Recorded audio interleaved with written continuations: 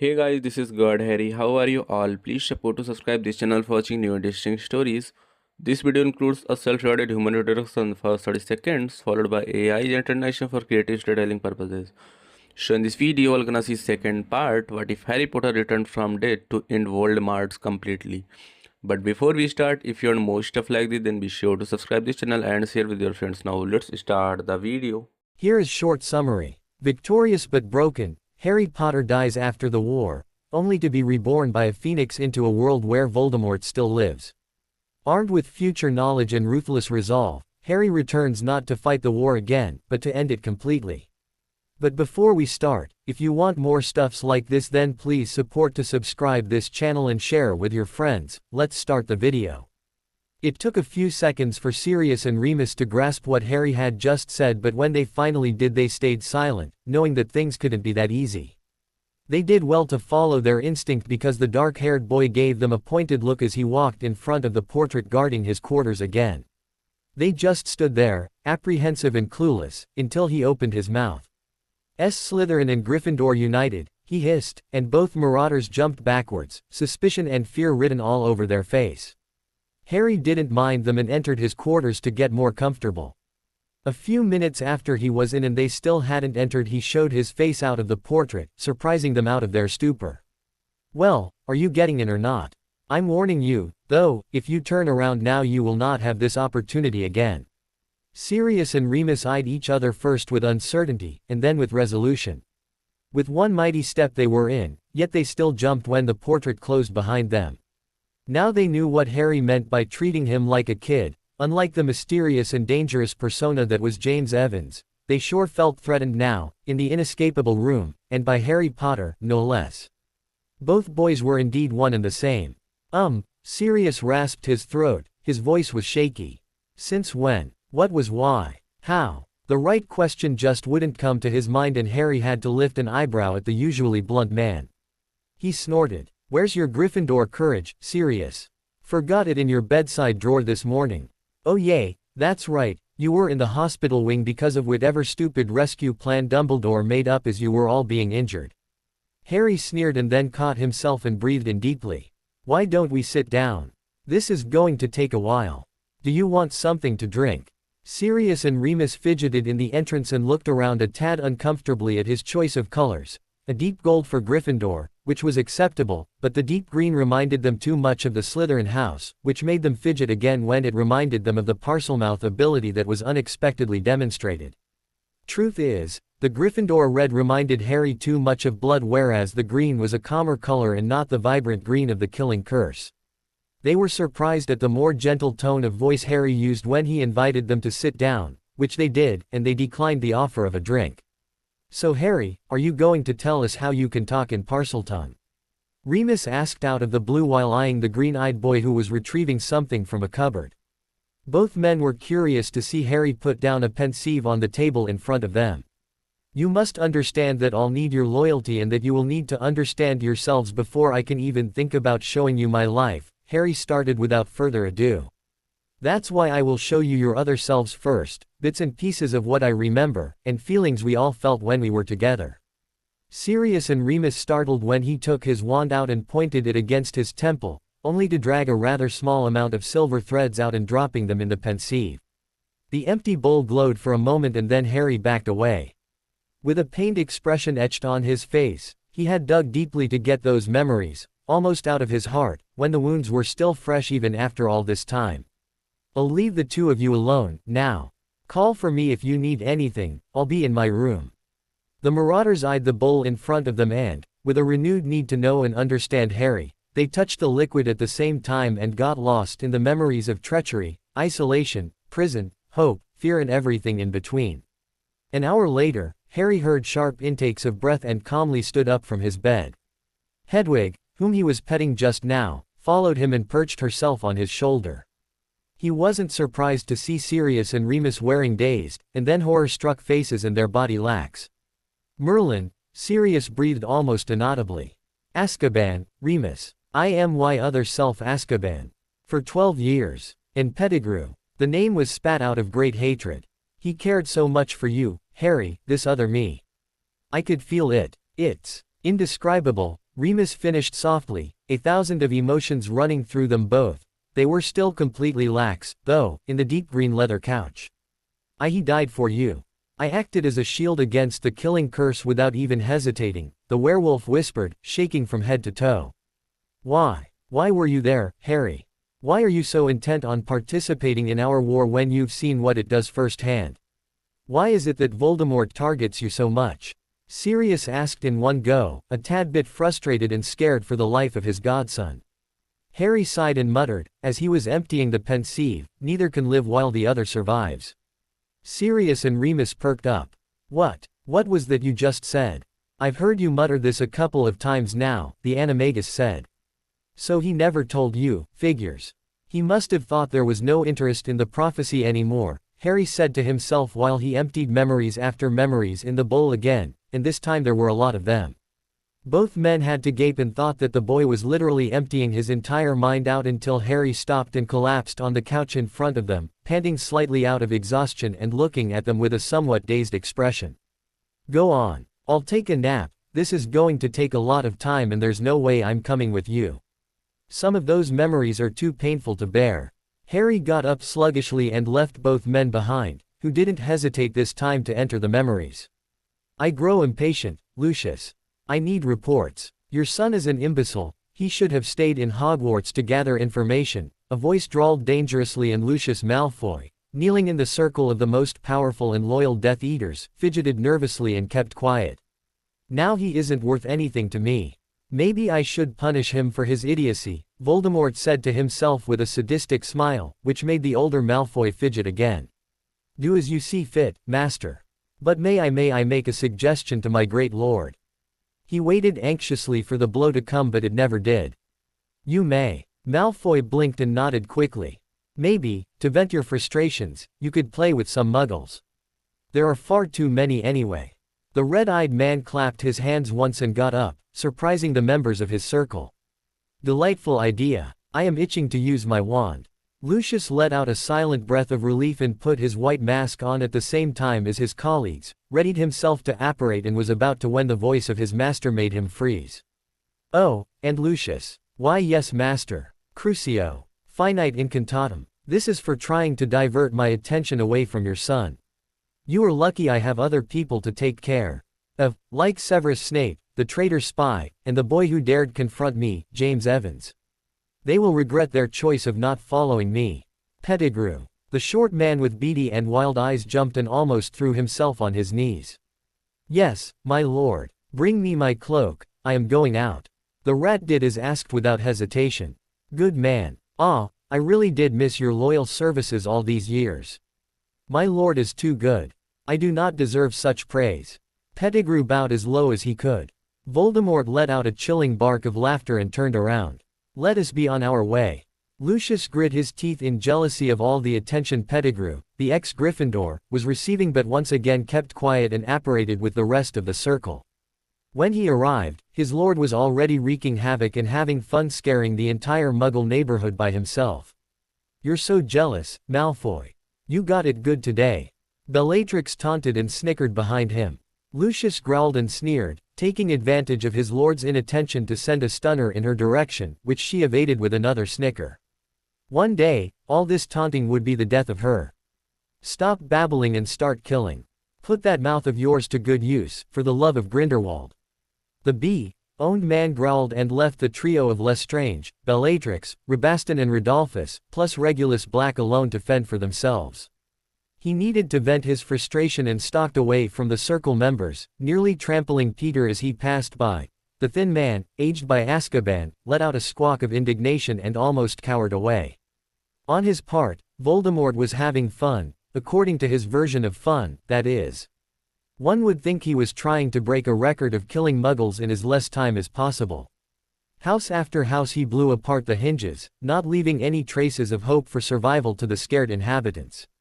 Men, women, children, every living thing in every house was tortured and killed on the spot. Houses exploded and imploded because of the use of too many unforgivables and dangerous curses. After killing an old couple, the Dark Lord made his way to the next house. It was the epitome of perfection. It was making him sick. Perfectly mowed lawn, Perfect little flower bed bordering the perfectly painted house. Ah! Voldemort waved his wand in a flourish move and the door all but exploded. Whines and cries sounded from inside and the red-eyed man smirked sadistically. There was no one on the first floor, so he took his time to get upstairs, just to scare the muggles a little longer. He opened door after door, and when he arrived at what looked like the master bedroom he met the end barrel of a rifle. "Gee, go away, freak. Monster." The Dark Lord lifted an eyebrow, and in one wave of his wand the gun had disappeared and the man, who was trying to protect his wife and child, stumbled backwards with a red face. "You dare talk to me like this, you filthy mudblood. I am Lord Voldemort. I do as I please, I kill whom I please, and now, you are next on my list. You should be happy that I will let you die quickly, mudblood. Normally I let the man of the house choose my first victim. It is tempting to make you decide who I will kill first between your wife and kid. Get away from us, you monster." The woman shouted, desperately trying to save her son by leaning as much as she could against the farthest wall of the bedroom. It was a pathetic attempt to do so, and they knew, but when threatened a mind never worked as well as it should. Talk to the Dark Lord like that didn't help their cause one bit, and the evil wizard sneered in rage. His eyes blazed with an evil glint and he lifted his wand. "Avada K, no." Voldemort gasped and brought his hand to his throat. While the muggles held their breath, completely confused at what had just happened. "Mum, did the freak's voice just change?" The boy whispered to his mother, who shushed him promptly. "Shish, he's distracted. Let's get out of here." The woman led her son quickly towards the door and the husband followed as fast as he could. Voldemort wasn't giving any sign of having seen them flee, or he simply didn't care. That voice hadn't been his, just now. Someone had done the impossible, used legilimency on him. But how? The voice had been familiar. His red eyes narrowed considerably when he caught on. It was the voice of the boy who had escaped his grasp, the Griffin Animagus James Evans. When he felt that the presence was still lurking in his mind, he concentrated on it and saw a flash of someone that looked a lot like Evans, yet somebody else whom he couldn't quite replace. When the presence gave the impression of being surprised when his intentions were discovered, the Dark Lord shoved him out of his mind as roughly as he could. He was interested in the boy, but invading his mind was really surpassing the limit. Now, he was even more interested in this mysterious person. He changed. Polyjuice, maybe. No, he stayed in headquarters far too long a spell, then. Voldemort asked himself calculatingly. His new appearance was far too familiar to be just a coincidence. I have to know. To whom does he make me think of? Riddle stalked out of the house without even destroying it, something else more important on his mind. He recalled his Death Eaters, who almost whined at being so hastily stopped from having their fun with the Muggle police cars which had just arrived, and apparated back to his mansion without even another word. Travers gave an odd look at Avery. What was that all about? I've never seen our Lord in such a hurry before. Something interesting must have come up. Avery was as perplexed as him, and they regrouped in the middle of the street. Mors Mordra! Malfoy cried out, and they all disappeared with a loud pop after the skull and snake appeared in the dark sky. Back in Hogwarts, a boy woke up with a pained gasp, barely containing a scream. Harry panted and tried to shake off the effects of being so violently pushed out of Tom's mind, a sheen of sweat covering his face and chest. Hot, too hot. Harry muttered and took off his damp clothes. A fever was started to grip him and he went to his bathroom cabinet to down an entire vial of fever-relieving potion. It helped greatly, but he was still pretty shaken. Shakily, he put another shirt on and ignored, for the moment, Nagini, who was trying to get his attention on his arm. Master, your skin is too hot. You are not well. Harry sat down on his bed once he was changed and tried to sort his thoughts. Tom doesn't know who I truly am, but he saw my true appearance.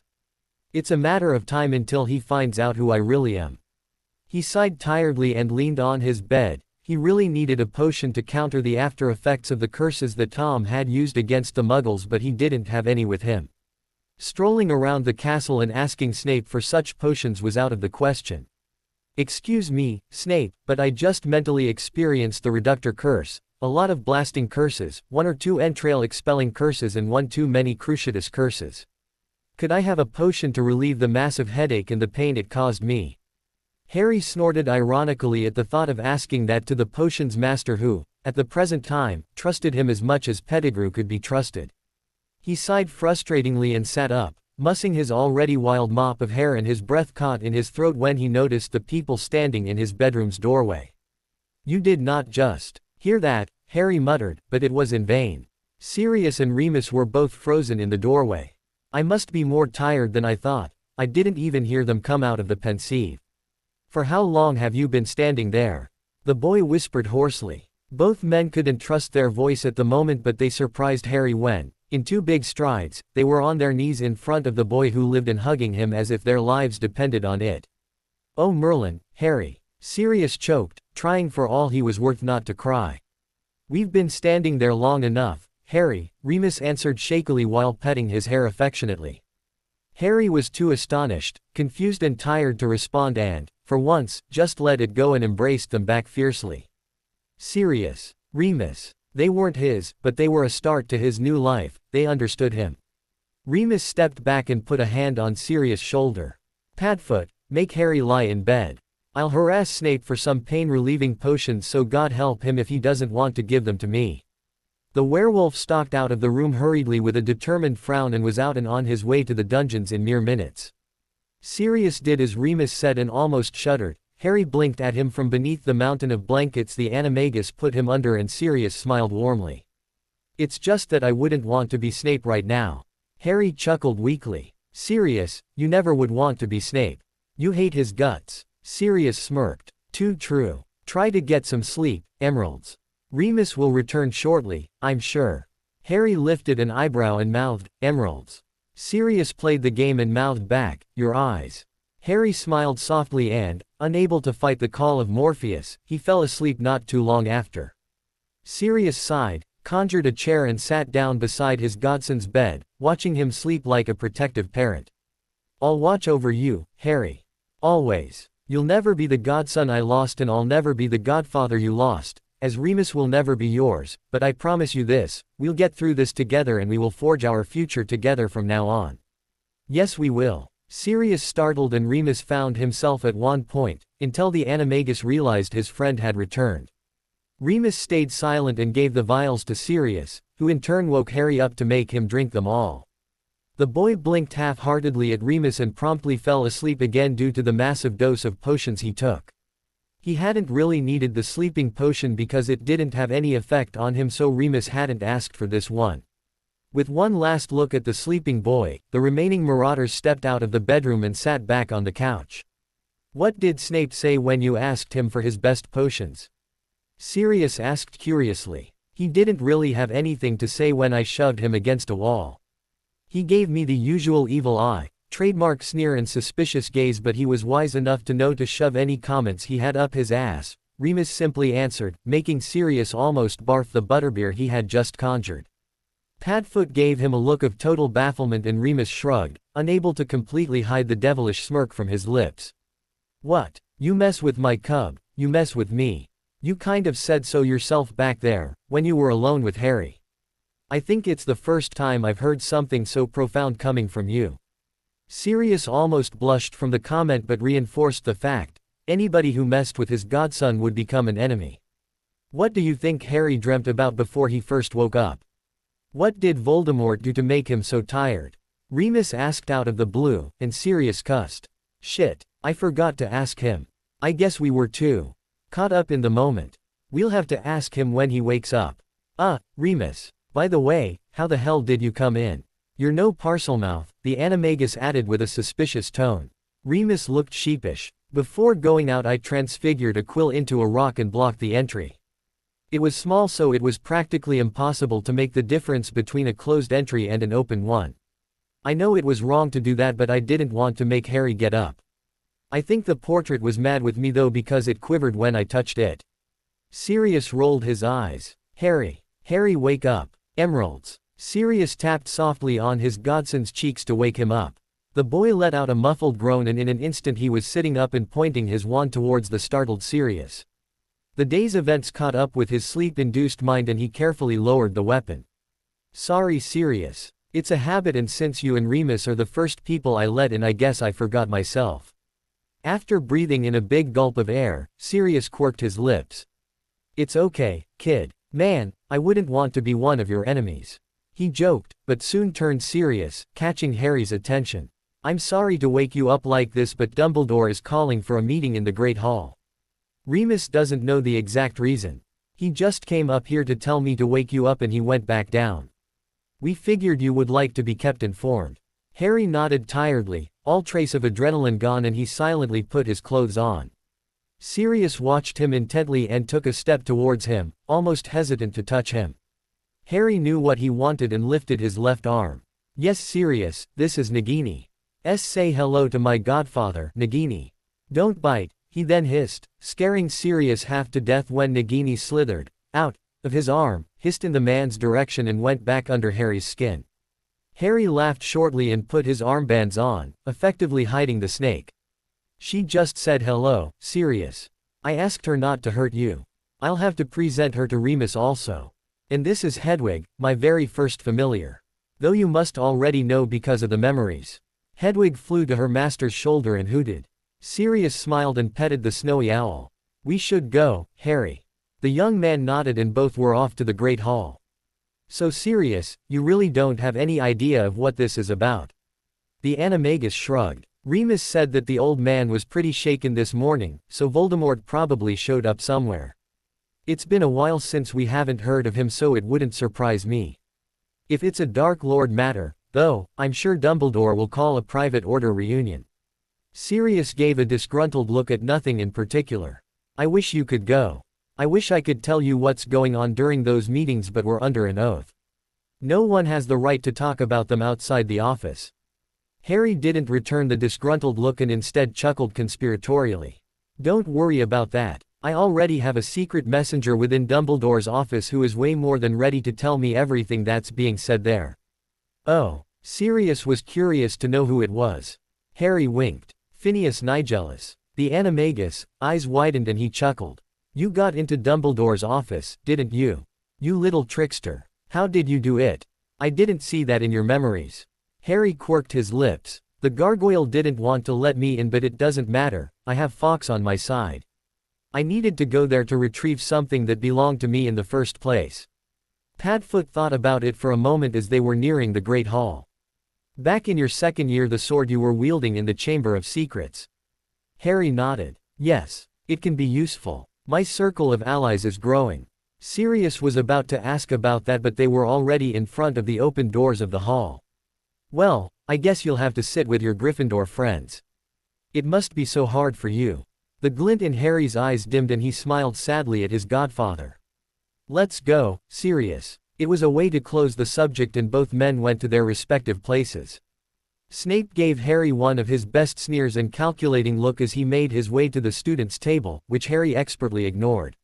He's probably asking himself why Remus needed all these potions, Harry thought while sitting down next to a silent Ron.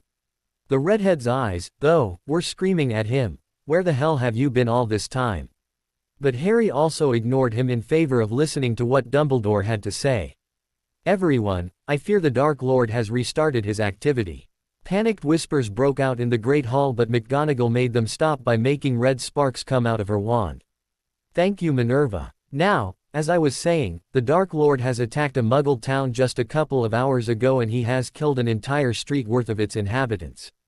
We have to stop him, he is getting quite uncontrollable. Our Aurors said that he behaved quite strangely, though, because when they arrived he was already leaving the area and looking quite agitated. Mad-Eye Moody grunted. Were there any survivors? Anyone who could tell us what happened and why he left in such a rush? Dumbledore nodded gravely. Actually, yes, which I find quite unsettling. They were found not too far away from the crime scene and I will be personally interrogating them. Muggles? Tonks asked, and Dumbledore nodded again. Harry, on his part, was looking grimly at the headmaster. I won't need Phineas to know who those Muggles are. Anyone who finds anything interesting as to how or why the Dark Lord acted like this, please tell me immediately. That will be all. People started to talk animatedly and Harry was, for the most part, completely forgotten at the moment. A deep brown owl suddenly flew to him, but no one around him seemed to really take notice or care. Dumbledore and a couple of teachers and order members sure did, though, and Remus and Sirius walked to him before the old man could open his mouth. Snape's dark eyes narrowed. Thank you. Harry petted the owl coming from the forbidden forest and gave it a piece of food that appeared on the table, not forgetting to also treat Hedwig with a big morsel. Harry inspected the rolled parchment but decided not to open it right now just in case. Harry, who's it from? The green-eyed boy was thankful for his fast Quidditch reflexes when Seamus almost seized the roll from his grasp. Sorry Seamus, it's personal. Ah Harry, you're no fun. Is it from a girlfriend? The Irish boy asked coyly, but Harry didn't find the matter funny and scowled darkly, which made Seamus take a step back. Please don't bother my godson, Mr. Finnegan. Sirius interfered abruptly, catching the attention of a few students when Lupin also got involved, which he almost never did. Come on, Harry. You must still be tired, let's go back to your room. They didn't have the time to take 2 steps. Snape was in front of them, sneering, and Dumbledore was standing calmly behind them. Is something the matter, Albus? Remus asked quietly but with a warning tone in his voice. Of course there is, Lupin. I want to know why you so rudely treated me earlier to have a bunch of healing potions. Snape spat out menacingly and Remus surprised the potions master by almost growling at him like a wolf would. Sirius put a restricting hand on his friend's shoulder and Remus calmed down and put a protective hand on Harry's back. It was for me, Snape. Don't get Remus involved into this, Harry said stiffly, trying to get his werewolf friend out of trouble. Sirius hissed at him but Harry swatted his warning away. I had a nightmare and, as you know, they can get pretty real. Remus was merely acting out of concern because I was pretty shaken up. It won't happen again. Now, if you excuse me. Dumbledore stopped him and tried to decipher his secrets by looking directly into his green eyes. Harry cut the connection roughly and Albus blinked. What happened, Harry? Do you know what happened? The old man asked with a pointed look. Sirius and Remus couldn't help him on this one and fidgeted nervously. Was it because of something in his dream? They had seen in Harry's pensieve, the boy had a connection with the Dark Lord because of his scar. I know what happened, Harry merely stated as a fact and the boy heard Minerva's intake of breath. Snape gripped Harry's arm tightly, earning himself a growl from both Remus and Sirius and a warning glare from Harry. Don't spread lies, boy. How could you possibly know what happened? Harry wrenched his arm away and sealed his lips tightly. Sirius walked in front of Harry and sent a frigid glare at Snape. Don't ever touch my godson like this again, Snape, or else. Remus took Harry's hand in his and stalked out of the Great Hall hurriedly. Is this some kind of rebellion, Black? Has the boy completely brainwashed you? You know something, don't you? You are withholding precious information. Severus spat angrily but Sirius held his ground even against Dumbledore's accusing stare. I believe in him and because of this he believes in me and also in Remus. Include him in the order meetings. You know I'm not ready to do that, Sirius, Dumbledore stated and Padfoot shrugged. Then it's your loss. If you'll excuse me. Snape opened his mouth but Albus lifted a hand and sighed. I'm truly starting to regret my decision of not including Harry in this. Severus sneered. I'm failing to see why Potter is so important, he snapped at the old man, and Minerva threw him a strict look. Severus, watch your tone. We are all in the same boat here. Albus sat down and a Hufflepuff fifth year gave his place for the headmaster. Severus, I'm afraid this attack is directly linked to Mr. Potter. I really have to talk to him. Albus suddenly got up, a determined glint in his old eyes. Unfortunately, as he made his way out of the Great Hall, someone else was making his way in. Albus, it's the Dementors. They're attacking Hogsmeade. Kingsley Shacklebolt panted tiredly and Pomfrey was quick to give him a piece of chocolate. How many, Kingsley? Mad-Eye grunted while he took out his wand. The worn Auror gave him a grim look. Above 100, that's for sure. Moody's real eye widened while the false one whirled in its socket, scaring a few students. Albus gazed meekly at Shacklebolt. That's too many even for me to handle. Anyone who is able to conjure a strong Patronus step forward. Only about 20 people out of hundreds stepped up, most of them being Aurors and Unspeakables. Kingsley was one of them, as was Alistair, Arthur and his sons Bill and Charlie, and even Frank and Alice Longbottom, Neville's very much sane parents. But even they looked unsure of their ability at the moment. Albus retrieved his wand and motioned for them to follow him. Since McGonagall was in the group, Albus asked Severus, Flitwick and Sprout to take care of the students during their absence. Rosmerta and Ciamara glanced at each other and nodded surreptitiously, backing away from the mass of people to run up the main stairway. "Do you know where Harry's quarters are, Ciamara?" Rosmerta panted as they ran. "Yeah, I guess we just had the same idea. Follow me." They stopped in front of a painting and Ciamara gazed at the portrait with no idea what to do. "What's his password?" Rosmerta asked and the flying instructor shrugged helplessly. "I don't know. Open. Come on, damn you. It's important. Open." Ciamara cried out as she started to pound on the portrait, which didn't budge at all under the assault. She was about to hit it again when the portrait brusquely opened. The women gazed sheepishly at the very irate-looking Sirius Black. "What? Sirius. We thought it would be a good thing to tell you that Dumbledore is gone to Hogsmeade with about 20 people because Dementors are attacking right now," Hooch said in one go and Sirius cussed. "Damn. Come in." He rushed in and let the portrait open for both dazed women to enter.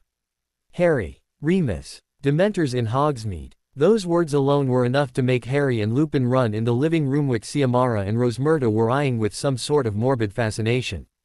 Rosmerta mouthed, "Slytherin and Gryffindor colors." To Hooch, who could only shrug, completely clueless. How many Dementors? They were brought back to reality by Harry, who was looking ready to go to war, his wand in hand and green eyes set. Shacklebolt said above 100. It was Remus who swore this time and the three men nodded at each other. "Sirius, I trust you remember how to ride a broom." Sirius nodded dumbly and gaped when Harry handed him his firebolt. "You and Remus will fly to Hogsmeade. We don't have any time to run." "But what about you?" Remus asked worriedly, and yet he was eyeing the broomstick quite distrustfully and unsurely. Harry waved a dismissive hand. "Don't worry about me and the broom won't bite, Remus. Go." The marauders nodded quickly and opened a window. They both gripped the handle and jumped, flying away at a rapid pace. Harry snorted when he heard them let out a small scream. The firebolt was probably too fast for them. The boy then turned to Rosmerta and Ciamara and nodded thankfully. "I guess this means I can count on you both. We'll talk later. Close the portrait on your way out." He didn't wait for an answer and threw himself out of the window, making both women scream in fear. They ran to the windowpane and their breath caught in their throat when they spotted no one on the land below, but a griffin flying away towards Hogsmeade at a breakneck speed. "This boy's incredible," Hooch stated, and Rosmerta could only nod silently, her eyes still wide and staring at the beast. Harry, still transformed, had no trouble to see where the Dementors were attacking in the small village. A black mass was hovering above the three broomsticks and every houses and shops around it. Flying around it to get under was going to take too much time, so he decided to fly right through since the animagus ability dampened by 90% the effects of being in the presence of a Dementor, a fact he had learned from his Sirius. With a couple of mighty flaps of wings he was making his way through the coldness and directly attacking any Dementor that came too near. After a couple of excruciatingly long seconds of flying and screeching and attacking, he finally soared under the mass, a curse nearly missing him by inches. He screeched at a shaking young Auror until Sirius, covered by Remus, ran to the young man and told him to stop aiming at the griffin. "You couldn't have arrived at a better time, Harry. We're being overpowered." Sirius yelled at the beast over the commotion, his wand still raised and emitting a silver light. The Auror who had been aiming at the griffin gave Sirius a bewildered expression. "Harry. As in Harry Potter. But Dumbledore said. What Dumbledore said." Remus spat out as he joined Sirius. He looked completely exhausted and on the verge of collapsing. "The full moon is in 2 days." Harry remembered suddenly. The group of Dementors was tightening around them. Harry can help. Sirius finished with conviction as the volunteers regrouped. Dumbledore appeared tired but livid that Sirius and Remus had disobeyed him and brought Harry. He held his wand high and was still trying to get the King monsters to back away. Alice Longbottom was unconscious in her husband's arms and a few others weren't faring so well either. The griffin tuned them out and shifted slightly, ruffling his wings as he examined the number of Dementors looming over them and his chances of success. Fortunately, Harry had seen worse. He caught everyone's attention by transforming back to his human self and he cried out and gripped his scar when the mental assault started. "No, not Harry. Take me. Stand aside, girl. Foolish woman." Sirius and Remus held their breath in fright while the other adults panicked and watched the boy with a morbid interest. His reaction to the Dementors was too strong, it wasn't normal. Harry set his jaw tightly and, with a mighty but shaking push, he slowly got up and brandished his shining wand upwards. Expecto Patronum. For a few seconds nothing happened, and Mad Eye was about to open his mouth when it happened. The burst of silver light was so strong that they all got thrown aside and the Dementors were all pushed away with such a force that those who were too close actually got destroyed. Everyone shut their eyes tightly, no distinguishable shape could be seen anyway since the light was so thick. When they finally could open their eyes again they blinked away the white spots dancing in front of the Mon, then blinked a couple of times again to make sure that they weren't dreaming. There wasn't one Dementor left in the sky. A shape blurred past the awestruck and silent group, startling them, until they recollected that Harry was here with them. But Harry wasn't really. His eyes dropped, his legs buckled from under him, and what prevented him to hit the ground hard was none other than his Patronus, a huge, grim-like silver dog, to be more precise. It startled more than one person, Sirius the most. He hadn't seen that in the pensieve. Another silver form growled, actually growled. As it pushed its way to Harry, it was Moony. A Patronus Moony, a werewolf. The real one blinked and opened his mouth. Nothing came out. Remus gazed at Sirius uncertainly, but Sirius was as flabbergasted as him. Mad Eye growled dangerously low. Okay. That was pretty powerful magic, even for a kid. Merlin, he has more than one Patronus. That's not normal. I want to have answers, and I want them now. The Mad Auror stalked towards Harry with the intention to wake the kid up by any means necessary when he was roughly tackled away from the unconscious boy who was fiercely protected by Padfoot and Moony's silver version. Moody fell on the ground with a dull thud and was ready to blast the daring person to pieces when another silver and imposing form towered dangerously over him, antlers swerving warningly. Prongs, Sirius and Remus whispered in unison as Moody was too shocked to move. Dumbledore lost the ability to talk as Prongs moved away from Alistair and made his way to Harry, only stopping a few seconds to rest his gaze on both breathless marauders. It nuzzled the dark-haired boy gently and all three Patronuses glanced at Sirius and Remus trustingly before starting to fade. Minerva noticed that, as the silver forms were evaporating, Harry's brightly illuminated wand was slowly going back to its original red color. Sirius and Remus rushed to the boy as soon as they disappeared and the animagus lifted his godson in his arms protectively. Moony, let's go back to the castle, Sirius muttered lowly and Remus nodded silently. The werewolf shook his fear of Harry's broom and took the boy in his arms, flying carefully back to the castle while Sirius transformed and followed them without a backward glance at the stunned group. The fearful and shaking inhabitants of Hogsmeade started to come out of their hiding places and crowd around Dumbledore, who merely gazed meekly at the Order members and half-unresponsive volunteers. Albus Dumbledore felt weary and tired. After taking care of all the survivors of Hogsmeade and answering their millions of questions with the best of his capacities, he had had to accommodate them in dorm rooms and the like. Some people were complaining that they had no privacy anymore, that Hogwarts was big but that it was now beginning to be overpopulated and had its limits. All in all, the tension was beginning to grate on everyone's nerves. The old man now had a headache and was trying to block the noise his comrades were making by arguing and shouting back and forth in his office about what had happened in the Wizarding Village. It was, of course, a private Order of the Phoenix meeting. I'm telling you I saw it with my own eyes. Potter, a mere child, produced 3 Patronuses at the same time.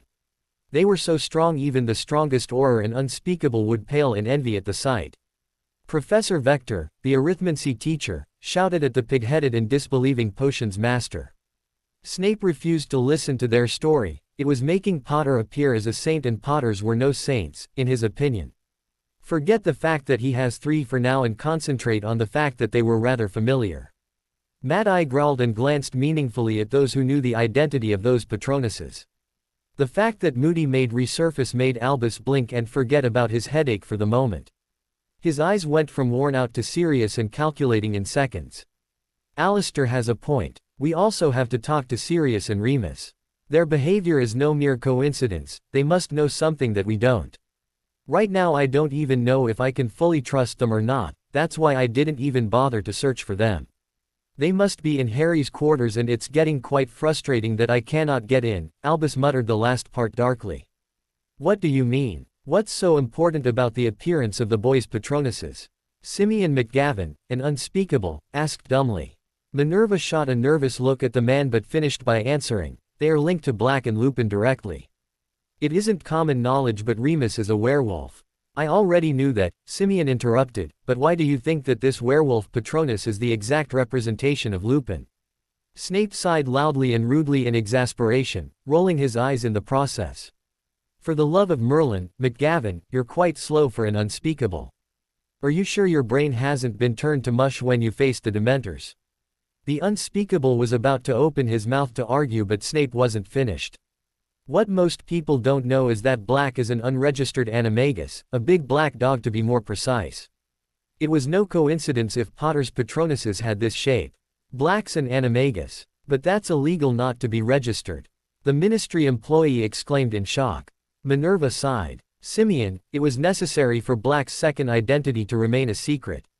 Tell me, have you ever heard of the Marauders before?" McGavin nodded thoughtfully. "I have, but it's really far back in my memory.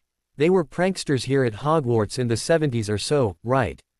Prongs, Padfoot, Moony and Wormtail. What's that got to do with all of this?" "Well, James Potter, Sirius Black and Remus Lupin were the Marauders," the Transfiguration teacher answered calmly while Simeon's eyes widened in incredulity.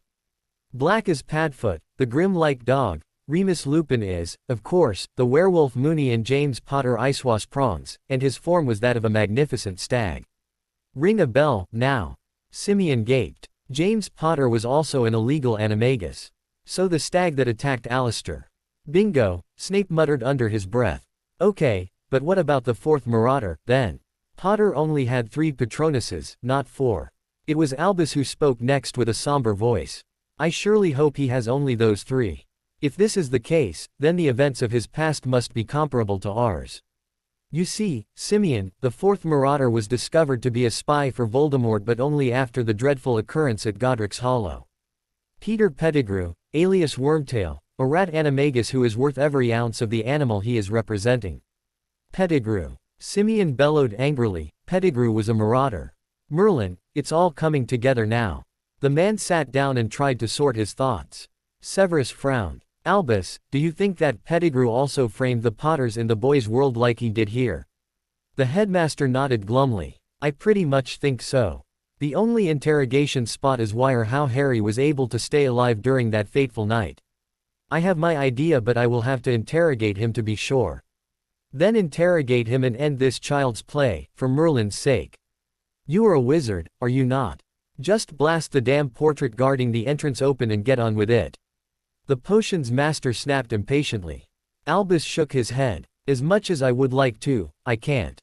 I've already tried all the unlocking spells I knew, plus a couple of more dangerous ones, nothing works.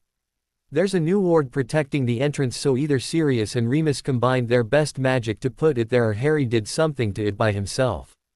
It seems that only the password can allow access to those quarters." Albus sighed frustratingly and plopped a lemo drop in his mouth, not even bothering, this time, to offer some to his guests. "I've made my mind. The first person who will come in contact with our young Mr. Potter will bring him to my office immediately, use force if necessary. I need the answers. If Sirius or Remus are with him and try to interfere, stun them. Harry has been evading my questions for too long and if there is one thing I hate it is to be left in the dark. The Dark Lord is getting bolder and bolder every day. If Harry is who I think he is things will be much easier for us." Meeting adjourned. Albus leaned back in his chair as the order members started to file out. "Oh, one last thing, do not tell any of this to either Rosmerta or Ciamara. I have a hunch that those two are not quite completely with us, not in a bad way, of course, but I don't need them to run to Harry. I think they are the ones who tipped Sirius, Remus and Harry that we were fighting in Hogsmeade." The group nodded and finally walked out.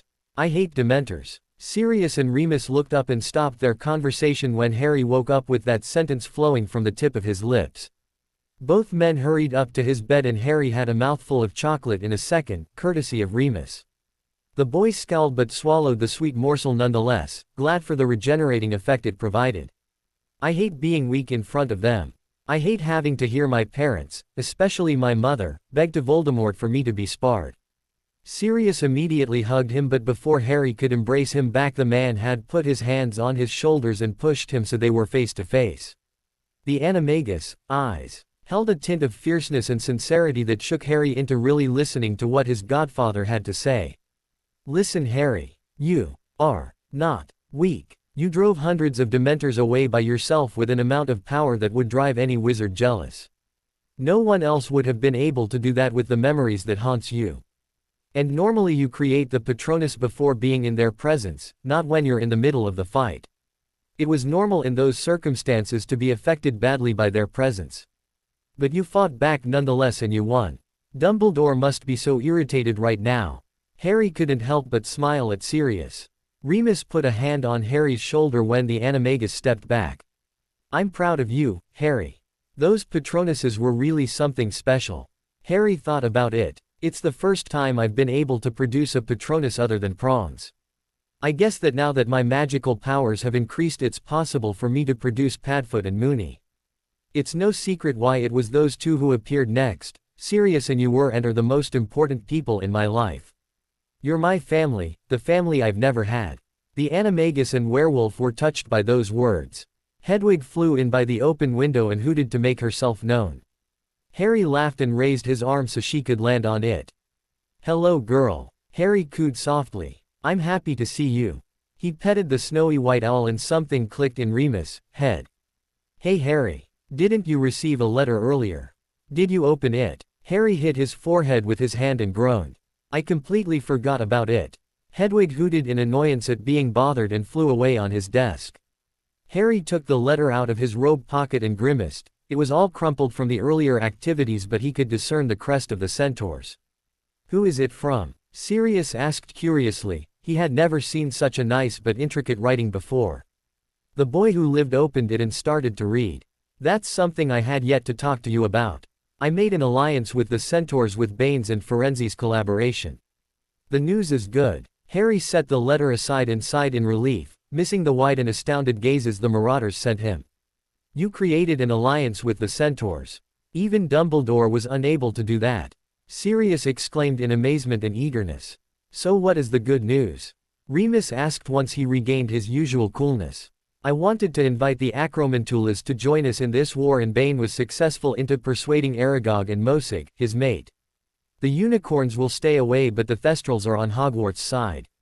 Harry chuckled. That must be because of good old Hagrid. Bless him for loving dangerous animals. But I wonder where Fluffy Isand Norbert, they would be of great help. Too bad that Grop isn't here. I will have to speak to Hagrid about him. It was fortunate for Sirius and Remus to have seen Harry's memories, or else they would have been completely lost about what or whom the boy was muttering about. Hey Harry, don't you have someone to introduce to Remus? Sirius asked mischievously while Harry was producing a piece of parchment. Remus eyed Sirius distrustfully. What are you on about, Padfoot? Harry glanced at his godfather, who winked back and nodded in the direction of his covered left arm. Understanding dawned on him and he shrugged, taking the gauntlets off carefully. The look on Remus' face when he saw the moving tattoo made Sirius snigger and then explode in laughter when the snake actually left Harry's arm and started to slither on the boy. Master, what is it? This man smells funny, not human. Do you want me to bite him? No Nagini. You cannot bite Remus. He is a werewolf, but he will never endanger my life. Remus was scared shitless when the snake looked at him menacingly, but surprise overrode the feeling when Harry spoke to it in Parseltongue. Apparently, whatever the boy had said was making the snake look away in sudden disinterest. Okay, I am officially unable to be impressed by anything you will tell or show me anymore. The werewolf deadpanned, not even asking how in Cersei's name Harry had become the master of Voldemort's favorite pet. You should have seen your face, Moony. It was hilarious. Sirius chuckled, earning himself a playful swipe on the head from Remus. Harry had long ago tuned their banter out and was replying to Bane, who was asking for another meeting with him to talk about further war plans. But the problem was that the Forbidden Forest was beginning to become a very dangerous place to live in because of Death Eater activity, and they, as in the Centaurs, wanted to meet on Hogwarts grounds, as impossible as it sounded. Bane and the rest of the council must be desperate if they want to leave the forest. They must want to protect their young. Harry didn't blame them and wrote that they could come at any time. He would be the representative of the human race anyway, since it was him who asked for their help. Dumbledore would not have any say in this. There, finished. Hedwig, can you bring this to Bane or Firenze please?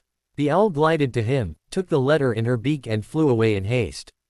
I'll have to see Salazar soon, it's been a while, Harry muttered while he raked a hand through his hair. Sirius and Remus looked at him curiously. Salazar. Who the hell would have Slytherin's name and be your friend? The animagus asked with a guarded air. Salazar is the basilisk from the Chamber of Secrets. Back home I killed it with Gryffindor's sword, but here I was able to turn him on my side. I don't think he really liked Tom in the first place. Remus sat down. Not impressed, he chanted under his breath, trying not to think about Harry going in that dreaded chamber and facing a basilisk all by himself. Sirius eyed his friend weirdly and decided not to comment. If you really need to go there, I advise you to wait. The three men jumped on their feet and had their wand out before anyone could say Quidditch. Nigellus, what the heck are you doing in my quarters? Harry asked once his level of adrenaline was back to normal. The ex-headmaster sniggered at the wary expression Black and Lupin sent him, but, other than that, the portrait ignored their presence. If you must know, Dumbledore just had an order meeting in his office. Sirius looked outraged at not being called for this meeting. What is that old man playing at? Does he not see that Harry is directly involved in all of this?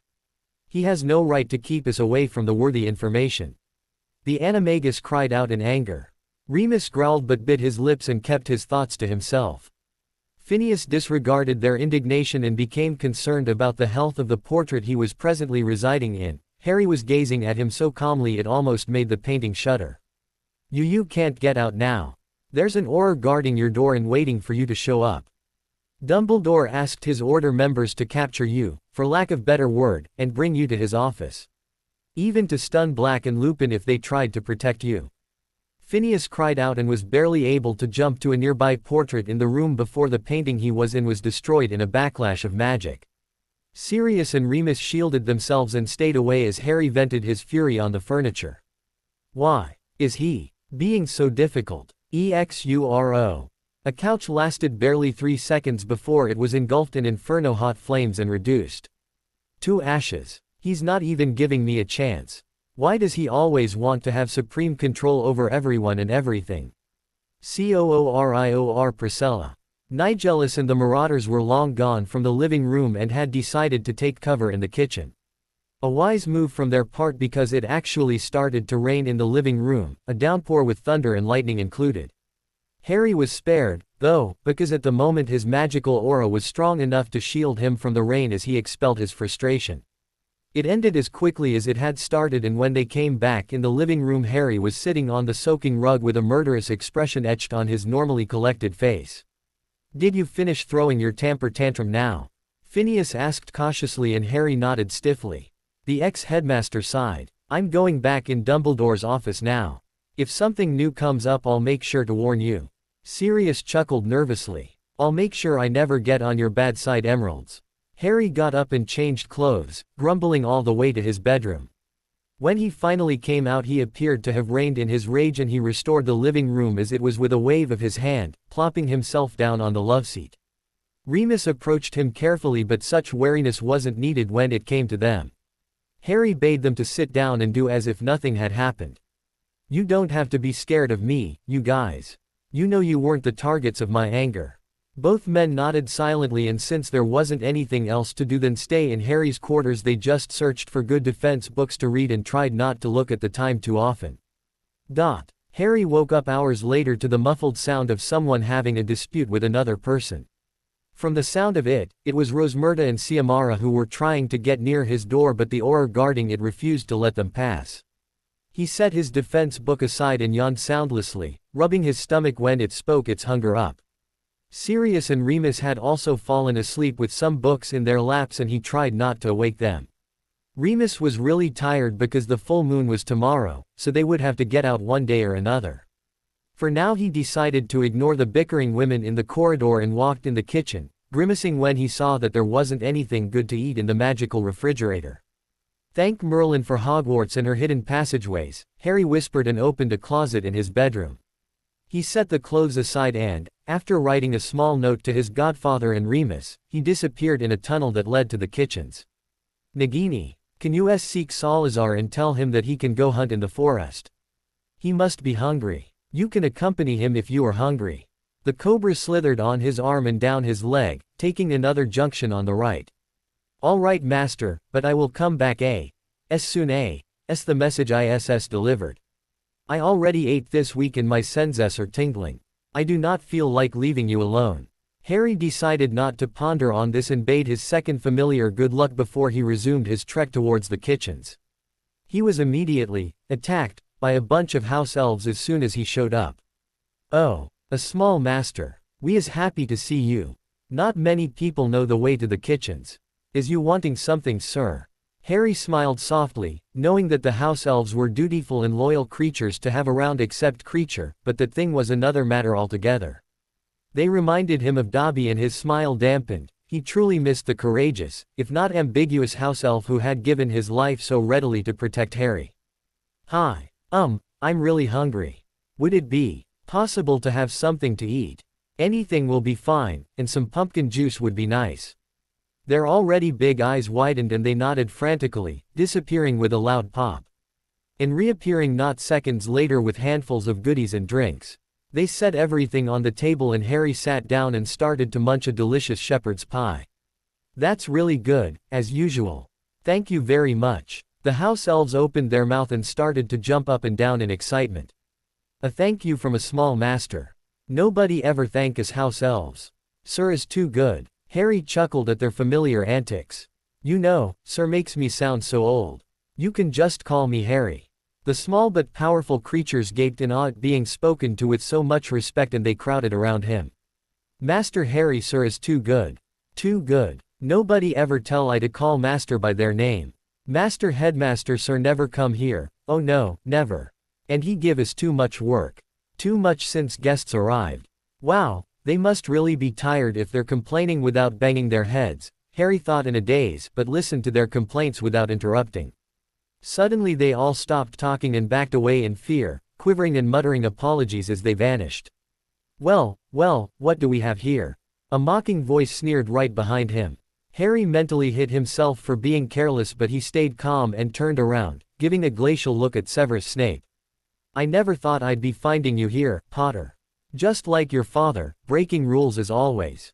Such disrespect. What? Do you really think you're better than everyone? Why are you being like that?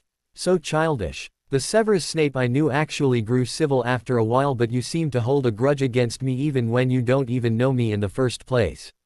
I know my father wasn't as perfect as everyone portrayed him to be, but as a teacher it is no reason to speak to me like that, Harry replied smoothly. Snape's eyes twitched but showed no other sign of being taken aback. He had clearly expected the boy to lash out at him for insulting James Potter, but Harry had merely tensed his muscles. Snape didn't know what to reply, so he just pursed his lips tightly and glared at the kid in front of him. Well, now that I've got you, you won't be running away. The headmaster is expecting me in his office. Yes, I know all about that. After all, you talked about me during an entire meeting when I should have been invited. Do you see that phoenix tattoo on my cheek, Professor Snape? I think it's big enough, but I have yet to be invited in a private order of the Phoenix meeting. Harry glowered and stepped menacingly towards the potion's master, who tried as hard to look intimidating. The older man took Harry by the arm roughly and pushed him out of the kitchens. Harry almost stumbled in the corridor but regained his footing, glaring back and nearly hissing at Snape. His wand was out in an instant and he ignored the cries of students and guests who were around to concentrate on the potion's master, who had also drawn his wand. Don't you think about it, Potter. I have the permission to stun you if necessary. Snape growled. Harry sent him a fierce look. You wouldn't have the time to do it, Snape. The only thing keeping me from cursing you for your impoliteness is the people around who could get hurt. Snape faltered and motioned for Harry to walk ahead of him in the direction of the headmaster's office. Harry didn't feel like talking with the old man at the moment, but if not now, when? Still, the way Dumbledore was sending his teachers after him was cowardly, in Harry's opinion. Harry, what's going on? Ron and Hermione, flanked with the usual Gryffindor gang, watched warily as Snape sent them a glare but held the green-eyed boy at one point. Nothing you have to concern yourselves with, children. Go back to whatever you were doing, Snape ordered, but Hermione shook her head and stepped in front of Harry to stop them. What has he done, Professor? He's not the enemy. Why are you holding him at one point like that? Miss Granger, I suggest you to listen to the pleading of your boyfriend and go back to him before I petrify you. This isn't any of your business. True, Ron was pleading for her to step aside, but she put her feet firmly on the floor and crossed her arms. Harry, for an instant, recognized the old Hermione in her. No, I will not move. Snape shrugged, just a small movement, but Harry saw it at the corner of his widening eyes. The wand slowly changed direction and pointed towards the now gasping Hermione. He's not really going to. Harry started with incredulity and ire but couldn't finish his thoughts because Snape opened his mouth, to the horror of the people around. Petrificus totalis. No. In an instant, Harry was in front of Hermione. Pre munitio. The stunner bounced off the protection shield. Harry was fuming. He was livid. How dare you attack a student? Even a simple Petrificus totalis is an offense. Harry shouted, his eyes becoming a darker shade of green. Snape was surprised that the boy had such rapid reflexes. I am merely following Dumbledore's orders to bring you to his office with or without your cooperation. I will not let anyone stop me, and certainly not a mindless student. Snape shut up and paled as soon as he noticed that it hadn't been the right thing to say when he felt an aggressive magical aura start to push against him and he blacked out from the assault. The students gasped as Snape fell unconscious on the floor. Harry hadn't even lifted a finger, so what had happened? Harry, what happened? Hermione whispered once she stopped shaking. A stunner wasn't dangerous, but she hadn't been capable to move against a teacher. Harry didn't reply. He stalked towards the headmaster's office with the firm intention of giving him a piece of his mind. Why is he being an ass in this world? Hermione wanted to follow Harry, but a restricting hand on her shoulder made her come back to reality. Hermione, I think you better leave him alone. It was Rosmerta, and Hooch wasn't far behind. The flying instructor grumbled. How the heck was he able to get out of his guarded quarters without anyone seeing him? We've tried to get in for hours, but Shacklebolt didn't want to let us in. Ron quickly took his girlfriend by the arm and hugged her. Don't you ever do that again. You nearly gave me a heart attack. The redhead whined. Seamus laughed. But it was bloody cool. I didn't know you had it in you, Hermione. Imagine that, a Ravenclaw going against a teacher's orders. You should have been put into Gryffindor. Hermione looked appalled, but one could see she was joking. Me? In Gryffindor? Never. They all chuckled. Rosmerta stepped aside and Siamara followed her silently. They kneeled in front of the potions master and checked him over. He's just unconscious. I think Harry could have hurt him a lot more if he had really wanted to. I don't know why I have this feeling. Enervate. Eyebrows rose when the teacher stayed silent and unmoving. Well, I think it would be better to bring him to Madame Pomfrey, Rosmerta finally said and cast a mobilicorpus on Snape. You kids better not stay here. Ron snickered. Too bad we can't just leave Snape on the floor. It would give Filch a heart attack. The boy fidgeted. The woman whimpered. The man's face was completely red. He was about to burst, and burst he did once the silence became too offensive. Well, what do you want with us? Are we prisoners? We escaped from that freak only to be captured by you. Dumbledore kept his face neutral and calm, and he plopped a lemo drop in his mouth. Please calm down and sit back in the chair. You were brought here for your own security, plus I have some questions I want to ask you. Would you like a lemo drop? The old man asked jovially, making the man standing in front of him go red in the face again. You want to poison me with your freakish food? There's no way I'll take anything you offer me. The woman whimpered again while her son gulped nervously. Dad, maybe you shouldn't anger the man. What if he becomes angry like the one who attacked us? And the boy didn't finish his phrase. He was too scared of giving the old freak ideas. Dumbledore gave the boy some attention. Ah, right in the subject. About this attack, you are the only family that has survived. The woman gasped in horror and let out strident whines, but nobody paid attention to her for the moment. The Muggle man paled at the memory but huffed and sat down, crossing his arms in the process. What about it? It's your freakish kind that attacked us. We were only living our lives normally. We didn't do anything. I know. Please don't try to go around the subject. I need to know how you survived.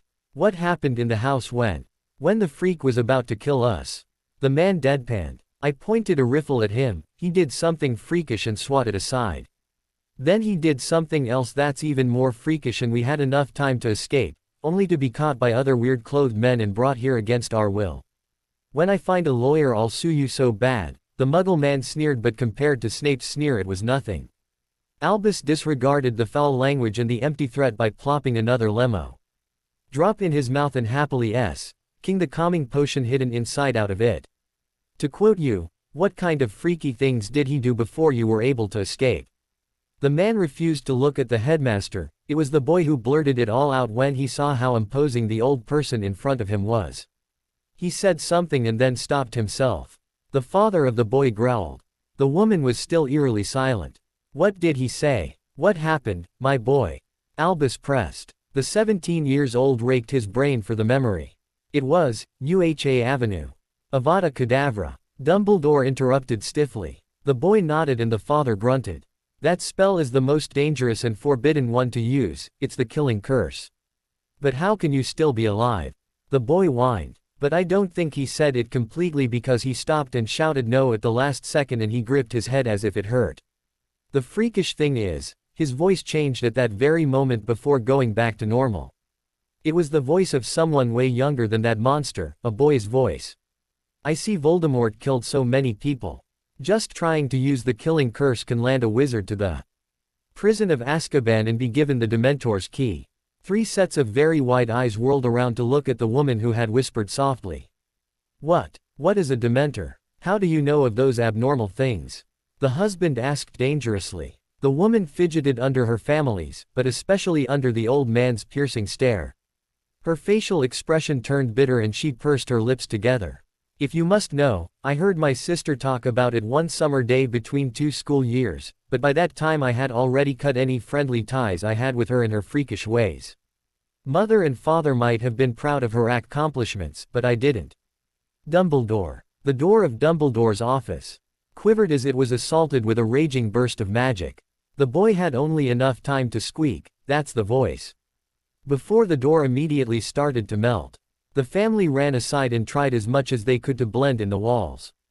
When the woman saw who had just entered the office, she screamed while pointing a digit at him. The dark-haired boy either ignored her or simply didn't hear her. He was too concentrated on the headmaster who was currently standing as stiff as a board and looking at Harry warningly. He hadn't taken his wand out yet, but he was fingering it in his pocket. "Hello, Harry. I was in the middle of something before you so amazingly interrupted. Do you want to say hello to the only surviving family of the Privet Drive massacre? After all, they are still alive today because of you, am I right?" Dumbledore said as neutrally as he could, but Harry could still hear accusing undertones. It was only then that he saw movements in the corner of the office and he gazed emptily at those he had saved. "So, you brought them here after all. I still don't know why I saved them, isn't it ironic?" Harry mocked, and they could all hear the volatility in his voice. Dumbledore sat down but still held his guard. "What I want to know is how in the 9 depths of hells you were able to get out of this castle undetected, go all the way to Little Winging and survive in the presence of such an enormous quantity of Death Eaters before saving this one family." "They told me." The Dark Lord's voice changed for a brief moment and the boy identified your voice. "What do you have to say about that?" Harry sneered menacingly. "I never left the castle. Now, I want to know why you held up a private order meeting in your office, didn't even think of asking Remus, Sirius and I to come when we are the ones who helped get rid of the Dementors in Hogsmeade, and how did you have the guts to ask your people to detain me against my will? If you think you'll have all the answers you want on a silver platter, Albus Dumbledore, you are sadly mistaken."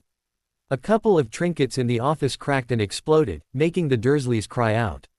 Apparently, Harry had forgotten about them being in the room.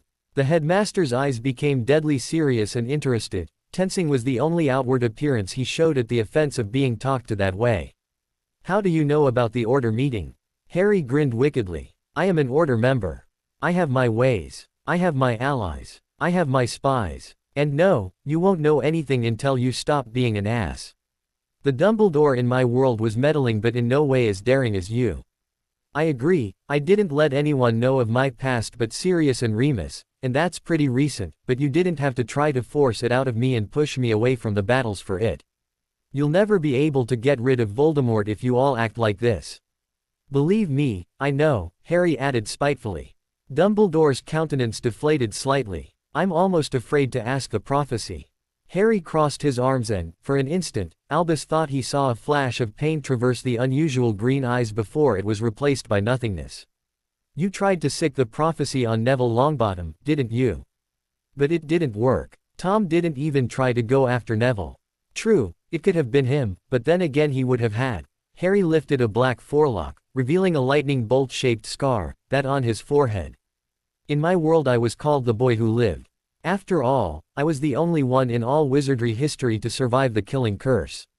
It was my mother's love and some of my own magic, though neither I nor Dumbledore knew about that second fact, which made the curse rebound off of me and killing the mortal body of Tom Riddle. I was 1 year old at the time. But he came back in my first year at Hogwarts. Dumbledore looked guilty and curious at the same time. What happened? Harry gave Albus the evil eye, his magic flaring slightly around him. Fawkes thrilled and flew around him, trying to make him regain his senses. Harry blinked at the phoenix and took a big breath. Wouldn't you like to know? He asked tauntingly. Albus sighed restlessly. Listen, Harry, we need all the information you can give us. We need you to help in this war. If you are the one from the prophecy, then why did Harry die here? Oh, so now you want my help. Because no one can live while the other survives. Read the old newspapers, Dumbledore. I'm not even originally from this world, but I found this answer long ago. I won't give my trust back so easily to those who first threw it in the trash can. Headmaster, Harry stressed the word. Do your things if you want to, but you'll have to think and work hard if you want me to divulge my secrets. Harry was about to turn around when he stopped momentarily.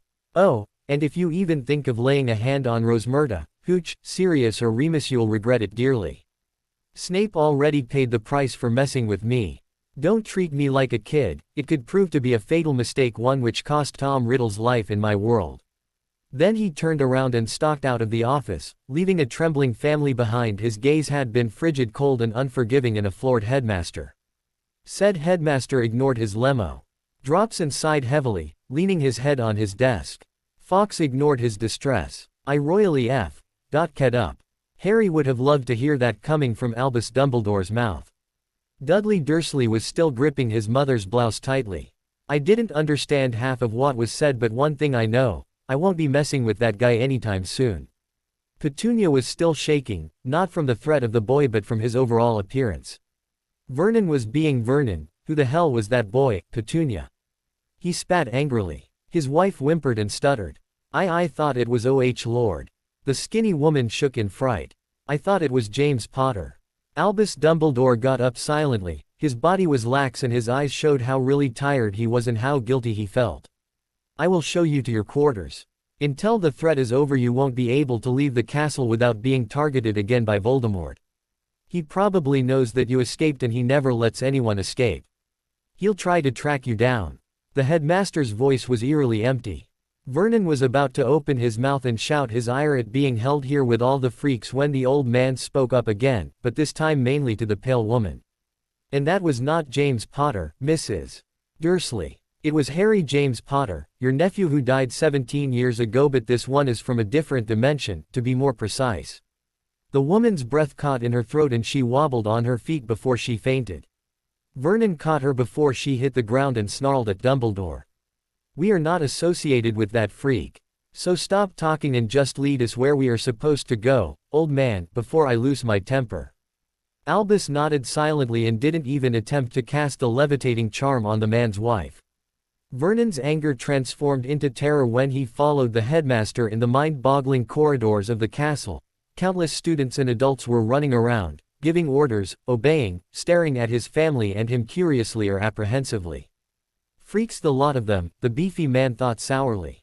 Dumbledore. Snape's in the infirmary. Where's Potter? Dudley whimpered and hid behind his father when another wizard stepped towards the bearded man. He was freaky in every sense of the word. He was covered in scars and limping, but the most disgusting thing was the eye in his face that moved every second and even disappeared as if it was also looking behind. Dudley shuddered when the eye fell on him and hid his fat body even more behind his father. Alistair grunted in mild disgust when he saw the Muggle family but chose to ignore them in favor of getting his answer from Dumbledore. Albus sighed. I already saw him, Alistair. We should give him a wide berth for a while. I think we underestimated him. Apologies are in order, but we should wait, he won't accept them so easily. Tell everyone who has been looking for him to stop searching and leave him and both marauders alone. They will also be included in every order meeting, if Harry even wants to be in them anymore. Now if you'll excuse me, I have a family to accommodate. Alistair's eyes narrowed. Why the sudden change, Albus? But Dumbledore didn't answer and the Auror sighed frustratingly. However, he did hear the fat boy mutter something which made Moody hold his breath in disbelief and run to the headmaster's office to see the wreckage. Why the sudden change, he asks. Snort. He wasn't there when the boy melted the door as if it was nothing. Crucio. In Little Hangleton, Riddle Mansion to be more precise, a cloaked and masked man fell on the floor and writhed in agony, screaming continuously until his master got tired of holding the spell. What happened? Sharp, dangerous and to the point. Tom Marvolo Riddle was not in a good mood. Draco Malfoy winced as his father received punishment for the botched attack planned on Hogsmeade with the Dementor's help. The bee-owned aristocrat stayed on the ground, kneeling, trying to shake off the aftershock of the cruciatus. We do not know, my lord. Crucio. Lucius fell again and screamed, his throat raw. As soon as it came, the curse was gone.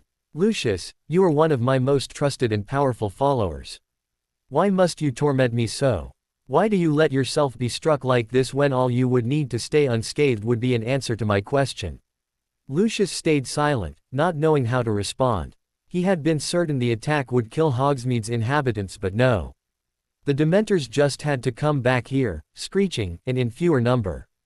It wasn't a large gap in his lord's forces, but what in Grindelwald's name had happened to the others? The bee-owned man winced when he heard his master rake his nails against the armrests of the throne he was sitting on. I am so disappointed, Voldemort sighed before he put Lucius under the curse again, plus those who had helped the bee-owned in making the attack plans. Several cries of agony later, Riddle lifted the spell, seemingly disinterested. Has anyone heard anything about James Evans? Tom changed the subject rapidly and eyed each of his present followers piercingly. I want to know, who is he? How did he get into my mind? I tire of this little game. He seems to have an advantage and is whining.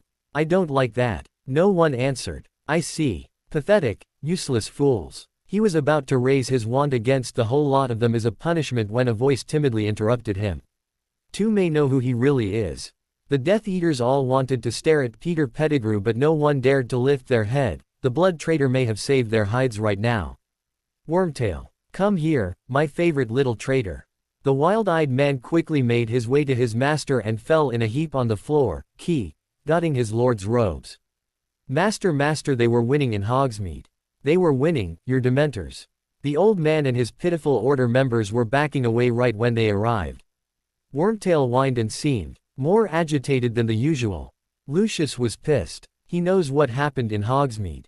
Why didn't he say anything sooner, the little piece of shit? I got cursed good because of his late response. Once I get my hands on him. Peter's actions, or rather his reactions, stirred up Tom's interest. What happened, Wormtail? You look oddly nervous, Riddle asked suspiciously. Pettigrew almost shrunk under his master's heavy gaze, but, for once, it wasn't the red eyes that were making him quiver the way he was, but rather all the facts and evidences he had collected. It was them, Master. Black and Lupin. Both names were spat out, but fear was written all over the escapee's face. They came after a while to help the retreating group. I saw them. I was spying on them in my animagus form. Their Patronus helped, but they weren't strong enough to repel such a number of Dementors. So, where are you getting at? Voldemort was losing patience. Wormtail whimpered and looked around agitatedly. That's when he arrived. The Griffin animagus who calls himself James Evans. Voldemort sat straighter in his chair. The old man didn't look happy to see him, though. Something must have happened. But Black and Lupin seemed to know that the boy would do a difference, as impossible as it sounds. When he transformed back, he appeared to be in great pain, certainly the effect of the nearness of the Dementors, and then he brandished his wand and he has 3 Patronuses. The appearance of the Patronuses, Pettigrew shivered. Lucius sneered under his mask. Just say it, you spineless imbecile. You ran away in fear, that's for sure, but what could have possibly scare him like that? A stag, a grim-like dog, and a werewolf. Peter gulped, an image of the marauders in school looking down at him with a sneer passing in his mind. James Potter, Sirius Black and Remus Lupin. I heard someone call the boy's name out Harry. I know it's impossible. At this point, Voldemort's red eyes glinted forebodingly and he punched an armrest. Out. Everyone out. The Death Eaters all scampered away and Peter whimpered before following suit. He was almost on the verge of crying. For a crazy man coming out of Azkaban, he was sure aware of whom the boy really was, being the first to figure it out, of all people. For Pettigrew, it appeared more to be some sort of revenge of James Potter coming from the grave, and it was scaring the shit out of his unstable mind. Tom Riddle inhaled and exhaled loudly, but it didn't calm him in the least. He didn't know how this was possible, but all evidence pointed towards it. James Evans was Harry Potter. He had even used his dead parents' names under everyone's bloody noses, for Cersei's sake. Harry Bloody Potter, the boy he was 100% certain he had killed with his own bare hands. He could still feel the victorious sensation as he held the lifeless little body of the 1-year-old 16 years ago. What kind of magic is this? No one can be brought back to life. He breathed more loudly each passing second until he just snapped. Pointing his wand at his entourage, the furious Dark Lord proceeded to destroy everything his eyes landed on, and in the process doubling his mental barriers. Unbeknownst to him, these barriers were connected to someone else, someone who could feel all of his emotions perfectly. The confusion, the hatred, the loathing, the need to kill, to destroy, to annihilate, to see the blood spill. That's how Amos Diggory, who was just innocently passing by in the corridor, found himself with an armful of cataleptic Harry Potter after the boy suddenly screamed in pure agony, started shaking as if there was an earthquake, clutched at his forehead trying to scratch it away madly with his fingernails, and then fell unconscious with one last dying scream, bloody pouring from the scar on his forehead and trickling out of the corner of his mouth. He never saw Sirius and a very tired-looking Remus shout his name in horror and pushing Diggory out of the way to hold him and call out his name in desperation. Never saw Diggory back away swiftly and almost stumble in fear. Never saw the absolute terror written on the children's and teachers' faces who had just turned the corner. No, Harry James Potter was simply stuck in absolute darkness. Harry woke up, gasping and drenched in sweat, sitting in the bed. He immediately regretted his actions when he found out how much his body protested against any small movements he made, and he leaned back onto the bed reluctantly. What a killer headache. He mentally groaned and put a hand on his forehead, only to find it heavily bandaged. I'm in the hospital wing, he deducted, since his vision was hazy, and the remaining taste of healing potions left in his mouth didn't help his already sour mood. He blinked a couple of times to get his vision back, thanking the Alistair from his world for bringing him Muggle contacts and charming them so he could always wear them. Sirius, Remus, he slurred questioningly when both men came into his line of view. The Marauders quickly forgot their uncertainty and hugged him tightly. You're all right, Merlin. Harry, you scared us half to death yesterday.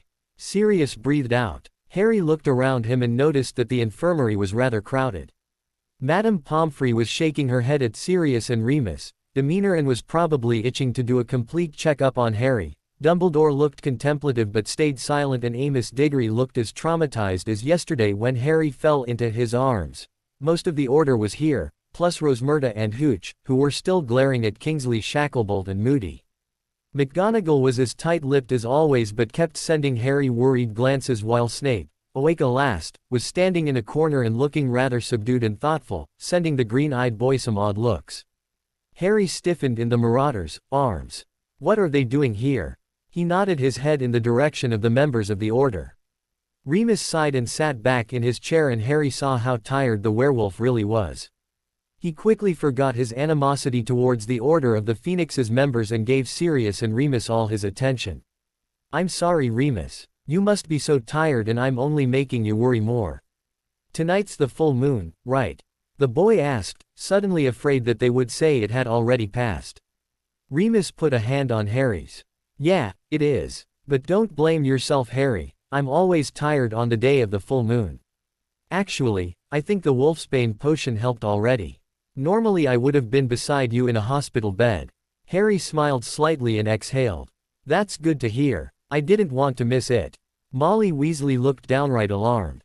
You don't have the intention on going in the Forbidden Forest with Black and Lupin, do you? Or the Shrieking Shack? It's way too dangerous. Harry didn't look at her. I know the danger, that's why we'll stay in Hogwarts tonight.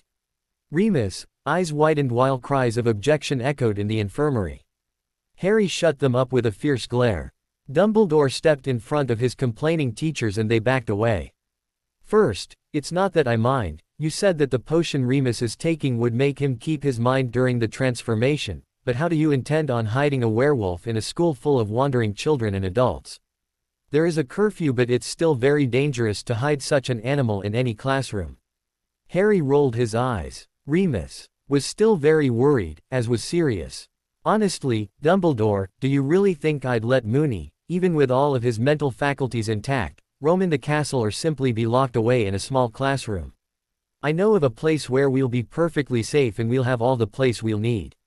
Albus still didn't get it, so Harry sighed exasperatingly.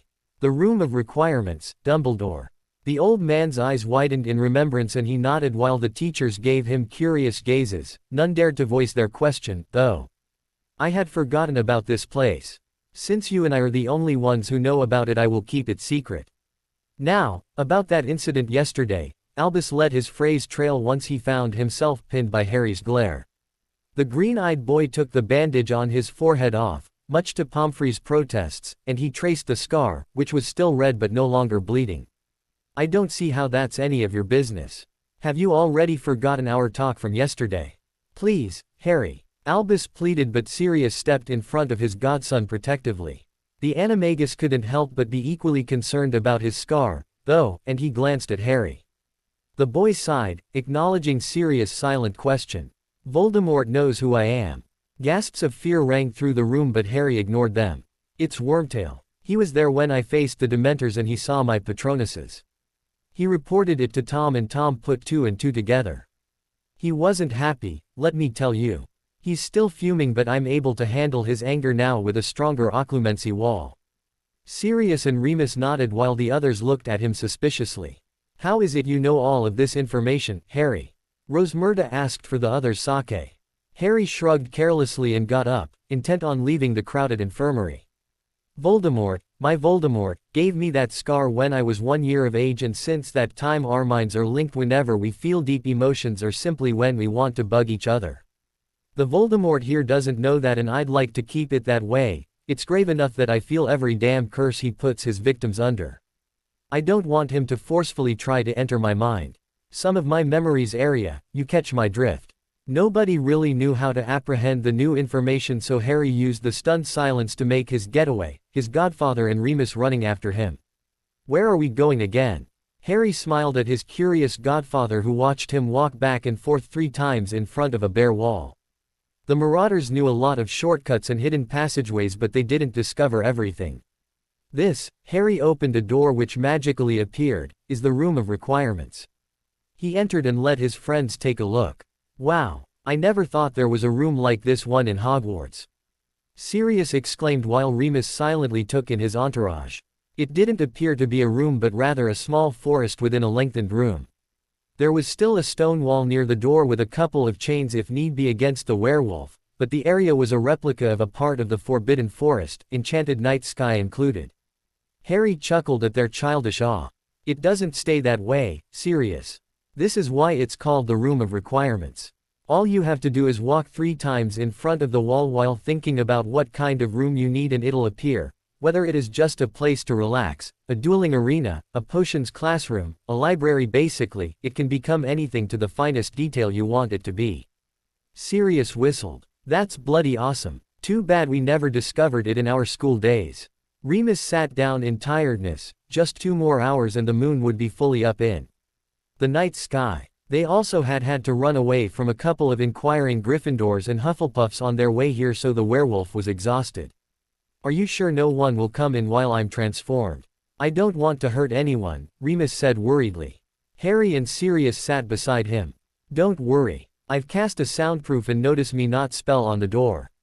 Remus calmed down and dozed off. Harry got up, motioning at Sirius to stay seated. I'll be back, I just remembered something.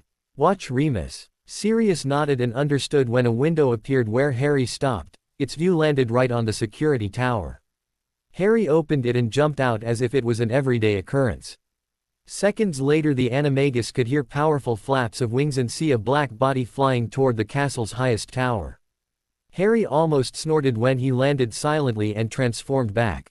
Mundungus Fletcher, alias Dung, was guarding the prisoner, meaning he was sleeping against the cell's bars with his mouth wide open, sometimes snorting about a deal or a cauldron.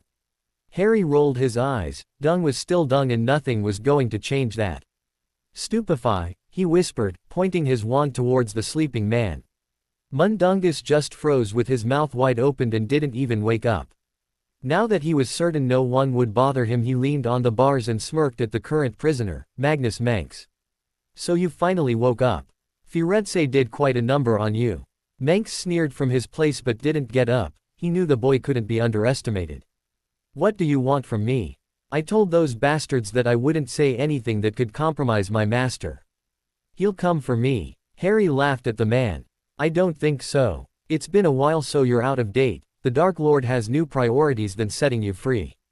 If they're not in his inner circle, Death Eaters are expendable. I don't think you know any new information anyway. Manx sneered at Harry, but the expression appeared to be more scared than angry. He'll come for me. Now the man didn't quite sound so confident. Harry rolled his eyes. Sure. Manx's eyes narrowed. Why did you come here? Surely not only to spite me. Harry grinned menacingly, his eyes glowing in the quiet night. Actually, I came here just to make sure that you would not try to escape. And how do you plan on doing that? The man asked unsurely. Harry had all the advantages over him at the moment and Manx knew it. The boy searched the still frozen Mundungus and he grinned when he got his hands on what he was searching for. Manx, eyes widened when Harry fingered his wand. No. You see, Manx, I am not as nice and lenient as the bastards, as you so fondly call them. For instance, I learned, in my old world, to be as merciless toward my enemies as they would be towards me. Harry gripped both extremities of the piece of wood and applied some pressure, just enough to make the traitor sweat. I've learned that if I don't do that, which is considered to be one of the worst offenses in the wizarding world, my enemies can one day retake it and come after me. Harry snapped the man's wand in two and Manx mo.net a long miserable note as his broken wand fell on the floor with a clatter, both extremities rolling away from the cell's bars. Harry took his cue and petrified Manx after he obliterated his memories of the last few minutes. All the spy would remember is that his wand is no longer usable, but he wouldn't remember who broke it. Harry lifted the spell off of Dung. The man still slept on, and when he looked up, the moon was starting to shine in the sky. I better go now. He transformed and flew back to the room of requirements just in time to see Remus starting to convulse, but less than usual. Sirius had already transformed into Padfoot and the black dog barked a welcome before his attention fell on the werewolf once again. Harry transformed back into his human self and waited patiently. Padfoot whined, as if it wanted Harry to stay as an animal just to be on the safe side, but Harry shushed him and walked calmly in the direction of the now transformed, but confused, werewolf. Hi Moony, the boy said softly while he offered his hand for the canine to sniff. Don't fight the potion. You can hear me and understand me, can you? Moony first growled in confusion and took a few menacing steps towards Harry, but once he got a whiff of the boy's scent he calmed down and licked the hand. Harry petted the werewolf's head and grinned while Padfoot barked enthusiastically and sauntered around the now gambling werewolf. Harry chuckled and transformed back into his animagus counterpart under the excited gaze of golden and blue eyes. The three animals swiftly ran into the forest and didn't get out until the moon gave its place to the sun. The teachers all knew what the wolfsbane was supposed to do due to Harry's explanation. Still, it was still a shock to see Remus up and about the following morning, looking barely tired at all. Good morning everyone. The werewolf greeted joyously while he sat down at the head table. Sirius had the same happy grin on his face which made Harry quirk his lips upward. I guess the potion worked. Albus inquired, his blue eyes twinkling madly. Remus and Sirius glanced at each other before they chuckled. It worked like a charm. I barely feel the after effects and I kept my mind all the while. All thanks to Harry here.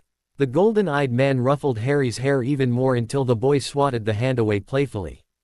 A chair scraped the floor as it was pushed backward and the teachers just stared as Severus Snape walked out of the room wearing an expression bordering thoughtfulness and frustration. Once the potion's master was out of sight, Madame Pomfrey turned to Harry. Can I ask what you did to Severus the other day, Mr. Potter? He hasn't been the same since the incident. Harry shrugged. I did a forced, reverse legilimency attack on him. I guess it overwhelmed him. As for his present behavior, maybe he's just jealous that he isn't the one who invented the wolfsbane. There was an odd glint in Harry's eyes when he said that, which made Remus really ponder on whom had first come up with the potion. Harry only said that he had ameliorated the original version of the wolfsbane, not created it. What's reversed legilimency? Hooch asked curiously while Albus frowned at Harry for using a dark art on one of his teachers in the first place, even if said teacher acted like a prick most of the time. Harry blinked. Just something I came up with to make Snape shut up and maybe even realize how foolish he's been acting since I revealed who I am. Legilimency allows the caster to penetrate someone's mind and invade the memories. I just did the contrary. I just jumbled my memories into one big ball and shoved them into his mind. The onslaught must have been too much for him. He must be really confused right now because none of the memories I sent him were complete and completely discernible. All he must hear and see are bits and pieces of thoughts and images of my past. Then he's in for a ride, Sirius muttered under his breath. Nobody heard him. Is there something I can do for you, Miss Granger? Mr. Weasley? Minerva asked as both students approached the table unsurely. We only wanted to know if Harry felt better. We heard that he was sick from the other students. Hermione started shyly and she elbowed Ron sharply when he muttered, more like screamed his throat raw and collapsed in Mr. Diggory's arms. Ow. My own. Ronald Weasley, you are completely tactless. The girl rolled her eyes in hopelessness, which made Harry laugh. I assure you I'm perfectly fine, Ron. Hermione. Thanks for your concern, though. It's just like old times. No, Voldemort gained some information that made him cranky and I couldn't block my mind against this particular mood swing. When he saw the clueless expressions of their faces, Harry knew he had to elaborate. You see this scar? He pushed a forelock away to reveal the famous lightning bolt scar. It was given to me by Voldemort when I was 1 because a very dark curse he wanted to throw at me backfired quite spectacularly. That night, he gave me some of his heritage and powers, but a connection as well. Before I learned how to properly occlude my mind in my 6th year, I felt every deep emotion Voldemort felt and I had uncontrollable visions about him. I had to learn occlumency when he finally noticed the connection we shared and started to send me false visions and even possess me. Sirius and Remus, who were seated on either side of him, scuttled closer to Harry automatically. Albus, the teachers and the order members were all pondering on what Harry said with grave and calculating faces. Ron blanched and looked sick while Hermione just put the pieces of the puzzle together and gulped in fear. What kind of heritage and powers? She asked nervously. Ron looked equally nervous. Don't ask stupid questions, Hermione. Harry's a Potter, so he's a Gryffindor through and through. No Potter could ever be a dark wizard. Both students and a couple of teachers chuckled uneasily but stopped immediately when Harry didn't give any impression of laughing anytime soon. Unfortunately, dear Ron, I am a dark wizard. Evil like Tom. No. Dark. Yes. I fight for the side of light, but my extensive knowledge of the dark arts places me in the dark category. I have learned to accept this fact when I realized that between white and black there was another shade, gray. Ron didn't quite know how to take this news and took a step back. He didn't say anything, though. Harry knew that Ron would react like this, so he didn't feel insulted at all. But Ron started to protest weakly and Harry lifted an eyebrow and sent the redhead a wistful and accepting smile. I won't feel offended or think less of you if you think this is unacceptable, Ron. I know that your family is entirely rooted in the side of light, and I also know that Gryffindors are really strong on house prejudices. They really think and react too hastily without analyzing the situation, which is only a Ravenclaw trait, analyzing the situation, I mean. Hermione blushed a tad while Minerva looked thoroughly insulted and mortified by what Harry just said. You cannot be serious. A few teachers were probably thinking the same thing because they were also eyeing him apprehensively.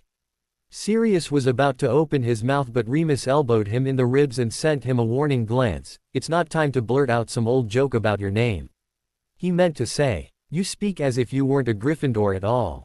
McGonagall continued in outrage. She was probably thinking that Harry was trying to defile the name of one of her favorite past student, James Potter.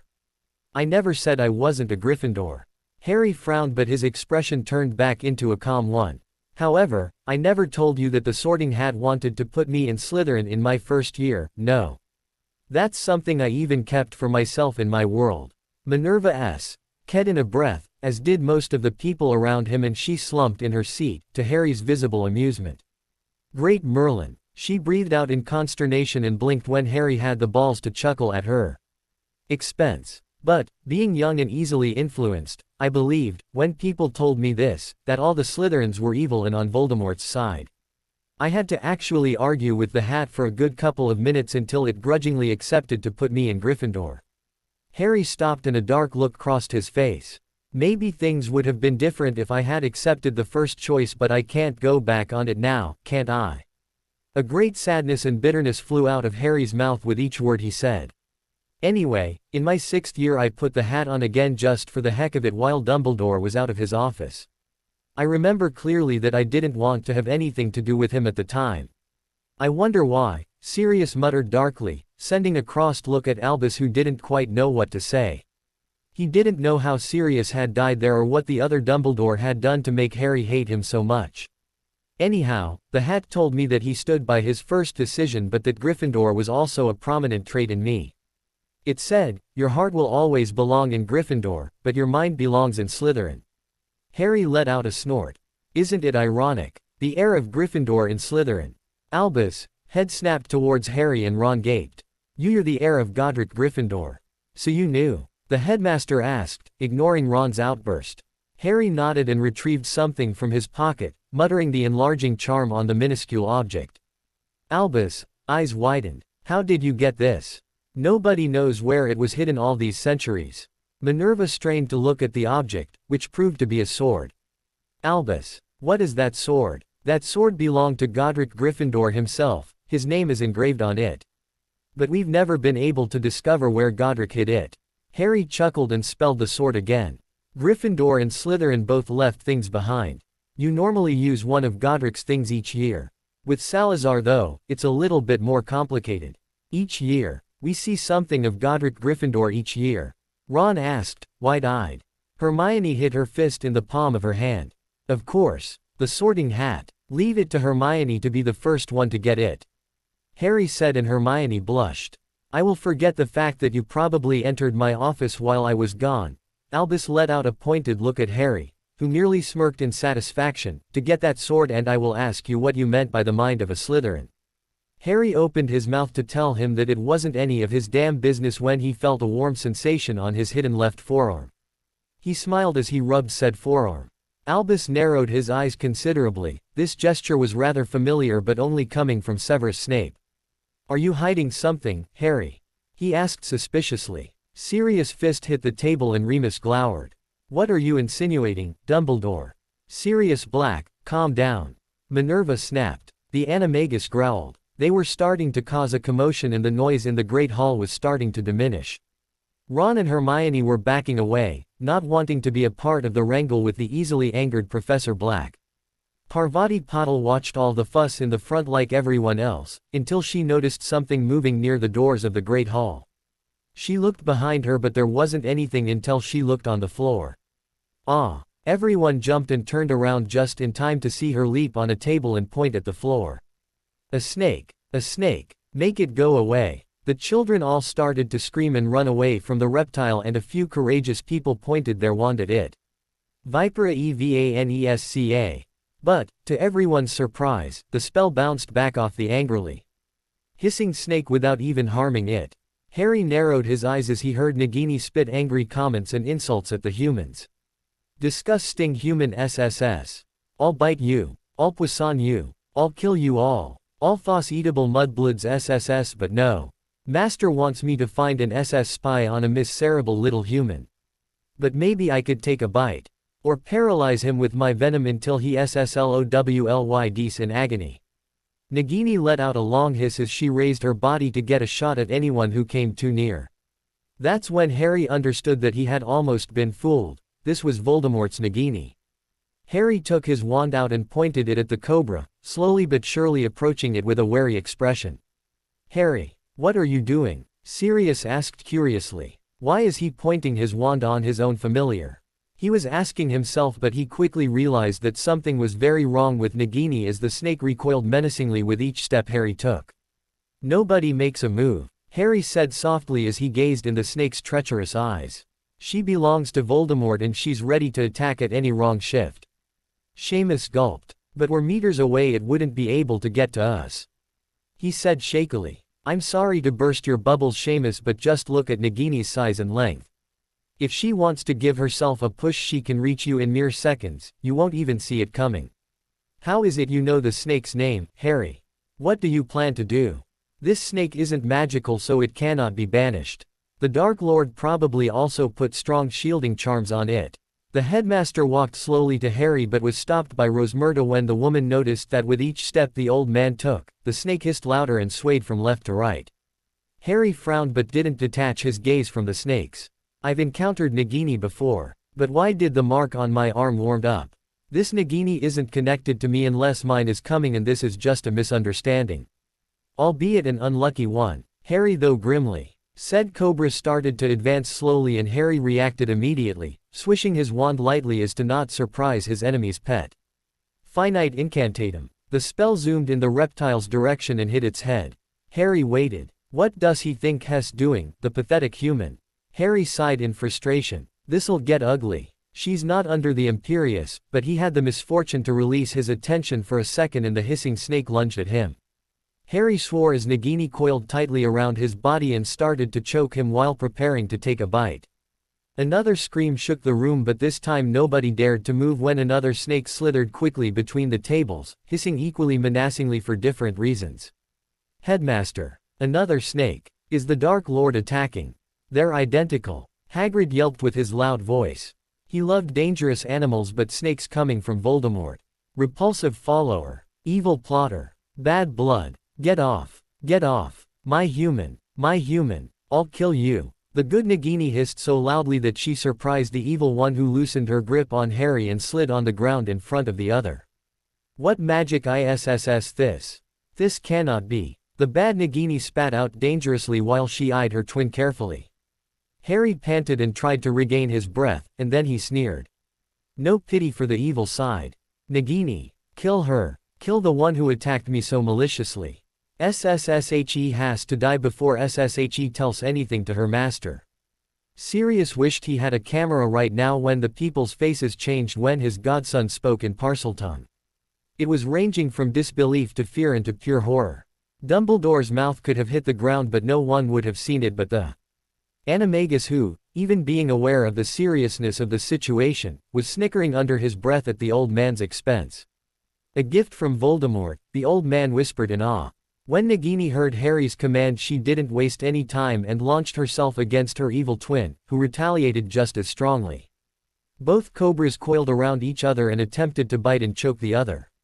Harry kept his familiar in eyesight to make sure she was winning and not the other way around. After a good couple of minutes of spitting and hissing foul language to Harry's ears, the green-eyed boy saw his chance and stepped rather heartily on the bad one's tail.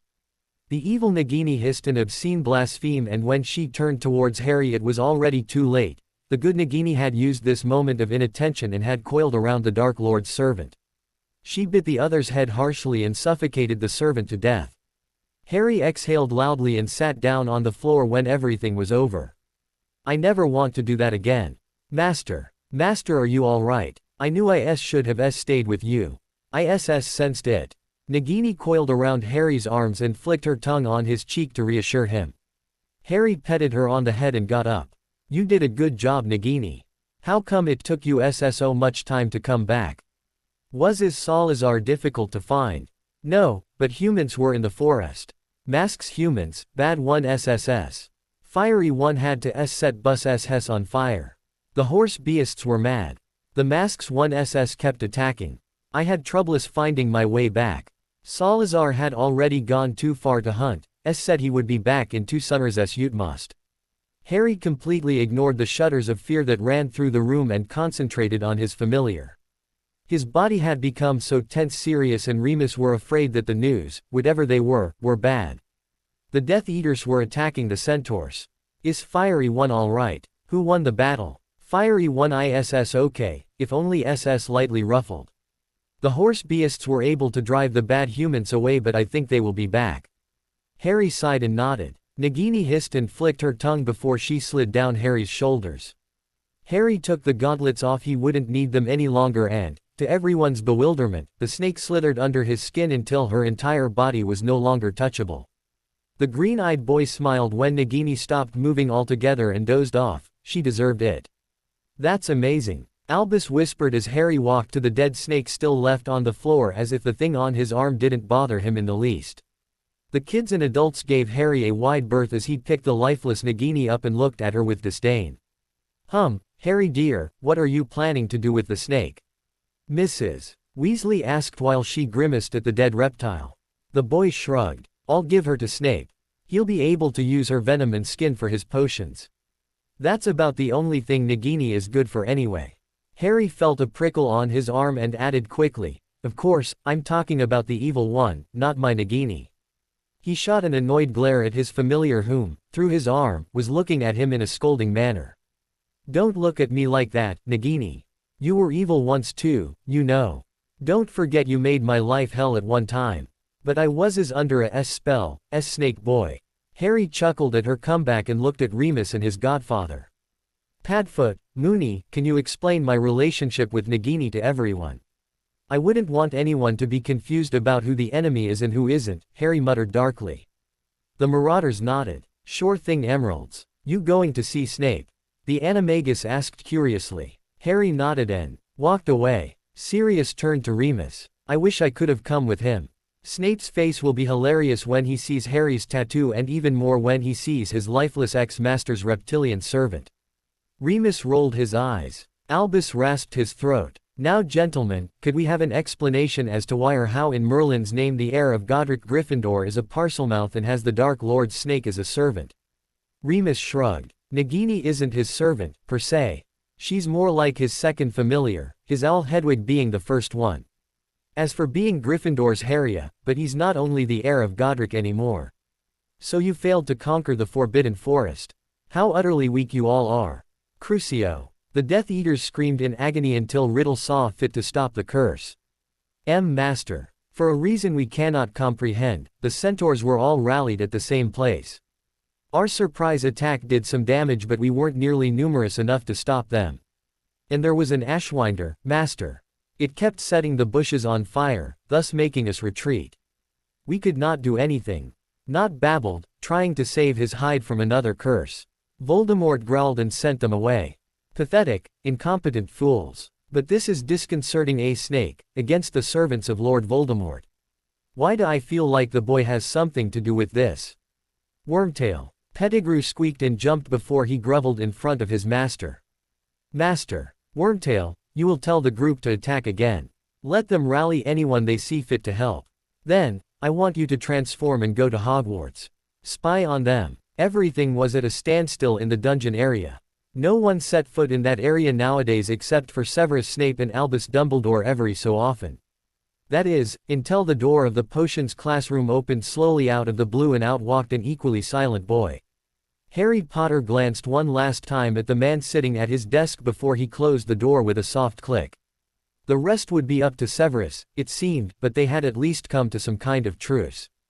On his side, the ex-spy was sitting comfortably in his black leathered chair. His forehead was leaning on his hand heavily and he was still eyeing the remains of Nagini warily. He was so stressed he called upon an house elf and asked, more like ordered, for a glass of fire whiskey, which he immediately got before the shaking creature disappeared back to the kitchen. The man ignored the house elf and swallowed his drink in one go. He had a lot to think about. Flashback, Severus Pav. I was pacing and muttering to myself when someone knocked on the classroom door. What? Didn't the people upstairs know that I wanted to be left alone? I wrenched the door open and did a double take. What are you doing here, Potter? I cast a suspicious gaze at him, but damn the boy, he never wavered in fear and just kept looking at me with all the seriousness in the world. Will you allow me to talk or will you just insult me? The nerve the boy had. But I still replied that I would hold my sharp tongue until he was out of my sight. The answer appeared to be good enough because he smiled in resolution and took something out from under his cloak. I thought he looked a little more plump than usual and I immediately stepped backward. Holy Mother of Merlin! Potter, undeterred by my loud outburst, simply followed me in the classroom and closed the door behind him. I had my wand out and pointed at him in a heartbeat. My arm was shaking, he saw it but made no comment. I watched guardedly as he put the unmoving snake on my desk and sat down. His damn gaze unnerved me. I'm not Voldemort, you know. You can put your wand down. He spoke up calmly, surprising me. I sneered, trying to regain some of my lost dignity. Then what's that on your arm? Potter glanced at his arm momentarily. You have bursts of memories not your own since I sent you to the hospital wing, am I right? What he said startled me and I remembered why I felt uncomfortable in his presence in the first place. That's no thanks to you. You attacked me. I was quickly losing patience but then he told me that I had literally started it and he defended himself. I didn't want to admit it out loud but the whelp was right. I had pushed it a little too far the other day because I absolutely wanted something to be wrong with the boy. I sighed tiredly and sat down in my chair. He gazed passively at my now empty glass of fire whiskey, waiting for me to say something first. Why are you here? What's this? I eventually said, pointing a pale finger at the thing on my desk. I thought you could use her remains for your potions since you use Hagrid's Ashwinder's eggs. You can use her skin and her poison anyway. Potter's thoughtfulness made me think, he was not at all like his father. And how in the world did he know about Hagrid's fire snake? But how did you kill her in the first place? She belonged to the Dark Lord so she must have had protection spells on her. That's when he put his tattooed arm on my desk. That's where my Nagini comes in. His Nagini. If I had been a student I would have stooped so low as to say, what the F.K. Since I wasn't I opted for a well-placed, explain to me now, glare. Nagini, come out please and don't hurt the man in front of you. I reeled back and had my wand out again when the tattoo actually moved and came out of Potter's arm. The boy is a Parselmouth. The boy is a Parselmouth. Kept playing in my head over and over again. Sit down and put your wand away please. I asked her not to attack you but she will become hostile if she feels threatened and even more so if she thinks I am in danger. I couldn't believe what he was asking of me as I gazed at the exact copy of Nagini who was watching me intently, almost daring me to make a wrong move. I didn't give her that joy and put my wand away but still close to me just in case. Good. Now, everyone already knows that I'm Parselmouth so you won't have to be all secretive. I just hope nothing like my second year will happen, Potter muttered under his breath. I urged him to continue with an impatient grunt. Right. I won't explain everything but in the last war one discovered that Nagini had been under Voldemort's influence all along. She asked me if she could come with me here and I accepted, as bizarre as it sounds. When my wands merged to form one this tattoo appeared on my arm. Potter pointed at the black marking on his left forearm. It wasn't a dark mark, of that I was certain of, but I couldn't decipher what kind of writing it was. My curiosity won and he replied that it was written Parseltongue. The mark meant, snake, as simple as that. Potter interrupted my musings when he went on. Every time my Nagini is near my arm feels warm but it doesn't hurt. I was almost fooled when the evil one showed up before mine but the way she talked immediately alerted me. Let's just say I was stuck in a tight position until my dear, he petted Nagini's head lovingly, arrived and warned this one. He nodded in the dead snake's direction in disgust. They started to fight but since they have the same strength I used a moment of distraction to step on her tail. It gave enough time for my Nagini to strangle the other. I left Remus and Sirius in the Great Hall so they could explain to Dumbledore how I came to be a Parselmouth, if only to him and the teachers. I really need to learn to trust the people here or else they'll never trust me. I opened my mouth but the boy sent me a look before I could utter one word. I never wanted to be famous in my world. I blinked at the unexpected phrase. Famous because of something I didn't even remember, something I did when I was but 1 year old. Voldemort came to Godric's Hollow just like in your world. What's different though is that I survived and the Harry here didn't. Voldemort did something different here. He didn't try to kill me with here, he killed me by strangulation. I guess this meant that whatever happened in his world when he was a baby gave him that weird curse scar on his forehead. I didn't ask him what curse the Dark Lord had used on him. For some reason I had a feeling that this request would be pushing the limits and intruding on very personal grounds. Why of all times did you decide to tell me this? I did try to forcefully get information from you more than one time. The light in the boy's eyes dimmed. True, you have been a pain since I got here. The nerve of that kid. I was going to give him a piece of my mind when he chuckled sadly. But I guess that I knew I could trust you anyway if I needed help. In my world our friendship didn't develop until the end of my 6th year. We were constantly bickering and biting each other's heads off. You were always trying to give me detentions at the slightest wrongdoing in your class. You favored the Slytherins, you were snappish, sarcastic and always brooding. Hey, you were a Death Eater but you were also a spy. My heart jumped. The boy knew that I had something vile imprinted on my left forearm. Why did it feel satisfying when he recognized that I was a spy? He said it with such a feeling of proudness too. You know, I never really hated you. The way you treated me, yes, but not you. You always treated me like I was an ordinary student, not some golden boy put on a pedestal just to be pitied. Actually, it was you who taught me occlumency. It took a lot of efforts but I mastered it under your tutelage at the second attempt. The first in my 5th year I don't want to talk about it. I was surprised and I guess it showed on my face because the boy smiled. How did we become friends? I asked him uncertainly. Potter laughed and then smirked. I guess we just saved each other's ass one too many times. He then sobered up. I also wanted to talk to you about the Wolfsbane. I planned to tell you eventually. Actually, I don't know why you haven't been able to create it here.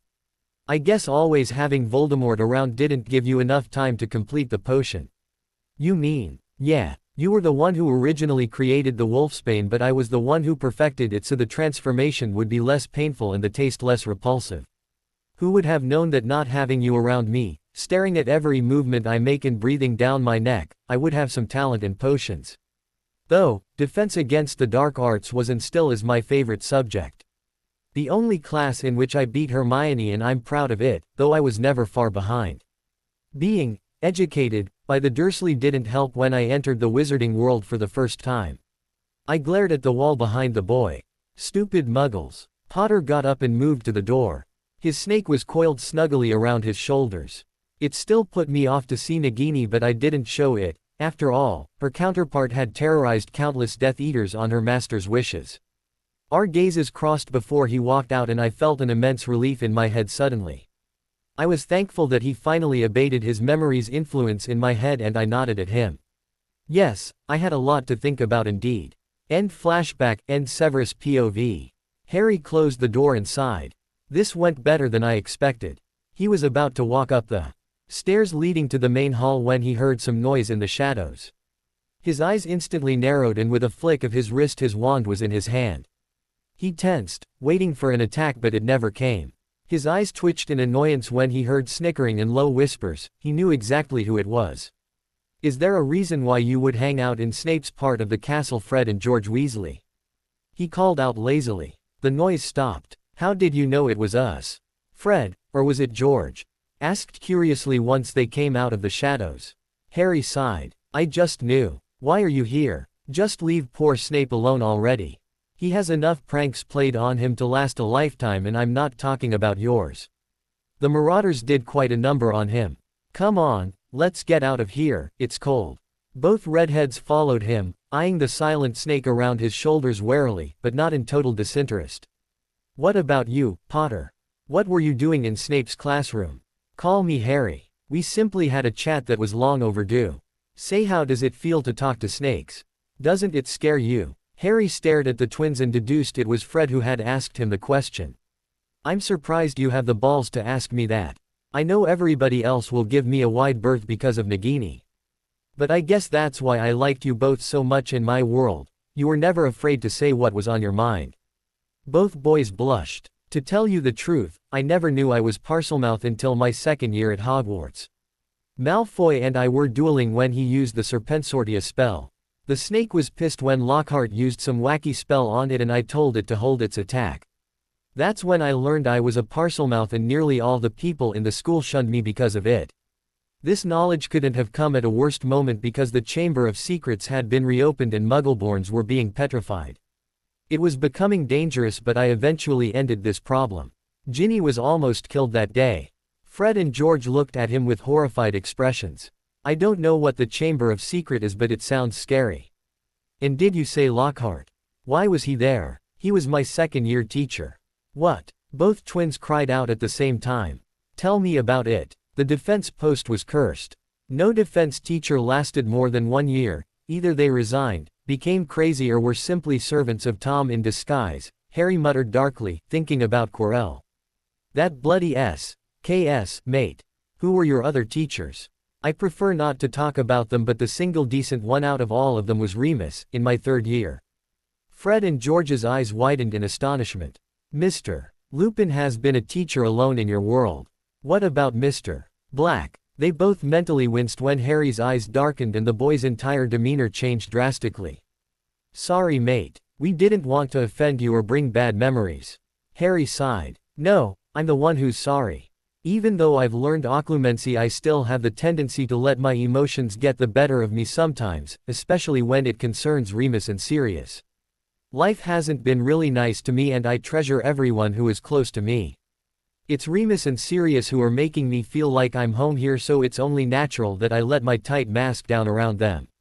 George nodded. We understand. We only hope that you'll consider us as your friends one day like you've considered the others in your world.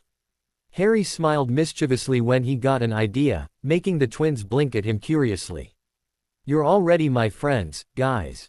Harry searched around in his pockets and let out a small noise of victory in his throat when he found what he was looking for.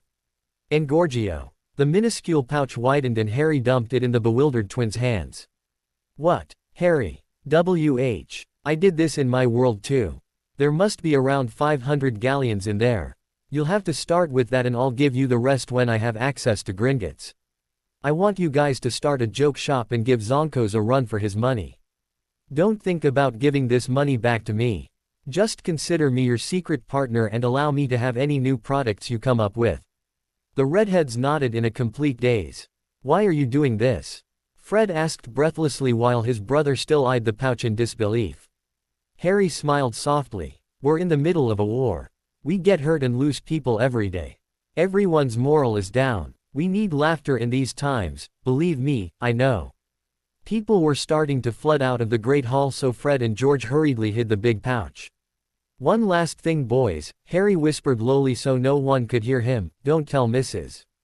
Weasley who gave you this money or she'll skin me alive. The twins snickered before they darted to the Gryffindor common rooms.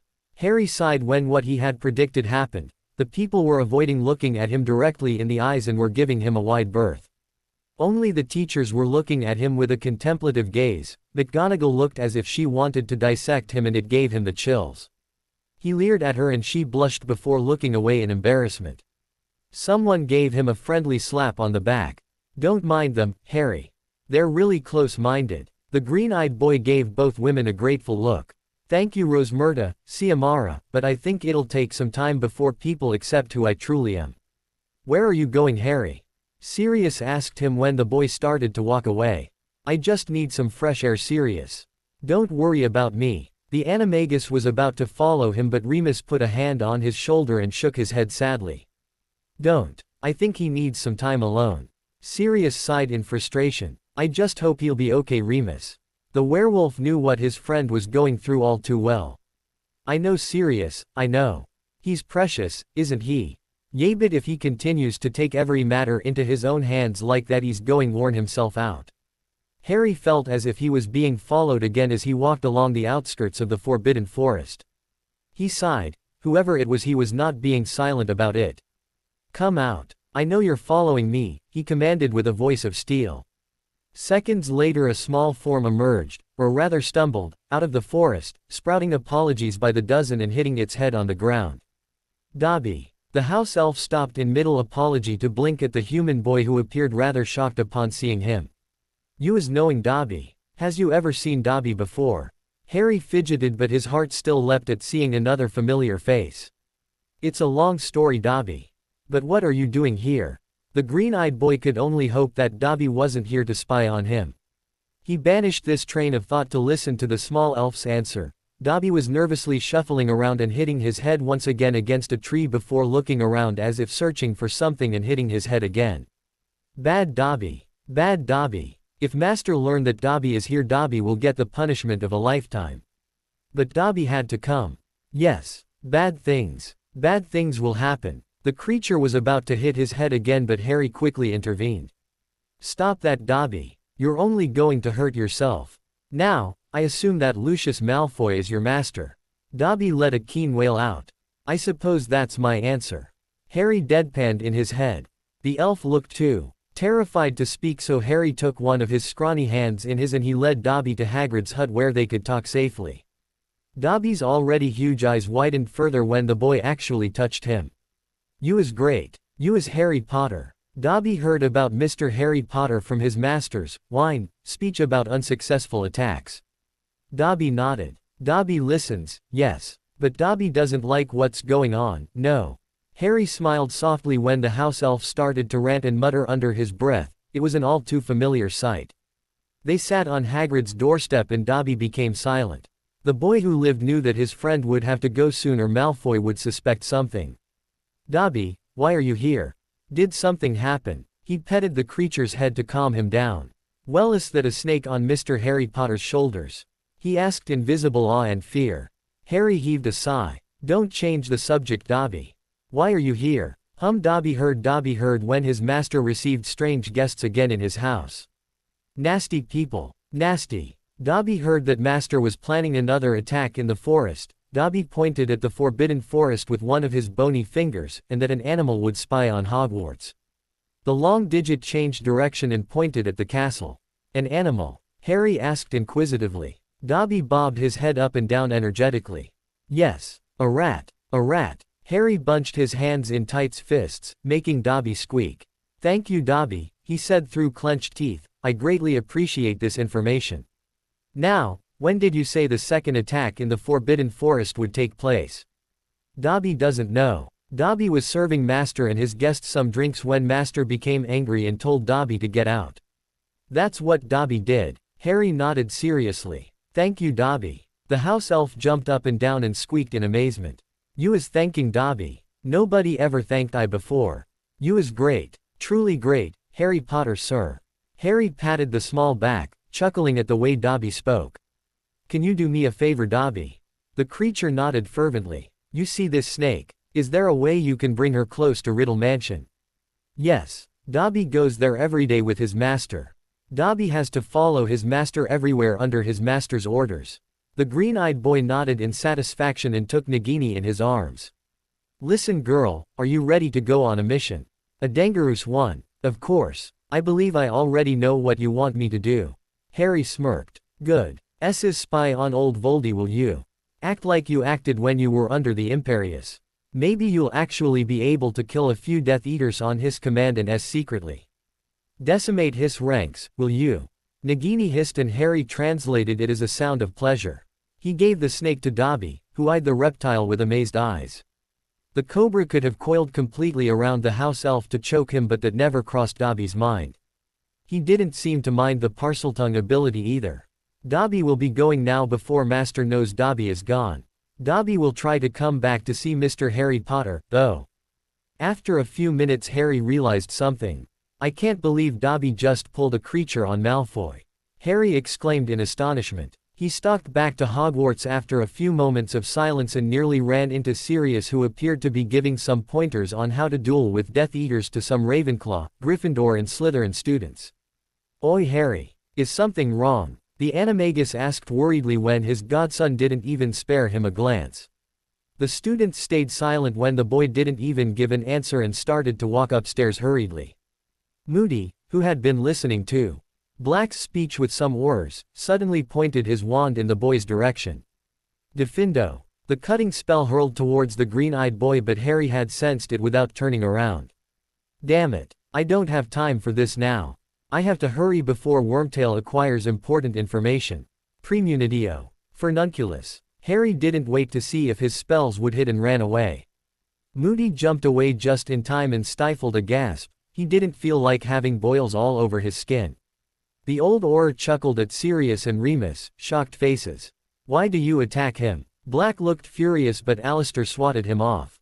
I only wanted to see if he was ready. The brat has damn good reflexes. Sirius held his head up in pride. Of course he's strong. He's a Potter, after all.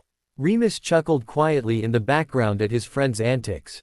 You act as if he was your son, Padfoot. I wish. Why did I leave it here? Harry opened his trunk and took the Marauder's map with a sour expression. I solemnly swear I am up to no good. He tapped his wand on the map. Find Peter Pettigrew. The mass of red dots disappeared until a single one remained. Here you are, you little traitor. Now, let's see, find Mrs. Norris and Filch. Filch wasn't with his precious pet, thankfully. Harry wanted Wormtail to get the fright of his life before he had his fun with the rodent. He ran out of his chambers with the map in hand and followed the cat's trail up to the 4th floor. She was licking her paws and hissing at passing students at the same time, scaring said students away before Filch had the time to show up to scare them even further. Mrs. Norris. The cat hissed at him spitefully. Harry scowled. He was certain she could understand everything people said, and yet he was feeling very stupid just by trying this. Mrs. Norris, there's a rat in the school. A very mean rat, a treacherous little bastard. I think it would please Mr. Filch if you caught it. The cat's ears perked up and she stared at Harry as if she was weighing her options. Finally, she got up lazily and stretched, showing her pointy fangs and her sharp claws. The rat is on the 2nd floor, he added for good measure. Mrs. Norris licked her lips before she sauntered away to find her prey. Harry glanced at the Marauder's map and followed the cat quickly before Filch showed up down the corridor. 20 long minutes and a lot of fussing, running and swearing later, Mrs.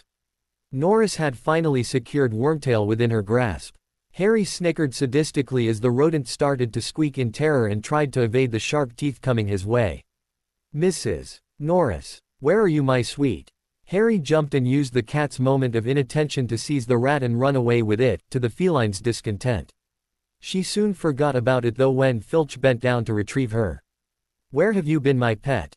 There's no one on this floor to scare, let's go on the 5th. He got a mew in return. It was 3rd year all over again, period. Only now he wouldn't be as lenient and he wasn't in the shrieking shack with the terrorizing image Sirius Black represented back in that time. Sirius Black, Remus Lupin, they were dead now, and everything started with Peter Pettigrew when he betrayed them. It was because of him that he didn't have any parents. It was because of him that Sirius was falsely accused and sent to Azkaban.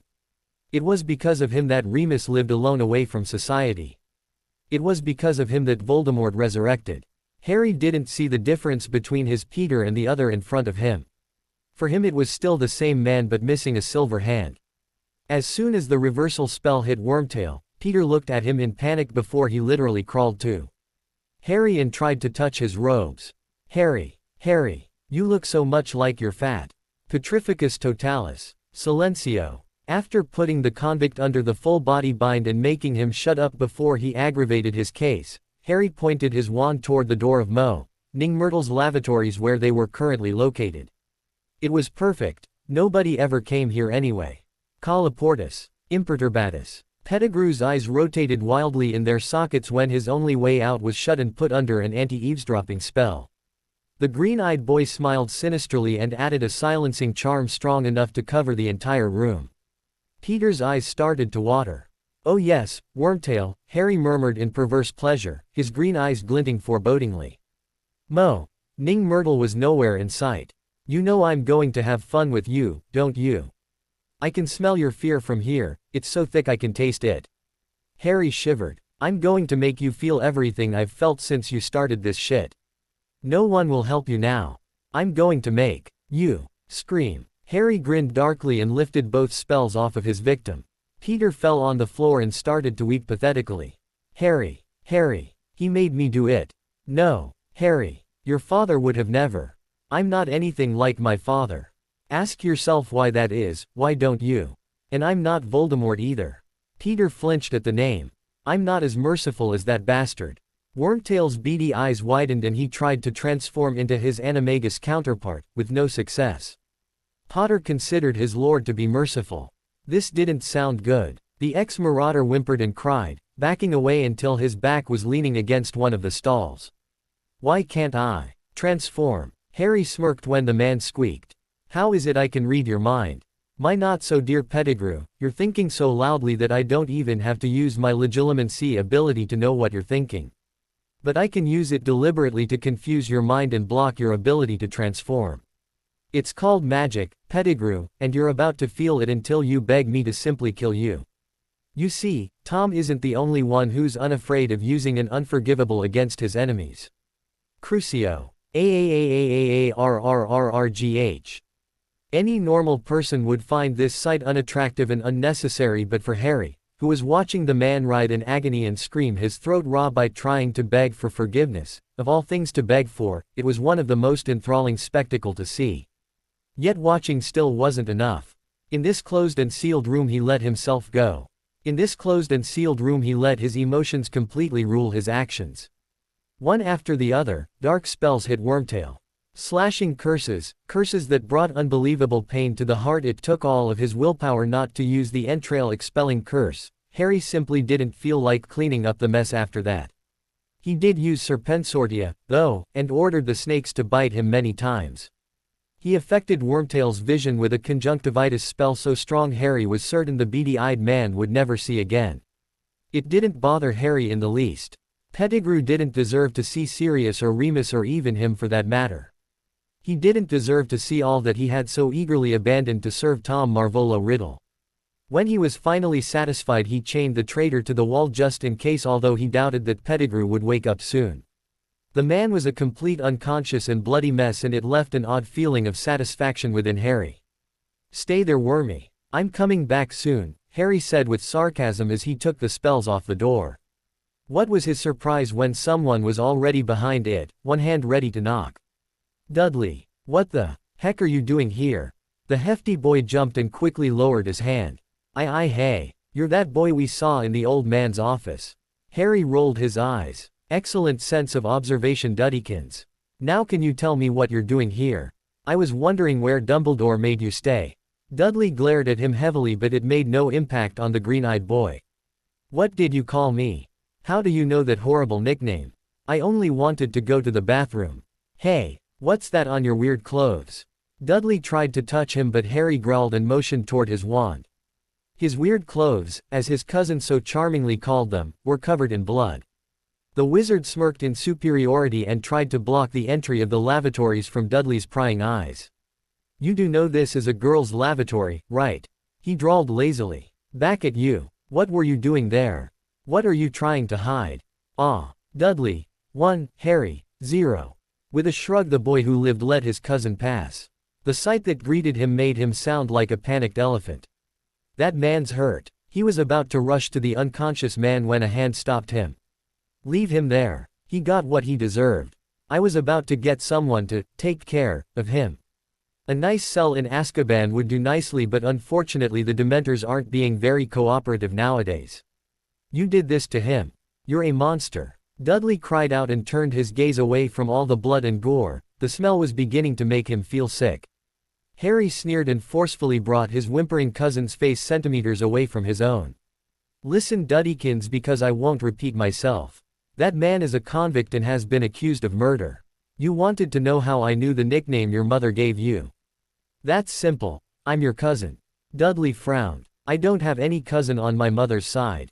Of course, since that rat is one of the main reasons why your mother doesn't have a sister anymore." Dudley gave him a perplexed look and contemplated the idea. "Mum never told me she had a sister before.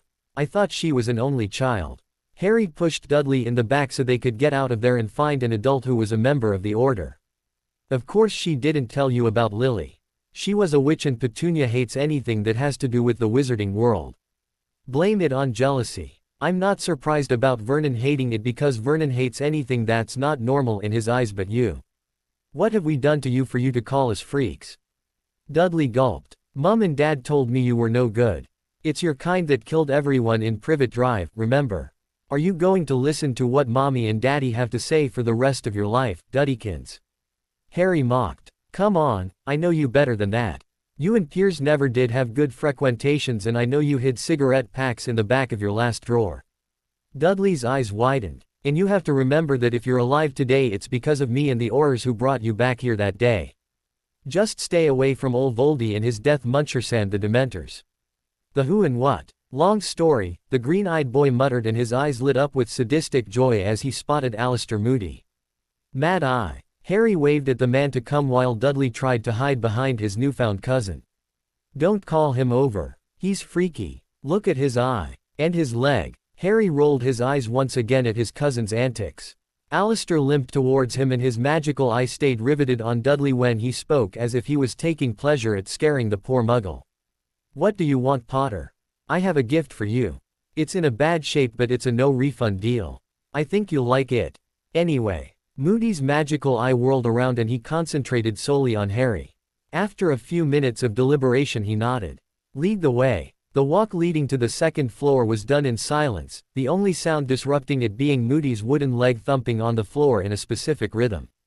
Dudley was looking around nervously and jumped every time a portrait saluted the wizards. He made Harry and Alistair snicker when the bloody Baron flew right through him, which made the fat boy shriek like a pig. Harry opened the door of the lavatories and shooed Myrtle away. She was muttering about ugly dying men in her lavatories, but when she saw Harry a smile lit her face and she waved at him before taking a dive in a toilet. Alistair Moody strode in the room but froze in shock when he finally noticed the trail of blood that led to a very familiar body. He lifted an eyebrow in Harry's direction but the boy shrugged, making the Auror himself shrug and smirk. Well, what do we have here? He's in a really bad shape.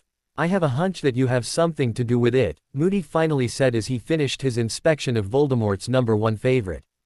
The old Auror gave the boy a suspicious glance when he noted a trail of dark magic on Wormtail but he kept silent. Dumbledore, however, wasn't going to let this slide when he found out. The boy is old enough to know what he wants. Albus doesn't even have an ounce of power over him. He doesn't know enough about Potter to judge or blackmail him and I doubt the kid would care anyway. As long as Black and Lupin are on his side it'll be enough for him. After leading Dudley back to his current quarters where he resided with his parents, Harry and Alistair trailed to the infirmary. Pettigrew was levitating behind them with the help of the Mobilicorpus spell Moody cast. The people they crossed in the corridors stared at the odd duo, but mainly Harry. The boy who lived smirked. Casting a Notice Me Not spell on the traitor had been a particularly bright idea. I'll go find Dumbledore and try to mentally prepare How I'm not sure that leaving you alone with Pettigrew is such a good idea, the old man muttered. Don't worry, my anger has been sated. Can you bring Sirius and Remus back with you? This concerns them more than it does Dumbledore. Moody grunted and walked out. Harry marched to one of the windows and gazed at the Quidditch pitch. It was sunny today but the atmosphere felt oppressive, everything was still outside, no wind and certainly no laughter of children. What could have been a lovely day for a Quidditch match was transformed into an atmosphere which gave the impression that Judgment Day was coming. Harry regretted having to use an unforgivable but one backward glance toward the traitor was enough to make him change his mind. Wormtail had only had a taste of his own medicine and he hadn't maintained the curse long enough to be permanent. Maybe it made me look like Voldemort for a moment but damn it felt good. The hustle and bustle outside the infirmary door made him snap out of his thoughts and apply his mental wall. The first one who appeared was, of course, Madame Pomfrey and the nurse's words died in her throat when she spotted Pettigrew. She shrieked in fright, hesitated and then slowly trekked to the injured man on the bed when she reminded herself that, as a Medi-Witch, she had to tend to her patients no matter who they were or what they had done. The next person to come in was Albus Dumbledore with quite a grave expression etched on his face and following closely behind were Sirius, Remus and Mad-Eye Moody. The two remaining faithful marauders froze at the sight of Peter and Albus exploded. What happened? He then rasped his throat, took a lemo, dropped from his pockets and s.ked on it furiously. His old face went from livid to calm but it didn't stop him from frowning disapprovingly at the uncaring boy. Poppy muttered one last healing charm and sat down tiredly. Severe lacerations, a heart failure, the eyes were also targeted. What's worse is that he's had Cruciatus performed on him but only for a short period of time, it won't affect him in the future. Unfortunately, Sirius muttered while Remus nodded his head to his friend's statement. Who did this to him? Voldemort got tired of him. The werewolf asked while eyeing the still unconscious form warily. Mad-Eye glanced at Harry and Remus caught it. What? Harry. Everyone's gaze transferred to the calm green-eyed boy. Albus stepped forward when, Harry. Sirius whined all of a sudden, I wanted to be the one to give him a lesson. Needless to say it completely destroyed the morose mood. Harry gave his godfather a meek look. Sorry Sirius. You better be. I claim first dibs on Bellatrix, though. The boy smirked. As you wish. Albus watched the ongoing argument back and forth and glared at both of them. Sirius Black, I am ashamed of you. How can you encourage your godson, James's son, to use an unforgivable? It's unforgivable. How many times have you used them, Harry? This is a serious offense. If this information reaches public ears, I am so disappointed. You would have been sent to Azkaban for this if it weren't for the fact that it is no longer in service. Precisely. Harry spat. This is war. If you think we'll win with Avis or a tickling charm, you're not going to stay alive, till the end. I know what war does, and it doesn't excuse anyone. You'll have to ask the kids to fight. Sirius sighed when Dumbledore refused to answer. Harry, we've taught the kids in defense, but not to this magnitude. Harry frowned. Do you mean to tell me that Tom has been alive for all these years and you never saw fit to instruct them better? The Marauders gave him ashamed looks. We've talked about the unforgivables, but that's about it. They've not seen it except those who have been subjected to it. Albus didn't want us to include any more dark stuff in our curriculum, Remus finished with a haughty glance toward the stern-looking headmaster. I can't believe it, Harry muttered under his breath. Not even the Patronus charm. Albus shook his head and gave him a surprised look. The Patronus. No one would have been able to foretell that the Dementors would flee Azkaban to join the Dark Lord. And anyway, the Patronus is Auror level. No student, Miss Granger included, would be able to perform it. PFF'd. It's certainly not Trelawney who would have been able to foresee that. And you made bloody sure that no one would be able to use it, the boy whispered in disdain. Damn it. I've been able to perform that spell since my 3rd year. I've defeated a mountain troll in my 1st year. Don't you even have the least bit of faith in your students? Albus opened his mouth but closed it with an audible snap when he couldn't find a reply. Harry sighed heavily and sat down. So, to resume, you don't have much prepared for this war. True, there are hundreds of adults here, but some of them have never even cast half of the offensive and defensive spells I know. The students would be easy targets in the school. Voldemort has hundreds of Dementors, Death Eaters, snakes, and probably a couple of werewolves as well. Granted, maybe the fight won't be on a full moon, but werewolves, even in human form, are stronger and have effective healing abilities. Just look at Remus. Harry pointed in the direction of an embarrassed Remus, and Dumbledore had the decency to look dejected. The black-haired boy rolled his tired eyes heavenward and then leaned his face in his hands. Did you really defeat Grindelwald? Albus opened his mouth to reply, but he frowned and closed it when he understood that it was a rhetorical question. I fought with him, but it was in a duel, not in the middle of a war. The circumstances now are different from then. You're just lucky I'm prepared. What do you mean? Amo? And interrupted Harry's answer, and all heads swayed in Wormtail's direction. Ah, where am I? He asked fearfully while looking around and blinking in all directions. Where am I? Madame Pomfrey frowned, caught the wild man's face with her hands, and she checked his eyes. Pettigrew is blind. The man jumped when he recognized Poppy's voice. Oops. Harry offered as an insincere apology. The headmaster found the courage to glare at Harry, but when his target didn't budge, he aimed for Peter, who had to be restrained to the bed by Alistair. Do you know where you are, Mr. Pettigrew? He asked stiffly. The convict whined. Oh, he knows where he is, all right. The real question is, do you know who's in the room with you? When he heard Sirius' taunting voice, Pettigrew went suddenly still and started to cry and babble incomprehensibly. Slap. Peter shut up when Sirius slapped him. Finally. The animagus heaved a long sigh. Remus snickered. You've wanted to do that for a while now, haven't you? Sirius cracked his knuckles dangerously. Among other things. Hey Poppy. Can you cure his eyesight, or is his blindness permanent? Even Wormtail waited avidly for the answer as the Mediwitch muttered a strong ocular healing charm. Nope. The damage is permanent. She eyed Harry disapprovingly while Peter started to wail. No. What will Master say? Remus hit the back of Peter's head rather roughly, and Mad Eye answered him. If I were you, I would be more worried about us than your master, he growled in disdain. He hit the man with a sleeping spell, so Wormtail fell back on the bed. What are we going to do with him? Everybody gazed at the werewolf, and then at the man in question. We can always try to extirpate some information from him, but I doubt he'll cooperate, Albus suggested with a heavy sigh. Harry snorted. It wouldn't work just like that. You would need a truth serum or the stronger version, Veritaserum. Legilimens C would be alright, but I don't think Wormy has a lot of info to give us. Harry. To use Legilimens C would need the caster to look into the eyes of the victim, right? Wormtail can't see anymore, Sirius reasoned. His godson smirked. That's beginner's Legilimens C. I can do it without looking, but if you don't trust me to do it, you can always ask Snape. I'm sure he'll be thrilled to help. I know I won't need anything he'll say either way. Because Nagini is probably doing a bang-up job of fooling Voldy this very moment, he finished in his head. Albus shook his head negatively. We'll try the truth serum first. Harry grunted. HN. Party pooper, he muttered under his breath, and then lifted his head to cross gazes with the old man. If you don't need me anymore, I'm going. I still have a lot of things to do.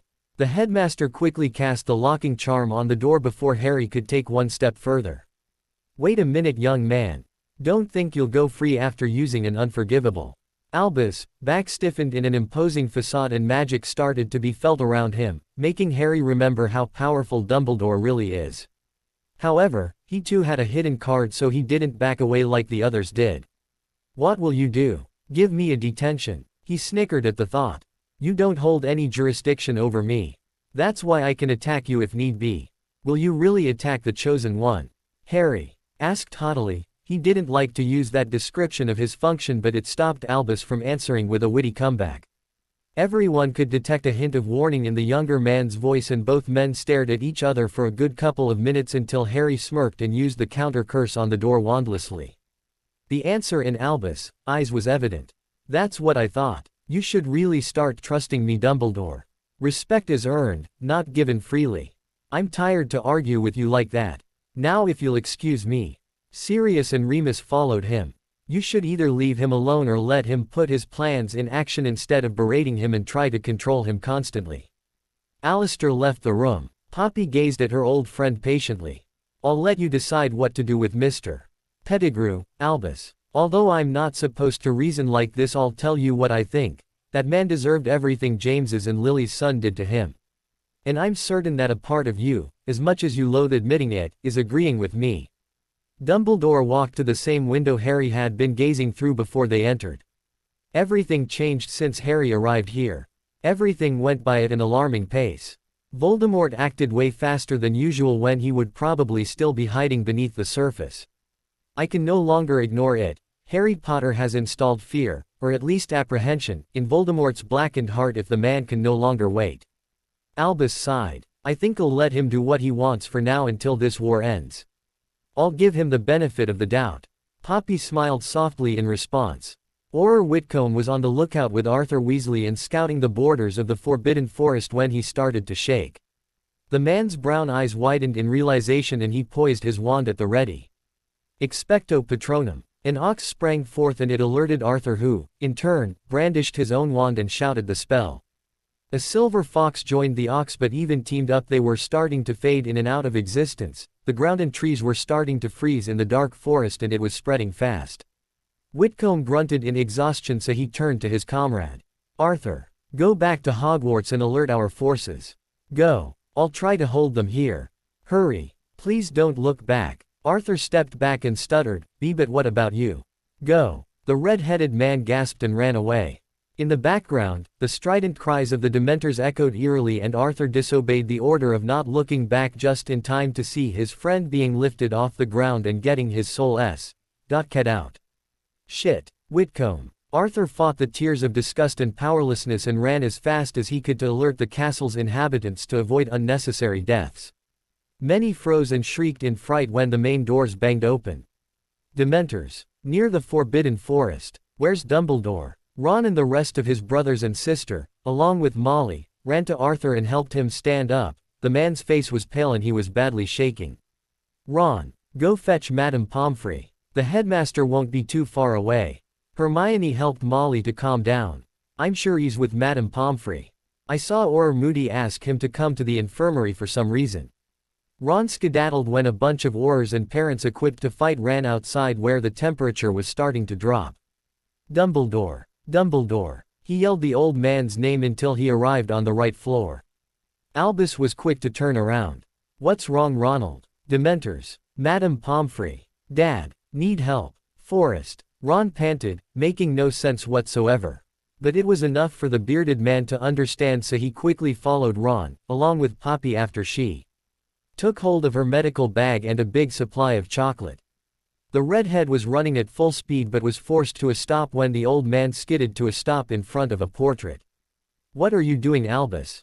Poppy asked once she was able to join them, perfectly reflecting Ron's thoughts. "Behind this portrait are Harry's quarters. I should ask for his help." The nurse smiled tightly as if urging him to hurry and asked Ron to lead her to his father. "Please be quick." The old man nodded and they disappeared down the corridor. He knocked on the door until a pissed Sirius opened it. "Headmaster. What's the matter?" The animagus face quickly went from groggy to solemn when he saw Albus' face. "We need Harry. Mr. Weasley has been attacked by Dementors near the Forbidden Forest, and I doubt that Auror Whitcomb has survived since he has not come back with Arthur, or so the portraits told me while I was getting down there." A cloaked figure bolted between them and vanished down the corridor. "Harry!" Sirius exclaimed in surprise. Remus also walked out stiffly. He was listening to you two until he heard the words Dementors and Forbidden Forest. After he just gathered his things and ran away, the werewolf explained as they made their way downstairs. The students had been sent to their common rooms when they arrived and Poppy was already tending to Arthur Weasley. "Where's Harry?" Black asked worriedly. The people gave a grim look toward the exit doors. Remus shook his head and held Sirius back. "Call the students back in the Great Hall. Harry knows what he's doing, Sirius, just have faith in him. Right now he wouldn't want us to lose our heads but to teach the kids how to defend themselves against a dark army. Let's do this." Minerva McGonagall tightened her lips and stayed planted right where she was. It was Xiomara who clapped her hands and barked out, "You heard the man. Let's call the children and teach them something useful." Minerva opened her mouth but Rosmerta put her hands on the strict woman's shoulders. She shook her head sadly. "It's the best we can do, Minerva. You know it as well as we do." The Transfiguration teacher's shoulders sagged as she let out a small, "I know." Harry ran and ran. The freezing air was starting to get to his lungs but he didn't let it deter his will, especially when he noticed, even at a fair distance, the lifeless body of Whitcomb lying on the ground and a dozen of Dementors still hovering over it. Half of the group was also down a little farther away and being trapped by the soulless creatures. Expecto Patronum. Moony and Padfoot sprang forth and dashed in the forest's direction while Prongs rushed to defend the group. "Merlin, I hope I'm not too late. They can't die. We need them to win this war. I should have gone to them as soon as I received their letter." It was utter pandemonium in the forest. Aragog, his mate and their children were now well hidden, trying not to bring the wrath of the Dementors upon themselves, whereas the unicorns had all fled the area a while ago. Only the most powerful and darkest creatures remained in the forest, like the Thestrals and the ghouls, for example, as they were immune to the Dementor's key, because of their sinister disposition. Others, like the leprechauns and the trolls, were desperately trying to defend their homes against the foul creatures. The leprechauns had their immense treasure to guard and were unable to move it to a safer place in time, though the Dementors held no interest whatsoever in their fortune and the trolls were simply too stupid to run away. However, the Dementors were not at all interested in those creatures because not too far away a battle was raging on, a battle that was being slowly won by the Soul-S King creatures. The clan of centaurs had been separated in several little groups by the Dementors as soon as they arrived, a clever tactic worthy of Voldemort's genius. Separate the old, the females, the warriors and the young and concentrate the forces on the strongest opponents first. That's what they were doing now. The group of warriors was now trying to hold its ground against the swoop attacks by using spears and arrows whenever the enemy came within arm's length.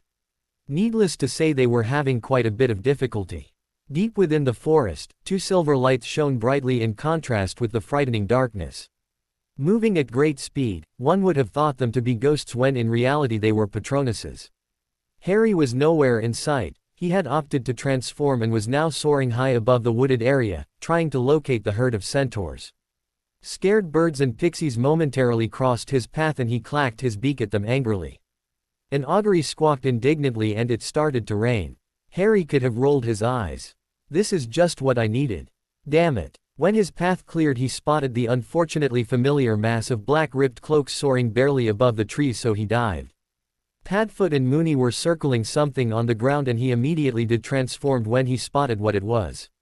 Shit, the old Heracles. The elder lay unmoving on the cold ground, alone. Harry closed the old half-beast's eyes and paid his silent respects while he scrutinized his surroundings.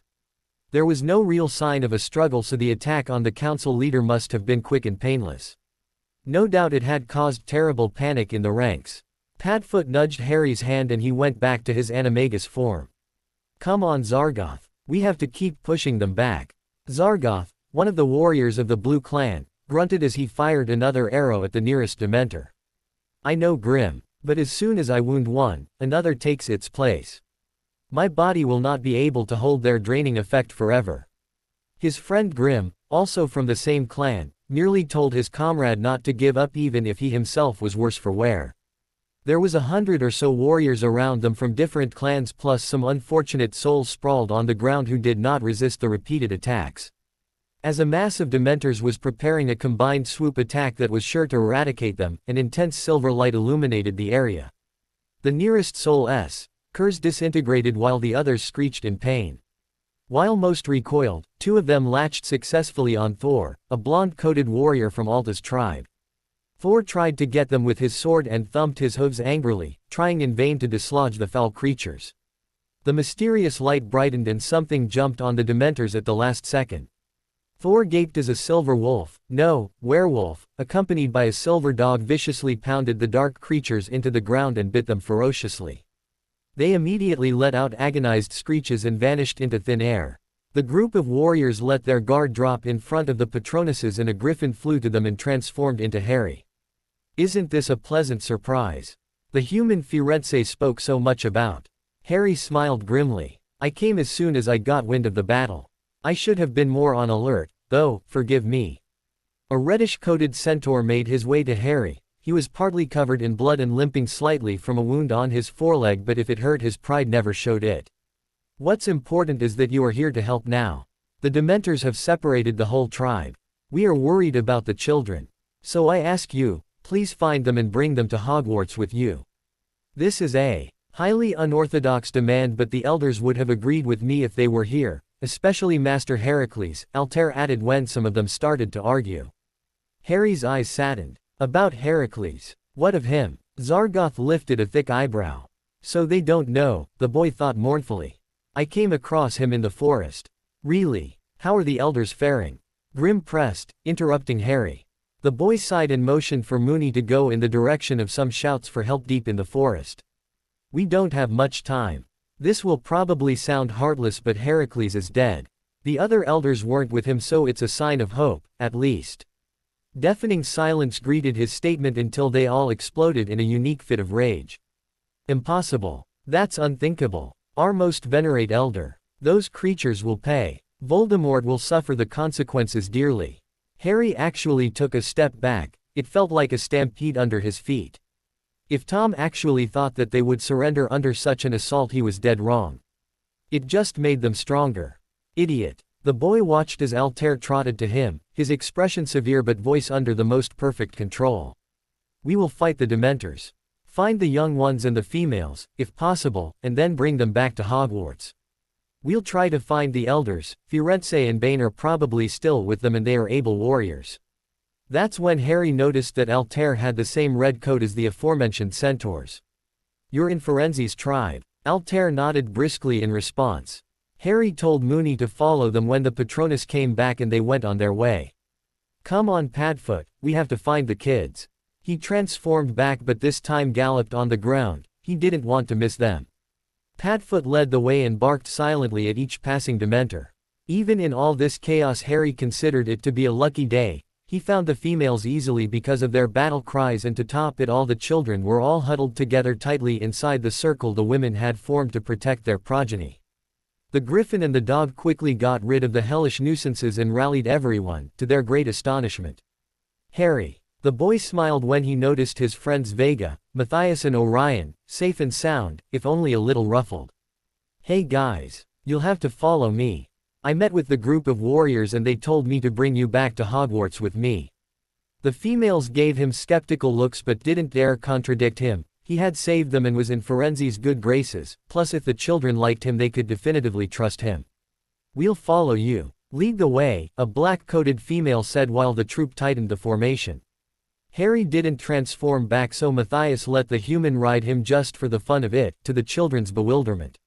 She, the female who had spoken earlier, walked in strides beside Matthias while keeping a close eye on everyone.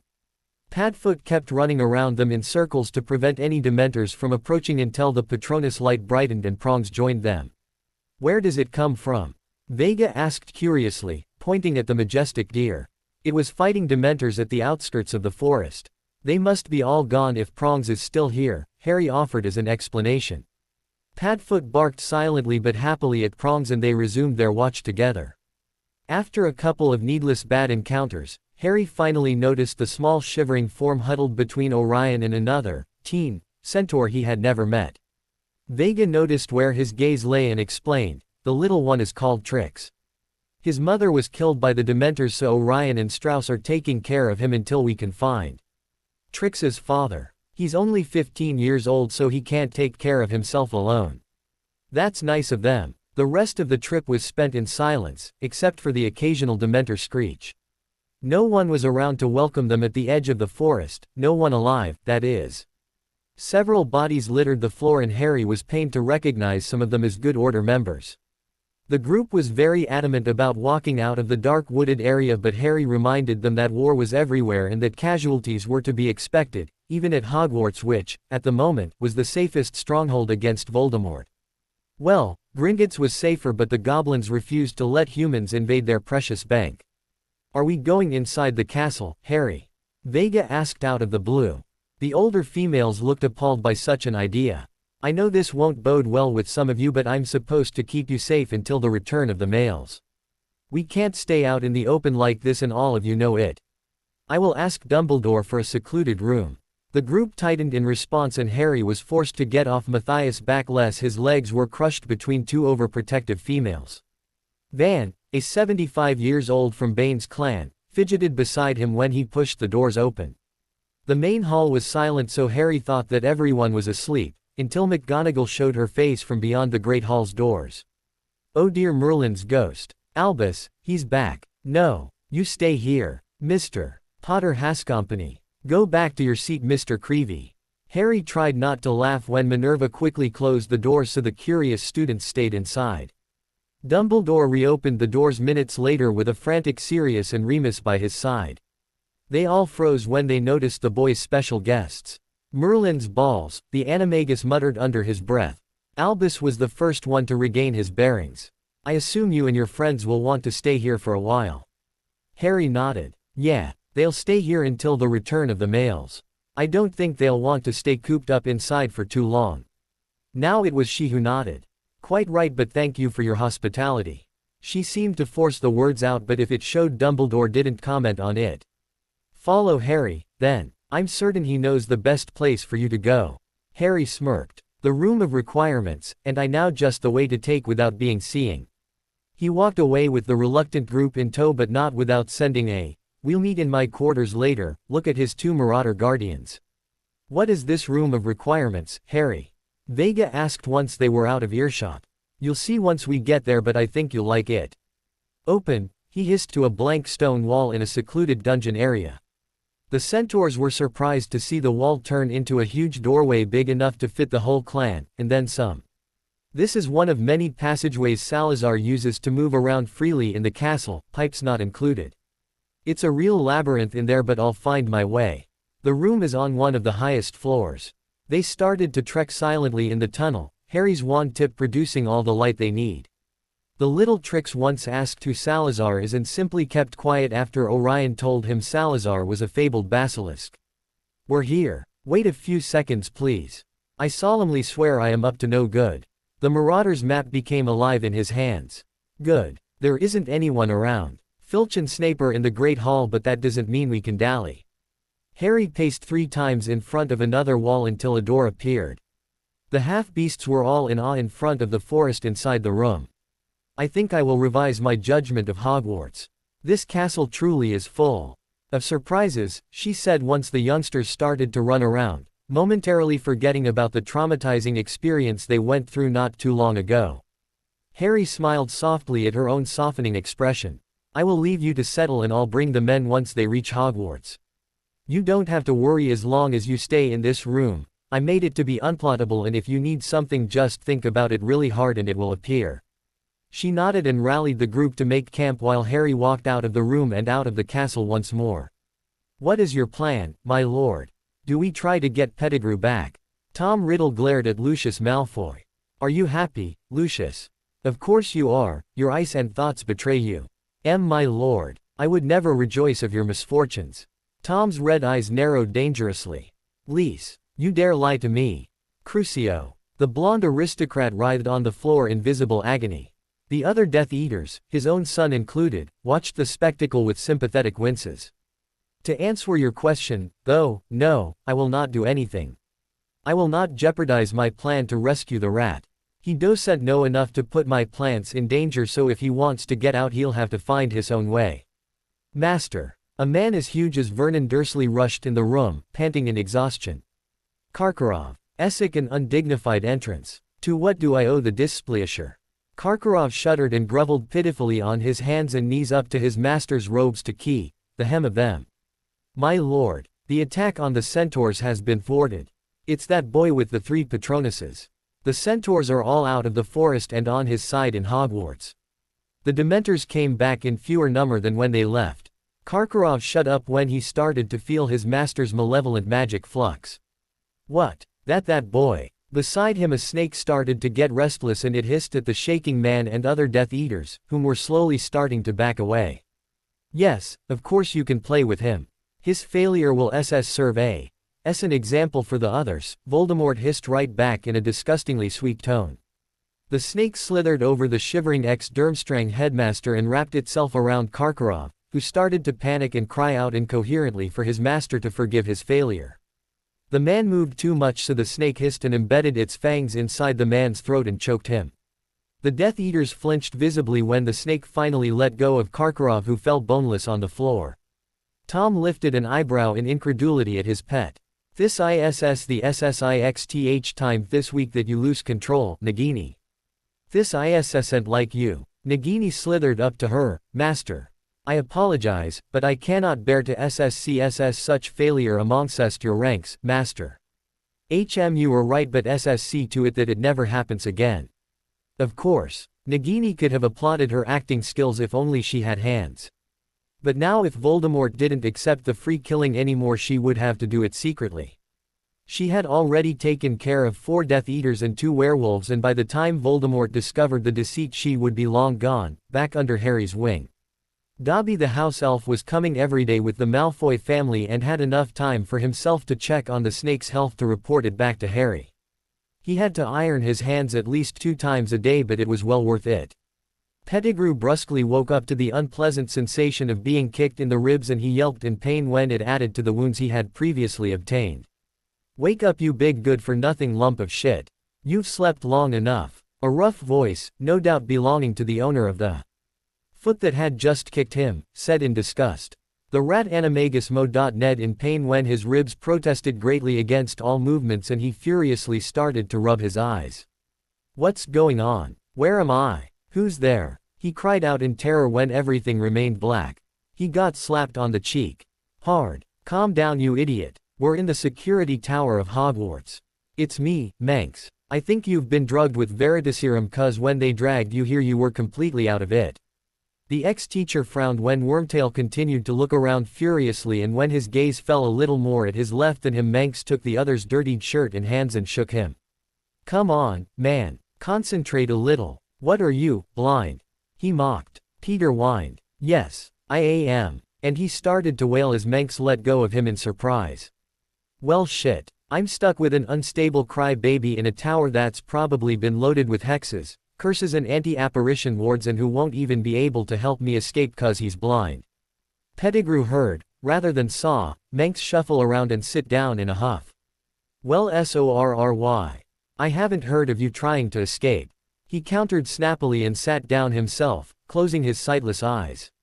He snapped them open seconds later and started to wail again. What now? Magnus Manx snapped. I can't transform. Wah triple A ah. Manx rolled his eyes and snorted. Idiot. I told you this tower was loaded with protection spells. Like they would let you transform and run away right under their noses now that they've got you. And stop wailing, the sound is deafening me and irritating the hippogriff guarding the cell.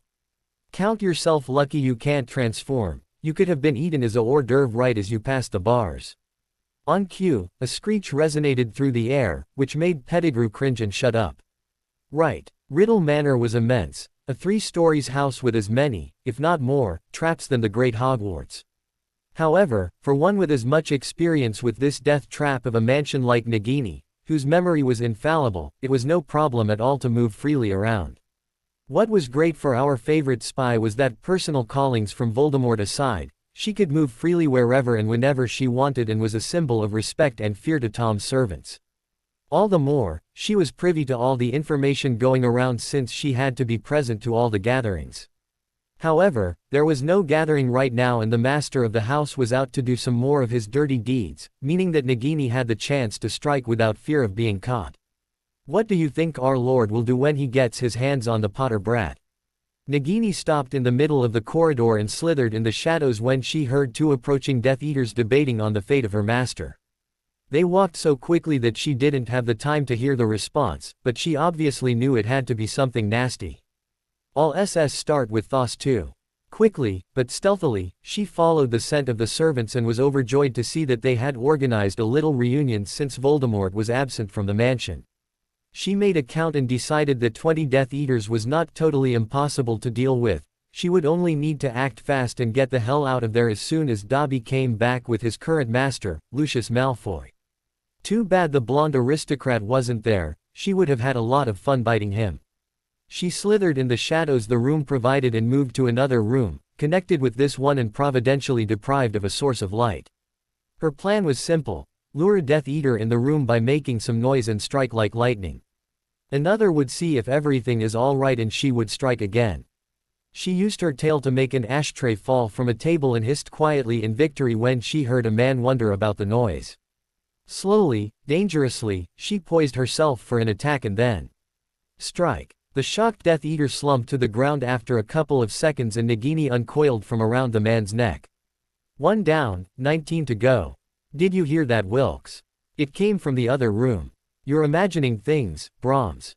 The sound of quiet footsteps echoed once again in Nagini's direction. I'm telling you I heard something. But there was no response from his comrade, except maybe a quiet scoff of indifference. Nagini attacked again as soon as the one called Brahms advanced in the shadows in which she had chosen to hide both herself and her first victim. This time she was more experienced and not a sound came out of the Death Eater's mouth when he slumped to the ground, even though it took him a little more time to die. Nagini's tongue tasted the air, her fangs, smeared with the man's blood, poking out dangerously from the gesture. This one was as a werewolf. S's stubborn creatures SS.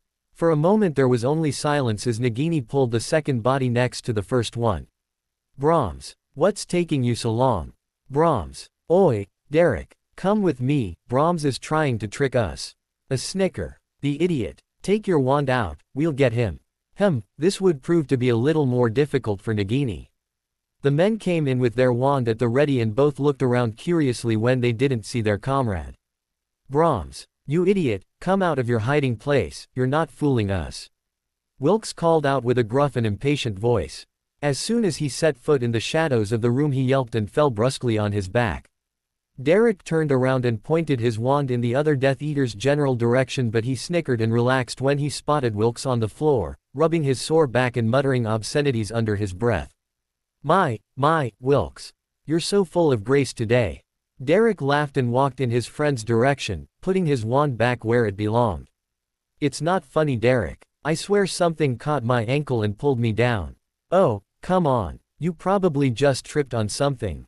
He tried to prove his point by stepping in the shadows, but his breath caught in his throat when he, too, felt something around his ankle and pull hard, making him land in the same painful position as Wilkes.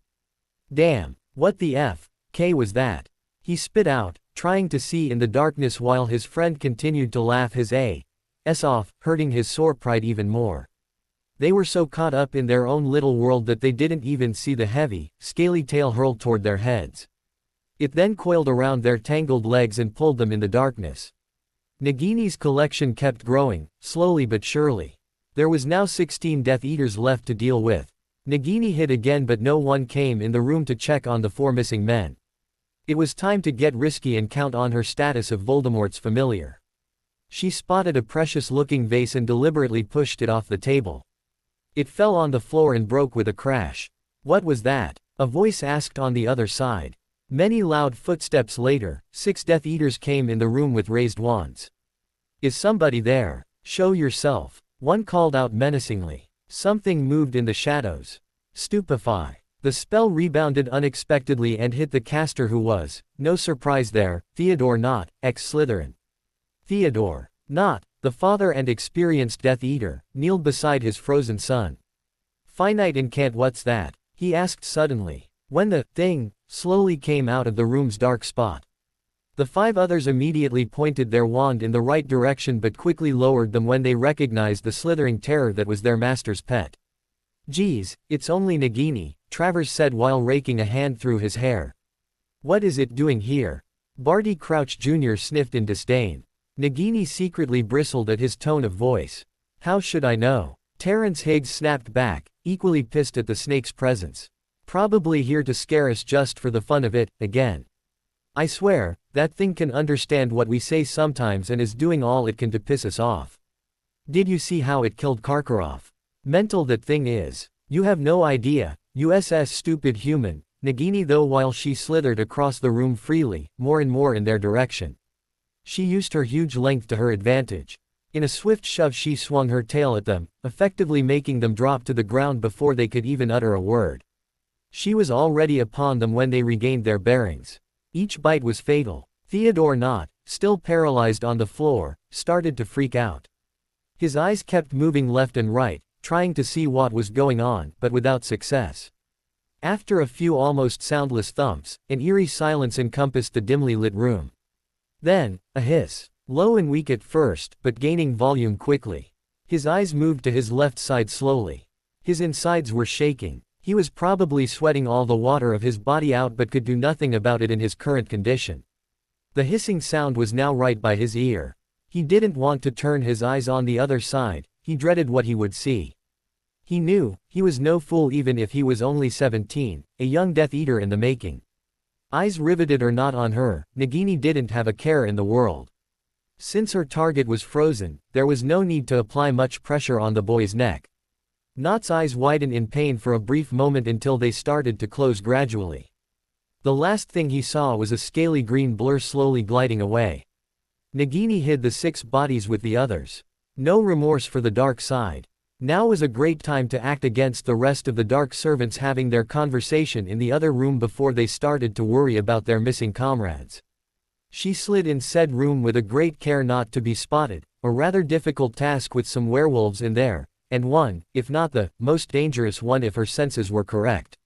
She waited until they were all away from the table which held the food and drinks and surreptitiously opened her mouth and let the poison leak out of her protruding fangs and into the food.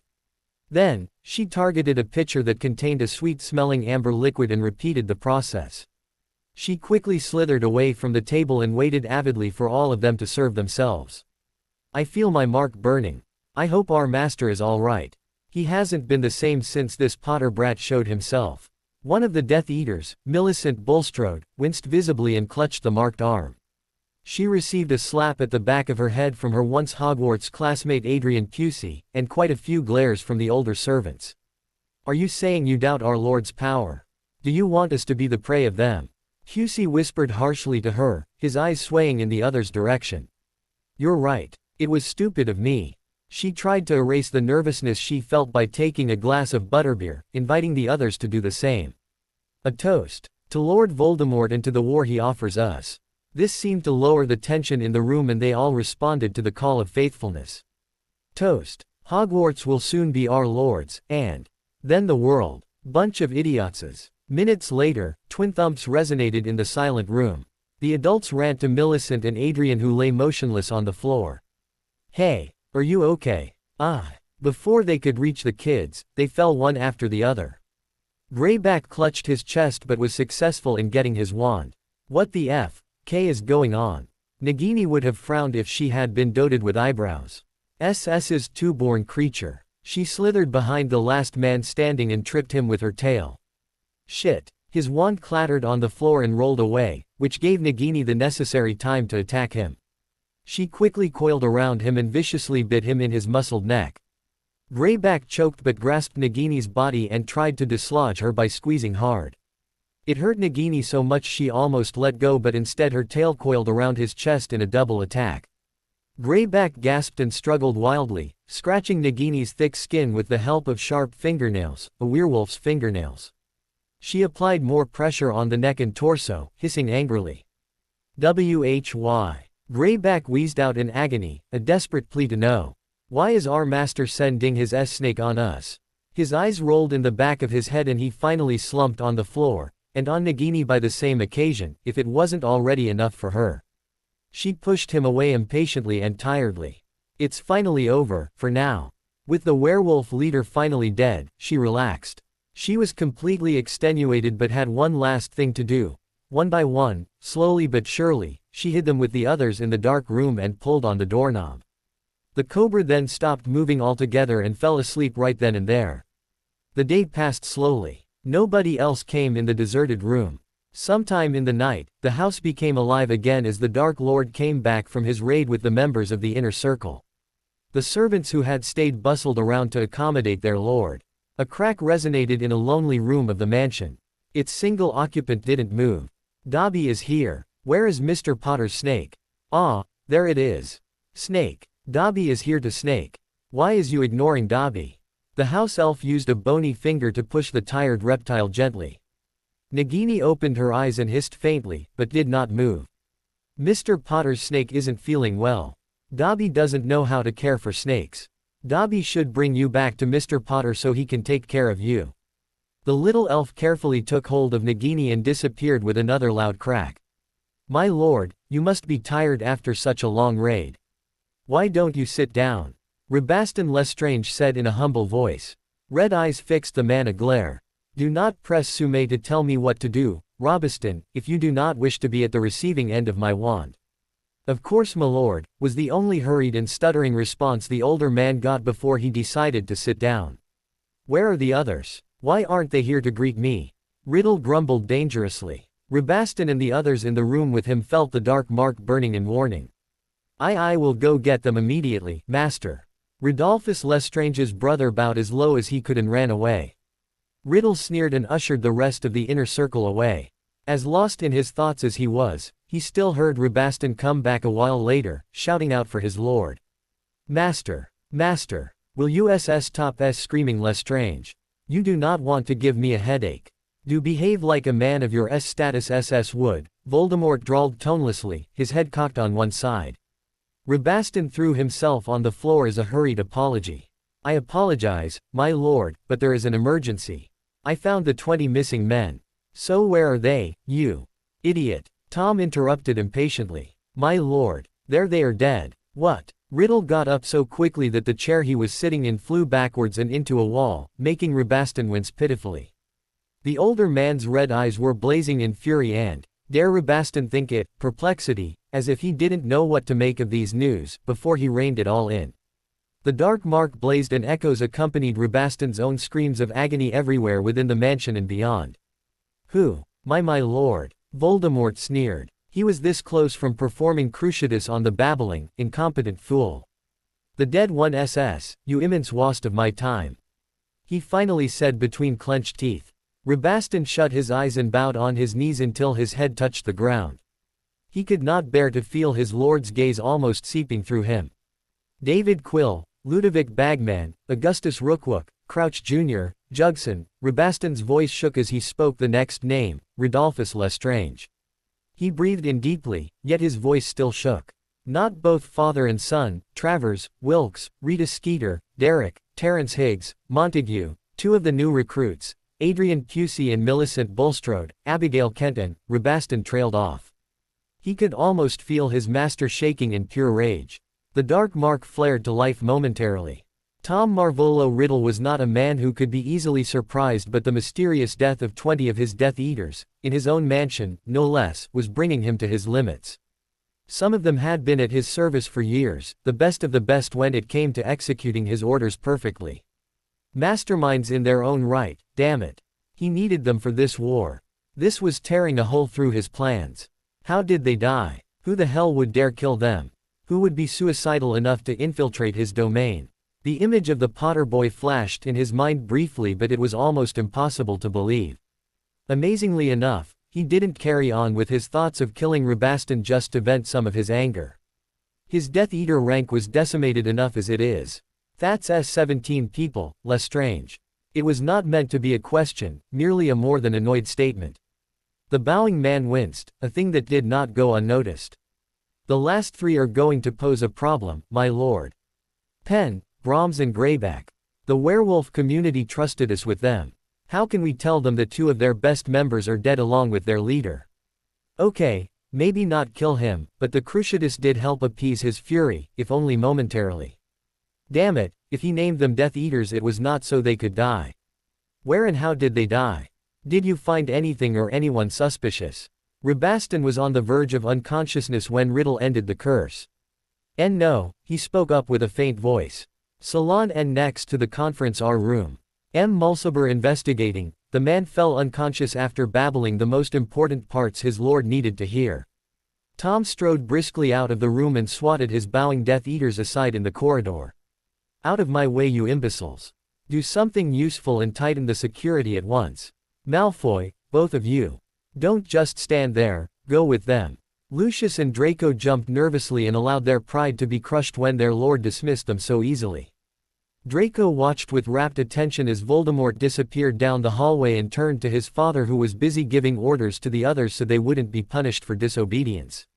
Father, what do you think happened? It must be grave if he's that agitated. I've never seen him so furious before, except when he learned of pot. Slap. The younger Malfoy held his now burning cheek with one hand and cowered in front of his father. You do not mention that name here. Have you forgotten what I have thought you, boy? You are but a new recruit here. You do not ask about our Lord's business, it is his alone to know. If he feels magnanimous he might tell us, but you do not try to meddle in his affairs. Do you understand? Lucius whispered harshly to his son, who nodded quickly in response.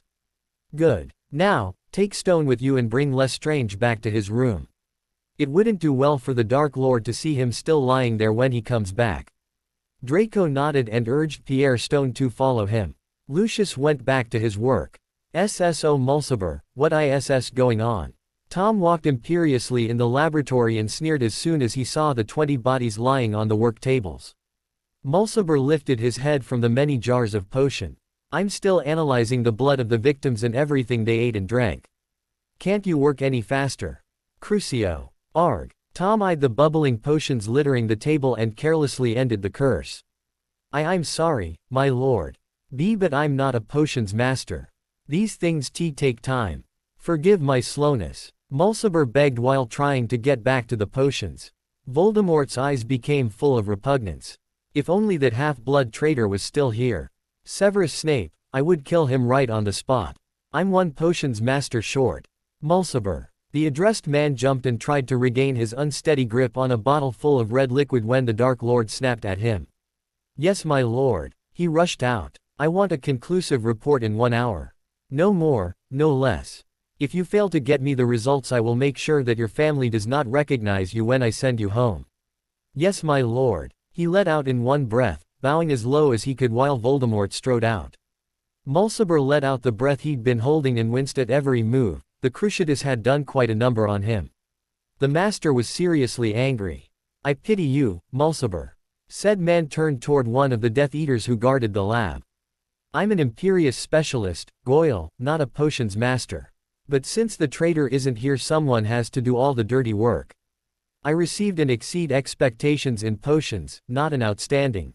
I can't work any faster than this and you are not helping. Go back to your post or the master will have my hide. He snapped, both out of anger and nervousness. Goyle, the father of Gregory Goyle, lifted an eyebrow stupidly and went back to guard duty. Mulciber turned to his work table again, muttering all the while. Stupid idiot. All muscles but not brains to back them up. What a waste of talent. I don't know how Malfoy can endure Crabbe and Goyle around him all the time. His son's got the same entourage, now that I think of it. My lord, we have tightened the security in and out of the mansion, as well as the posts outside Little Hangleton. The outer part of the Forbidden Forest is, unfortunately, inaccessible. Our ward experts told us that Dumbledore has most likely, with the help of the remaining Aurors, strengthened and lengthened the protective and anti-apparition wards around the school. David Hugh was killed when he tried to apparate in the forest and McNair didn't escape unscathed. Before we gave him a healing and then sleeping potion, he said that there were hundreds of spiders looming the area. We think they are acromantulas, one of many of the half-jontspets. Voldemort processed the information and waved at Lucius to get back to his rank without a word. Tempus. The time appeared in front of him as soon as he waved his wand. My lord. Right on time. Not bad, Mulciber. The man ran in the room, panting and clutching a vial in his hand. My lord, I have the results, but I don't think. I did not employ you to think, Mulciber. Now speak. Who is responsible for this carnage? Mulciber trembled and kneeled on the ground, refusing to look his master right in the eyes. He wasn't crazy, he knew what would happen when he told the results to Voldemort. Master, some of the bodies showed signs of strangulation, as if something had coiled around them tightly, breaking their air supply. I also noticed the bumps and fractured skulls as if something had stricken some of them with something hard. But not all people showed these signs, so I analyzed the victims' blood and the food they consumed. I made the tests many times and it always came out the same. I did not want to believe it, but then I checked the bodies and found the necessary proof: bite marks. Both the blood analysis and food analysis showed traces of venom. Snake venom. I apologize for my impudence, my lord, but the only snake we see every day around the mansion and shows signs of intelligence is yours. Tom's eyes widened, and then narrowed into dangerous slits. The magic in the air became tangible. Mulciber wanted to get sick, he could almost taste it and it sickened him. One could only take so much dark magic at the same time. The others kneeling behind him shivered. The Dark Lord began to hiss long and low. Nothing happened. The Death Eaters were normally in awe of such a talent, but now they just wanted to get out of there. The hissing made them feel uncomfortable. Very uncomfortable. The hissing soon became loud and clipped, threatening, murderous. Nothing. Voldemort's red eyes became almost black. The Death Eaters, for the first time ever, ran away without being ordered to. Something was going to happen. They had to get out of there. They didn't want to die. Voldemort either didn't see them run away in his rage or simply didn't care right now. A dark aura was unleashed. The room and everything in it disintegrated. Except for one person, who stood in the middle of the destruction. Do you think he'll come out soon? No. Not since the weird exuberant house elf brought his snake back from who knows where. It was in pretty bad shape too. Must have been pretty desperate to ask Hagrid for help. I resent that. I just hope she'll be alright. Harry is very attached to her. While Remus decided to stay in Harry's quarters until the boy found a way to help Nagini get better, Sirius, Alistair, Rosmerta and Hagrid answered the call of yet another order meeting. Apparently the Dark Lord had started rampaging around again and in greater intensity for no apparent reason. Maybe it had something to do with the fact that Nagini had been hurt, but who knew what went on in Harry's head when he sent his pet away on some unknown errand. Ah, Sirius, we were waiting for you to begin. Harry is not with you, isn't he? Albus Dumbledore asked, looking behind the animagus and trying to find a mop of unruly black hair, without success. Sirius shook his head negatively and sat down. The headmaster's office was a little crowded and Fox thrilled an annoyed note when Alistair shooed it away to transfigure its perch into a chair. The phoenix burst away in flames as an obvious means of teleportation, seeking tranquility elsewhere. He's still in his quarters with Remus, trying to find a way to heal his snake. I don't think he'll show up anytime soon, Rosmerta answered in serious stance while sitting down herself beside McGavin. Where are Kingsley, Frank and Alice? I decided it was for the best they stay in the Great Hall and teach some defense to the children, following Mr. Potter's advice. Are you certain he won't be showing up? Albus pressed again, looking more than a little miffed that Harry was absent for his first official, in their case anyway, order of the Phoenix meeting. He plopped a lemo drop in his mouth and sagged in his chair slightly when all Sirius did was shrug nonchalantly. Albus, can we start? If Potter doesn't feel like coming, I don't see why we would have to drag him here, Snape said with impatience. He was fidgeting in his chair and sometimes gripping his left arm in alarm. The Dark Lord isn't taking his sweet time and stopping for tea and biscuits here, you know. We need a plan of action. I know Severus, but I was counting on Mr. Potter to show up today, especially since Voldemort has started his activity again. I think Harry had something in mind to tip the balance of the war, but to make sure I have to talk to him. Sirius, did he tell you anything? Sirius' eyes widened slightly and he shook his head. Oh no, I'm not going there. I made a promise not to tell anything and I'm not even sure everything worked for him. All I really know is that he asked the centaurs for help, but I don't know if they said yes or no. Voldy attacking might have made them change their minds, he muttered to himself. Minerva sighed. I followed Albus' directions and tried to get into the room of requirements earlier today, but the door didn't appear. I don't think they want us to intrude in their lives. The people in the office started to talk at the same time, some badmouthing the centaurs for not wanting to help. We accepted them here where it's safe and they don't even want to repay us for our generosity. Actually, Sirius interrupted, throwing the evil eye at Auror Edge, it's more Harry who offered hospitality. We simply let him do as he wished. Don't try to take credit for what my godson did, Marcus. Shut up, Black. If you hadn't discovered that this boy was your precious godson, you wouldn't have taken his side so rapidly. Edge batted his lashes at the word precious and then sneered and hit the table with his fist afterwards in frustration and accusation. Sirius got up from his chair so fast it tumbled behind him. What's that? I'll let you know I trusted that boy even before we discovered who he truly was. So you can shove anything bad you have to say about him up your. Boys, sit down. Albus interfered brusquely. Siamara put Sirius' chair back up and he mumbled his thanks before sitting down in a huff and not looking at anyone. Honestly, Black, can't you act the least bit mature for 5 minutes? Snape drawled even if Dumbledore shot him a warning look from the corner of his eyes. Shut up, Snape. Sirius, please, and Severus, could you try not to get a rise out of Sirius every 5 minutes? This is no time for childish rivalry. Sirius smirked at Severus, who merely turned away from the animagus. Well, we'll have to start sometimes. Now, I know for a fact that we have the house elves on our side.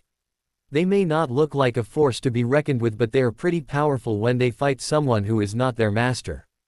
Elven magic is out of our jurisdiction, so it's not easy to deal with. Voldemort's men will have a great deal of difficulty dispelling their attacks. Albus, Professor Vector interrupted, what about the werewolves? Has Remus been able to make a deal with them? Unfortunately no, and that may cause a serious problem. Fenrir Greyback is at the head of their troops and we all know, Remus the First, how bloodthirsty he is. If Harry had known that Dobby would come back with a severely injured Nagini, maybe he would have thought more carefully about sending her to Riddle Manor before actually doing it. Now he was paying the price. Seeing his familiar in this state made him feel twice as guilty as before, and the headache he was now sporting made him cranky. Dobby had immediately gone back to Malfoy's side not to arouse suspicion even more, and he had put Nagini on his warm bedcovers as soon as he saw what state she was in. He tried to wake her up but nothing worked. He had even begged Hagrid and Poppy to heal the nasty-looking claw-shaped wounds on her back. The Medi-Witch did look a little appalled after his request, Harry recalled, and said that she healed humans, not animals. Though, before she went back to the infirmary, she did voice her opinion about the wound looking a lot like werewolf claw marks, helping Harry and Hagrid find the cause of Nagini's unresponsiveness. Hagrid had gone to his hut to get some healing salve. It was for magical creatures, but they did try it anyway, Harry saying that Nagini had seen and been under her fair share of magic. Apparently it worked to some degree because the wound slowly but surely closed, but Nagini had yet to wake up. A house elf tapped on the entry portrait and, since Harry didn't want to give up his place beside his familiar, it was Sirius who answered the door. Master Black, sir. Master Dumbledore said that masters were invited to his office for a meeting. The house elf squeaked before disappearing in a puff of smoke. Sirius closed the door momentarily and looked at everyone inside Harry's quarters. Looks like we're invited for an order meeting. I heard that Voldy was starting to get impatient once again. I think this is the big one, guys. Dumbledore must be sweating right now. The others nodded and lined up to walk out the door. The animagus gazed at his unmoving godson. You coming, Harry? The green-eyed boy shook his head negatively. Sirius and Remus shared a look and the werewolf mouthed, I'll join you later. I'll stay with him for now. Sirius nodded and sent him a grateful look before they all walked out, Hagrid bending in half so he could pass without hitting his head on the doorway.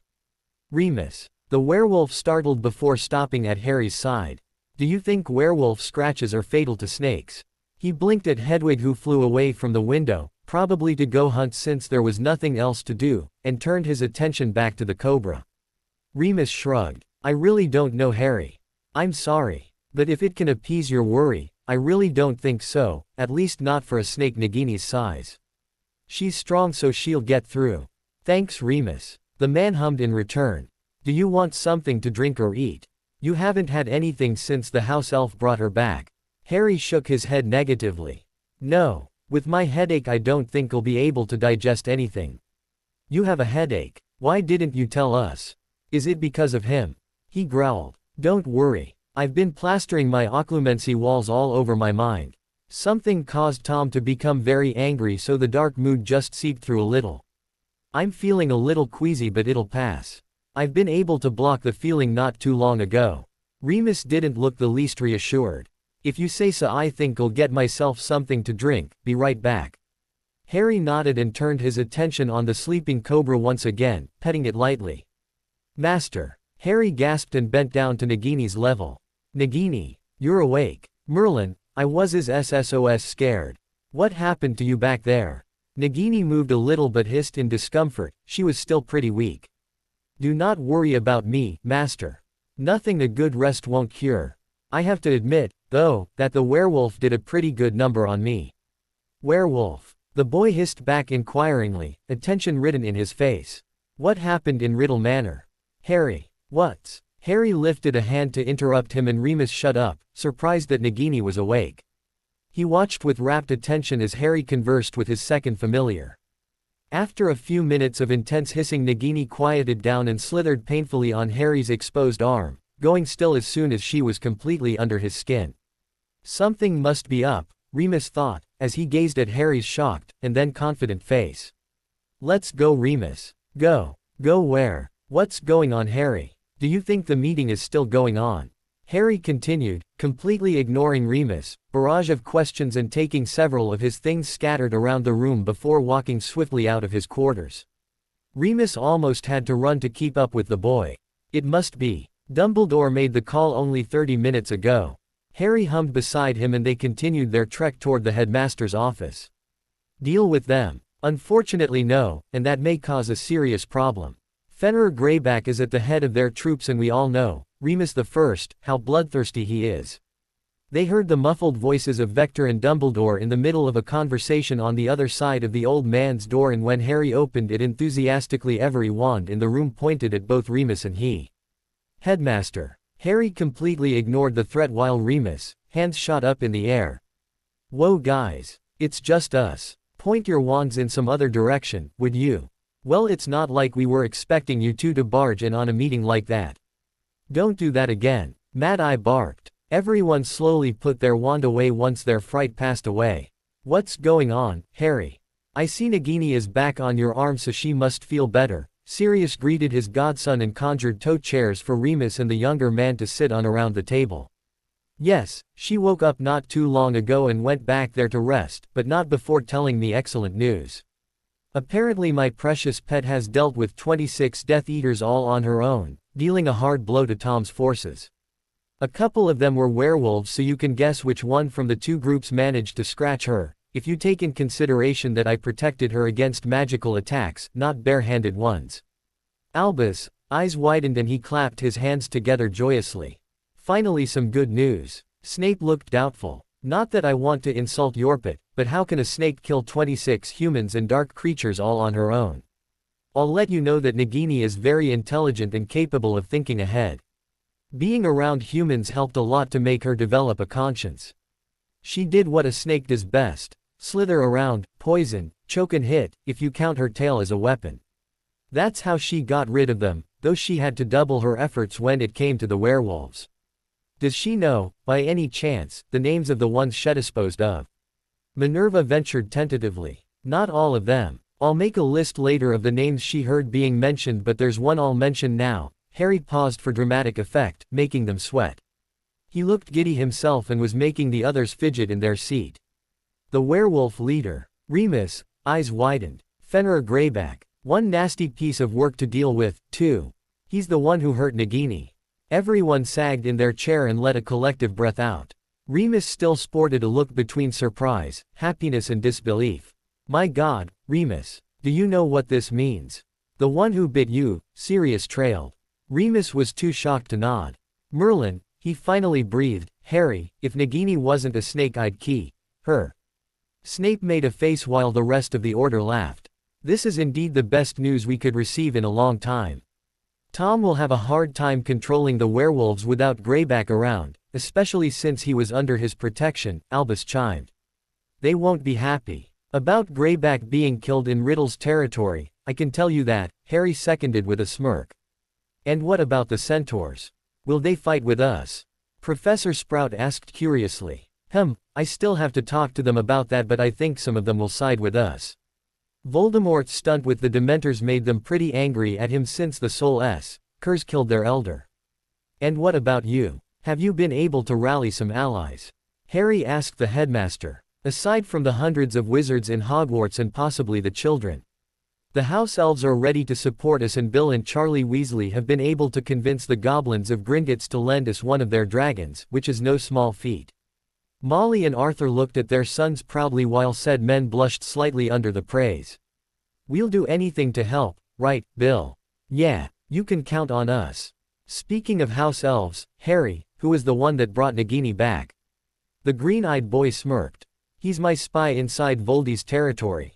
Actually, I also knew him in my old world. Dobby is Malfoy's servant, but don't go badmouthing him. He hates Malfoy to death. The only thing keeping him there is the contract between servant and master. Picture Sirius' relation with Creature and you'll be able to see the general idea. Sirius shuddered at the name of his mother's detestable house elf. Sure, he's a little exuberant, but he's damn loyal to people he cares about. Harry's eyes clouded over as he thought about his Dobby's heroic accomplishments as well as his enthusiasm each time he went into the kitchen to visit him or give him a gift. He was tiring but oh so lovable nonetheless. Sirius and Remus shared a knowing look and the golden-eyed man put a comforting hand on Harry's back. The others, who didn't know of Harry's detailed past, simply looked on questioningly with the feeling of being powerless in the matter. Rosmerta and Ciamara also gazed at each other shortly before they both smiled softly. I'm certain he was a great friend. He must still be here, Rosmerta spoke softly, the flying instructor nodding her assent. Harry blinked slowly and looked at them both, sending them their smile back. Yeah, he was great and he still is. I'm happy I got to know him too in this world. He just didn't mention the fact that Dobby almost killed him a couple of times in his second year. Dobby's protectiveness bordered the limits of obsession and probably insanity, though he would never say it out loud. I think I'll go see the centaurs, I'll see you guys later. Harry. Wait, Sirius called out, but the boy was already out the door. Luckily for Harry, the door of the room of requirement immediately opened for him. Only a few of the council members were there to greet him, though, the rest of the 5 clans hiding in the lush forest. Ah, Harry. We were beginning to wonder when you would come to us, Firenze spoke up, the rest finally paying attention to him instead of talking quietly to each other. Yes, I apologize for my lateness, but Nagini was hurt yesterday and she was in need of medical attention. I see. I hope the one who hurt her is now suffering the price. Oh, he's dead all right. The centaur nodded. We were waiting for you to know what to do. We cannot possibly win this war alone. We are resistant to most magic, but I fear that these Dementors will be the death of us if they gang up on us like they did the last time. We are still mourning the loss of Master Heracles, Firenze spoke softly. Bane's hoofs hit the ground in a show of anger. Tell us what to do and we will make him pay. The centaur forces are at your disposition. He barked while the others nodded confidently, faces set in stone. The tension could be easily felt. They were ready to fight to the death to avenge their leader. I'm honored that you decided to join forces with us, but not to sound rude of anything, Bane. I never pictured you as the type to join a human's side so quickly. Bane snorted. In my eyes you are the only worthy human to fight side by side with. So it's only natural that Firenze will be the one to continue the negotiations with the old man, being the only one who can tolerate him to a certain degree. We will continue to train the children old enough for this war. The females who are not expecting will also help. Alright, if that is what you wish. One last thing, do you know how Aragog is doing? Stratus, the leader of the Blue Clan, was the one who answered. He was faring well last time I heard of him. He and the rest of his family were actually enjoying a nice dinner. Harry snorted but his eyes held some malicious mirth. Death Eater a la cream. A nice choice on the menu. The leaders decided not to comment on his cruel sense of humor. Would it be best if I join you now? There is no time to spare. If you want us to help you we have to talk things through, Firenze spoke up, taking a few steps in Harry's direction. Of course. Let us be on our way, then. Wait, Alta spoke up, take Orion with you. He seems to be taken with you, young human. Perhaps, if he goes with you, he will restrain himself from spying on a private meeting next time. The blonde tribe leader questioned seemingly out of the blue, yet his gaze was straying toward the forest. He smirked when a flushed Orion walked out. Sorry. Firenze actually chuckled. There is no need to apologize. But let your curiosity remain as it is, not turn into an obsession. Come, young Orion. Thank you for this privilege, Master Firenze. I will try my best not to be a bother. The blonde centaur trotted towards Harry and smiled eagerly. Harry shook his head but his eyes held some mirth at his friend's enthusiasm. You won't be a bother. Just be careful and stay near us. Some wizards, even from the light side, still have some difficulty accepting human and non-human relations and treaties. They may not attack you directly but you will recognize the signs by their body language. I understand. I am still wary of the human race. Do not misinterpret my eagerness. I only want to see how a war is prepared and actually, I kind of admire you. Harry blinked and reddened, but did not boast.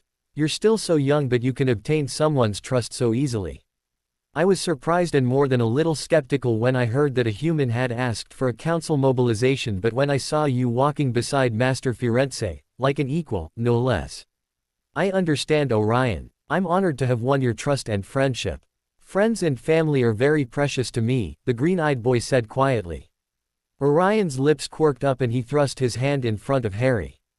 Then let us shake hands, my friend. Let's win this war together. Harry nodded confidently and smirked. Yeah, we'll win this. Unbeknownst to the two males shaking hand, the group of elders smiled and nodded to each other. This is the beginning of a great alliance, Bane spoke up softly, things are looking up. We have the hope and passion of the future generation on our side. The trek to the Great Hall was made in silence. Orion was too busy staring at everything around him and the students they passed in the corridors were busy staring at Orion, who didn't seem to notice them or care. Harry kept to himself while thinking about a plan of action that would ensure their victory. His feet lead them automatically to the Great Hall and Orion nudged Harry when they stopped in front of the doors. So, what now? They could hear voices on the other side, probably students practicing their spell work. We hope that everything goes well. Just stay beside me if you don't feel comfortable in the presence of so many humans. Orion nodded in understanding and Harry pushed the heavy doors open. Hundreds or so of heads swiveled in their direction in curiosity until the teachers and Aurors present called the kids' attention back to their duty. Some adults stiffened at the sight of the centaur walking in the room beside Harry as would an equal but no aggressive behavior was noted other than blatant disregard of the magical creature. Better that than name-calling, Harry deadpanned. Dumbledore must have told them about the centaurs being present in the castle. Ron and Hermione waved at Harry, as well as Colin and his friends but their attention was called back stiffly by Severus who was, to his great misfortune, trying to teach them the Patronus charm without success, it seemed. Hey Harry. The green-eyed boy and Orion turned towards Sirius who waved for them to come near the teacher's table.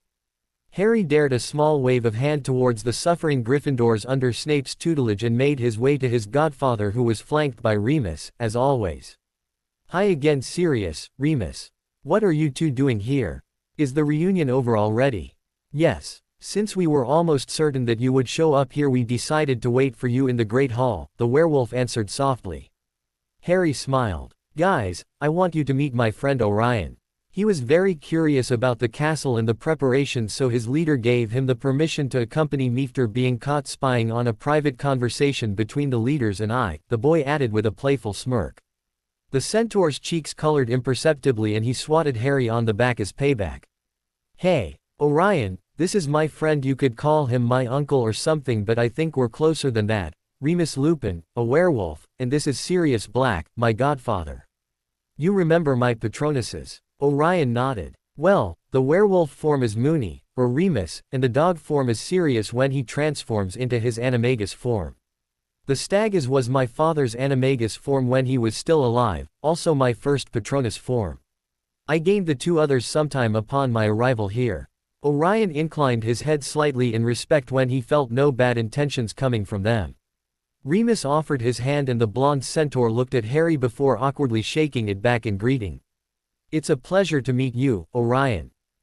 Thank you, Mr.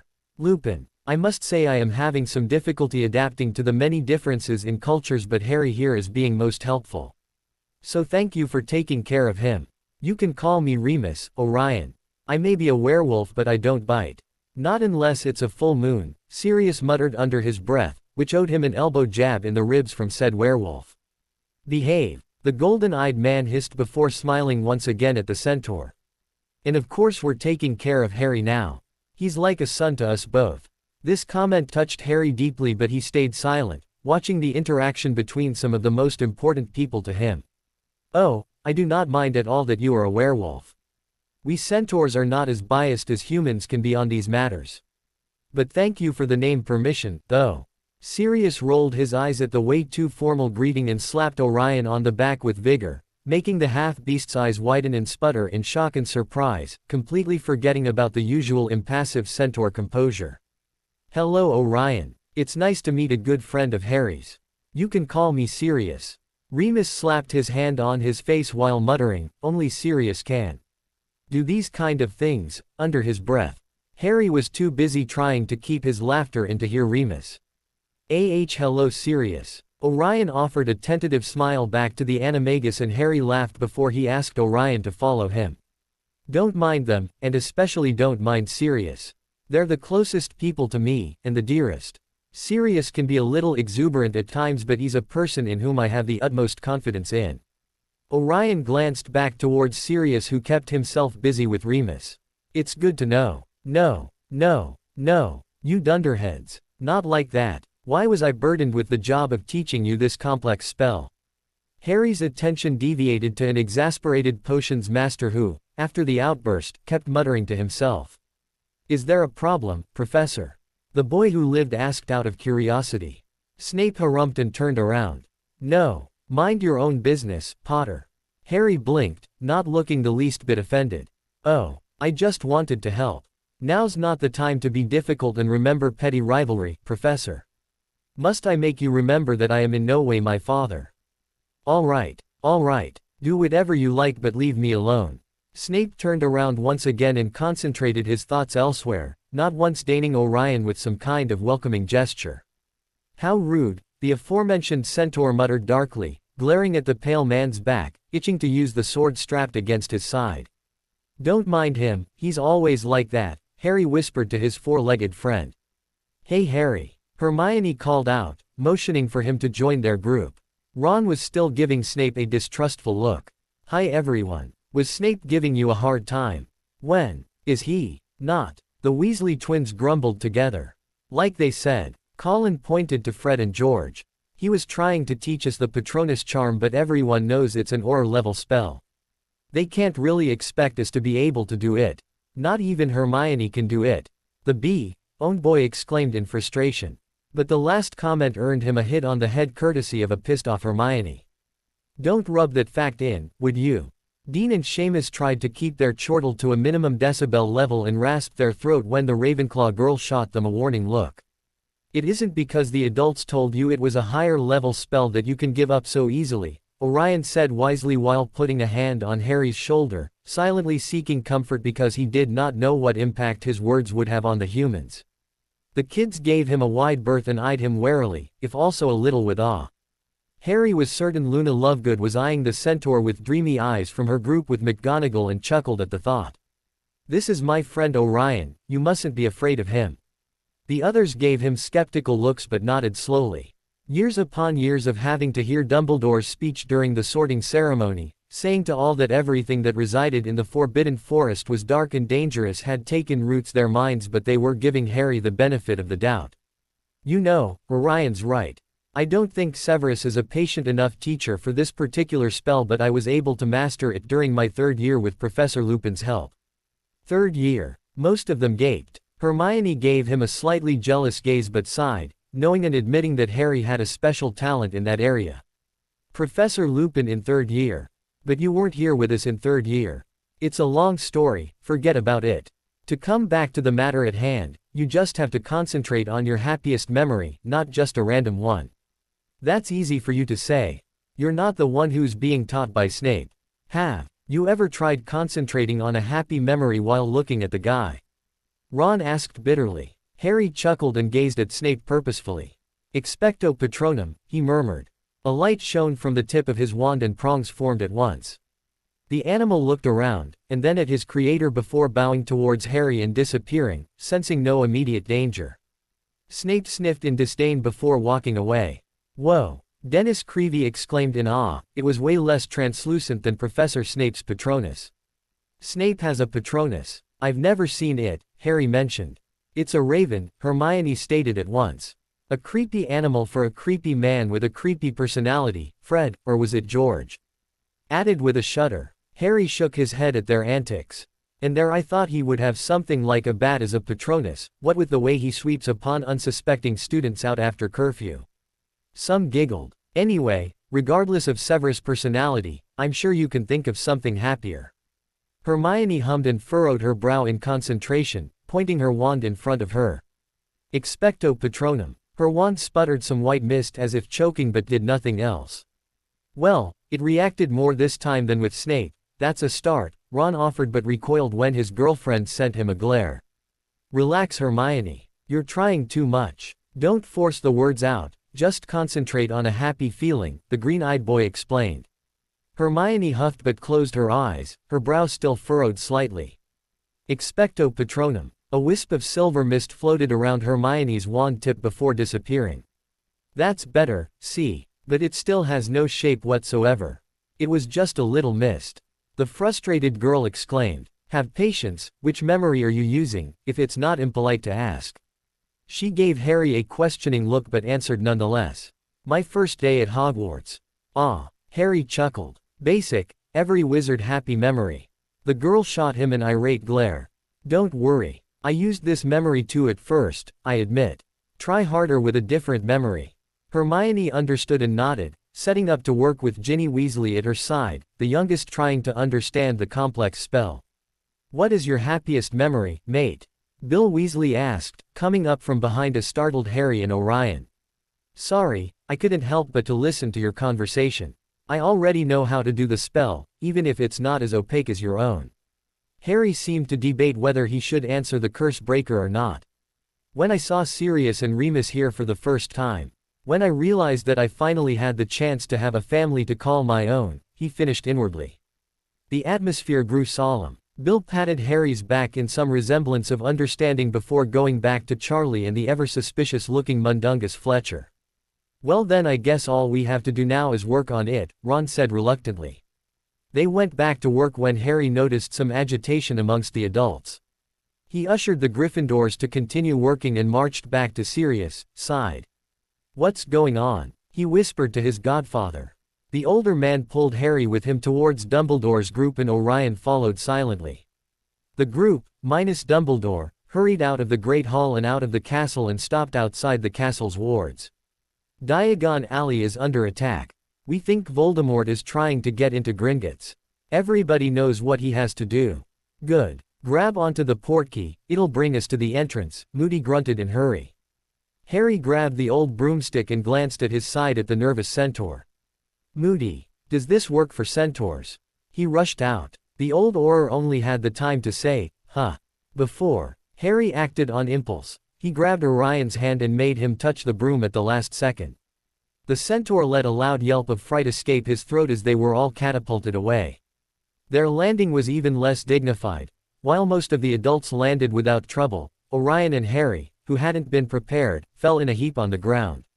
"I hate portkeys," the green-eyed boy deadpanned while slowly getting up. Orion was still gasping but was able to get up after much fumbling. What was that? It was a portkey. It enables a person to be transported to another intended destination. Or non-intended if you count my 4th year. Bad memories sprouted in his mind. Moody stomped to them. Orion put his hand on the hilt of his sword warily. "Potter, what were you thinking?" he hissed. Nobody tested portkeys with centaurs before. Orion's eyes widened and he swatted Harry on the shoulder when said boy only shrugged. "Well, now we know that it works." Alistair was about to open his mouth again but Kingsley shook his head and motioned towards the middle of the street. They hid quickly. "Death Eaters," Bill whispered venomously. "Wands were drawn out. And Dementors aren't far," Harry added darkly while clutching his head after reducing his mental shield. "We may not see them but I feel them. They're coming." His mother's faint screams were immediately muffled when he used his occlumency but he kept his wand at the ready. It could only do so much to block the mind against Dementors. "What should we do?" Arthur asked with a slight tremor in his voice. "With Albus staying at Hogwarts I fear we won't have enough power to make them retreat." Sirius snorted rudely, earning himself a glare from Remus. "We have Harry with us and we're not to be underestimated either. And whoever said we wanted to make them retreat? We don't push away, we make prisoners and we get rid of them, that's all. The less we have to deal with the less the people at Hogwarts will have to deal with them." "That's all good but what do we do now?" Moody stayed quiet and grumbled to himself before he gazed at Harry reluctantly. "Potter, is your snake able to spy?" Harry stared at him with an "Are you kidding me?" look. Moody waved his hand. "Not like that, Potter. I'm just asking if it's well enough to spy after what happened to it. She should be able to do the job, as long as it's not life-threatening." The man grumbled, not wanting to admit that he actually needed the snake's help. "I want her to look how many Death Eaters there are so we can evaluate our forces and decide on a strategy." Harry looked at him strangely. "But can't your eye see more? Not with all those fires and this black smoke around." Harry looked around. Truly, Diagon Alley had seen better days. The Death Eaters had destroyed a lot of shops and put fire to them. Since this is a magical world, magical items that caught on fire started to emit thick black magical flames. Harry knew that some of those items had even exploded because, from what he could see, the broom shop had no more front side. He dared not think about the potions shop or what would have happened if Ollivander had left the wands in his shop. Luckily everyone had evacuated Diagon Alley but the Death Eaters surely were going to have some fun in the darkest parts of the place. After taking a good look at the place he extended his arm and murmured in Parseltongue. The mark on his left arm flared to life and Nagini slowly slithered down his arm. She let Harry reduce her size considerably while listening to what she had to do. "Are you certain you are all right?" "Of course. It won't take long, just wait here." It took some minutes before Nagini came back, unharmed. She relayed the information to Harry, who relayed it to the group. The boy nullified the shrinking spell on his familiar and she went back to her usual resting place, though ready to spring to life if need be. "Everyone knows what to do. Let's go." They advanced with stealth, slowly gaining terrain and getting near their goal. According to Nagini, a group of 20 or so Death Eaters was holding their position in front of Gringotts but didn't make any more moves to get in. This baffled some people of Moody's group but Harry knew quite well that Gringotts' defenses weren't to be taken lightly. The sign at the entrance wasn't there for nothing and the goblins had surely barricaded the doors with their own magic. The green-eyed boy frowned when they stopped advancing, far enough not to be seen but close enough to attack with precise effectiveness. Orion hid behind a partially destroyed and still fuming wall. "What are they waiting for?" Charlie murmured inquisitively, narrowing his eyes at the sight of the stalling Death Eaters. Moody was about to order them to move out and attack while they were distracted when Voldemort's servants became deathly still and quiet. A visible tension was felt and Harry thought for a moment that they had been discovered but it became clear that the silence had more something to do with respect and deference than hatred. "Shit, who are they?" Kingsley mumbled in distress. "This is getting out of hand." Surely, another yet smaller group of cloaked men appeared seemingly out of nowhere and joined the Death Eaters. It didn't look like they wanted to interact with the servants too much and stayed a couple of meters away, almost blending in the shadows. The day was beginning to fade away, painting the sky a bright crimson color. Blood red. They were so covered up that Harry couldn't even see their faces. They were entirely clothed from head, to fingers, to toe. Nobody spoke up out of the two groups. They seemed to be waiting for something in eager edginess.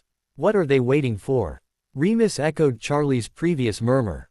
The man's fingers were slowly stroking the wand he held in a protective grip out of nervousness. Something is wrong with this new group, Orion muttered to Harry, giving his friend a worried look at the same time. He was itching to paw the ground in what?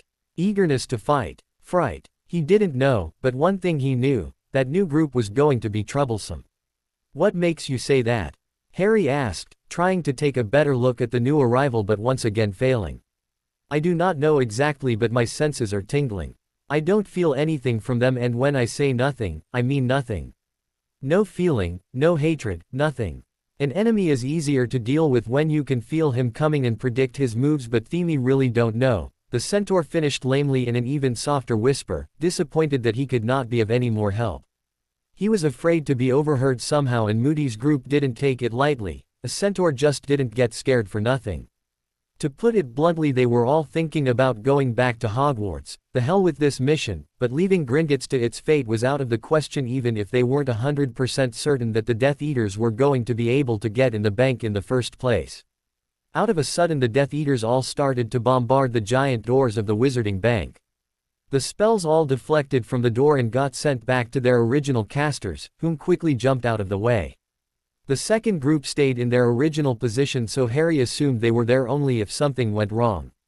The Death Eaters formed a tight group again and started to chant something softly, all pointing their wands together. Harry and the rest stiffened. We have to act now.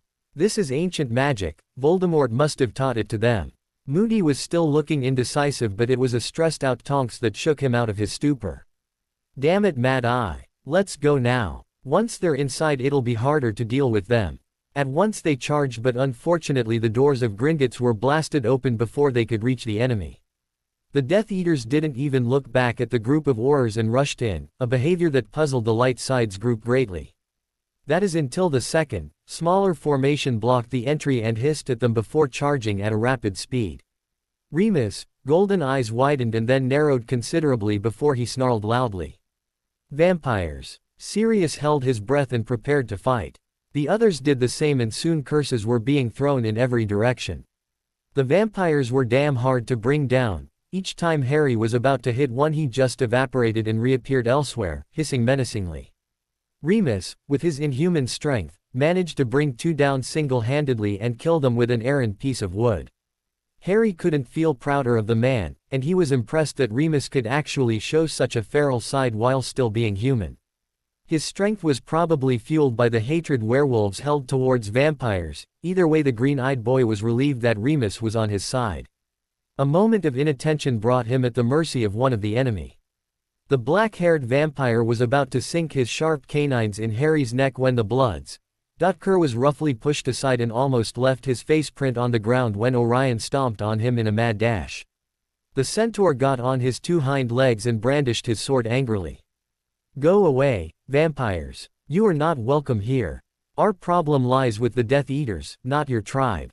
Let us pass or feel the consequences. Harry couldn't be more thankful to have Orion with him today, and Remus and Sirius let out the breath they'd been holding. While they were distracted, Harry motioned for Charlie to come with him towards Gringotts. After a quick nod to the group and a mouthed, "We'll join you later," from Sirius, Harry and Charlie quickly made their way inside the bank. They vaguely heard the battle restarting, and Charlie was about to go back when Harry quickly caught his arm and propelled the older redhead forward. Harry, they're vampires. We can't let them fight these monsters alone. I have faith in them and in Orion not to get bitten. Right now we have to access the Pillar of Gringotts before the Death Eaters get their hands on it. I'll need you to help repel them. That's why I chose you to come with me, Harry whispered softly, stopping at each corner to make sure they weren't being overheard or spied upon. Me? Charlie gave the boy a look of incredulity before he tuned his voice down after a warning gaze from Harry. Why the heck do you need me for? The redhead whispered, aghast.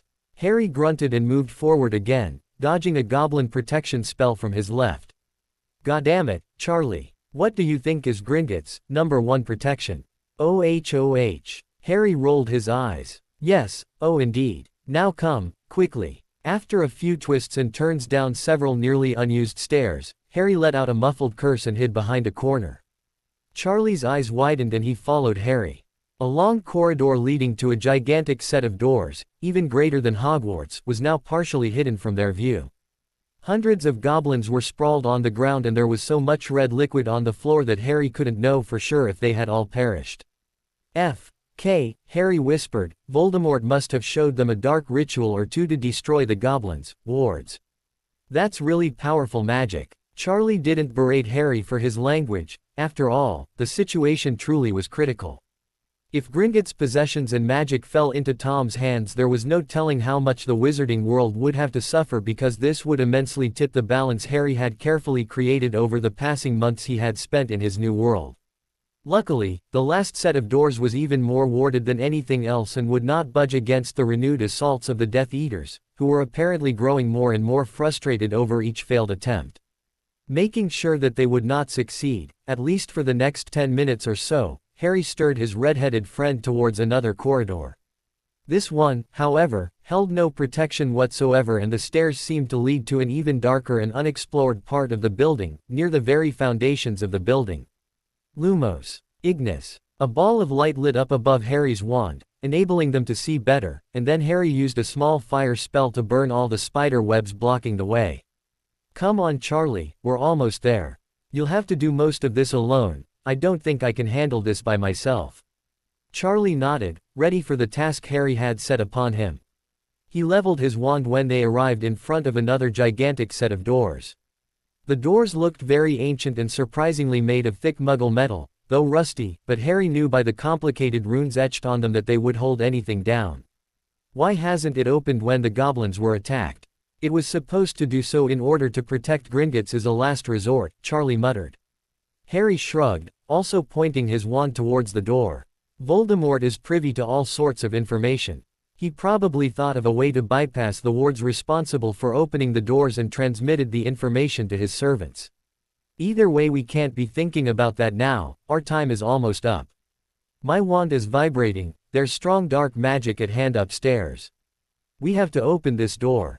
Are you ready? This could be dangerous since it isn't the triggered wards that will open the doors. Charlie nodded, his lips tightly pressed together. Yes, do it. Harry concentrated on the door and started to chant under his breath. The double set of doors shook dangerously, the protection spell sizzled, and a great roar made the floor tremble in warning. Charlie dared a look towards Harry. The younger boy had closed his eyes and a look of utter concentration was etched on his face. His wand was glowing fiercely, and when Harry uttered the last syllables of the enchantment, the protection spell broke free under the tremendous magic assault of the boy's wand. The door opened slowly and about midway clanged open to make way for a gigantic clawed and scaly paw. The roar that followed was so deafening that Harry and Charlie ducked aside and created a protection bubble around their bodies. Thick smoke slowly filled the place as the rest of the body belonging to the scaly leg finally stomped through the rest of the doorway. Humans danger. Free kill. Harry's eyes widened as he understood bits and pieces of what the dangerous magical beast was saying. But why didn't I understand the Hungarian horntail in my 4th year? Is it because of the increase in my magical abilities? Possible, but I can't seem to understand it completely, probably because it's only partly in the reptilian family. He didn't have more time to ponder on the possibilities, though, when Charlie began to do his job. With a well-aimed spell, Harry didn't recognize Charlie slowly subdued the dragon in front of them. Of course Charlie knew these spells. His job was to work with dragons, to capture and subdue them. This one was probably more tamed and trained than the wild ones, though, because only one person normally stood no chance whatsoever after shooting some spell over a dragon. That's good, Charlie murmured, making sure he didn't make any sudden movements to rile up the animal more than it probably already was. It recognizes me as one of its caretakers. But it looks shaken up, as if it doesn't know what to do since the alert hasn't been triggered and it was forced out. I can't maintain this spell forever and it'll go on a rampage if I let it free. It will only listen to goblin language, I can't speak that. The redhead whispered, lost as to how to act. Harry winced. Let me try something. I don't know if it'll help or worsen things though, but it's better than nothing. Dragon, listen to me. Charlie jumped slightly when Harry started to speak in Parseltongue. The dragon quickly turned its head towards Harry and smoke flew out when it opened its jaws to growl at Harry menacingly. Are you certain of what you're doing? Charlie asked nervously. Sweat was starting to pour down his forehead. No, but I understood it partially when it came out, so my guess is that it can also partially understand me. Here goes nothing. There are Death Eaters near the Trias Surrey, Gringotts ISSS under attack and the goblins and their defenses have been pierced. You have to deal with them before it's too late. The dragon probably mistook what Harry said because it roared greatly and tried to chomp Harry down with a quick snap of its jaws. It was unsuccessful, though, because Harry rolled out of the way after shoving Charlie aside. It was about to attack again when Nagini suddenly uncoiled from Harry's arm and hissed a warning. This triggered another hissing fit from somewhere around the room, but this kind of low and dangerous hiss made even Charlie pale in fright. He turned his head around frantically searching for the unknown source of the sound and started to panic when he saw nothing out of the ordinary. But the hissing grew louder and the dragon actually recoiled and calmed down, showing no more sign of wanting to attack Harry. Said boy's eyebrow twitched at some tone of hissing or another but did not talk in Parseltongue again. He merely pointed towards the staircase in a commanding gesture and the dragon roared and literally flew in the Death Eater's direction. What the hell happened? Charlie's legs stopped supporting him and he fell on his knees. Harry didn't say anything. He merely chuckled at his familiar still hissing and spitting dangerously around his arm and put his hand on Nagini's head to calm her. Essic language, dear. It ISSS not becoming from SS someone of your SS stature. But I do appreciate the thought. I abhor dragons. Great BSSTSSS they are, I admit, but hybrids SS who do not even fully understand the noble SS snake tongue. Sevagus. Primitive S. Ancient being SSS with no more brain than a peacock. The rest of her hissing fit was muffled by a chuckling Harry who put his hand more securely around her muzzle, ignoring Charlie's creeped out look. Their attention was brought back by another roar and screams of terror coming from the chamber upstairs. Nagini held tight as Harry and Charlie both sprung into action and ran towards the sounds, wands at the ready. Sirius cursed out loud, figuratively and literally, as a vampire breezed past him. Forgetting about his wand for a moment, he hit the vampire with his bare fist, which earned him a vicious screech in return and a swipe of claw in his direction. Black hissed as the claws reached his arm and he momentarily transformed into his grim-like dog counterpart to sink his sharp teeth into the vampire's leg. The dark creature screeched again, and punched him so hard he let out a high-pitched whine and almost flew back a couple of meters. Damn, Sirius cussed when he transformed back, holding his throbbing ribs.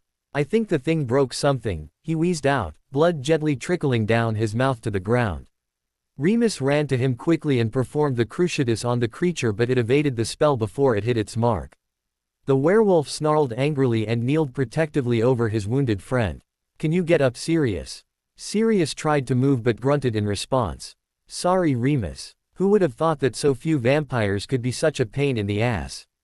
The animagus tried to alleviate the atmosphere and laughed weakly, and then Winston wrapped his arm around his ribcage area. They were not paying attention to their surroundings and he startled when Remus was viciously pulled out of Sirius' way and thrown aside. The vampire hissed in disgust at the werewolf and Sirius cried out when the creature descended upon Remus, jugular, clearly intending on killing his best friend. Remus. Goddammit. The animagus tried to move and point his wand in the vampire's direction, but another flew by and nearly punched Sirius on the face, if it wasn't for Tonks who hit the creature with a powerful stunner that flew mere millimeters past Sirius' nose and into the vampire. Unfortunately it didn't do a thing to it, if only anger it more. Sirius threw a dark look to his cousin, who shrugged her shoulders. Damn it, Nymphadora. You could have hit me with that. Sirius wheezed out with a glare, eyes narrowing in pain and disgust when more blood flowed through his parted lips. Well, so or RY. Ah, guys. Little help here. The arguing cousin's attention snapped back to poor Remus who was still on the ground, his hands tightly wrapped around the vampire's wrists to prevent a mortal bite. He snarled but was unable to fend it off and was scratched on the cheeks in an attempt to throw it off. Not 2 seconds later a sword pierced the dark creature and it immediately let go of Remus in order to nurse its bleeding stomach wound. Remus hastily got off the ground and rejoined Sirius, helping him get up and acting as a crutch. They threw a thankful look towards Orion and the centaur nodded at them with tight lips, brandishing his sword upwards again. But the remaining vampires didn't take the bait and opted to reassemble after making sure the others in the group were injured and tired enough as to not reciprocate as efficiently as they could. They flew upwards and landed on the top of a partially destroyed shop, not showing any more sign of wanting to attack. What are they doing? I don't like the looks of that. They all froze at the same time. Oh, just great, Sirius deadpanned when the surrounding flames were suddenly quenched and replaced by ice. The ill sensation of being powerless filled their hearts and they all braced themselves for the worst. Looks like Harry will have to deal with Gringotts alone with Charlie, the animagus said weakly, trying to stay awake despite the horrendous feeling in his gut and the increasing pain in his abdomen. Sirius, stay with us, Remus implored and prepared himself to use the Patronus charm while trying in vain to help his friend stay awake. Harry, the Dementors approached. Sirius fell unconscious. Remus held his precious friend tightly, ready to give his life for him, and letting go of his Patronus. Orion braced himself but fell on his two front knees seconds later as a wave of despair filled his sharp senses. The rest of the group huddled together and followed Remus' example by using their Patronuses. Their weakened state however did not permit them to use them to their full capacity. The vampires watched in glee. The Dementors fell down in one massive black swoop. And were all nearly burned to, well, death when a giant fireball literally flew in the sky in their direction, immediately disbanding them. The group grew into shock when a dragon, zoomed over their heads and caught the few remaining Dementors into its deadly jaw. The vampires screeched and were catapulted aside by one swipe of a spiked tail and died as soon as another fireball was thrown in their direction, eradicating what was left of Ollivander's wand shop and its surroundings. The angered reddish creature roared greatly when all sign of danger disappeared and flew freely in the dark sky, content to finally being able to stretch its wings completely without restraints. What the hell? Alistair rasped out in disbelief. Harry. Orion spotted his friend and muttered his name softly in relief. The group's gaze strayed from the great beast to Harry with difficulty, but they were happy to see that neither Charlie nor Harry was seriously injured. A lone goblin was standing wearily behind them, the worst looking of the three but still very much aware of what was going on around him. Charlie ran to his limping father and Harry joined Remus as soon as he spotted his unconscious godfather. Sirius. Remus, what happened to him? Remus grunted and let Harry help him support the animagus. It's not lethal for now, but we have to let Poppy treat him as soon as we get back.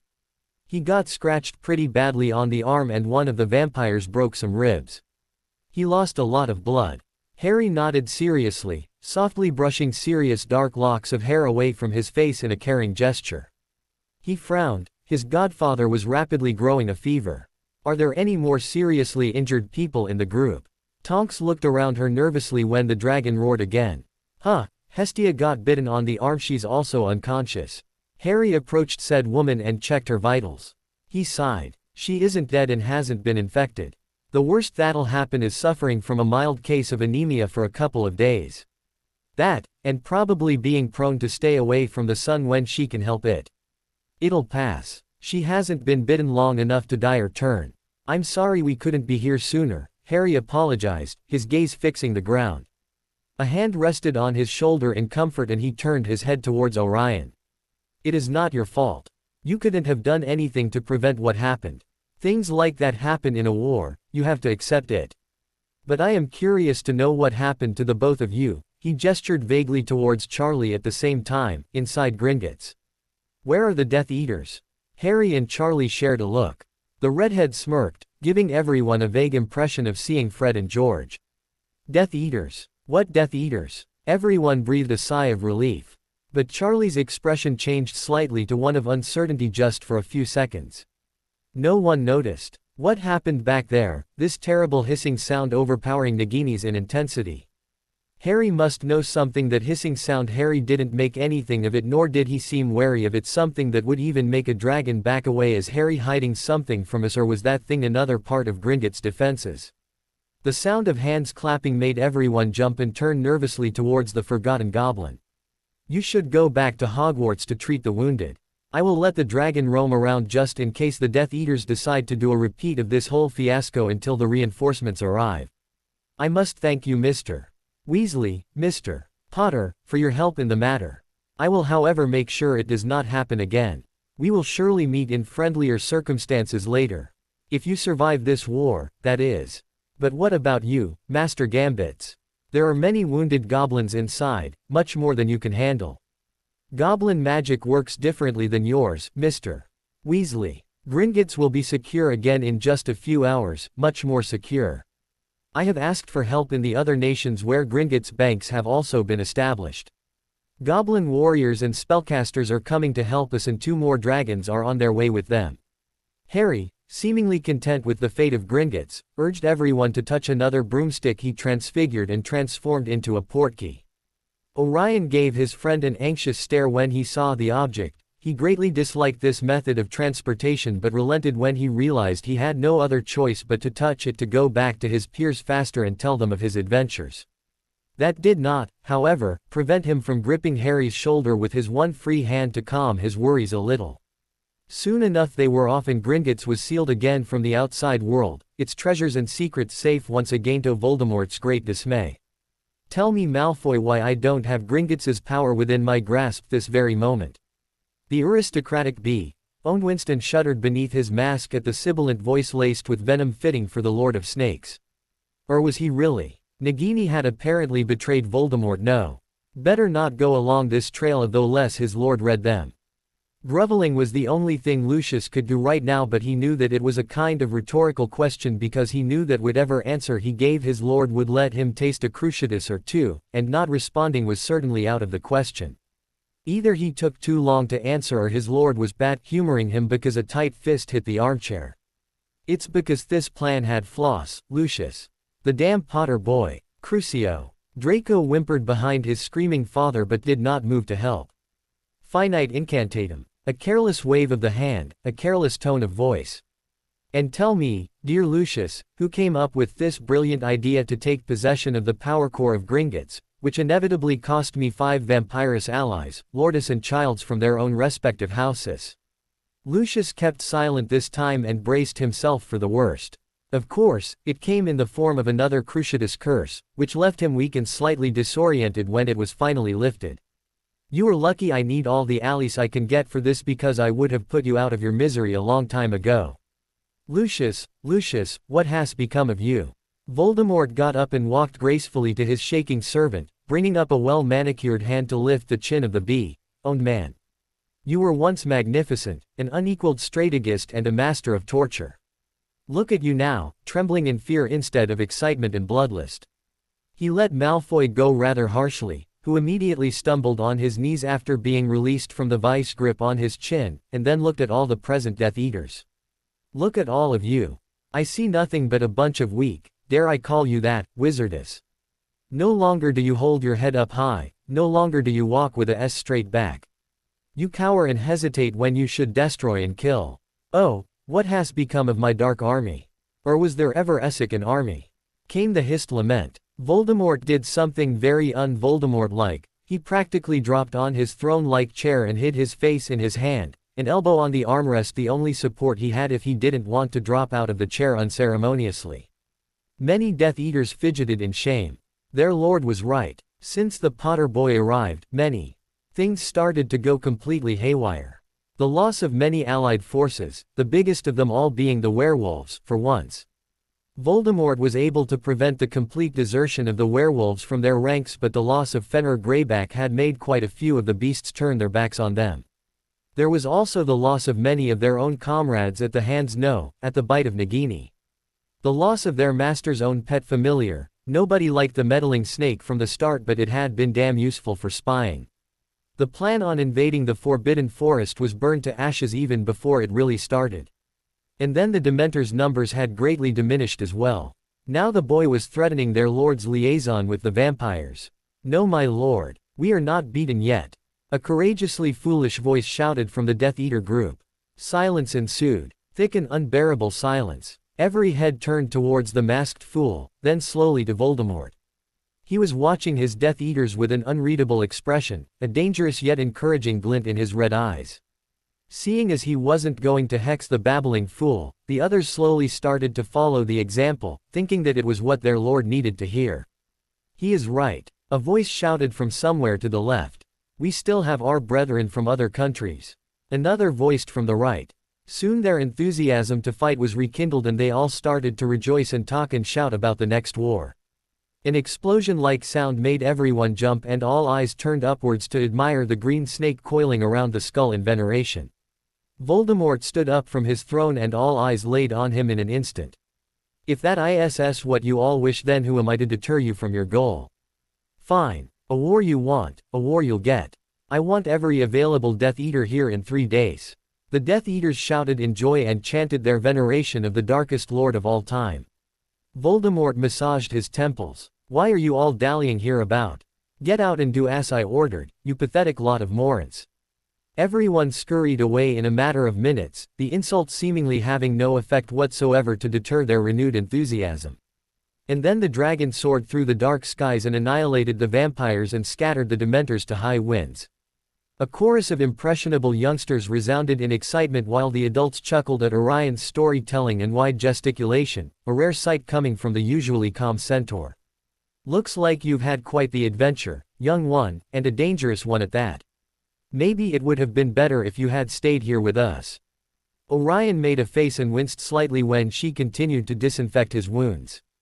The black female huffed elegantly. He is old enough to fight. He has been trained and you know that war is inevitable. It was only a matter of time before he was subjected to it. Then why were we not asked to participate? Matthias of the Red Clan asked with slight jealousy in his tone. Clearly he was upset that he missed the action and surely a chance to prove himself to his peers. Bane pounded the ground a couple of times. Do not be so hasty. You will get your chance to fight and surely you will not find it as pleasing as you think. Harry, who was standing beside the injured centaur, nodded to Bane's reasoning. Orion was just standing there at the right time, although he was spying upon us more than anything else. Orion's cheeks reddened slightly in embarrassment when the children tried to hide their laughter. And besides, Bane has a good point. You may be eager now but you'll regret it later when you're on the battlefield. This is nothing like your spars when you train. People die or are gravely injured, there's blood everywhere and screams and chaos. You don't know who your friends are or who your enemies are at times because there's so much noise and so many people around you that you just don't have the time to differentiate them all. And you constantly have to be on alert because you never know whether you'll live through it or not. And then there's the fact that you never know how many of your friends and family members will perish amongst the war heroes until you discover their bodies scattered about, their eyes open yet unseeing. Harry's voice became faint as he got lost in his own memories, his usually green eyes glazed over as he recalled his war's gruesome happenings. Matthias fidgeted, his sour mood completely vanishing to make way for uncertainty. The others kept quiet and averted their gaze from Harry as he gave off waves of anger, anguish and lonesomeness. Their empathy could not take this kind of emotions very well and it was with a heavy heart that Orion put a hand on Harry's shoulder gently to make him snap out of the horrors of his past. The boy blinked but did not say anything. Not even his eyes betrayed his feelings and he stepped away from the herd a little and walked to the door of the room of requirements. Harry. Orion started uncertainly only to be waved off by said boy. I want to see Sirius and Remus in the hospital wing and then I'm going to take a nap. I advise you to do the same. I'll see you all later. And with that he was gone.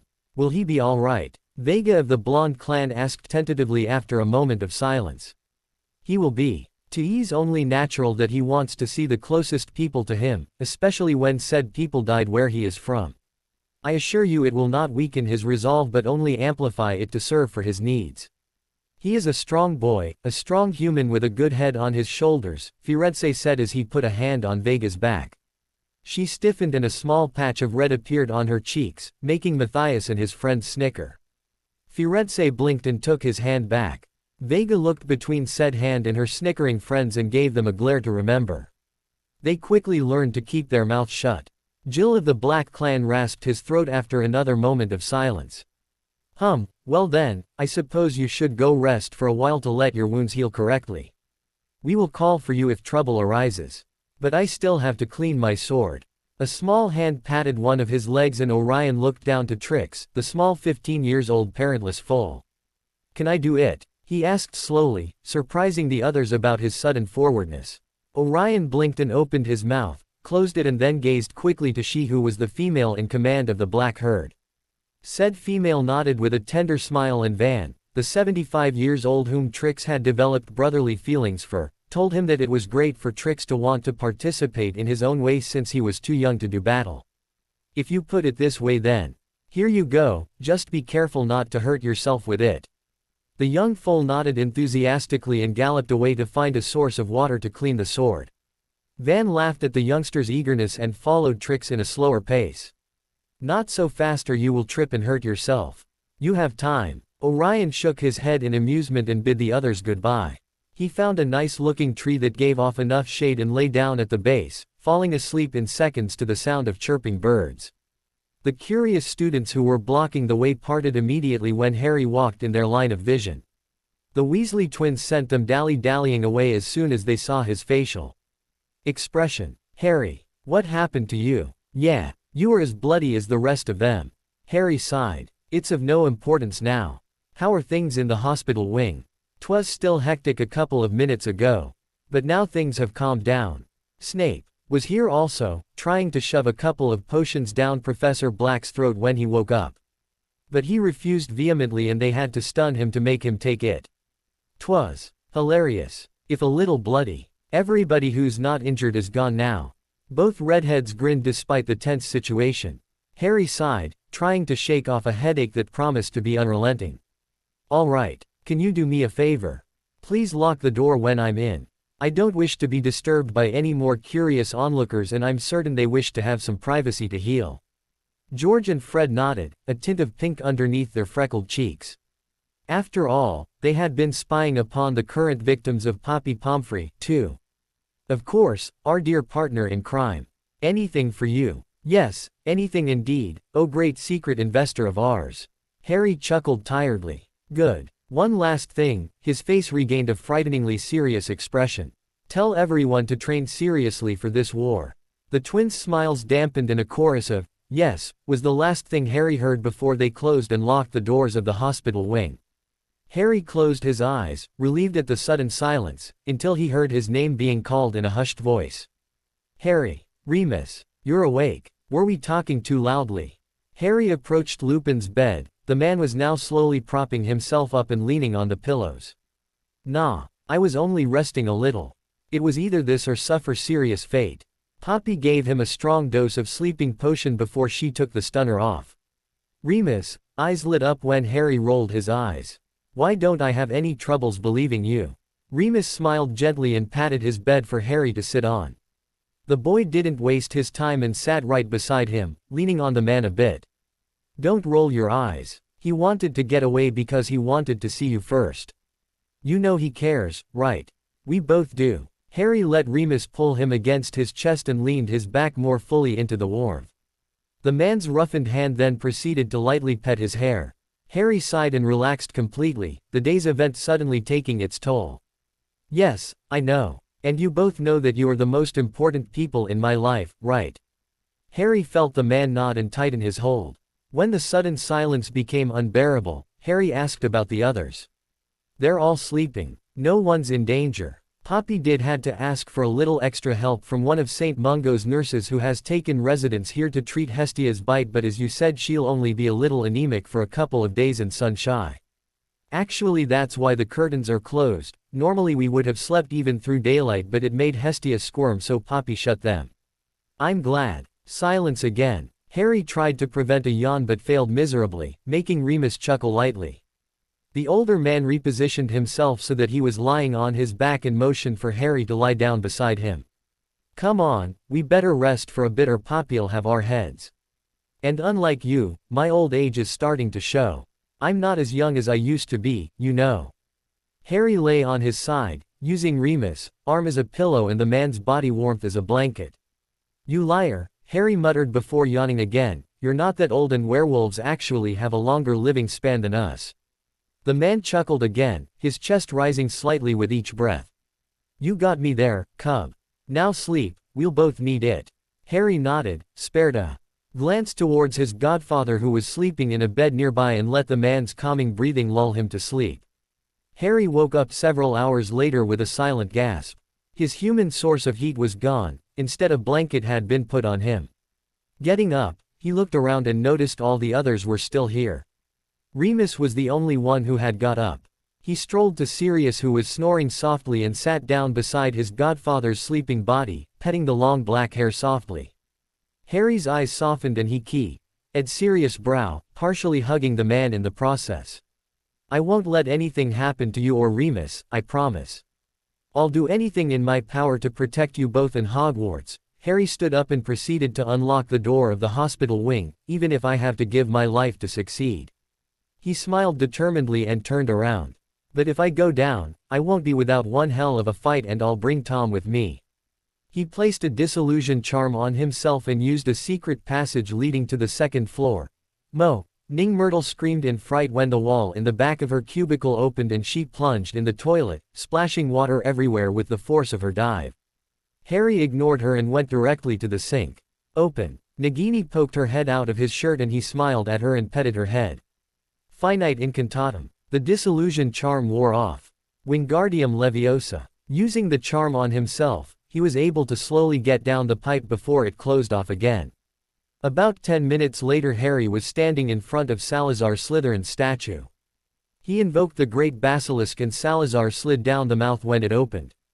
"Ah, Master Harry. I was beginning to wonder when you would come see me." "You look well," asked Nagini. Nagini bowed her thanks in a snake-like way, Harry imitating her. "We have you to thank for that, don't we? But how did you know where I was and how did you get there?" "Diagon Alley ISSS a long way from here," Harry hissed to his third companion, the first and second being Hedwig and Nagini respectively. His thoughts swiveled to his pet owl that must be waiting for him in his own quarters, but Harry was brought back to the living when Salazar spoke again. "I hope you did not think I slithered my way there out in the open. The only way I can travel with stealth is by tunnels. So if there are no tunnels, I create some. I have made many pathways underground since you have first come to see me. I can sprout out of the ground almost anywhere around the castle, making it useful for surprise attack SSS. As for Diagon Alley, I also followed you underground, creating the tunnel towards the direction I felt you. Think of it as a bond of some SS sort. I could not let you go so far without a major kind of protection." Harry put a hand on the basilisk's nose. "Well, I thank you for following me. I did not think there would be vampires outside, and without you Charlie and I would have been dragon food." Salazar scoffed and sprouted something unintelligible about dragons and their high and mighty attitude. Nagini agreed wholeheartedly, making Harry blink at the both of them and laugh out loud at their seriousness. "Salazar, it's good that you thought about the tunnels in advance. We'll need them now more than ever. Be prepared, I will summon you when it's time." The basilisk acquiesced and Harry bid it goodbye, going back to the surface by the same way he got down. As soon as the entryway closed, Fawkes appeared in a burst of fire. Harry extended his arm and the phoenix used it as a perch. "Hey Fawkes, is there an order meeting in Dumbledore's office?" The magical bird thrilled and negative. So I'm only being summoned by the headmaster. Can you make us apparate there?" Fawkes thrilled again and they disappeared in a burst of fire. Albus was king on a lemo. Drop when they reappeared. The old man offered Harry some, which he politely declined, and he refused to sit down. "Very well, Harry. I invoked you here because I wanted to know what happened in Gringotts. You and Charlie Weasley got out pretty much unscathed after having to face a dragon. I invited Mr. Weasley before you and he told me that there was something else below your feet that made the dragon calm down. The dear boy himself was pretty nervous when he told me this. To my knowledge there isn't anything else guarding Gringotts, so I was wondering if you knew something." Harry stayed calm under the watchful gaze of the headmaster and lifted an eyebrow when he felt a tendril of legilimency brushing against his very solid and unrelenting mental wall. Albus looked at him sheepishly and shrugged. "'Twas worth a try. But seriously, do you know something about what happened?" Harry sighed. "Whatever happened was beneficial and kept us alive, leave it at that. Now it's my turn to ask you something. Are the people here prepared for this war?" Harry's face darkened considerably. "Because we have 3 days." Albus, eyes widened. "Are you certain? How do you know this?" Harry shook his head. "I know. I just know. So, are we ready? The old man looked suddenly his age. I will tell the others to accelerate their training regiment. If you want to see Remus, he is currently in the Great Hall. Harry nodded. Do so, but let them sleep also.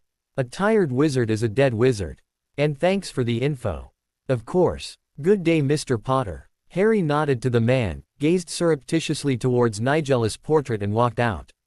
He was on the way to see his werewolf friend when halfway there 2 hands shot out of a shadowed corner and grabbed him from behind, making it impossible for him to speak or grab his wand to point it at the intruder. Don't move. Harry froze and narrowed his eyes when he recognized the voice of Charlie Weasley. I want to know where you were. I'm taking my hand away from your mouth. Take it in consideration that my wand is pointed at your throat. Scream and I'll bind and shut you up so fast that you won't even see it coming. The hand on his mouth slowly retracted. Harry scoffed lightly. I'm above screaming, Charlie. What do you think you're doing? The hand around his arms and torso stiffened and the other boy's wand dug slightly in his throat. Don't evade the question. Harry rolled his eyes. I was in Dumbledore's office. The wand dug a little deeper. Harry forced himself not to wince. Don't play with me. Where were you right before that? Dumbledore asked to see me right before you. He told me he wanted to see you afterwards to ask you the same questions he did me. What neither of you took in consideration is that away from the headmaster's eyes but near mine, right on the edge of his desk, there was the Marauder's map. I saw your name come down the hospital wing but it suddenly disappeared on the 2nd floor.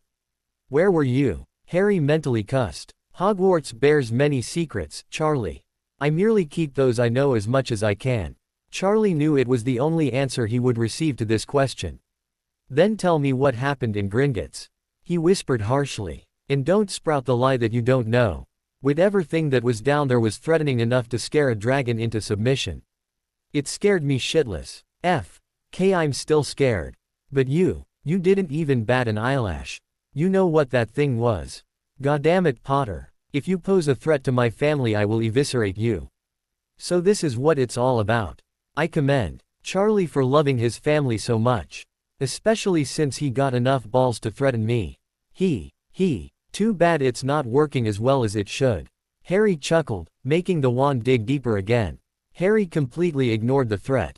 Why won't you cooperate? Damn, my wand is pointed on your neck and ready to be used. Harry closed his eyes and smirked. I don't know. Probably because Nagini is out and waiting for my order to bite your arm off. Charlie's eyes widened and he pushed Harry away from him with a yelp. The snake really was out and whereas it had kept quiet while preparing to attack, now it was hissing quite menacingly. The green-eyed boy sighed and put a hand on Nagini's head to stop her hissing fit. I commend you, Charlie. Not many people have the balls to attack me. But it's futile. I'm on the side of light even though I am a gray wizard. I do specialize in the dark arts but I would never intentionally harm a Weasley. Do you know why? Because I considered you as family, and I still do, even if we're not as close here as we were in my old world. You try to protect your family and I admire that. Harry breathed out. Charlie, what happened in Gringotts will happen again if my life is threatened on the battlefield, which it will. You can call it my guardian, if you will. It will pose no threat to you if you pose no threat to me. Charlie finally relaxed. I'm sorry. But I had to have some answers. I won't allow my family to be harmed. Harry nodded and turned around. What I told Dumbledore I will tell you. We have 3 days, no more, no less. You better prepare yourself. 3 days. That's not enough. Harry started to walk away. I know. Dumbledore knows. But this is all we have. But let me tell you this. Hogwarts knows how to defend herself. Charlie looked puzzled and as Harry rounded a corner the green-eyed boy turned his head to glance at him one last time. Oh, and one more thing. Sometime or the other it will be better for you to close your eyes on the battlefield. Bye Charlie, train well. And with that, Harry was gone for the redhead's sight. What the hell did he mean by that? Close my eyes. Is he nuts? I'll die if I close my eyes. He's so weird, Charlie muttered before going to train with his brother Bill who was waiting for him in a classroom. Harry joined Remus in the Great Hall after saying hello to his friends and he explained their predicament. So we have 3 days. Remus put some distance between Harry and him and pointed his wand towards his charge. Then train with me, cub. Let's show the Dark Lord that we will not go down without a fight. the werewolf said vehemently. The people who were listening watched in awe as Harry and Remus bowed and started to fire spell after spell, curse after curse. Some students took notes, like Hermione, and some winced at some obviously dark spells being used. Snape joined the fray and offered to duel against the winner. Everyone's training restarted and they all doubled their efforts. Harry evaded a septum sempra from Snape and crouched on the ground like a predator. We won't lose. He then transformed into his animagus form and attacked the potion's master with renewed vigor. Last time, Harry joined Remus in the Great Hall after saying hello to his friends and he explained their predicament. So we have 3 days. Remus put some distance between Harry and him and pointed his wand towards his charge. Then train with me, cub. Let's show the Dark Lord that we will not go down without a fight. The werewolf said vehemently. The people who were listening watched in awe as Harry and Remus bowed and started to fire spell after spell, curse after curse. Some students took notes, like Hermione, and some winced at some obviously dark spells being used. Snape joined the fray and offered to duel against the winner. Everyone's training restarted and they all doubled their efforts. Harry evaded a septum sempra from Snape and crouched on the ground like a predator. We won't lose. He then transformed into his animagus form and attacked the potion's master with renewed vigor. Now, Ron sagged on the floor and started panting harshly. Gosh, that was some training. Some of his fellow Gryffindors grumbled and followed his example. I can't believe Harry actually made us do muggle push-ups and sit-ups. I tell ya, if I go to sleep now you'll have to pry my body off the floor because I won't wake up. Seamus whined. Hermione sat down with a little more elegance and huffed. Oh, stop complaining. Harry has our best interest at heart. He didn't complain once even when he was bombarded by spells from every direction by the professors. Shows that he's in better shape than us all. Humph. Driver, Ron muttered, which in turn earned him a glare from his girlfriend. What? I'm right. Harry was trained for this sort of thing. He's already used to it. Fred and George, who were walking by at this exact moment, stopped momentarily and both pointed their index finger on their youngest brother's chest. And you better get used to it, or else your life will be forfeit before the battle even starts. Ron slapped the poking fingers away. I know. The twins sent him a meaningful look and walked away, leaving a blinking Ron behind. Ginny shivered. What's wrong, Ginny? Luna asked to the disturbed girl. I could have sworn they were being serious. Ron shared a look with his sister. I know, disturbing. Remus, wait up. Harry ran up to the werewolf just as he was getting upstairs. Going to see Sirius? Remus nodded. Yes, I think it's about time the potion's effect wore off. You think? Remus chuckled and shrugged. Well, Madame Pomfrey did give him a lot, so I can't be completely accurate. Here we are. The older man pushed the door to the infirmary and let Harry in before following suite. The green-eyed boy almost froze when he noticed Dumbledore in the room, bent over someone's bed, Mad Eyes to be more precise. Then he noticed Mad Eye, awake and leaning on his bedpost, talking back to the leader of the order. Probably about what happened back at Gringotts. Mentally scoffing, he proceeded to Sirius, bed without sparing Albus a second glance. Remus fidgeted slightly when Dumbledore watched Harry subtly from the corner of his eyes, but the werewolf followed his cub nonetheless. He was too preoccupied with Sirius' health condition to care about the order leader right now. Sirius, how are you? Harry asked in concern. The animagus shrugged. Meh, I'm all right now. Sirius motioned Harry and Remus to come nearer and whispered to them. Madame Pomfrey did an excellent job, but don't tell her I said that after the foul potion she made me drink. Harry and Remus chuckled when Sirius made a face. Well, she gave me a clean bill of health, so I'm free to go. Others weren't so fortunate and have to stay a little longer, like poor Hestia. That's great, Sirius. We'll be able to continue training, Remus finished. As the three of them made their way out, half of the Weasley family made their way in and Harry bumped into Molly as she was walking to her husband's bedside. Harry whispered an apology and quickly walked out of the infirmary, completely aware that Charlie and Bill Weasley were drilling a hole at the back of his head with their intense gaze. The green-eyed boy quickly saw to the problem by closing the door behind him. You seem tense, cub. Is there something wrong? Remus asked softly. Harry, who had accelerated and was walking ahead of them, slowed down so they could follow at a more leisure pace. Charlie approached me earlier, in fact before I went to the Great Hall to train. Something's bugging me. Dumbledore called for him before me so he could tell his version of what happened in Gringotts. When I finally got out, Charlie accosted me and asked me where I was before I went to see Dumbledore, but after I was with the centaurs. He said he saw my name going around in Hogwarts on the map on the edge of Dumbledore's desk, but affirmed that my name disappeared when it reached the second floor. Thing is, this world's Marauders map isn't supposed to show my name, but mine does, and I never gave Albus my map. Harry eyed Sirius with suspicion when the animagus winced. Ah, crap. I used it not too long ago to retrace you, and instead of leaving it in your room I may have taken it with me. I probably dropped it and one of the Order members picked it up and recognized the parchment. Sorry, Harry. The green-eyed boy sighed while Remus rolled his eyes. Well, what's done is done, but I want that map back. It holds sentimental value.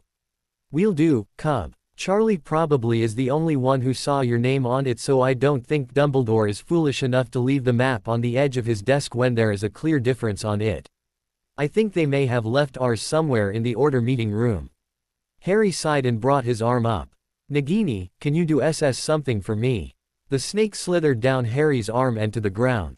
Yes. Can you go to the third floor and get the Marauders map for me? The protection charm isn't designed to trigger if an animal enters the room. I know, because Fawkes can enter whenever he wishes. You'll be able to get in by a hole in the door. Ah yes, the bird that looks like a peacock, of course. I will get the map. I will see you later, Master Harry. The trio watched Nagini slither away and Harry snickered. What's so funny? Remus asked curiously. Sirius raised an eyebrow. Sorry, Nagini just called Fawkes a bird that looks like a peacock. We're lucky Fawkes didn't hear that. Sirius coughed to cover a snort of laughter. Only a snake can find a way to badmouth a phoenix. Let's go. Nagini will find you when she gets the Marauders map. Right. So Harry, what really happened back at Gringotts? Salazar. Remus and Sirius shared a look. Reet. Master. Harry blinked and looked down. The group of Ravenclaws who were listening to his instructions watched warily as the black-haired boy picked his snake up and spoke in Parseltongue. Potter? Cedric asked tentatively. The boy blinked out of his conversation and the serpent went back under his master's skin. Sorry, Diggory. Something came up. Well, I hope you all know what to do when the time comes. You'll just have to search for more spells in the library if you're looking for something in particular. But Potter, your knowledge of spells would be enough for us. Why don't you want to teach us more? Harry sighed and was about to respond when Sirius' voice echoed behind him. It's not that he doesn't want to, Mr. Diggory, it's that he cannot teach you anything else. Harry's knowledge in battle spells unfortunately has a tendency to turn towards the dark side. Professor Black, a couple of Ravenclaws exclaimed. They looked at Harry momentarily and fled after murmuring a few apologies. Hey Harry, Nagini came back. Yeah, thanks for helping me back there. It can be such a drag to deter Ravenclaw students from their goal, information gathering, that is. As for Nagini, she got the map. She put it on the desk in my room. Can you guys do me a favor and hold Dumbledore up a bit? I'll go exchange the maps right now. Sure thing, but be careful. Dumbledore's office can be rigged with protection charms. Harry nodded and set off to get the Marauders map. Hope he'll be alright, Remus said with a bit of worry. Don't panic, kids got resources. Sirius patted his friend's back. Now off to find the headmaster. Looking at his right and then at his left, Harry marched straight up to the statue guarding the entrance of Dumbledore's office when he didn't detect any sign of danger or an unwanted presence. However, when he stopped in front of the gargoyle, it literally growled and turned his back at him. You again, Harry growled back. Fawkes. The phoenix appeared in a burst of fire, thrilled melodiously and caught his arm before disappearing again, leaving a disgruntled gargoyle in their wake. They reappeared on the other side in Albus' office and Fawkes flew to his perch after a few thankful pats on his back. Well, look who's here. Haven't seen you in a while, boy. The meetings are getting sparser now, wonder what's going on. Harry looked up. Hello Phineas. Voldemort's going to attack in a few days, so everyone is getting last-minute training. I won't be here for long. Sirius and Remus are distracting Albus while I'm getting something of mine back. Did you see Dumbledore put a piece of parchment away, by any chance? Nigel's body bent down to look at him better. A piece of parchment, you say? I've seen plenty around here. Harry grunted and walked around in impatience, looking for it on the bookshelves, not daring to open any armoires. Not like this one, that's for sure. Last time I was here it was on the edge of the desk. Charlie Weasley came in before me and saw it. It's the Marauder's map. Ah, then I wasn't here when you were last in this office. I indeed saw Mr. Weasley and saw it fit to find you when I heard where their conversation was heading. Unfortunately, I wasn't able to find you in time and came back after you were gone from the office. I saw the old man, however, putting a parchment away in his desk's lower drawer some time later. Maybe what you were looking for is hidden there. Thanks for the info. Harry walked swiftly up to the desk and blindly put his hand on the handle and got the shock of his life. Ouch. Goddamn. He nurtured his singed hand.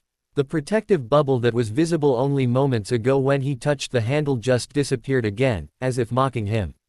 Shit. Ah yes, mind the shields, would you? They can be a little tricky. Goddammit, Phineas. You're just telling me this now. The spell almost burned my hand off. Harry used a healing charm on his throbbing hand. The man in the portrait merely shrugged infuriatingly and continued to watch Harry as the boy inspected the desk and tried some counter spells. Alohomora. Absendo. You know these simple spells won't do. Dumbledore may be incredibly old and on the borderline of being considered senile, but he isn't called one of the greatest wizards of all time for nothing. Harry put his hands on the desk and lowered his head in annoyance. Well then why don't you help me? Sorry, no can do, lad. I do not know what kind of spell he used. Probably a very hard and powerful one, though. So mind telling me why I searched for nothing the other day? The portrait continued his ranting as Harry grew more and more frustrated with the spell drawer. Not one of his incantations was working. I wasn't anywhere that's known to any Hogwarts teacher or student. Salazar Slytherin's Chamber of Secrets. Barumpo. Delorico. The spells just rebounded off the shield and vanished into thin air. Ah yes, the infamous chamber. True, not even I know of its location, and even so I do not think there are any portraits there for me to travel into. Harry's fist hit the desk, making Fawkes shriek in surprise before going back to sleep. Still not working. Knowing Dumbledore, he probably incorporated a lot of different spells into this shield, maybe even runes. I don't have all day. Harry pointed his wand towards the drawer again and was about to try another one of his spells when an alarm blared to life. Phineas jumped and Fawkes woke up, flying around in distress in the office, though not leaving it. By Merlin, are we being invaded already? You said Hogwarts still had a couple of days left. The retired headmaster bellowed, covering his ears from the infernal sound. Harry ran to the nearest window and looked down. Shit. He turned to Phineas and then the desk with a renewed determination. Can you tell me how the hell Voldemort got himself Noondoos and Manticores?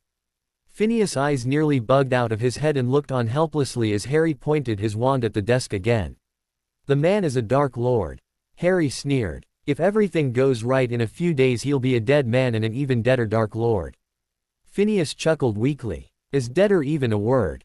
Harry shrugged. You get the drift. Now let's do this. Do what? The drawer is too well protected. Leave it at that and go help the others. Not without my map. And with that he simply jammed his wand in the bubble, making it hiss and sputter and shoot annoying and dangerous sparks of random magic around. Harry's wand started to glow a bright red and he almost let go of it when it started to literally burn his hand with the intensity of magic output. Come on, open. Not even aware that he spoke in Parseltongue, he started to put more and more of his own magic in his wand to counter the spell. I just need it to recede for a few seconds. That's it. Kahibeo. His glowing wand let out a blood-red mist that made the shield recede wherever it touched the bubble, as if it was eating it away.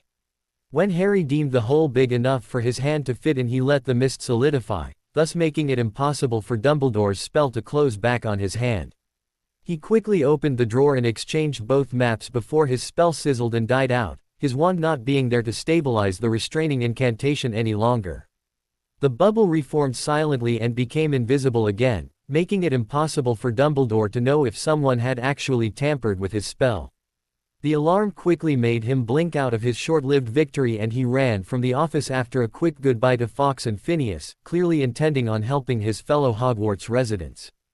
Some of the teachers, parents and older students were already on the move by closing all doors and ordering the younger students to go back to their dormitories when Harry ran past them, clearly intending on helping outside.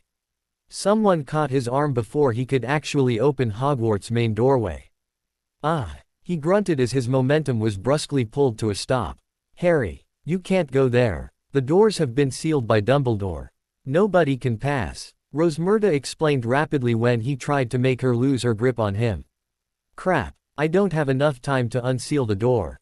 Who's outside? Rosmerta let go of him when she was certain Harry wouldn't touch the dangerous spellwork. Dumbledore himself is outside, they should be okay. Most of the Order is there to take care of the problem.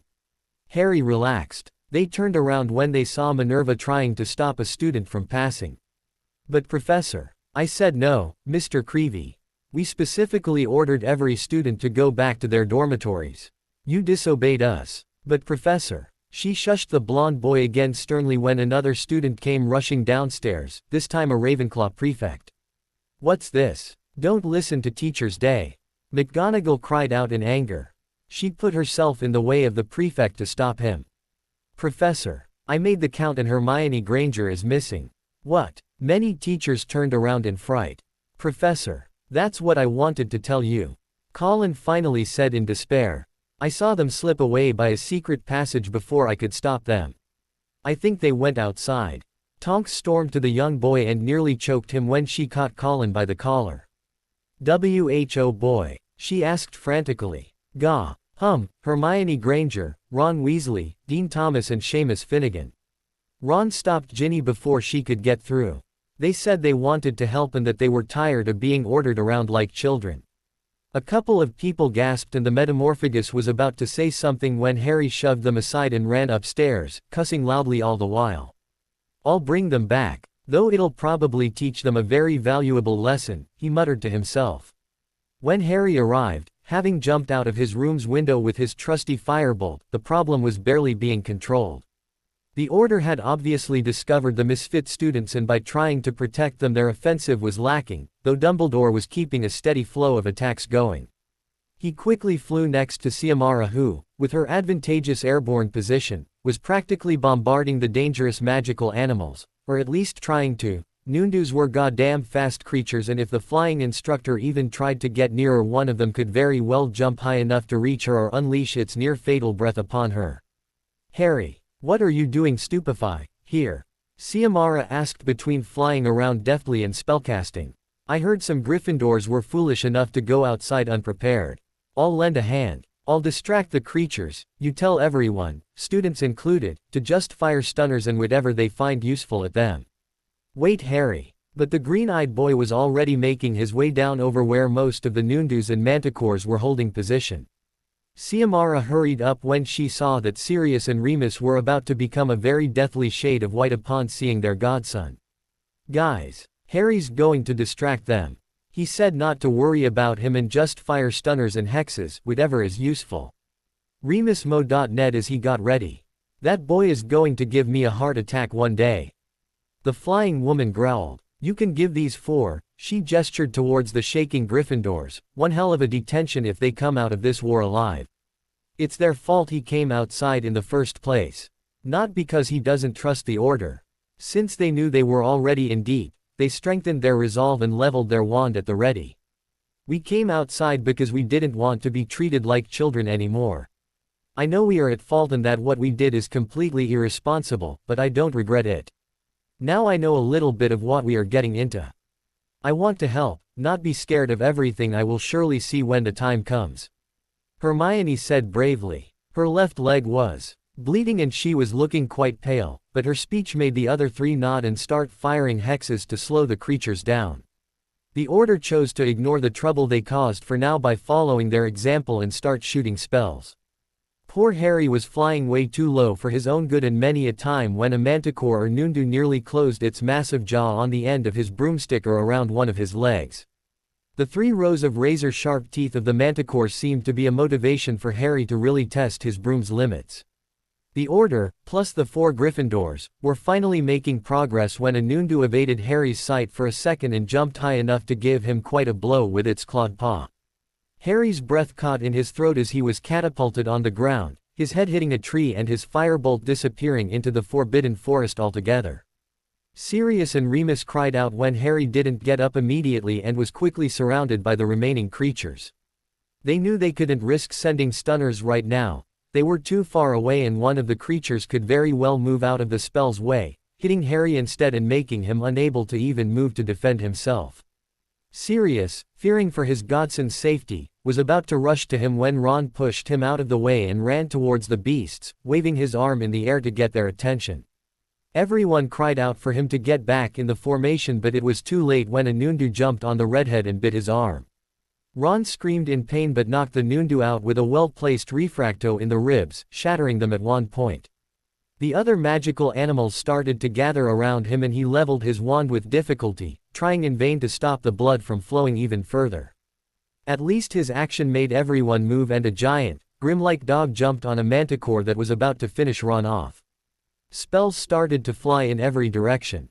Harry, who had now regained complete consciousness after hearing Ron's scream, transformed as well and aided Padfoot to take the rest of the creatures out. When they were certain that every one of them were either dead or incapacitated, Harry and Sirius retransformed into their human selves and joined the rest of the gang, who was now surrounding a pale Ron. Hermione was crying over him and hitting him on the chest hysterically. "Ron, you stupid idiot. That was the most imbecile move you could ever have done." Dumbledore took the crying girl by the shoulders and she turned around to cry into the old wizard's robes. "It's all right, Miss Granger. Mr. Weasley will be all right after a good rest. Madame Pomfrey will fix him right up." Severus opened his thick robes and shoved a vial of potion into the shaking redhead's hands. "Drink this, Weasley. It's a blood-replenishing potion. Nothing like this would have happened if you all did not decide to act like courageous little Gryffindor heroes. Unfortunately, I do not have any potion on myself right now to help stop the infection the Noondu's breath caused on Weasley's arm. We'll have to be quick and get the healers," he admonished severely before being interrupted by Minerva, who shot him "I will take care of this look." The quartet lowered their heads, now prepared for their punishment. Harry sighed and rubbed his throbbing head. At least now they know what it's like to fight in these kinds of situations. I doubt they'll make the same mistake twice. Remus put a hand on the green-eyed boy's shoulder in concern. "You'll have to get Poppy to look at your head. You hit the tree pretty hard, Harry." The boy threw a thankful look to Remus when the man used a mild numbing and healing charm to help. Sirius was just happy that his godson was all right as he watched the other Order members and the Gryffindor Four walk back to the castle. Harry wandlessly acioed his firebolt from the forest and re-shrunk it. "I wouldn't want to be in Ron's shoes right now. I don't know about the others' parents, but Molly Weasley will chew Ron out just after her infamous hug of death," Harry deadpanned. Sirius and Remus chuckled weakly. "Come on, let's go back to Hogwarts. Staying outside like this is no good anyway. We'll ask Hagrid to dispose of the rest of the creatures," Sirius muttered. Harry snorted. "I'll see to it that Aragog and his family be alert if Hagrid encounters a few problems. Let's just hope that he doesn't decide that Noondus and Manticores are cute little company animals and decides to keep them." Norbert and Fluffy come to mind. The two older men could only nod in desperation at Hagrid's tendencies. Harry was too right. So there's been some complications after all. The mood was rather dim at the moment. Molly Weasley was crying silently in her husband's arms and their flock of children kept trying to reassure her. Madame Pomfrey was looking at them with a silent, yet supportive gaze while Sirius and Remus stayed away, shielding Harry from their view, or was it the contrary? Harry kept looking towards the bed Ron was currently sleeping in, a blackened arm heavily rolled up in healing potions and bandages. Severus himself had prepared the potions administered by St. Mungo's and Hogwarts healers, but they had underestimated the powers of a Noondu's breath. At least they had prevented Ron's death. Harry knew inside him that it was the redhead's fault for being in this position, but he was still feeling somewhat at fault. Remus gazed at Harry's sad face and then at Sirius pleadingly. The animagus took a shuddering breath and put both hands on his godson's shoulders, turning him around and enveloping him in a loose hug, as if he wanted to shield the young man from the sleeping Gryffindor and the crying family. "It wasn't your fault. I know. The four of them didn't listen to Dumbledore's orders and decided to go out by themselves when they were aware that danger was lurking. I know. You don't have to blame yourself for anything. I know, but if I'd just been more careful. Remus and Sirius shared a look and walked Harry out of the infirmary silently without the Weasley family noticing. Once they were out, they marched straight back to their chambers, ignoring the students' curious looks as they passed. Sirius sighed and nearly pushed Harry down on the sofa. Listen, Harry, and listen good. You've been putting way too much strain on yourself these past few days. More like the past few months since he arrived here, Remus muttered under his breath. Sirius shot him a look and the werewolf lifted his hands in surrender, leaving the room. Harry, I know you're upset about what happened to Ronald, but he had it coming. You know he's not the same Ron Weasley you knew. He wasn't trained properly and hasn't been gallivanting away in Hogwarts like you did when you were younger. No children here were ever subjected to such grave matters. He went out on his own volition. End of story. But what if I hadn't come outside? Maybe. Sirius put a digit on his godson's mouth to stop him from arguing. If you hadn't been there, what? Maybe he would have been fine, maybe he would have died. Nobody knows what would have happened. It's over. You took the decision you knew was right, and for it I'm eternally grateful. Ron's not dead, Harry. We just don't know if he'll ever be able to use that arm again. Let him worry about the consequence to his action, you worry about what you will have to do very soon. I believe in you, kid. In the short time we've been together, I feel as if I've known you all my life. Gods, Harry, you feel just like a son to me, the son I've never had. I don't want to take James's place away, but darn it. Harry stopped his godfather's speech by hugging him tightly. Sirius, the green-eyed boy's voice was strangely hushed. In the other world I've never been loved by Mom's sister or her family. The closest thing I had to base myself on what a family could feel like was with the Weasleys. But when you came in my life I finally felt what it was like to have a family. With you and Remus, but when I lost you I won't be able to live through it if I lose you again. You're just like the father I wished I had as a kid. Sirius returned Harry's hug, making his darned best not to let his tears spill, to be strong for the boy. It was just a matter of time before war would fall amongst them like a sledgehammer, destroying everything they had worked so hard to build. He wanted to say so much to his godson but had so little time. I don't want to intrude in this heartfelt conversation, but Sirius and Harry startled and backed away from each other, doing their best not to show how deeply their conversation had moved them. Remus chuckled silently at their vain attempt and, trying to enlighten the atmosphere, he levitated a piece of parchment to Harry, who took it with a puzzled expression. What is it, Remus? He read the first few lines and did a double take, reading them again.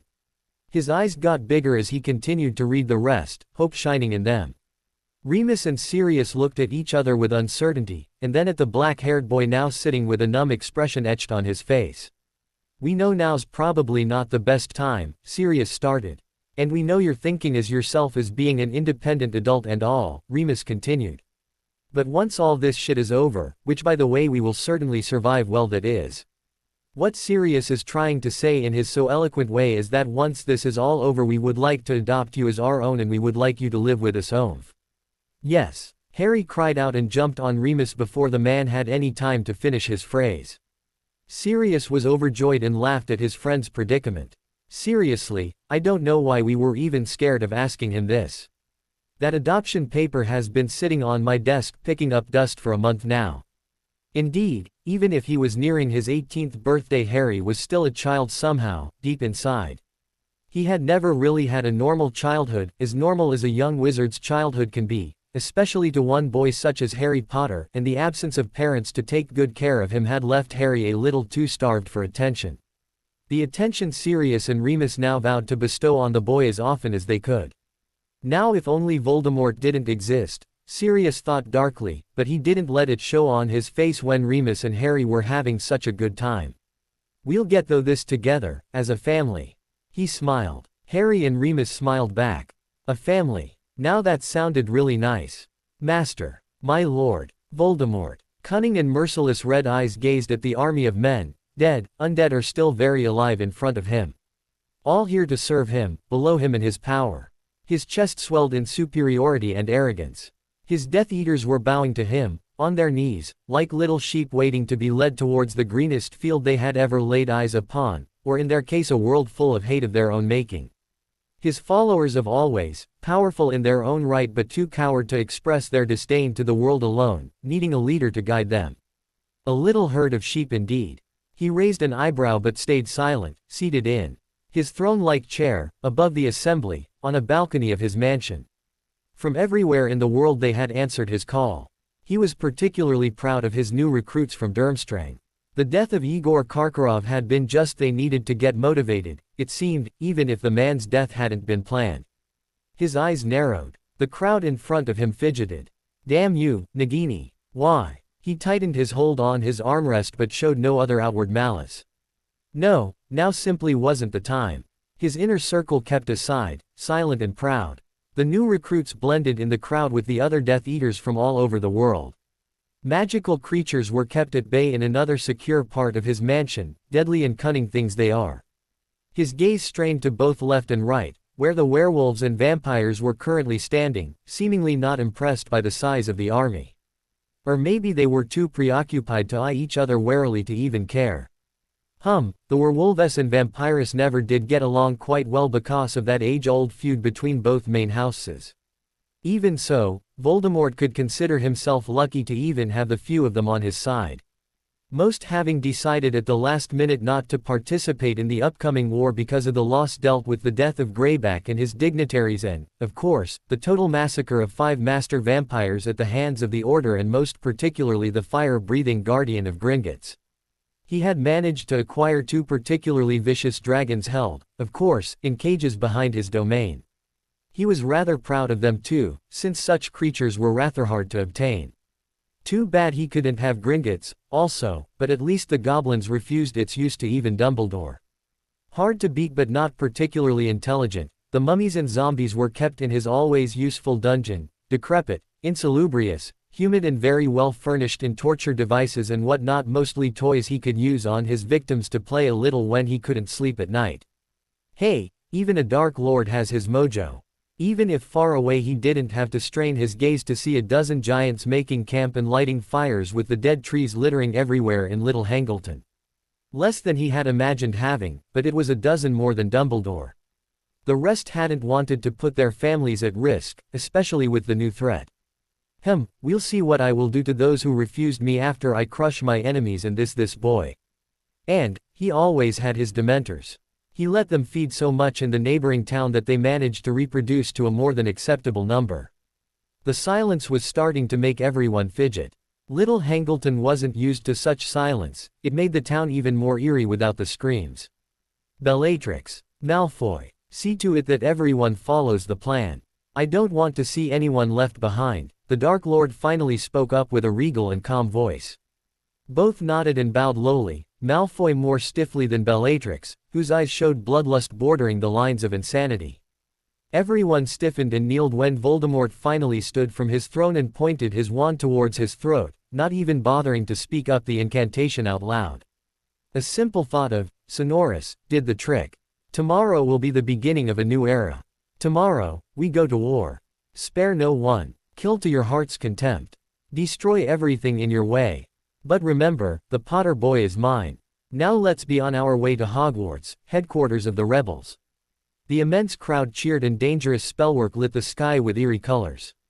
The Dark Lord pointed his wand absently towards his throat and disappeared behind the balcony's door.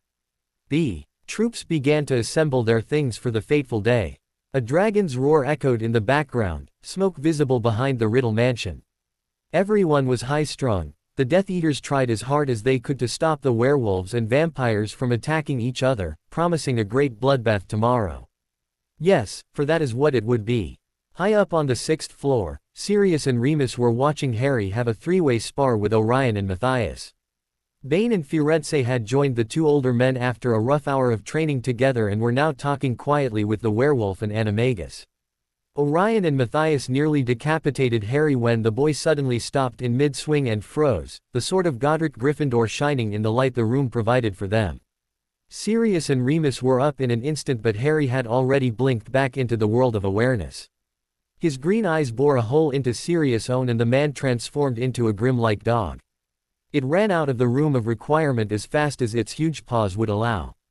The gargoyle guarding the headmaster's office, sensing trouble, jumped aside as soon as the dog came into view. The door to Dumbledore's office was kicked open and Sirius marched in, not even minding the order reunion currently going on. Snape opened his mouth to protest, but his archenemy beat him to the bush and made everyone shut up with one simple word. Tomorrow. Last time. High up on the 6th floor, Sirius and Remus were watching Harry have a three-way spar with Orion and Matthias. Bane and Firenze had joined the two older men after a rough hour of training together and were now talking quietly with the werewolf and Animagus. Orion and Matthias nearly decapitated Harry when the boy suddenly stopped in mid-swing and froze, the sword of Godric Gryffindor shining in the light the room provided for them. Sirius and Remus were up in an instant, but Harry had already blinked back into the world of awareness. His green eyes bore a hole into Sirius' own and the man transformed into a grim-like dog. It ran out of the room of requirement as fast as its huge paws would allow. The gargoyle guarding the headmaster's office, sensing trouble, jumped aside as soon as the dog came into view. The door to Dumbledore's office was kicked open and Sirius marched in, not even minding the order reunion currently going on.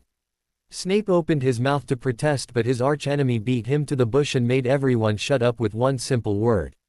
Tomorrow. After Dumbledore reined in the exclamations of dread and frightened shouts, he turned towards Sirius and looked at him straight in the eyes. Are you certain? Do you know any details of how or when exactly he will attack? And what kind of army we will be facing? Minerva anxiously added. Sirius shook his head. I didn't ask Harry any details. I just came here as fast as I could when he looked at me with those eyes. It's way too soon. We will never be ready in time. Tomorrow, wailed Molly Weasley. What about my son? Or the other people in the infirmary? And the younger children? We won't be getting anything done if we stay here wallowing in our misery. Sirius snapped, effectively shutting the Weasley matriarch up. I came here as fast as I could just to deliver the news. Now, do whatever you want, but I suggest we make haste and prepare. The Mutt is right. We have to hurry. If the Dark Lord is already ready to attack, we will have to stop whatever he will be throwing at us. Severus cut all wayward train of thought stiffly. Right. Sirius, go back to Harry and ask him if it is possible to get more information. Now Minerva. Sirius didn't hear the rest of Dumbledore's orders, he was already out the door as soon as he received his. The evening was spent preparing for the invasion and strengthening the wards. Dinner was a silent affair with no one in the mood to laugh. The younger children were terrified and their parents were trying their best to reassure them, with little success. Neither Sirius, Remus nor Harry showed up to eat, which made more than a few people very nervous even with Dumbledore and the Aurors in the Great Hall. The Weasley family had decided to dine in the infirmary with Ron, who was very aggravated to learn he would not be able to join the fight on the grounds because of his arm. Meanwhile, Harry was devising his own plans in the room of requirements. So you want us to push as many Death Eaters as we can in an enclosed area? Stratus of the Blue Clan asked softly. Harry acquiesced. Yes. I know it will be difficult in all the chaos the attack will no doubt cause, but if it works it could considerably reduce their numbers, meaning less stray spells to dodge. Magical creatures are somewhat predictable. Take a dragon, for example. It flies so you have to duck, it breathes fire so you have to either shield, dodge or use an intense freezing spell that or target its eyes from the beginning. Death Eaters, on the other side, are unpredictable. You never know which spell and strategy they will use, if they don't go directly for the killing curse. Their mental state makes them more dangerous than any magical creatures, in my opinion, because they are able to think in their own warped way. You understand all that? Sirius, Remus and the centaurs nodded. Good. When I feel the time is right I will unleash Salazar's wrath upon them in a surprise attack. I will then let him do as he sees fit. Will it not kill us with its deadly eyes? A random centaur asked out of the assembled group. Remus and Sirius shared a look. The one who spoke is right. Said centaur approached after being called forth by Jill, one of the council members and present leader of the Black Centaur clan. I am Argos, warrior of the Black clan. Remus continued after the presentations. Argos is right. Unleashing Salazar is not a bad idea, per se, but how will you make sure that he doesn't unintentionally kill one or many of our fighters? Harry smirked confidently. Don't worry about Salazar. I already gave him his instructions. Do you really think Voldemort has dragons? Inquired Perseus, one of Matthias's friend. Harry's mouth set in a grim line. I wouldn't put it past him to be able to get some. He's not a Dark Lord for nothing. And I'm sure he has more tricks up his sleeves. Altair put a strong hand on Harry's shoulder and squeezed lightly. Were you not able to see into his mind or see through his eyes? All I can see and feel now is an intense need to kill. But you have to remember that Master Gambit accepted to lend us one of his dragons since Gringotts has now 3 of them. He took in consideration that we all but saved their lives and their bank. Charlie Weasley also sent a letter to his friends in Romania. I just hope they will help and if so, arrive here in time. The reddish warrior nodded, satisfied with the answer. Do you think he will have the support of the werewolf and vampire communities? What about other magical creatures? Or giants? Strauss asked out of the blue while fiddling with his scabbard. Harry sighed. Remus put a hand on his shoulder and the black-haired boy let the man talk. I also tried to make my contribution by writing to the werewolf tribe. I know for a fact that Voldemort has lost more than half of the werewolf effective he had because of the loss of Greyback. The rest of the community completely isolated themselves from him in the war. They won't help us. Only the most bloodthirsty of them still accepted to fight, more so for their own personal reasons. As for the vampires, I would think the same thing happened since they lost those members who were at Diagon Alley. The green-eyed boy nodded. I thought so too. I've faced vampires before and the ones at Diagon Alley were by far above average. I think some of them were masters. That couldn't be good for Tom's liaison with their tribe. And at least tomorrow's not a full moon so the vampires won't be at their peak of power and the humans won't be able to transform into werewolves, they'll only be stronger and faster than us by a margin. Remus and Sirius were sharing the same opinion, until Remus frowned in thought. But what if some of them are of Greyback's caliber and are able to transform without the full moon? Matthias shivered. To transform without the aid of the full moon. It would be suicide then to attack such a beast driven by bloodlust. We'll deal with it if we get to it. For now let's concentrate on the matter at hand. If Tom has any more magical creatures we'll have to leave them in Aragog's good care. We also have the Thestrals for good measure and at least one dragon. Then we have the House Elves and Fawkes, Dumbledore's Phoenix. Salazar knows what to do already and there's an Ashwinder in the Forbidden Forest waiting to burn things. Harry's confident expression calmed the assembly of centaurs in front of him. You are right. We will deal with things as they come, was the wise comment of Isaac, another elder though not leader, of the Black Clan. Harry nodded to him and held hands with his good friend Orion before letting go and joining his godfathers. You have to get some sleep, all of you. It won't do you good to be tired and hurt from training too hard. I look forward to do battle with you all tomorrow. And remember, he added as an afterthought, Dumbledore, although some of you may not like him, probably also has some allies that we don't know of. They all nodded and Harry smiled softly, closing the door behind him.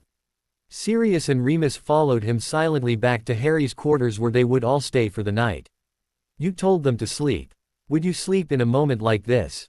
Sirius muttered. Harry grimaced. Not a chance. The animagus snorted. I thought so. Remus stayed silent. The following day came way too soon to many people's opinion. The youngest and eldest that couldn't fight were sent either in a secure common room or to the infirmary. Many wards were put on place to ensure that no Death Eater would be able to get in, though they would not stop Voldemort in the long run should he win. Every person who could fight joined on Hogwarts grounds after a solid breakfast, far from the castle but not far enough to reach it should the enemy pierce their defenses. Everyone was tense. Harry, Sirius and Remus stayed on the centaurs, side for a while, waiting for Voldemort to finally show up. When do you think they will attack? Tonight, Argos asked, hooves thumping the ground in impatience. I can't be sure. Nighttime would be best but I don't think Tom will be willing to wait anymore. We all have to stay alert. He and Dumbledore eyed each other from afar but the old man returned to his post, telling each group what to do. The house elves were all rallied together, knives, forks and sharp culinary objects held tightly in their little hands. Harry could almost see Dobby at the front, ready as ever to do battle for what he believed in. Unfortunately Dobby was still under Malfoy's command. Harry would just have to find a way around that. A shadow blocked the sun for a few moments. Everyone looked up to see Fawkes flying away, probably sent for reconnaissance. Good idea, Headmaster. At least we'll know when to expect them.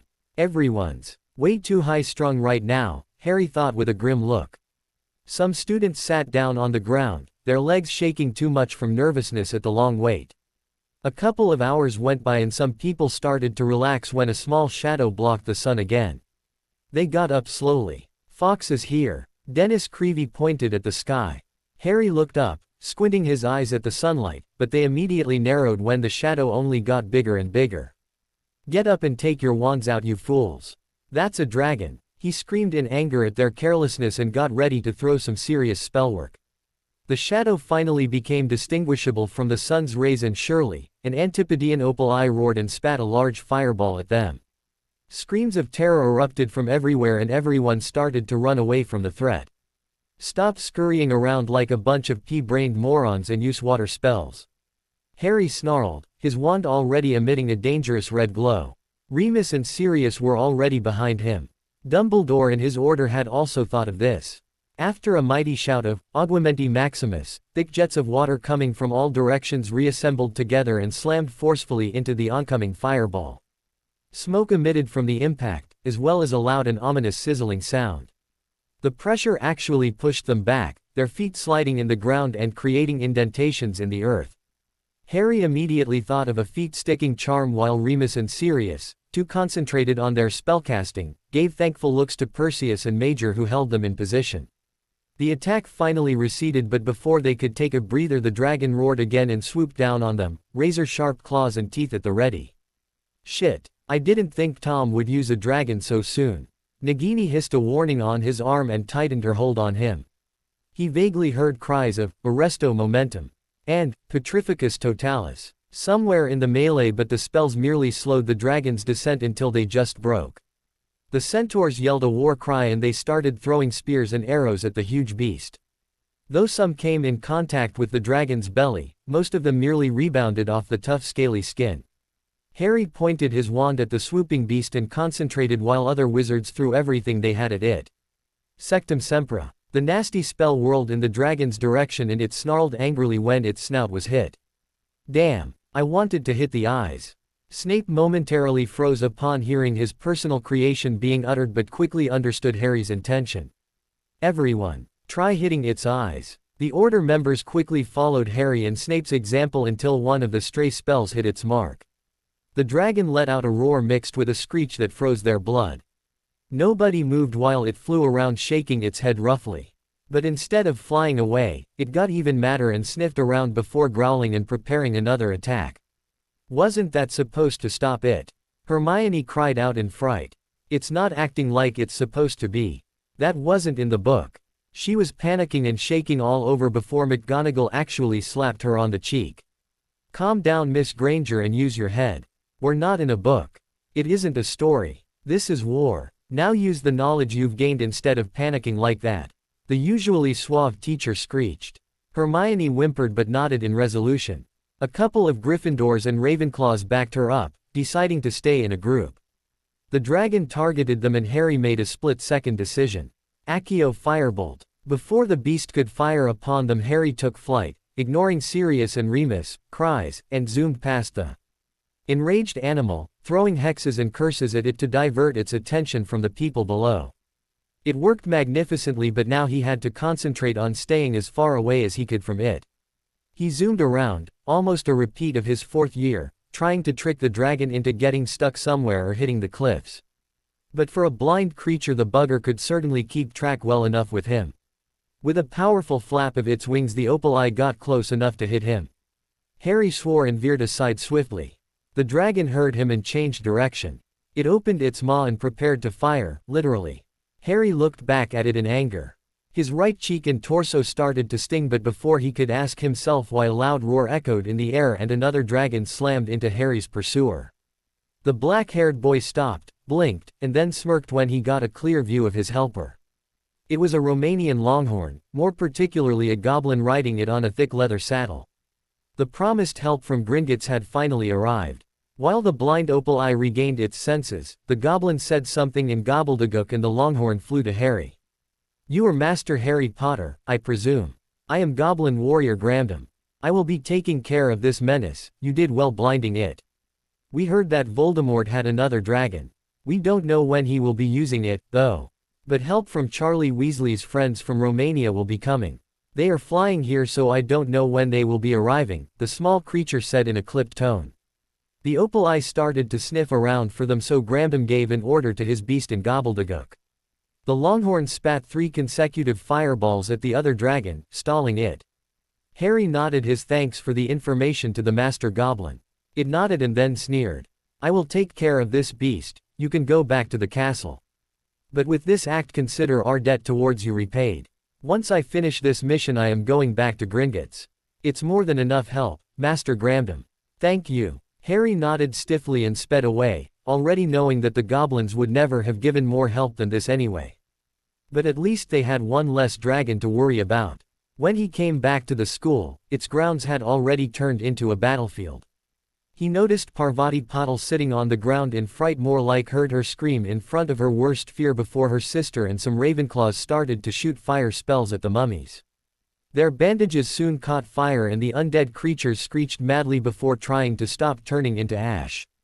Deeming them able to defend themselves at the moment, he landed beside a concerned Sirius, who, after seeing Harry, looked immensely relieved. Together they evaded a stray killing curse and started to throw their own curses at the enemy. Where's Frigus, Remus? Sirius winced when Harry's current victim, one of Voldemort's Death Eaters, started to scream in fright and claw at himself as if trying to push something back. The Death Eater's mouth started to emit a little fog and he turned blue as if caught by hypothermia before keeling over, dead. I don't know. The animagus gasped when Harry tackled him to the ground, a red jet of light passing straight where he'd been standing. Thanks, Harry. Impedimenta. Both got up again and started to fire back. Last time I saw him he was straying towards the Order. Jenny Retrorsum. Serious opponent, a zombie, found his knees turning backwards and it collapsed. Conflo Maximus. The creature started to swell and it blew up like a balloon, catching another one unawares. At the moment no one was really winning. Harry noticed the centaurs rallying together and motioned for Sirius to continue fighting, explicitly ordering him not to die. The man smiled grimly but nodded nonetheless before disappearing in the fray, probably going to help the students in need. Orion caught up with Harry midway and the blonde centaur let the human ride his back so they could get to the Forbidden Forest faster, where the centaurs had already vanished into. No one really noticed them going into the dark forest, too preoccupied with their current opponents. Harry smirked darkly when he saw the captured Death Eaters, his green eyes becoming darker. Some he recognized, students from Hogwarts, for example, and some even coming from Durmstrang. He saw Dolohov in the melee, being held by 2 centaurs because he was trying to free himself rather ferociously. Potter, my master will kill you. The man said crazily, sneering and spitting on the half-beasts holding him. Harry stayed seated on Orion and gave Dolohov such a frigid blood-lusting smile that the man actually took a step back before holding his ground again. The sounds of war were echoing strongly in the background but it didn't faze Harry one bit. Dolohov, where's your master now? Hiding. How come he isn't on the battlefield, risking his life like everyone else? You know you're disposable, if you die, another stupid sheep will take your place. Harry cackled when the man screamed in anger at him. It wouldn't do him any good though, his wand had already been snapped by the centaurs. The other 20 Death Eaters or so started to get agitated at the mention of their lord, but a few ropes and arrows later they calmed down. What are you going to do with us? One of the dark men sneered. Harry ignored the question and addressed the centaurs. My dear friends, your time has come to rejoin the fight. They nodded and pushed the captured group away roughly, coming to a stop beside Orion, seemingly waiting for something. The Death Eaters, curious but uncaring of the reason as to why they had been unexpectedly freed, started to run deeper into the forest to escape.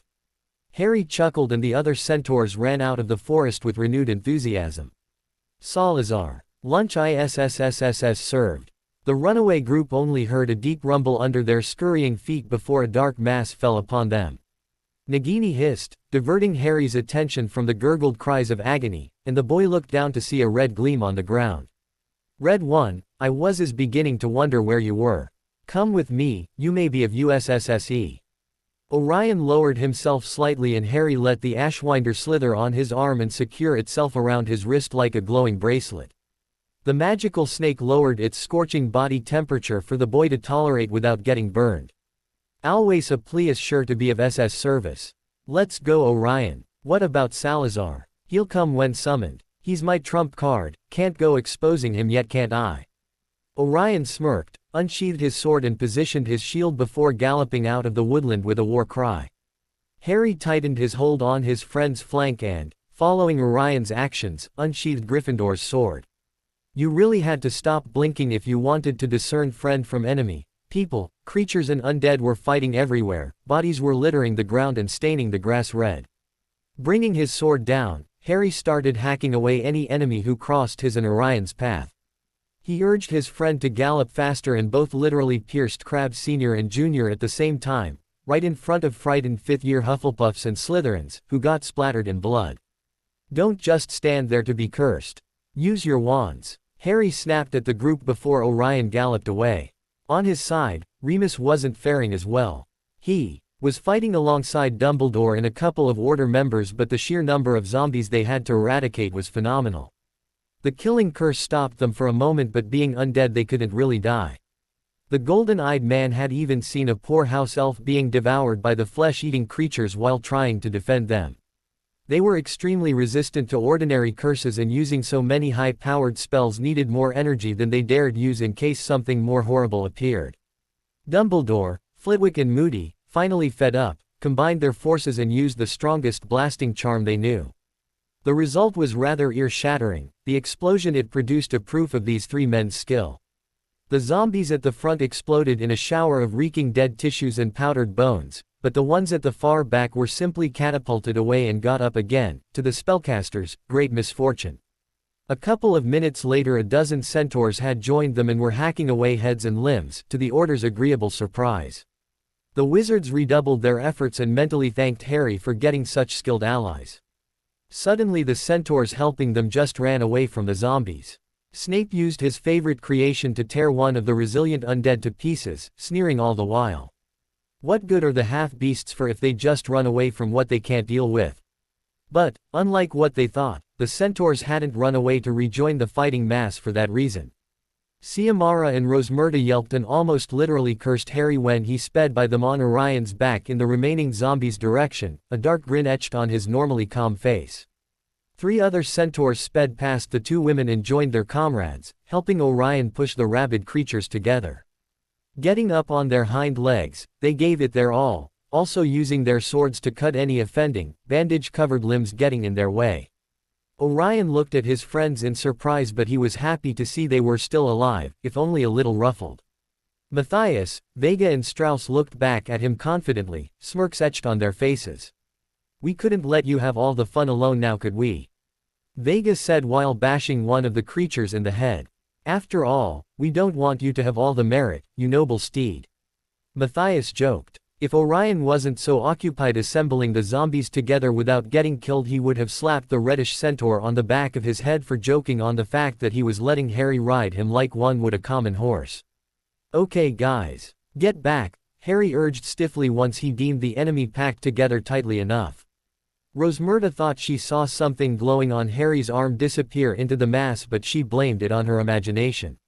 She shouldn't have, because as soon as Orion and his 3 friends were far away enough from the threat, Harry hissed something in Parseltongue. The zombies all started to scream and screech when a big ball of flame encompassed them all. It was so hot even Harry had to erect a shield in order to protect himself from the intense heat. A couple of minutes later it was all over, the mass of undead had been reduced to ashes. Harry urged the blonde centaur to trot to the middle of the blackened pile of dust, and he retrieved the exhausted Ashwinder. The boy's face was set into a serious expression and he didn't spare the Order a glance before the 4 centaurs galloped away. Rosmerta shared a look with Hooch while Sprout examined the ashes. I thought those things were resilient to fire spells. Rosmerta asked slowly, still looking around for possible enemies. Sprout looked back at them. If my eyes didn't deceive me, then the animal in Harry's hands was an Ashwinder. Hooch nodded while a dawning look crossed Rosmerta's face. Ah, a magical fire then. Way stronger. A couple of Death Eaters sent some hexes in their direction. Vector was hit with a jelly-brained jinx before Alistair Moody cursed them with Cruciatus. Vector fell to the ground unconscious, so Dumbledore used Levicorpus to put her out of harm's way. Unfortunately, Poppy Pomfrey was in the locked hospital wing with other patients and Hogwarts residents, and they couldn't afford to transport all the wounded into the castle. A sudden movement gained their attention and Remus cussed loudly. Voldemort had ordered another faction of his army to attack, and this time it was the werewolves in human form. They were easily recognizable. Most of them were dressed in shabby clothes and were just using their nails and teeth to make their way into the fighting mass of people and creatures. "I'll take care of them," Remus snarled before he vanished in their direction.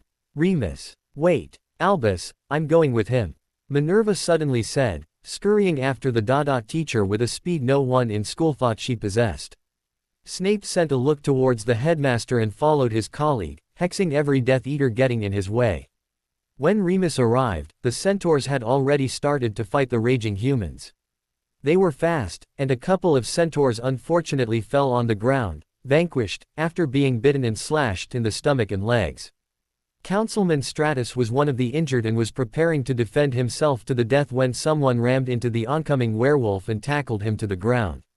Remus got up and snarled at the threat, and if he'd been transformed his hackles would have been raised menacingly. He couldn't completely transform as it were, but his nails and teeth elongated slightly and his eyes became a bright golden color. The other werewolf regained his senses and started to snarl back, but stepped back in hesitation when he saw Remus, as if he recognized the teacher. The other werewolves present also stepped backwards and nearly slashed offending opponents away when they came too close of their group. Many wizards took this hesitation for granted and started to send binding spells at them, catching many werewolves unawares. "What's going on? Why are you hesitating, you bunch of no-good bastards?" A rough voice at the back snapped. A shabby-looking man jumped at one of the offending wizards and bit him savagely before tossing the hesitant pack away, making his way to the front. He gave a look over the cowering man before his sight stopped on Remus. McGonagall and Snape finally reached the pack and leveled their wands dangerously towards them.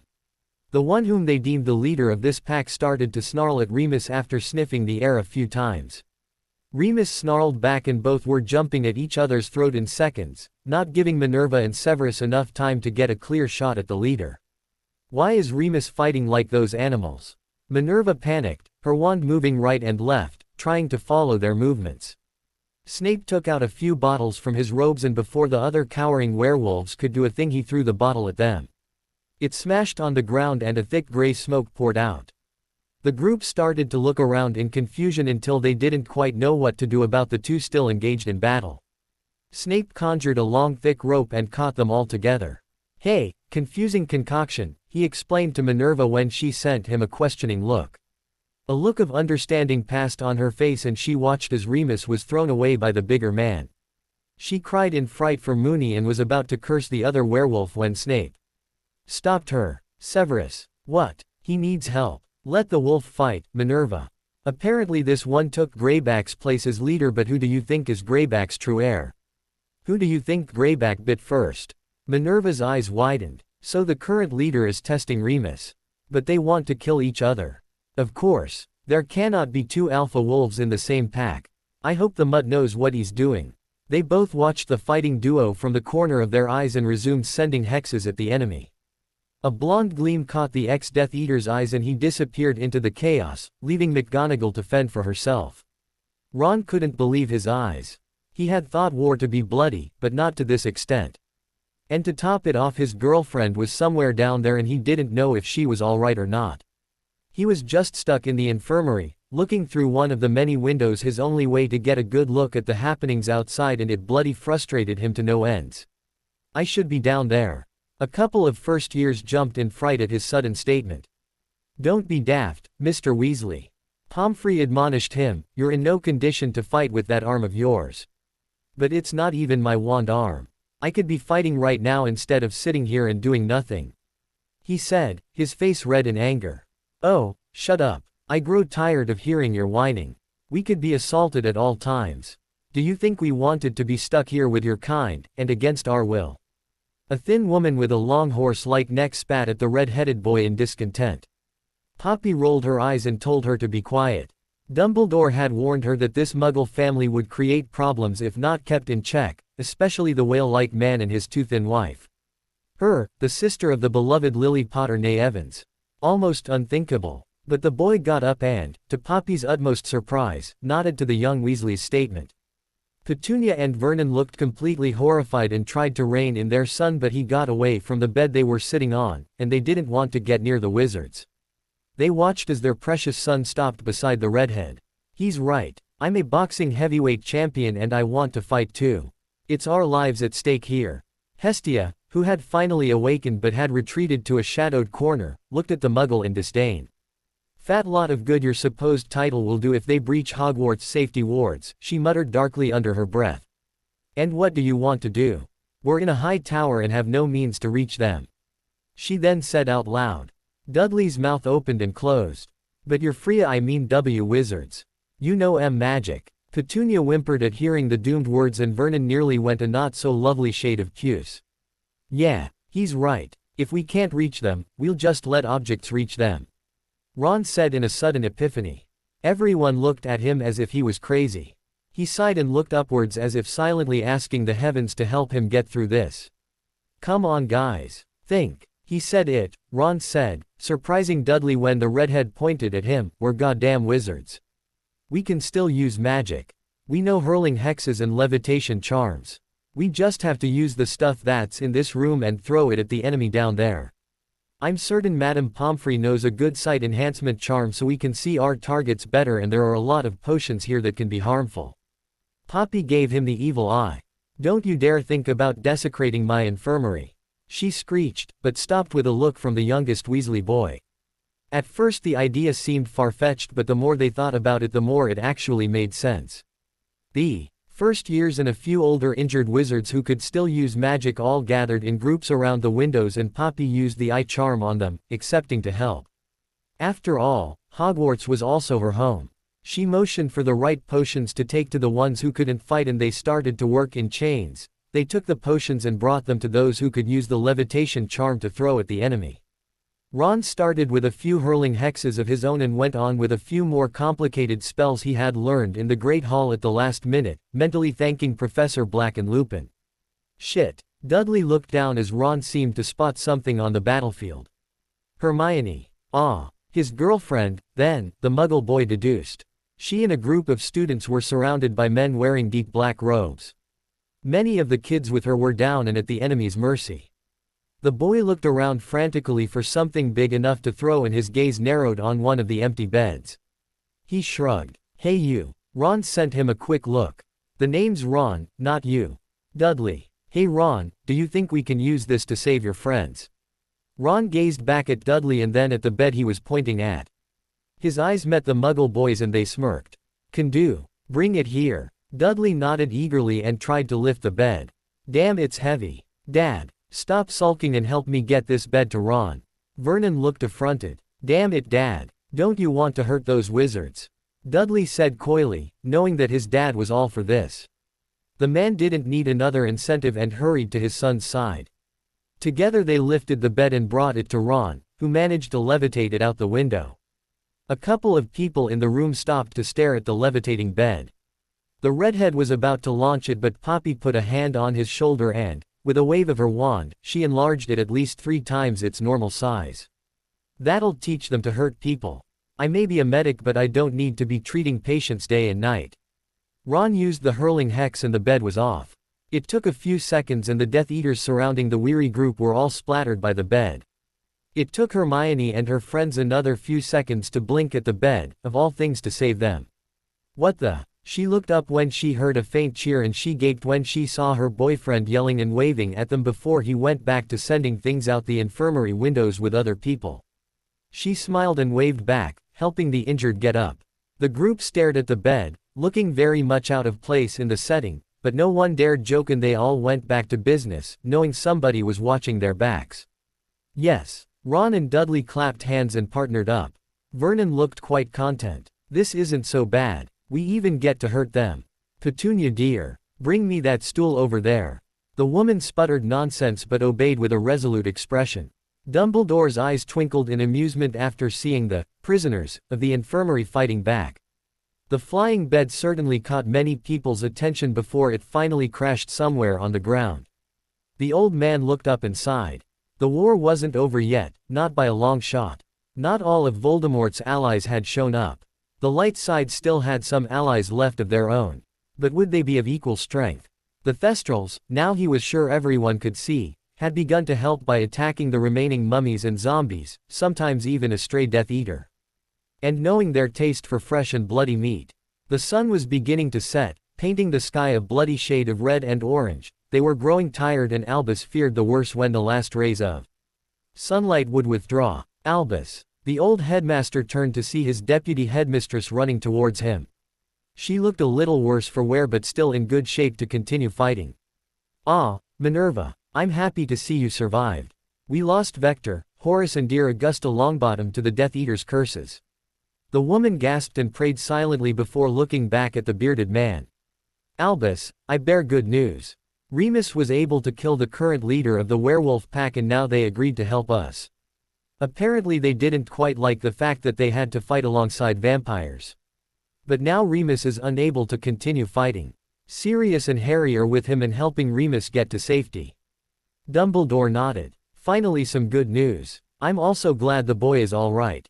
But what I feared would happen unfortunately will. The sun has set. We may have killed and captured almost all the Death Eaters, but what will we do with the vampires? This is going to be difficult. They're resilient to magic and are fast and silent killers. We better rally everyone who can still fight and tell them of the oncoming danger." Minerva nodded and, with the help of a few 7th-year students, she did as told. Meanwhile, Harry and Sirius helped the wobbling Remus get to safety in the Forbidden Forest.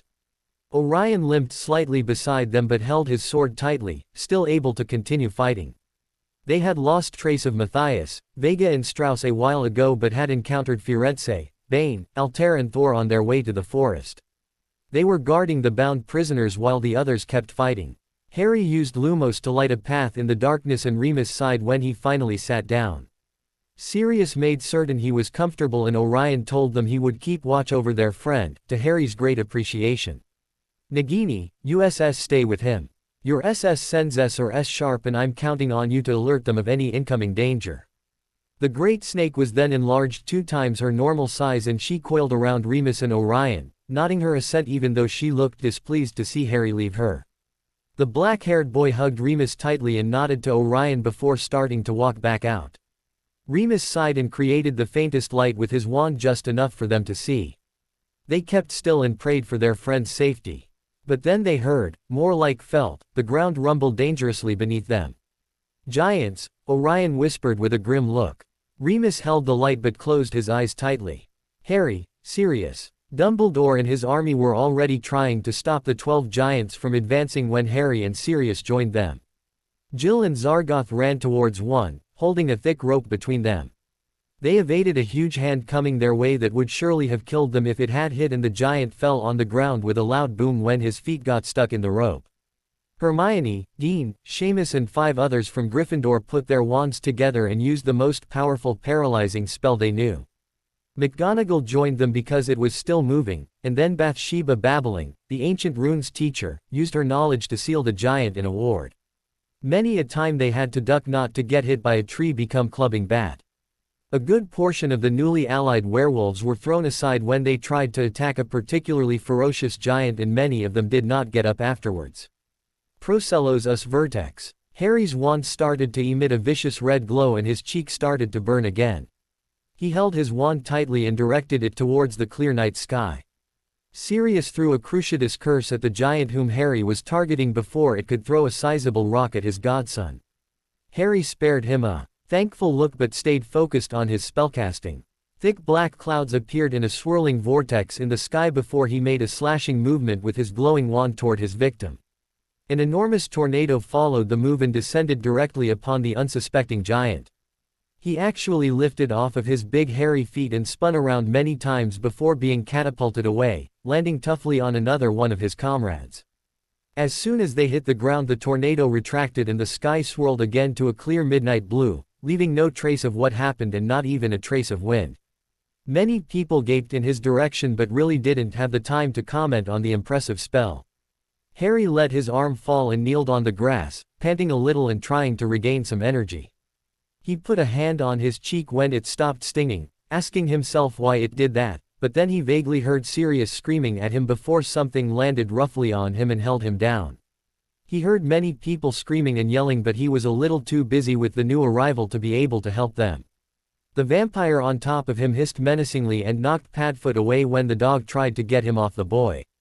Padfoot. Harry turned his head towards his assailant and sneered, but it didn't have any effect except a tighter hold on his wrists. Long dark hair framed the vampire's face, and ruby-red eyes, not unlike Voldemort's, gazed back at him with bloodlust. He had a strong jaw and was by far bigger than Harry, height-wise. If Harry wasn't so desperate to get away from the tight hold, he would have found the vampire to be handsome, looking quite young and aristocratic. But the wizard knew that he couldn't let this facade fool him. "Get off of me, Harry Potter, they meet at last," the vampire said in a hushed, enthralling voice. He gazed at Harry as if analyzing him, slowly taking in his vibrant and defiant green eyes, his struggling hands limply holding the red wand, before ending on an appetizing-looking neck. The older man licked his lips and he bent down, taking in a big whiff of the boy's neck. That does your blood tastes like, I wonder." Harry couldn't help but look mystified. Here he was stuck on the ground with an army of giants and vampires running amok around him, and the ancient being above him was ignoring the danger of being squashed to death by a clumsy giant's foot just so he could have a taste of his blood. The vampire started to lick Harry's neck when Harry blurted out the first thing that came to mind. "What's your name?" The vampire froze in mid-lick and crossed gaze with white emerald eyes. Before the being had time to answer, he gathered Harry in his arms and jumped away with an enviable agility. A giant fell on the ground where they once stood, bleeding all over the place. "Did you just save my life?" Harry asked, perplexed yet still wary. The vampire raised a perfectly sculpted eyebrow. "Voldemort vants you alive," he explained, his lips puckering in disdain when pronouncing the Dark Lord's name. Harry huffed. "Looks to me like you have some reservations towards old Riddle. You do know that he'll never hold on to his promises, don't you? Do you really think he'll let the vampires be of equal status with him? You're just pawns on his chessboard, heck. He's not even fighting right now, so you know I'm right." The vampire sneered and grasped his neck tightly, the other hand holding the boy's wand hand away. Harry's green eyes stayed rooted on the other man's, his mouth set in a firm line, absolutely confident in his own words. "You are insolent." Sharp canines nipped at his neck, yet Harry still didn't flinch. But the vampire had to withdraw and let go of the boy when a wayward Death Eater sent a killing. "Curse at them." Harry reacted on instinct, not even taking in the fact that the culprit was in fact Mulciber, and with a wave of his hand an unknown spell zoomed towards the servant and decapitated him where he stood. The vampire stayed silent for a while with a contemplative look adorning his noble face, and then he looked up when the atmosphere changed. Harry followed his gaze and cussed, but leveled his wand at the dangerous vampire nonetheless. The older of the two merely smirked and started to back away, seemingly gliding on the air and disappearing in the darkness of the night.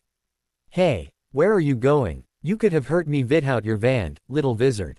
I wonder why you didn't." A pause. "Alexander Mikhailov. That is what they call me. Now let us see what you can do, little wizard." The result of this war will maybe determine whose side they will take at the end. May they meet again in more favorable circumstances, or may I feast on your defeated body's blood. Do svidanja, Harry Potter. The vampire vanished in the chaos. The air started to grow cold and fog appeared when Harry exhaled. He looked around, many bodies were littering the rapidly freezing ground. Some were still moving and Harry daren't think about the ones who didn't. There were 3 giants left, a couple of Death Eaters still roaming about but quickly retreating due to the next part of Voldemort's plan, and the number of vampires had greatly diminished. He spotted a few werewolves and centaurs helping the order into bringing down the remaining giants, and he was surprised to see Hagrid ordering his half-brother Grop to trip one of the enemies. He hadn't even seen Hagrid coming in all the commotion. Dumbledore though did not look fazed by the half-giant's presence, nor any order member for that matter, so they must have known that Hagrid had been successful into getting his only family member to help. The green-eyed boy quickly ran to one of the centaurs, who turned out to be Isis, one of the females from Bane and Ferenzi's clan. "We have to get rid of those giants now. Dementors are coming, and judging by the growing cold I'd say they managed to reproduce to an alerting number," he urged. The female looked at the giants, the sky, and then back at Harry. "All right then. I guess it is now time for the creatures of the forest to do their part." She unhooked a horn hanging from her belt and blew in it. The sound made many heads turn in their direction and Bane galloped towards them. A rustle in the forest was their only warning before hundreds of acromantulas, sizing from a big dog's to a house's height, hurried out of the woodland, followed quickly by Aragog and Mosig. Owls and other birds from the forbidden forest flew around the giants' heads, and the enormous spiders used their sticky webs to trip and capture them while they were busy fending the birds off.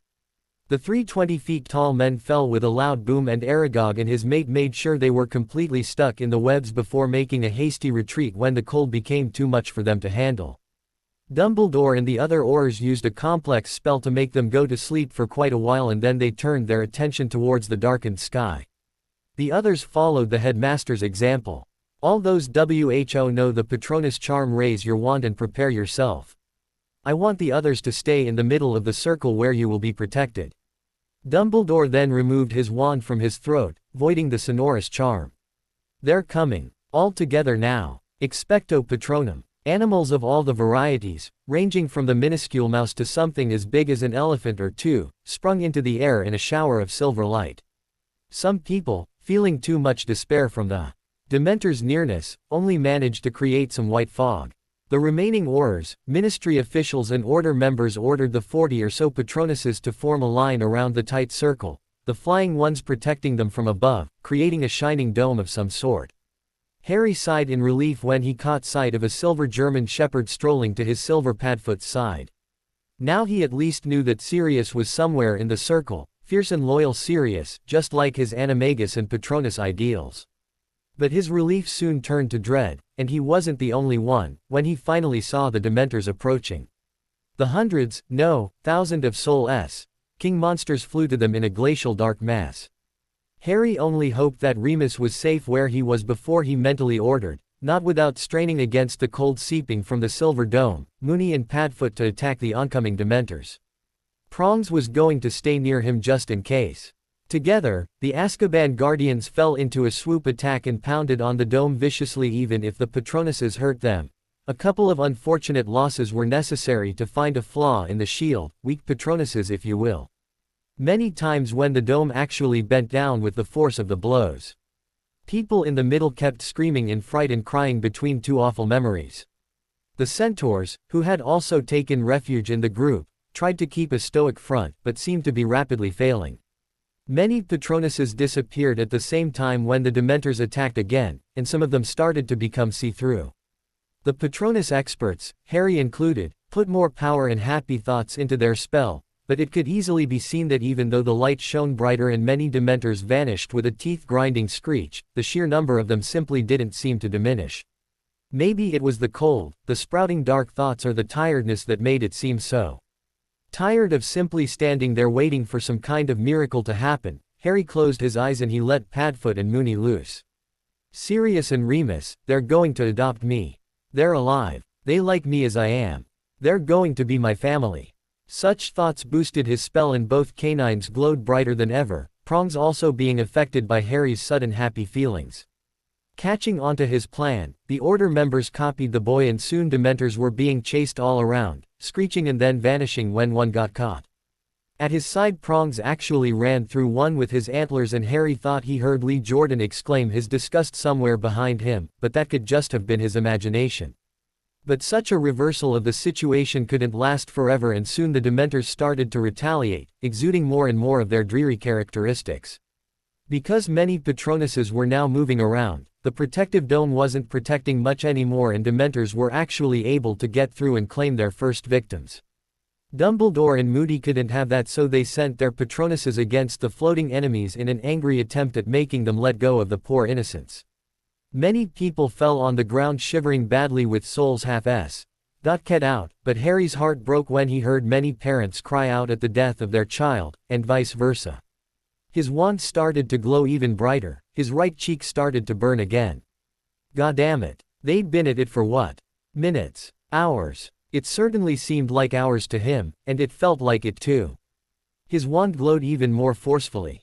His Patronuses became so bright that they started to emit a rather large aura. Many people staying near him for protection gaped when they not only started to feel overjoyed, but when they could actually see the silver stag slowly becoming brown. Harry didn't see any of this, though. He was too caught up in his frustration to realize what was happening. And why was his cheek hurting him like this? It was as if he was getting punched, slashed and burned at the same time, as if his skin was downright peeling off of his face over and over again.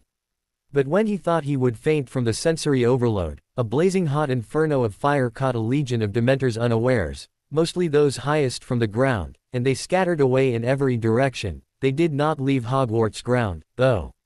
A great roar overlapped the inhuman screeches of the unforgiving creatures and, in his haze-induced mind, Harry was certain that Master Grandam had decided to turn around to help them. The throbbing pain slowly receded once more and he blinked out of his concentrated state when he heard the cheers of his peers, and especially Charlie's whoop of delight. So, Charlie's Romanian contacts had finally arrived. There were two of them, from what he could see. Harry used this moment of respite to search for Sirius. He found his tired-looking yet still high-spirited godfather to be standing right beside Charlie, Bill and Firenze. Charlie looked more than happy. The bags under his eyes did not do him justice. He was still holding on. Now that the dragons were closer, Harry could see what they looked like. One was definitely a Norwegian ridgeback, and Hagrid's joyful shout of, "Norbert!" confirmed it, to Harry's amusement. Except that, Norbert wasn't as small and defenseless anymore. Both dragons had a saddle on their back similar to the one Master Grandam had used, but both riders were human, dragon tamers like Charlie.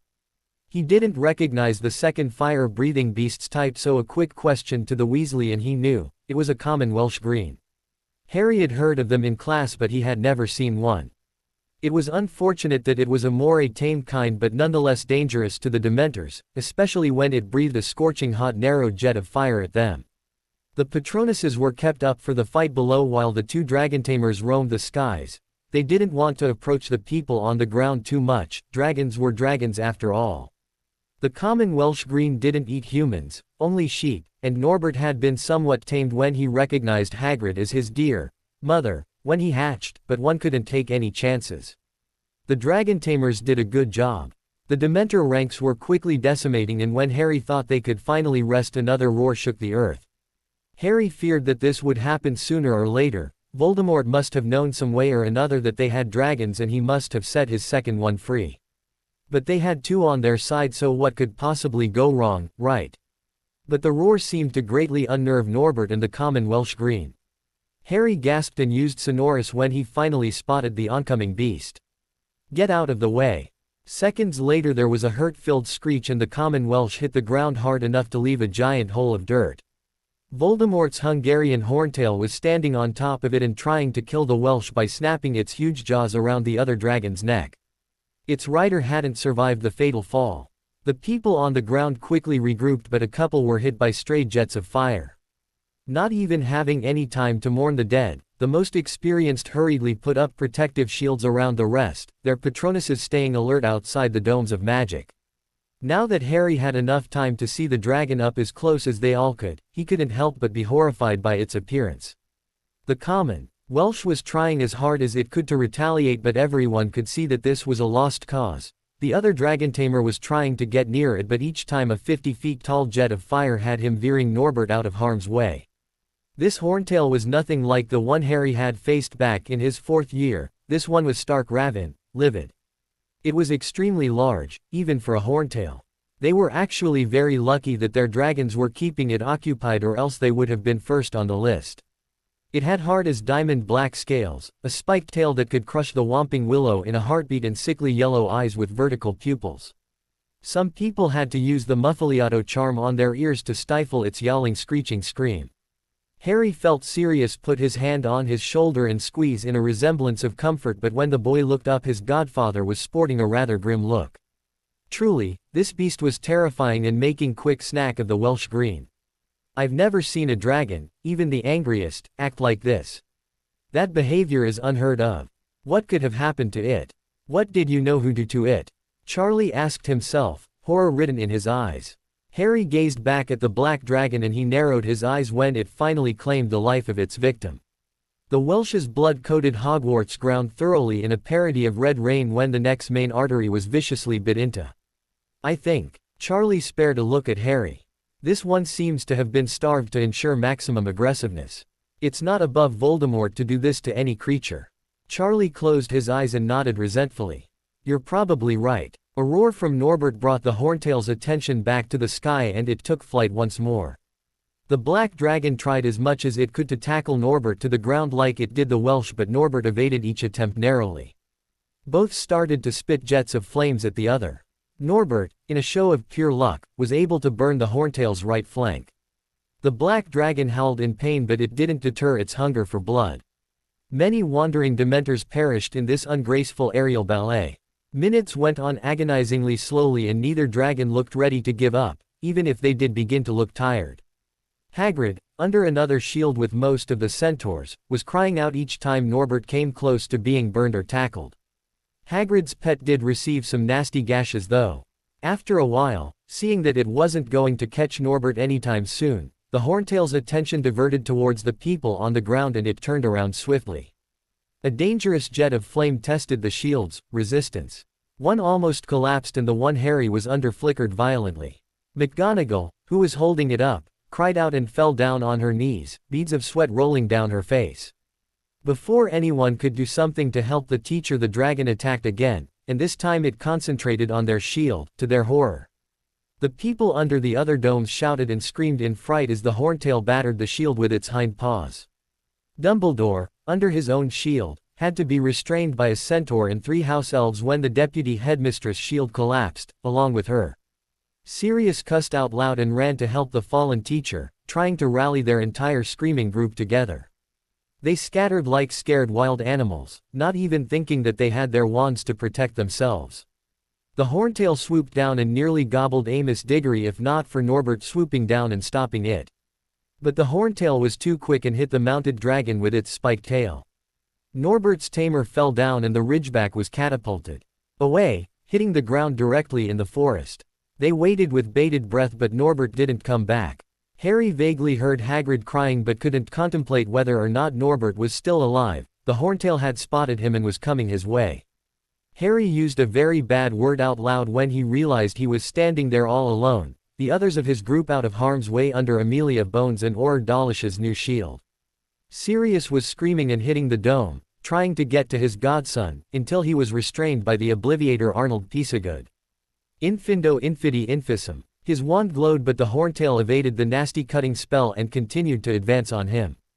Its eyes glowed in the dark of the night. Harry gritted his teeth. Depulso. The spell hit but rebounded off the black scales. He briefly had the idea of thrusting Gryffindor's sword in the dragon's underbelly, but the scales were protecting it everywhere.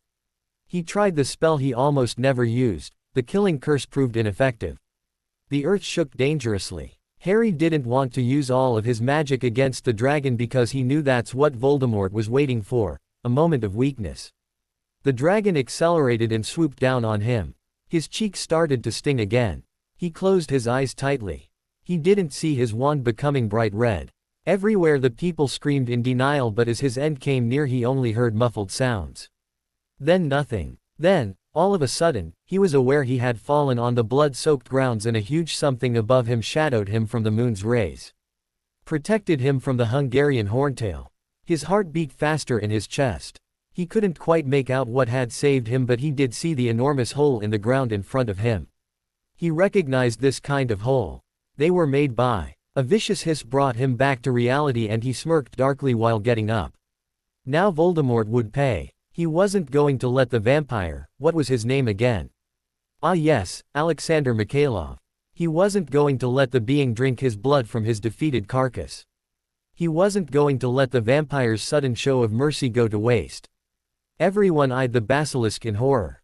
Some automatically closed their eyes, like Hermione and some Ravenclaws. Sirius and the centaurs were the only ones breathing in relief. A look of understanding crossed Charlie's face. He remembered what had happened with the dragon in Gringotts. The Horntail screeched a horrible sound, taking a step towards the basilisk. Salazar, eyes closed in case humans were around, was waiting for his master's orders but hissed a long warning note. Harry's fists closed tightly and a sinister glint entered his eyes. He started to hiss. Softly at first, but many people, human or not, flinched violently when the hiss became loud, clipped and hostile. Rosmerta, standing beside Albus, watched all what was happening with bated breath. The look on Jameson O'Harry's face scared her. Seeing Harry fight like this, Albus spared her a look. He was half listening, as were others from their group. It reminds me of James Evans, and how powerful he appeared to us all. It reminds me that James Evans and Harry Potter are one and the same. It reminds me that Harry is dangerous and not to be underestimated. Nobody argued. All the while, Salazar attacked, eyes still closed, waiting for the right moment when his master would tell him to open them. Harry's third familiar didn't need to see his prey in order to attack. A good whiff was enough, and when the dragon moved, the air shifted around. Salazar attacked so fast that the horntail didn't have time to budge. The basilisk took a quick bite at one of the dragon's wings, his fangs hard enough to pass through without any problem. The horntail let out a pain-filled yowl and tried to bite Salazar, who evaded deftly and took a bite at one front paw in the way. Another yowl. The horntail, angry and on the defensive for the first time, became more vicious when it felt it really was in danger. Harry saw it preparing to fire, literally. "Salazar, come to me and go down the tunnel you came out of. Quickly now." The great beast obeyed and slithered hastily towards the green-eyed boy. Everyone thought that he was going to be eaten alive by the magical snake, but Harry surprised them all by jumping on it when it passed by, using a sticking spell on the snake to stay on it when it quickly slithered back underground. The big ball of flame hit nothing but earth and maybe a few shields. The horntail pawed the ground nervously. It could feel something was underneath, just waiting for the right moment to strike, and it couldn't fly anymore. The injured front paw was mostly kept off the ground in pain, and blood, mixed with something else unidentifiable, flowed down freely. Sirius briefly muttered, "Poison." A few of them had already come to that conclusion. Suddenly the ground shook again and Salazar came out of a new hole right underneath the dragon, taking quite a big bite at the belly just in time. The horntail didn't even have enough time to let out a roar. It came crashing down in seconds. Harry hissed menacingly. Salazar coiled around the suffering dragon's neck and poised his face right in front of the other creature. The people around could hear the eerie wheezing breathing the tough suffocation provoked. "Salazar, open your eyes and kill it. It's too far gone to try to SSS Avenue it now." "As you wish, Master Harry." Nobody saw the yellow eyes open except the dragon, and in that state, poisoned and beaten, it died just like that without another sound. The shields disappeared one by one as cheers erupted in the crowd at the dragon's defeat, but Harry wasn't enjoying this small victory at all. The poor animal hadn't deserved that fate. Damn Voldemort for his cruelty. And where is he anyway? Harry murmured to himself. He was brought out of his musing by Salazar, who had once again closed his eyes even if the public stayed clear of him. "Master Harry, people are coming. People with ill intent, I can sense it. They smell like my old master." Harry didn't have time to tell anyone because they were already being bombarded by spells. A second wave of Death Eaters, less numerous than the first wave but probably more powerful, were running and gliding in their direction. The Dark Servants had taken advantage of their distracted, euphoric state to attack in force. Salazar shielded Harry from a Cruciatus curse, which rebounded to its caster. The green-eyed boy spotted a little Death Eater group separated from the rest and he acioed them with a wave of his hand. Harry stepped aside and they crashed on the ground roughly. A little hissed order and Salazar's eyes were open once more and the group was dead in a fraction of a second. The boy swore when he spotted a Death Eater from the second wave free the ones the light side had previously captured. Voldemort knew when to send his troops. He could see us, I'm sure of it. But he's not stupid as to stay near the battle. He wants me and he knows I know. He counted on the fact that I would be able to find him, counted on the fact that I would act foolishly enough as to go confront him alone. But where could he be? Some place near Hogwarts but far enough to stay out of sight Hogsmeade.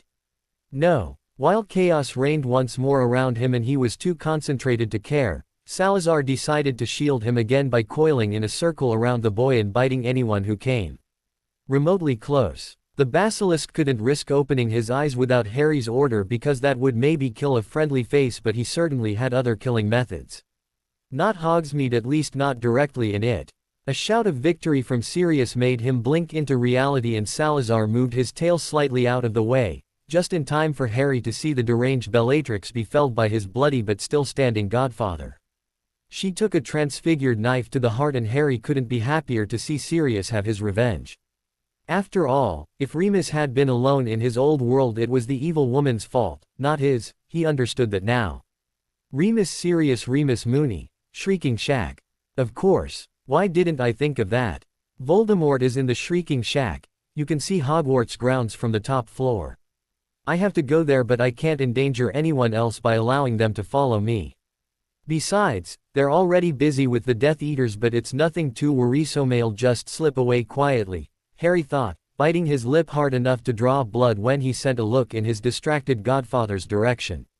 Sorry, Sirius, he murmured to no one in particular. Sorry, Remus. I hope you'll be all right until I return, if I ever do. Please take care. Salazar created the perfect distraction because no one actually dared come near it anymore. Harry told the magical snake to stay put in the same coiled position as if he was still there, and he snuck out of the grounds behind his familiar, his cape of invisibility helping his escape greatly. If he hadn't magicked it smaller in one of his pockets, he would have used a simple disillusionment spell. He was afraid Dumbledore or Moody would spot him, but apparently they were too preoccupied to see anything else but the enemy in front of them. Minutes went by. The sound of war was replaced with the sound of his feet quietly stepping on soft earth. The path to Hogsmeade, and therefore the Shrieking Shack, had never felt so long in his life. His heart beat faster and faster, not in trepidation but in some kind of dark excitement at once again being able to fight Tom, but without anyone throwing themselves in his way to save him.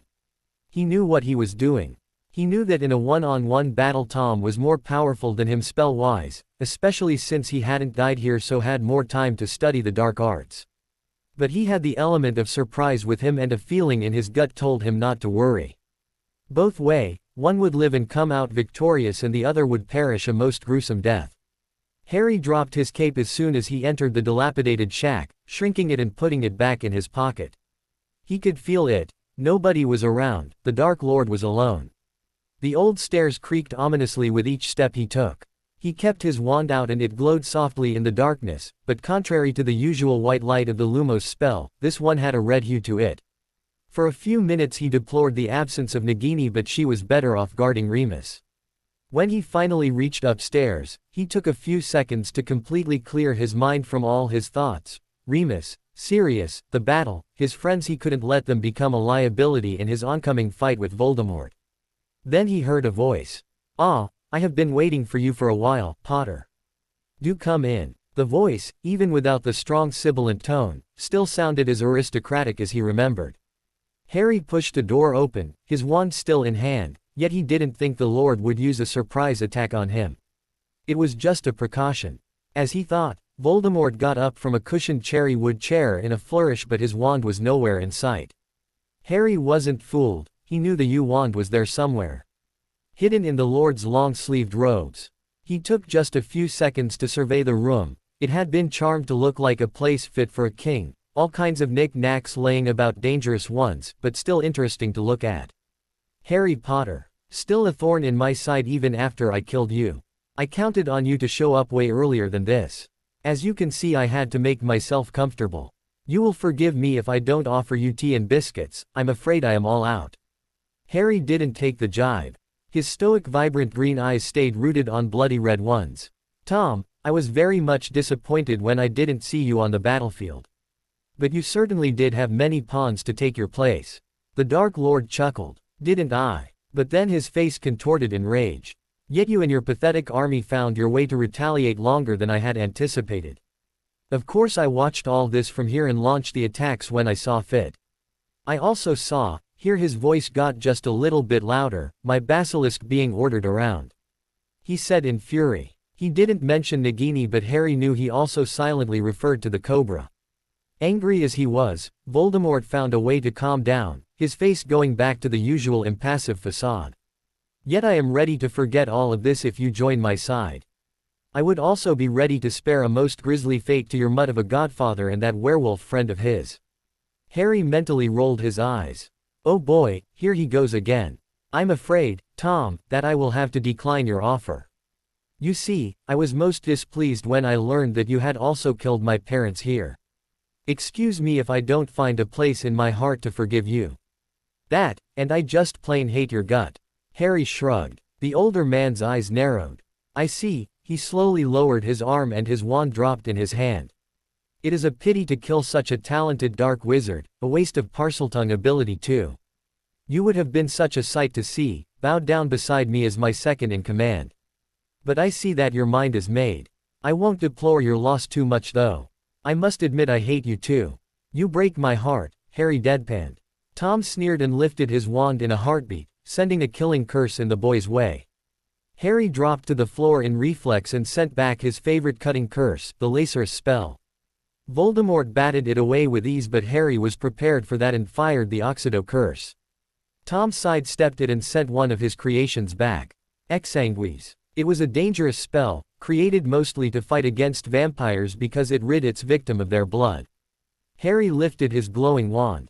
Now he would see if the Priori Incantatum worked with his different wand.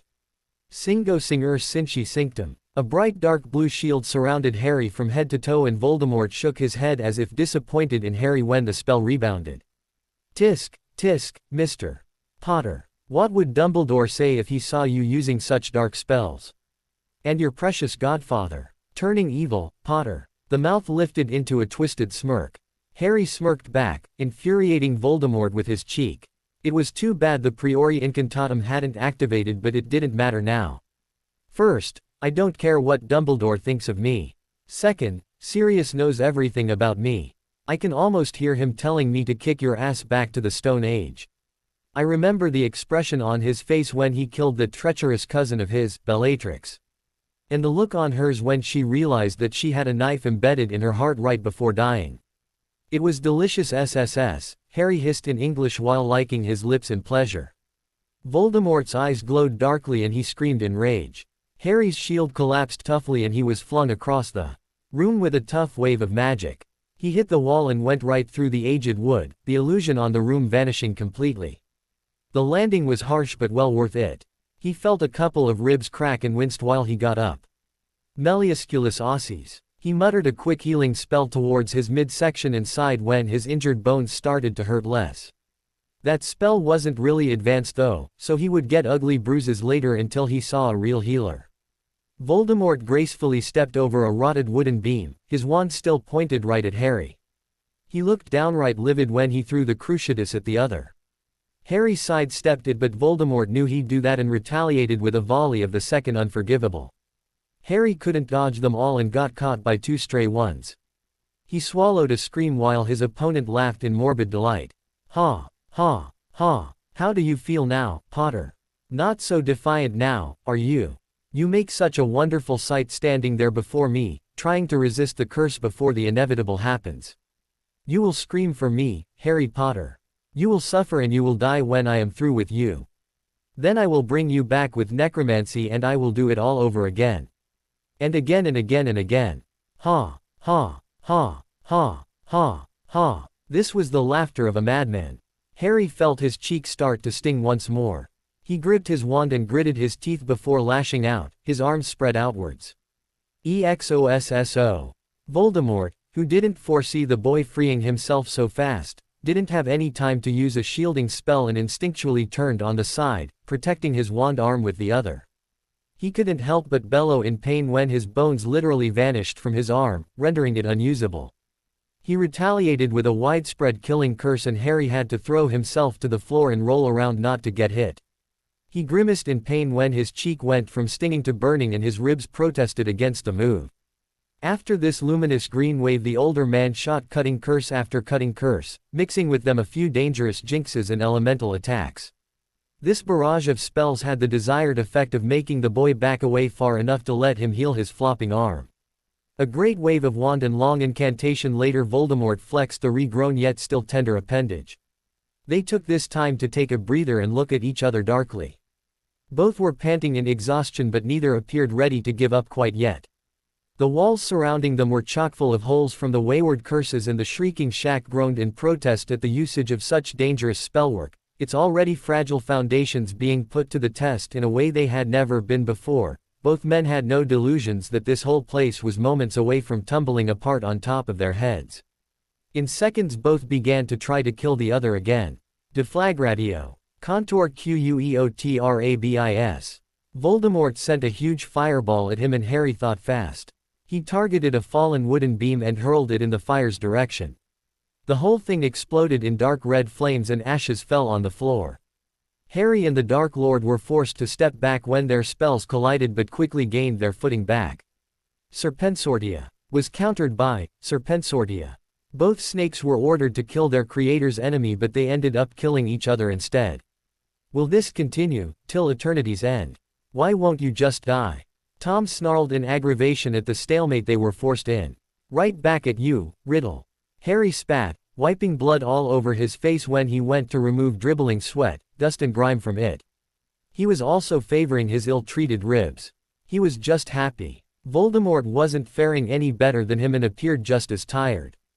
They stood still for a while, just gazing at the other, gauging just how much they had left in them to finish this once and for all. The silence was strained and uncomfortable, broken only by the occasional groaning and hazardous quaking of the shack.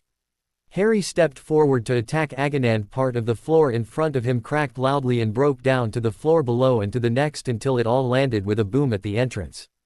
Harry yelped and stepped back clumsily, almost losing his footing and falling down the hole. Voldemort cried out in victory at the moment of weakness. Avada Kedavra. Harry was certain he was going to get hit, but he managed just in time to blurt out the same spell, kneeling on the floor. Both killing curses hit the other dead center and there started the battle of wills. For a long time they held their wands tightly, just holding the unforgivable up. The strain was great and Harry had never had to use it for so long. The backlash of green fog around them made the two suffocate slightly. Voldemort roared in a great effort and doubled the pressure of his attack, making the width of his spell twice as large, so Harry's was slowly being engulfed in it and pushed back towards the boy. Harry grunted in pain and fatigue, bowing ever more under the overwhelming force. That's it, he briefly thought in a moment of lucidity, it's either me or him. His green eyes started to cloud over and droop. His whole body sagged down and his wand arm dropped slightly. His killing curse decreased in size. No, he thought sluggishly, not even aware he had also spoken out loud. No, he repeated again, his eyes gaining some of their spark back and his arm going rigid again. No. I will not be the one to die today. He screamed. He screamed the most terrifying scream Tom Riddle had ever heard. It was bone-chilling, even to him. He screamed in pain, in agony. For the first time in his life Tom Marvolo Riddle, alias the Great Lord Voldemort, was scared, deathly scared for his life when Potter's killing curse grew to an abnormal size and started to ram onto his own. The boy's magic itself literally exploded outwards, making it impossible for the Dark Lord to even look in his direction. And Harry continued to scream, oblivious to it all, letting go of his wand when the intensity of outputted magic burned his hand. With his nails he tore at his right cheek and torso, even ripping through his robes to get to his skin. It hurt. God, it hurt so bad. Why couldn't he get the skin off? Blood flowed down his face and torso, but it didn't matter to him. If he could just rip the skin off, because it felt just like it, as if parts of his skin was literally tearing away from his body along with a part of his soul. The pain lasted an eternity. Eternity lasted a mere few seconds.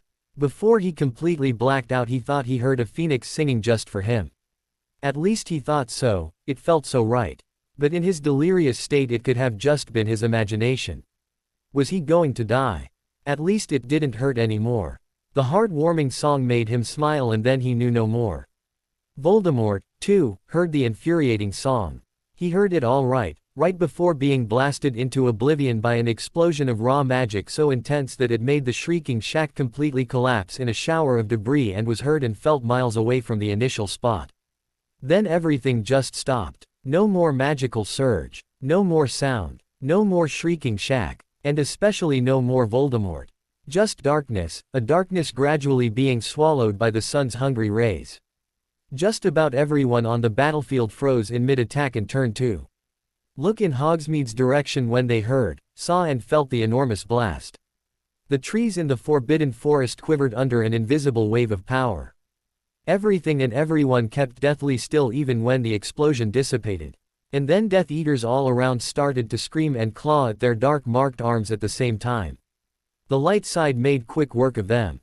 Sirius had a sudden epiphany and glanced in the retreating basilisk's direction. Harry was not there. He gazed in the explosion's direction in panic and dread. "Oh God, Harry!" He rasped out and immediately transformed into Padfoot, taking off in the village's way. He never heard the enthusiasm of his peers, never heard Mooney weakly calling for him from his place beside Orion. He arrived at quite a desolate sight to see. Hogsmeade had been completely leveled. The blast, though, seemed to originate from the shrieking shack. Or what was left of it. Actually, the hill it had been standing on simply didn't exist anymore. Padfoot whined loudly and rushed to the place where the shack once stood. He transformed back and couldn't bite back a gasp when he reached his destination. There was nothing left, not even a small piece of wood. What remained was just a charred crater twice the size of the old memory-filled shack. And finally Sirius' sight landed on the person he had so frantically searched for without a care in the world if Voldemort was still alive or not.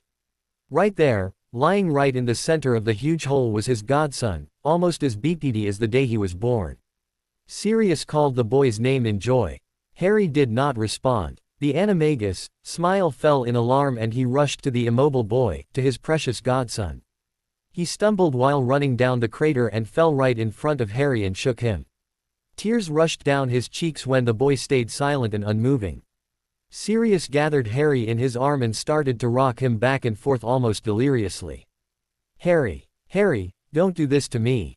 Don't die. Don't leave me. You promised you'd come back. We promised we'd adopt you. Oh Remus, what will Remus do? What will I do without you?" He started to laugh hysterically, yet tears of anguish still poured down his cheeks, falling on his godson's bloodied ones. He held the precious body tightly, too far gone to even check for a pulse. "Harry, Harry, Harry, Harry, Harry. Mr. Black. Sirius." Someone sighed. "Petrificus totalis." Sirius slumped down, still holding an unresponsive Harry.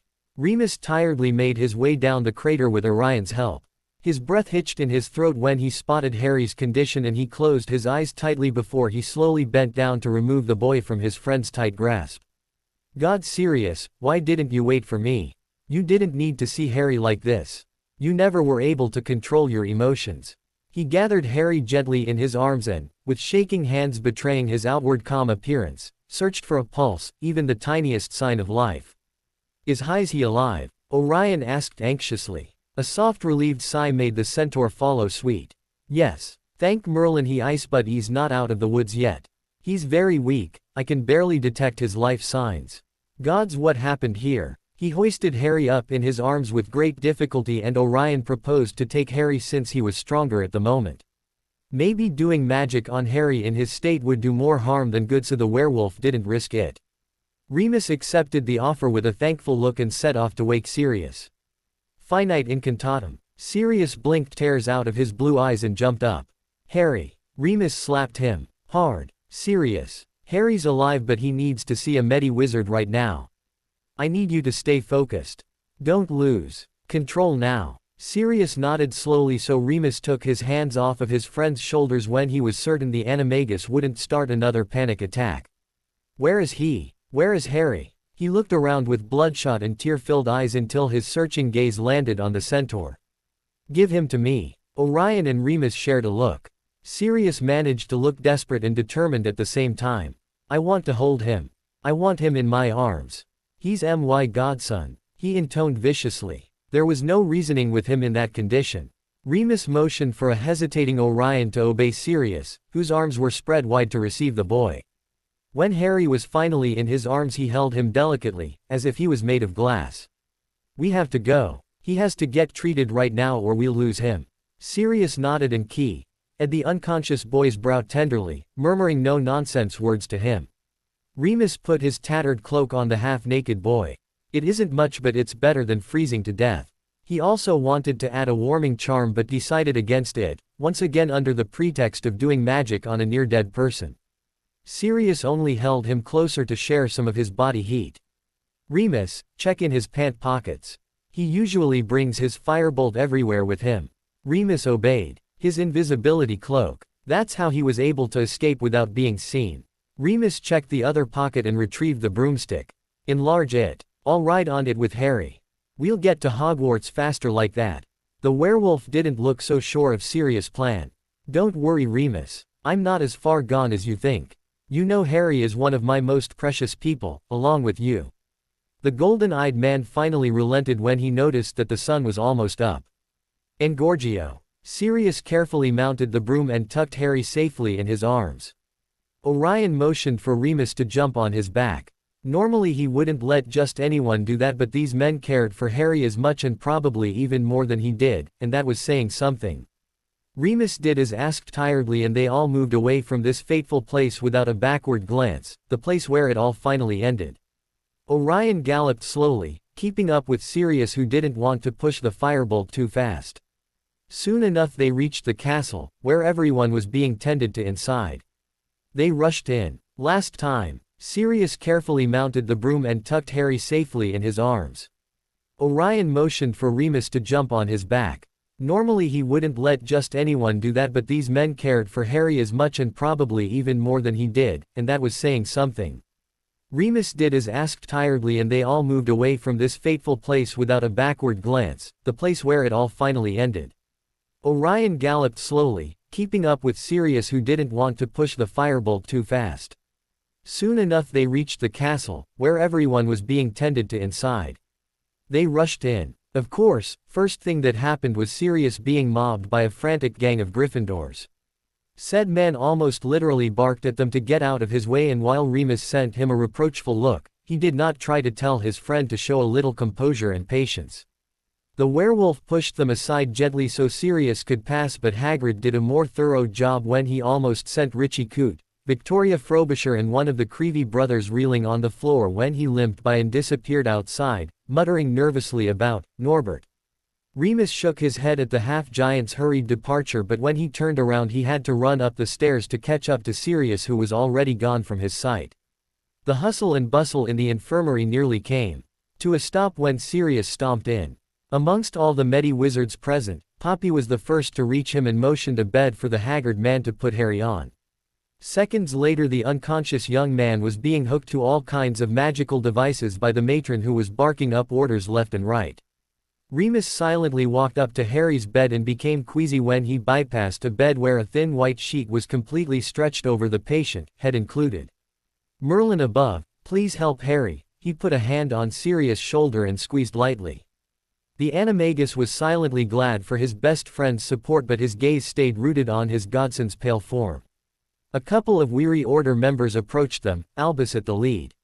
What happened to him, Remus?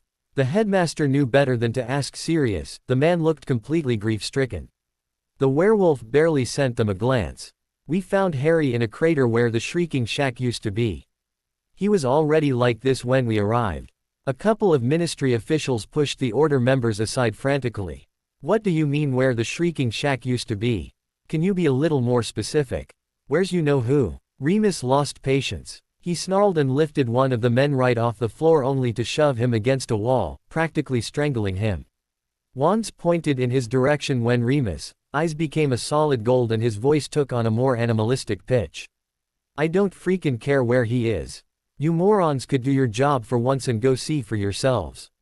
I won't tolerate your harassing behavior when he pointed at Sirius and himself, godson is lying on a hospital bed half dead.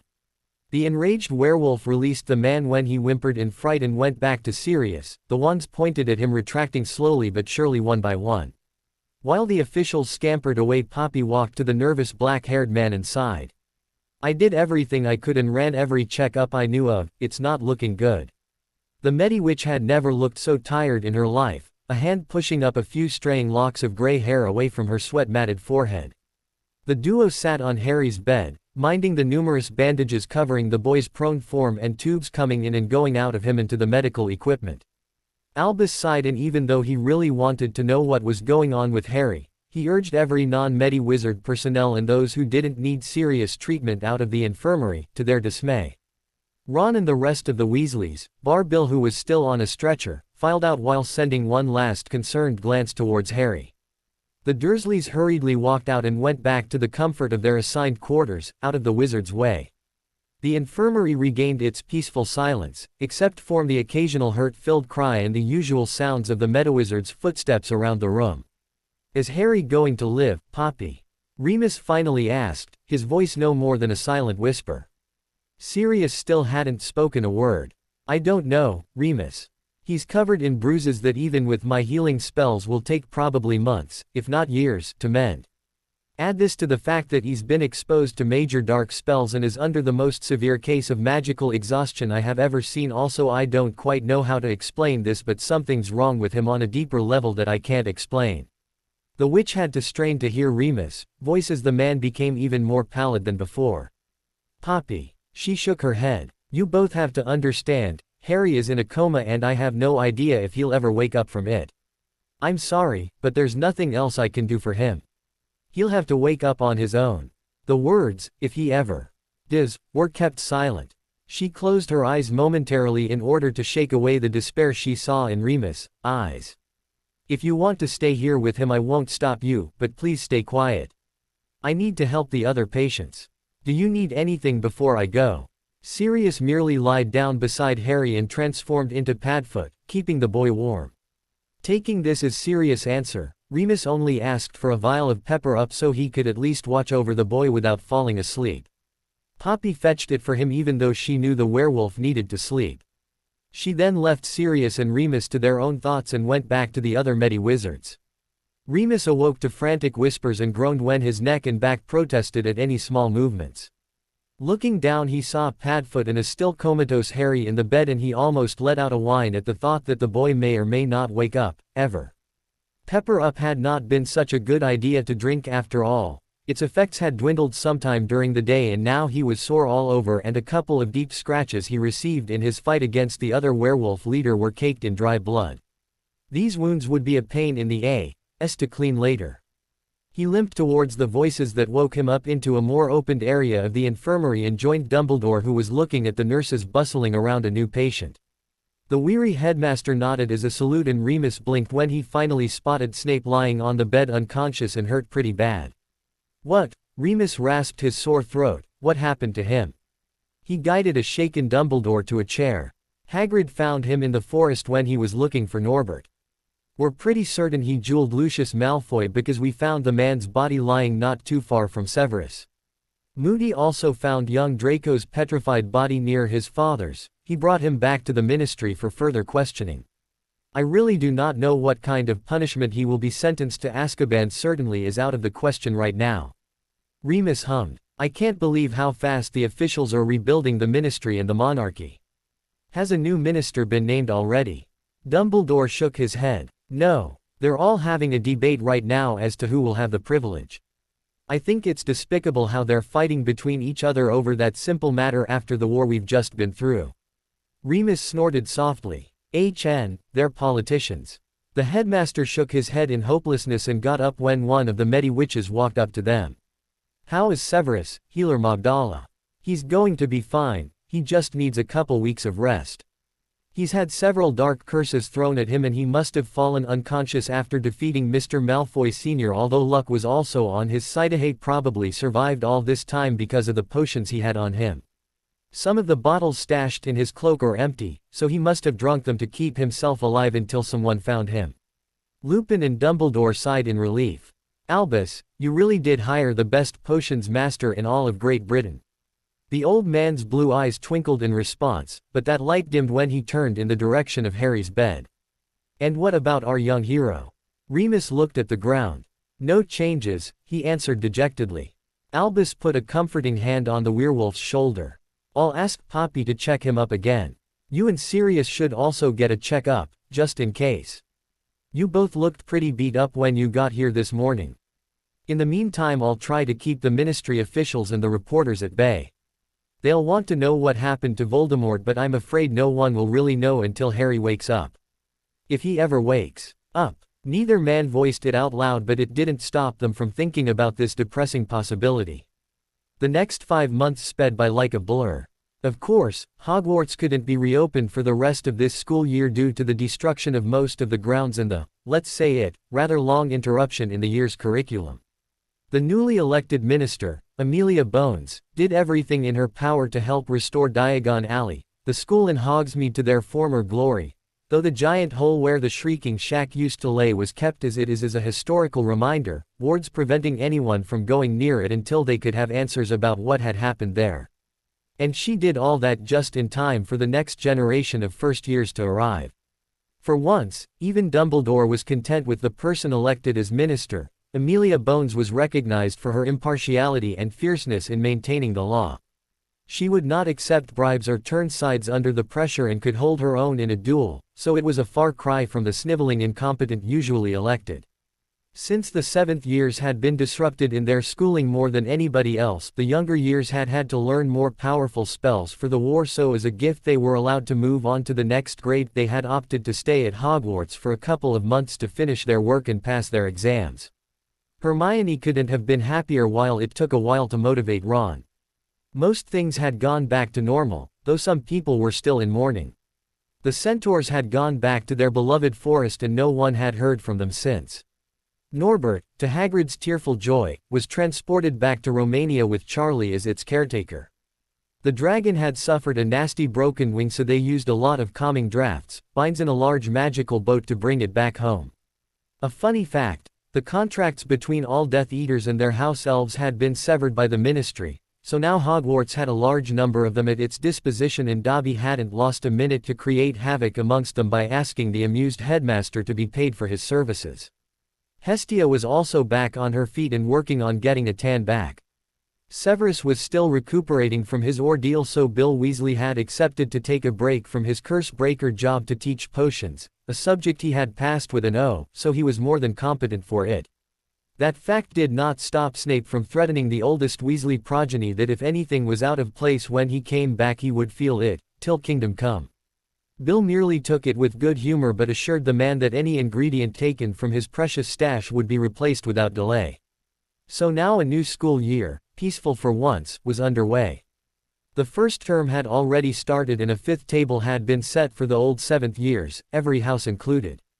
Albus, as usual, kept a keen eye on everyone as they ate, though his gaze couldn't help but veer in his defense against the dark arts teacher direction, Sirius Black.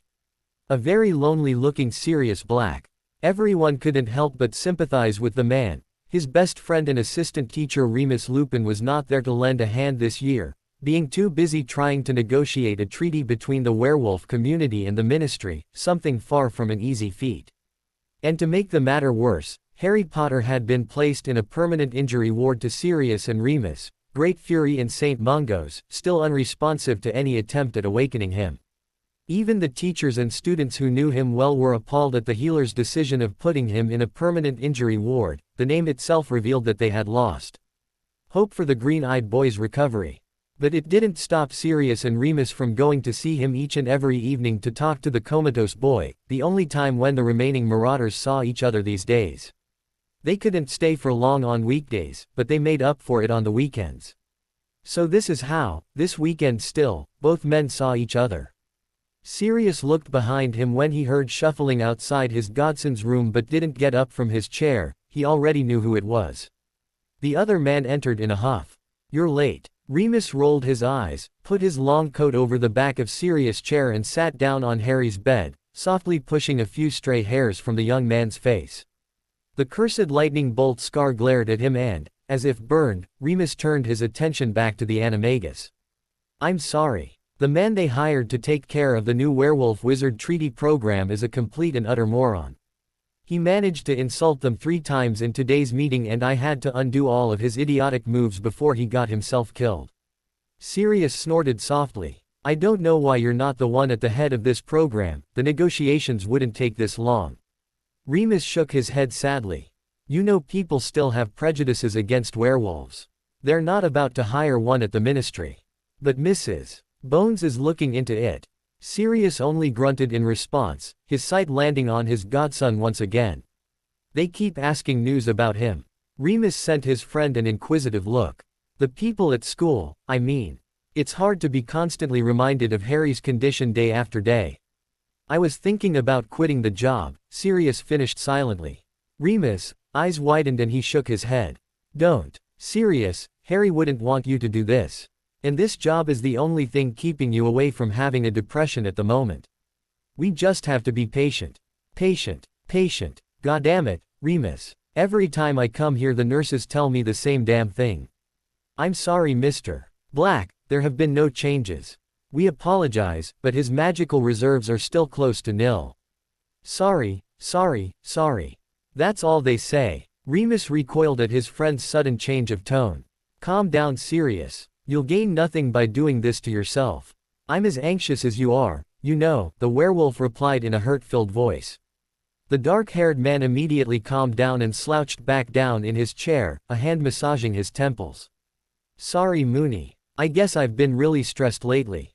I keep receiving mail from everyone that's anyone in the wizarding world asking me about what happened that day and what happened to Harry. People keep pestering me wherever I go as if they really cared about him. They don't even know him. They just want a scoop.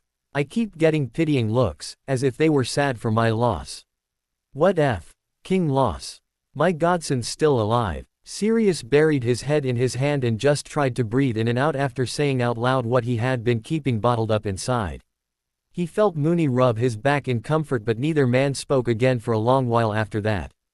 After an hour or so, a Mediwitch softly knocked on the door and told them that visiting hours were over.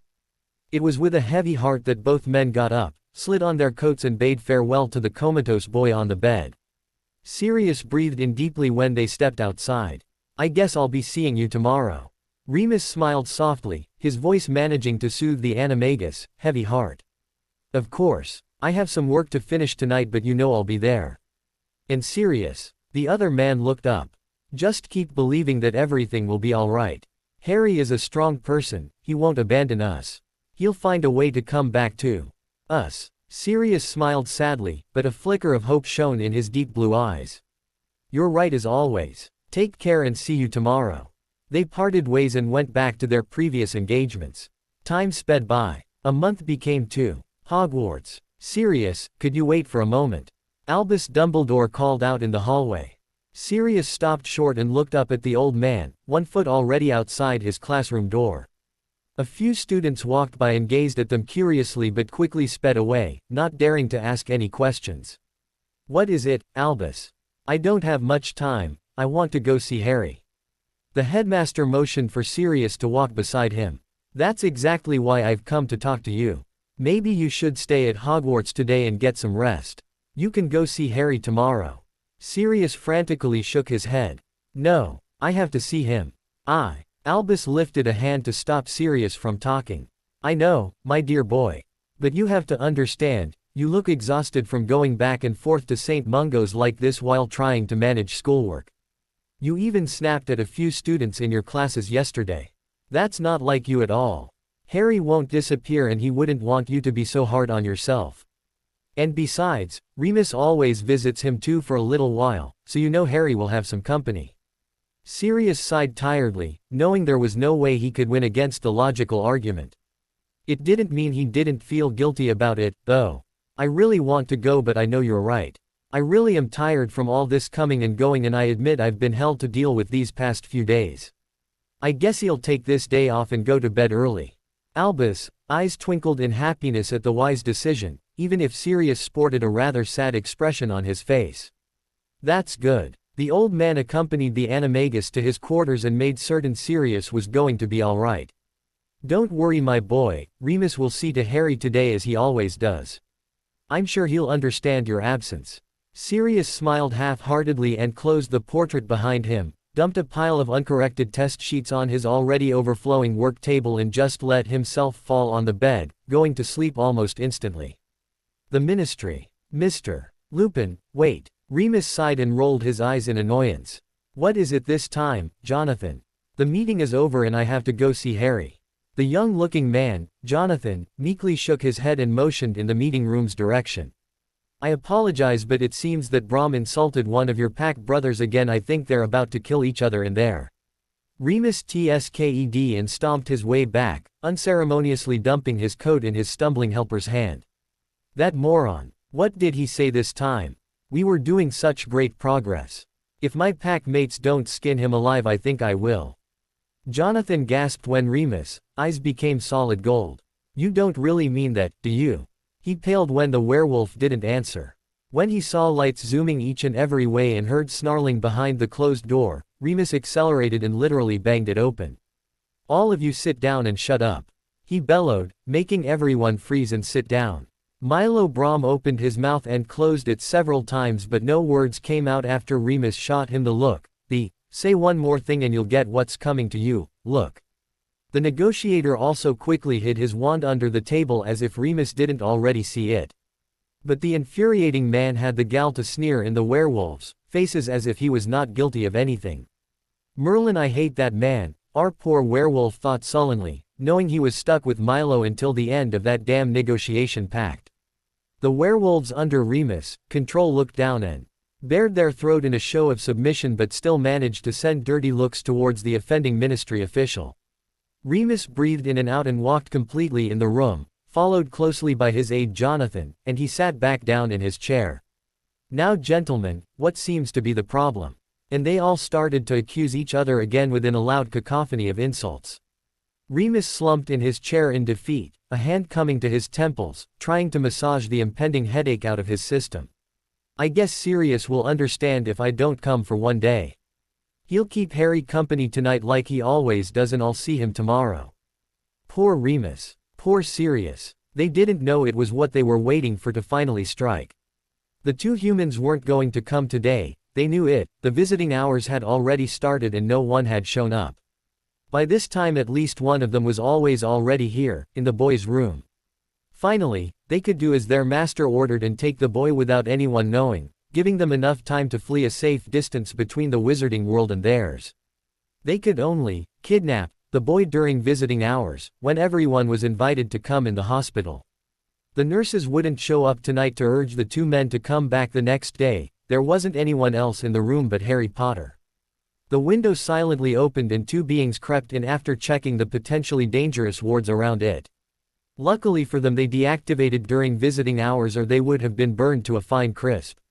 They looked at all the magical items stuck to the comatose boy and sniffed in disdain before methodically shutting them off one by one and then getting all the needles out of the thin arms.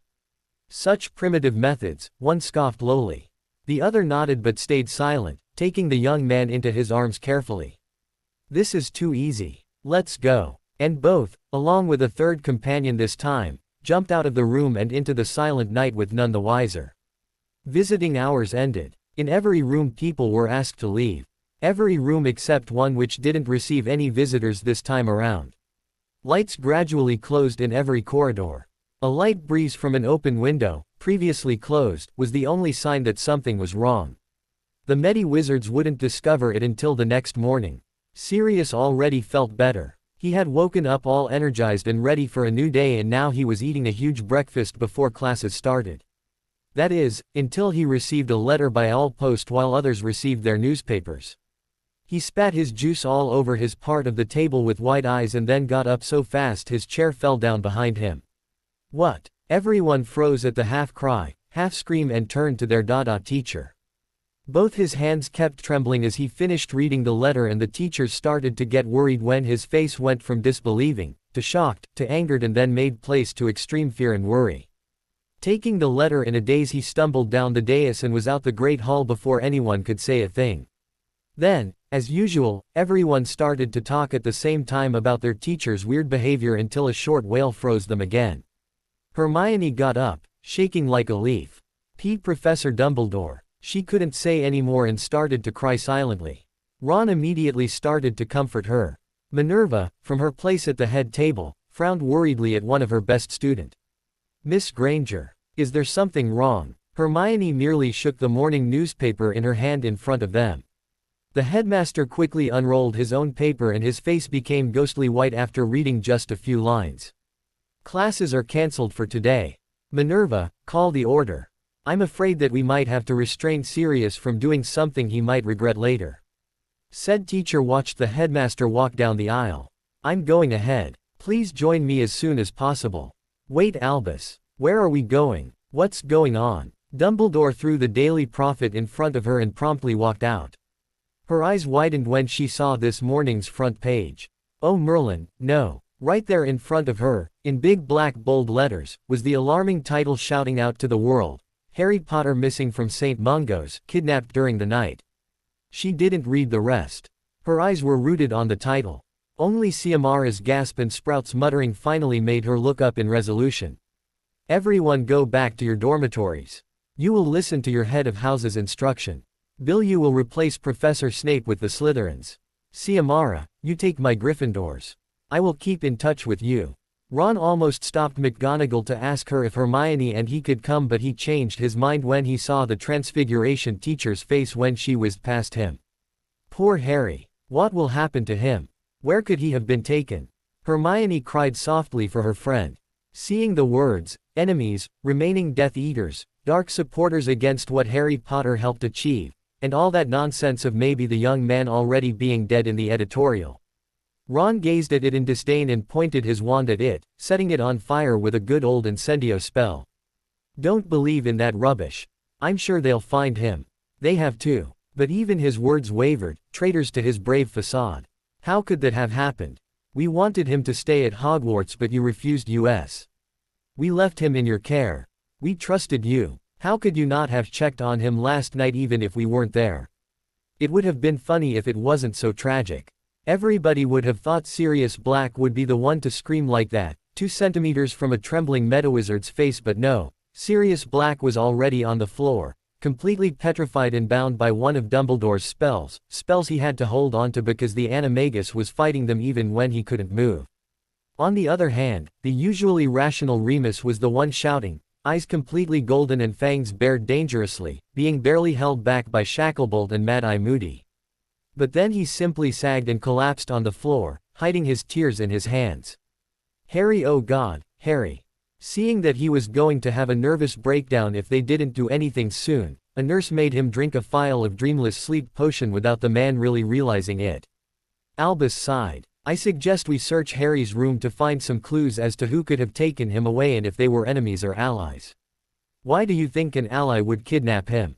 A ministry official blurted out. The old man glared. Because there would have probably been blood all over the floor. The instruments keeping Harry stabilized were obviously removed with care.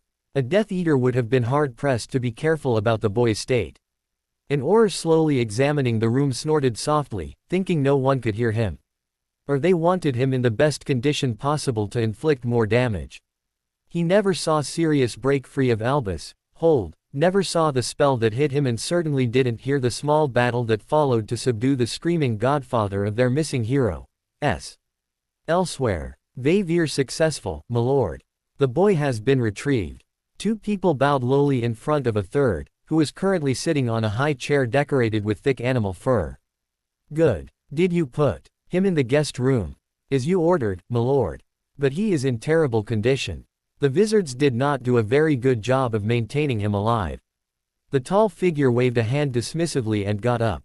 A few shadows on each side of the wide room bent down further when the master of the house glided by, a few whispering their disdain at having a human presence under their roof, especially a wizard, and a powerful one at that. The master snarled a silent threat at them, eyes glowing fiercely, and the shadows quickly made themselves sparse. Thank you, Dmitriev, Sergeev. As always, I knew I could count on you both. I will look after the boy for a while.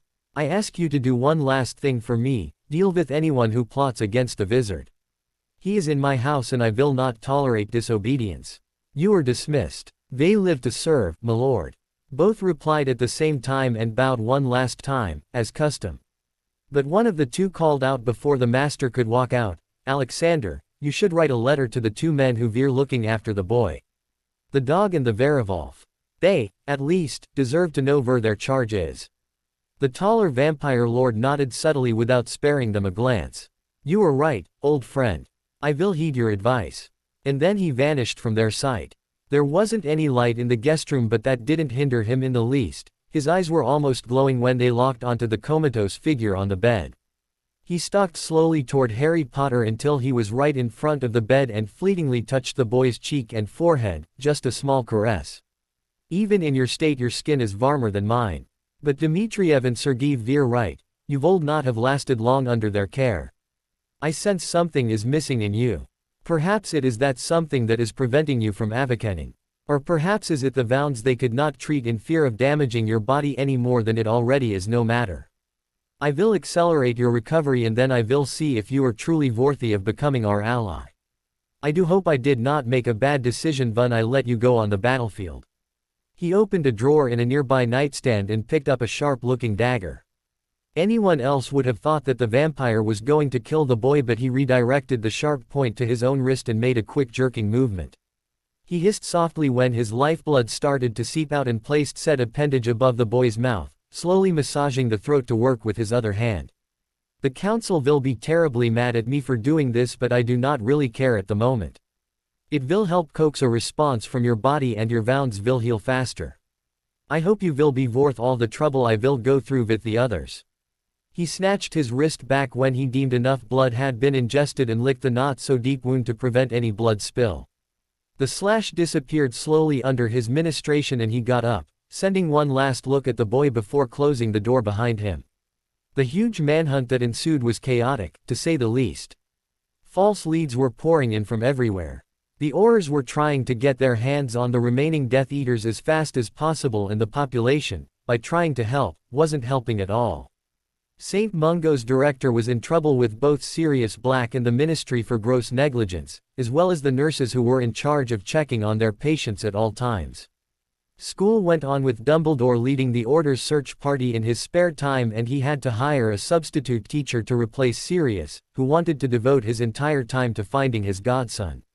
Remus had also demanded that the treaty with the werewolves be put on hiatus for the time being, ensuring that no werewolves would trouble the wizards all the while. Time sped by. Nobody ever heard news of the young man, and Voldemort's remaining followers were clear: if they'd been the ones to capture Harry Potter, they would have simply killed him. Note: after saying this, Sirius attacked them and they barely made it alive before being put into an Auror-guarded Azkaban. Winter was now well installed. Sirius and Remus both came back to Grimmauld Place with long faces again at another failure. Another day and still no news or clues as to the whereabouts of Harry. Opening the door while Remus watched for muggles, they both gave their coats to a new house elf and went to the kitchen where they could hear voices. It was an everyday occurrence since Sirius had donated his ancestor's house to the Order. But this time he was assaulted by Molly Weasley, who brandished a letter in front of his face. Shacklebolt followed silently, looking at the Weasley matriarch with a mild glare. Apparently she had taken the letter from the Auror's grip without his authorization. Sirius. The Aurors found this letter in one of the Ministry's muggle entrances. It's addressed to you and Remus and it has Harry's name on it. As soon as she said that, the animagus almost jumped on the woman to get the letter. A couple more Order members came in the doorway and motioned for the two weary men to sit down in the kitchen. Shacklebolt was still wearing his frown. Careful, Black. It can very well be a trap. I'm desperate, Shacklebolt, but not moron enough to open this without first analyzing the envelope, Sirius grumbled. Remus did it for him, and after many revealing charms nothing wrong was found. The animagus opened it carefully and started to read. Molly, who was looking over his shoulder, frowned in disappointment. It's all blurred. Remus, who was standing beside her and also looking at the piece of parchment, blinked at her. I can read it perfectly fine. Moody snorted loudly, making them jump a little. Apparently, whoever wrote that letter only intended for Black and Lupin to read it. Can you tell us what it says? Sirius finished reading, but when he tried to tell him where Harry was, nothing came out of his mouth. Shacklebolt shook his head. It's as you thought, Moody. Whoever wrote that is not an amateur. It looks like a part of the Fidelius process was used on the letter. But can you tell us if it mentions your godson? Sirius opened his mouth. Yes. It says he's still unconscious, but that a special treatment is currently used on him to speed up Harry's recovery, at least the magical injuries. I don't have any more details on Harry's condition, and while even the area in which he is currently being held is under Fidelius, it is too vague of a description to go look for him if I wanted to. The animagus looked particularly peeved at this. Is it signed? Percy Weasley asked from his place at the table, beating Moody to the next question. Remus answered, frowning. It says that we already encountered the one who is trying to cure Harry, although briefly and in the context it wasn't a pleasurable walk in the park. There are no names in the letter except Harry's, though the one who wrote this left his initials, AM. Everyone looked at each other, pondering on those two letters. A few names came out but were dismissed almost as fast. It could be a false lead, Moody inserted, but Remus shook his head. There's a trace of Harry's smell on the letter, so the person must have been near Harry when they were writing it. But the other one I simply cannot identify. I'm sorry. What do you think, Sirius? The Marauder shook his head. I really don't know to whom those initials belong to. We can always ask Dumbledore to check the letter for further clues, if possible. If not, I fear our only option will be to wait it out. The room became silent, its occupants deep in thought. He was in trouble, he concluded knowingly, when he received a summoning letter from the Honorable Council leader just a few weeks after having taken the boy in. One of his big-mouthed lesser servants had no doubt babbled a little too much for their own good. He glared at the yellowed piece of paper. Two shadows bowed behind him. Dmitriev, Sergeev, someone here loves to gossip. Find them vile I am ave, vaunt you. Of course. Both smirked and got up. Are you certain you want to go alone, Alexander? One of us can go with you. The master of the house shook his head slowly. You will not be of any use to me there. Just find that blabbermouth and make sure he knows well enough to keep his mouth shut in the future. The command to keep Harry Potter safe in his absence wasn't voiced but omnipresent in the older man's eyes. His two friends nodded and blended in the shadows until the master couldn't feel their presence anymore. Alexander sighed. As the Muggles say, time to face the music. Using a special device similar to a portkey, he muttered a Russian incantation and disappeared in gray smoke. Time sped by. A year, to be exact. To keep Sirius and Remus from having a nervous breakdown, the vampire master had sent more letters to them.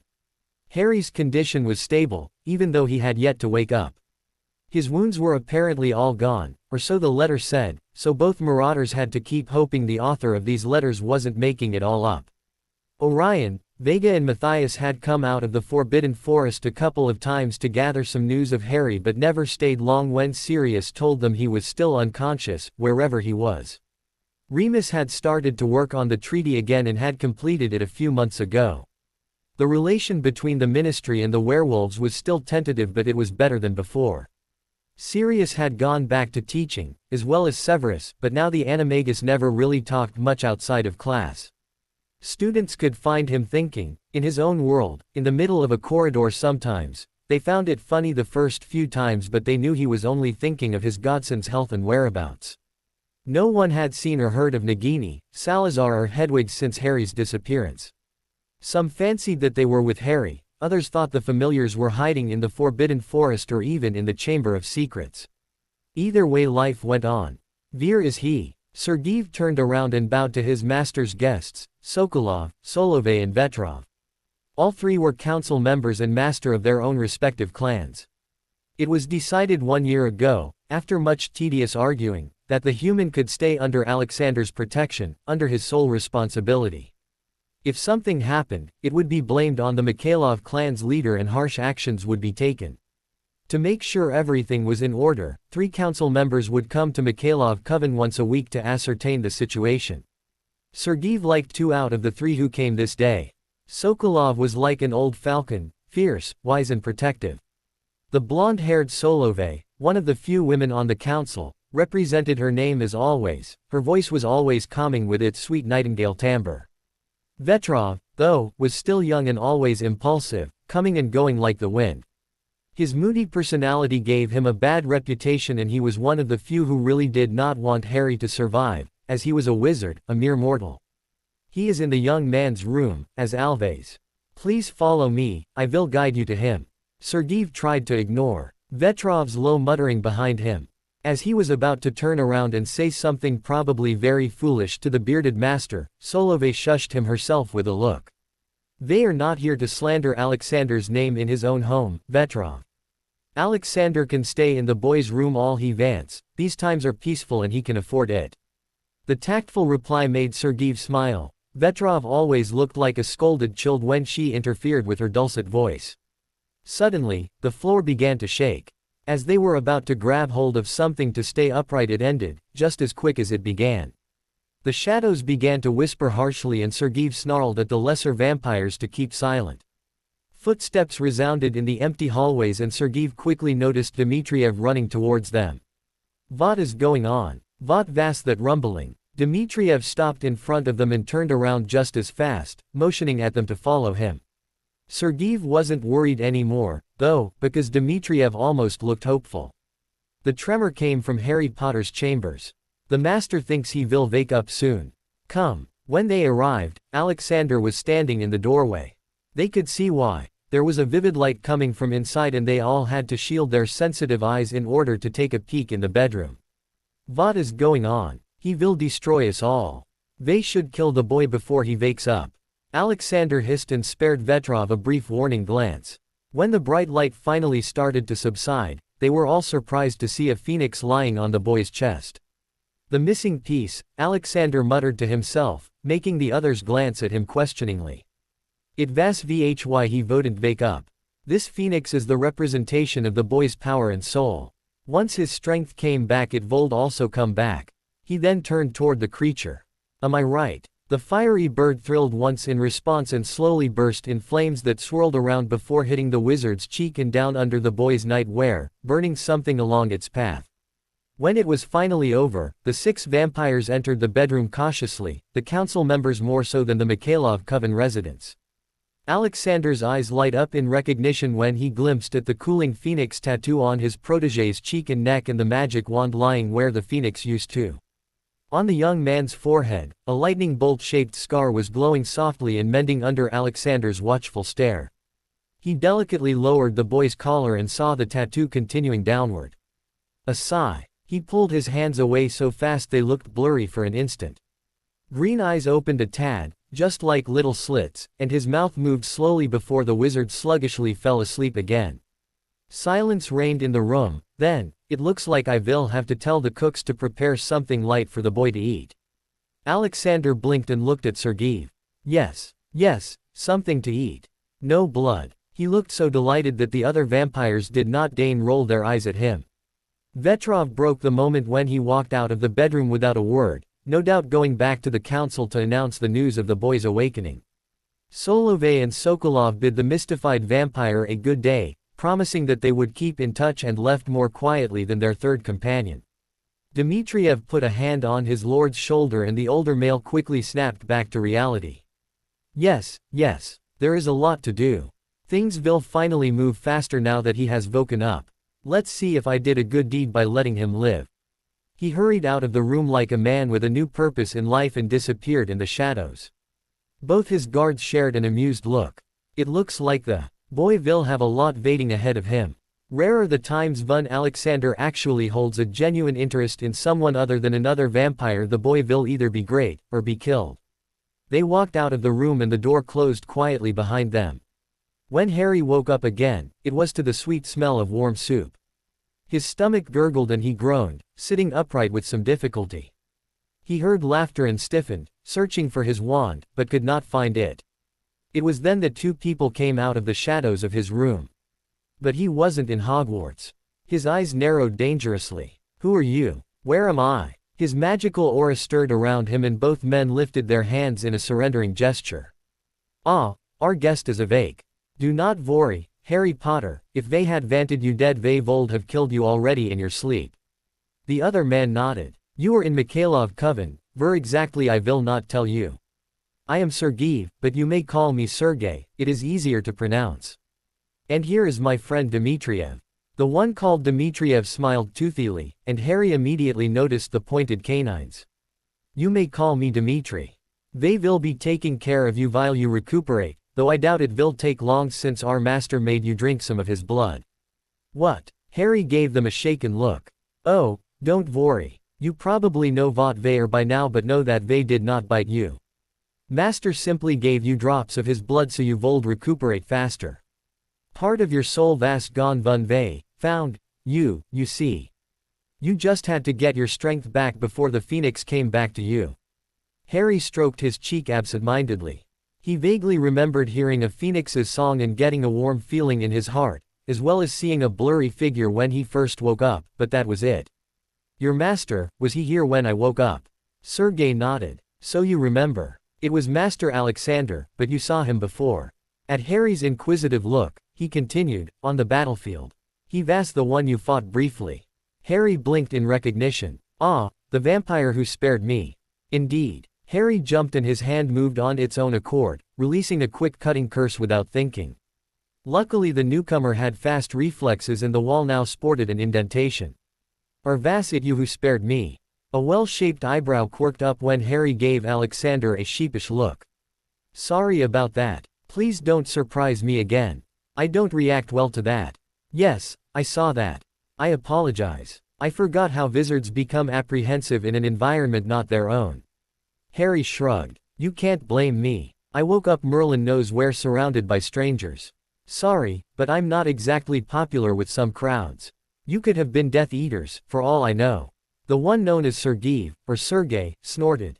The deceased lord's followers. Impossible. They were nearly all captured and or killed a year ago. Harry couldn't help it, he gaped. A year. Are you kidding me? He then rasped his throat and his green eyes narrowed. I think there's a lot you need to tell me.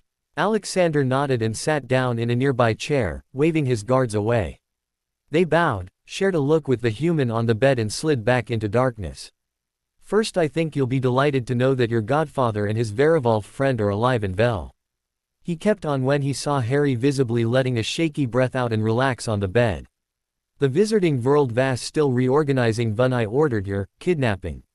And Harry listened, his eyes fixed on the vampire's golden ones. Wow, I didn't think so much had happened since that day. And I was really given the Order of Merlin First Class? Harry asked curiously after hearing Alexander's story. He had finished the soup a while ago and now both Alexander's guards were back. The master nodded, smirking. Yes, you must be the first one to have actually received the Avard vial in a coma. Congratulations. Harry sighed and muttered under his breath while Sergeev and Dmitriev approached their friend to whisper something in his ear. The only human present in the coven watched as Alexander's lips tightened and he got up gracefully. He then turned towards Harry without so much a trace of worry and offered the boy a helping hand, which he took. The vampire master led Harry out of the room but calmed the boy's suspicions by saying he had to meet with the council in order for them to see he was not a threat. Harry accepted, he had no choice in the matter anyway, but if things got out of hand he at least still had his wand with him. A shame Nagini wasn't, though. Or Salazar. Now he felt nostalgic. He just realized he greatly missed their presence, as well as Hedwig's. And as soon as this task was finished he was going to write to Sirius and Remus. Merlin, the poor men were probably worried sick about him. He thought back and now his hands were itching to sign those adoption papers. The thought of going back to a safe Hogwarts made him internally giddy and he mentally scolded himself to calm down as the vampires beside him could sense his shift in behavior. Sergei did eye him briefly but no one said a word as they arrived in a large room, more like a study. Harry couldn't help but look around him at all the foreign objects and admire the black marble walls. Find anything interesting? Harry startled and Alexander had the gall to find it amusing. Well, it's a very impressive room. It's beautiful. Wait until you see the rest of the coven, then. But for now hold my hand and don't let go, they will be going to another coven by a means similar to your portkeys. I assure you the trip is not as turbulent, though. He quickly added when the green-eyed young man watched the item in his hands with distaste and a lot of mistrust. A bad experience with portkeys, I see. But the human still put his hands tentatively on the vampires and the object in question. And they were off. He was going to have to rein in his temper if he wanted to make a good impression, Harry concluded. Most of the vampire guards here were looking at him with distrust, so Alexander had to walk pretty close to him just in case one of them decided to have a drink. A large set of doors was opened in front of them and they quietly walked in, Harry taking in any means of escape possible and looking at all the vampires present. Or all of them lords. The green-eyed boy murmured softly to his companion. You have a good eye. Yes, they are all from different covens all over the world. I sense you are nervous with this. Harry and Alexander were asked to stand in the middle of the huge Gothic-like room. Who wouldn't be? After all, I did kill a few back in Diagon Alley last year. The Mikhailov lord chuckled so softly Harry almost didn't hear. They will not hold it against you. The 5 lords that Veer killed wanted to follow Voldemort like puppies. True vampires remain free of any master who would want to end them. They Veer weak and Veer going to be eliminated anyway, by your hands or by ours. Harry nodded and turned his attention to the now silent council in front of him. He surmised that the row in front of him was comprised of all the most influential vampires, so he mostly kept his attention there. Behind them was a dark corner where he could sense someone was hiding. Or maybe just sitting. A black almost see-through cloth was hiding the person from being seen. So this is him. Harry Potter, Zarubin. The one who set in motion last year's war. Harry looked in front of him again when one of the councilmen broke the silence. Alexander nodded, his face as serious as theirs. He shouldn't be here. We should kill him now before he turns against us. Both men standing in the middle eyed Vetrov who had spoken, situated to their right amongst the ordinary council members. Harry recognized him from earlier when he had first woken up, the one with obvious distaste for humans. Alexander tensed beside him when Vetrov's shout stirred others into following his opinion.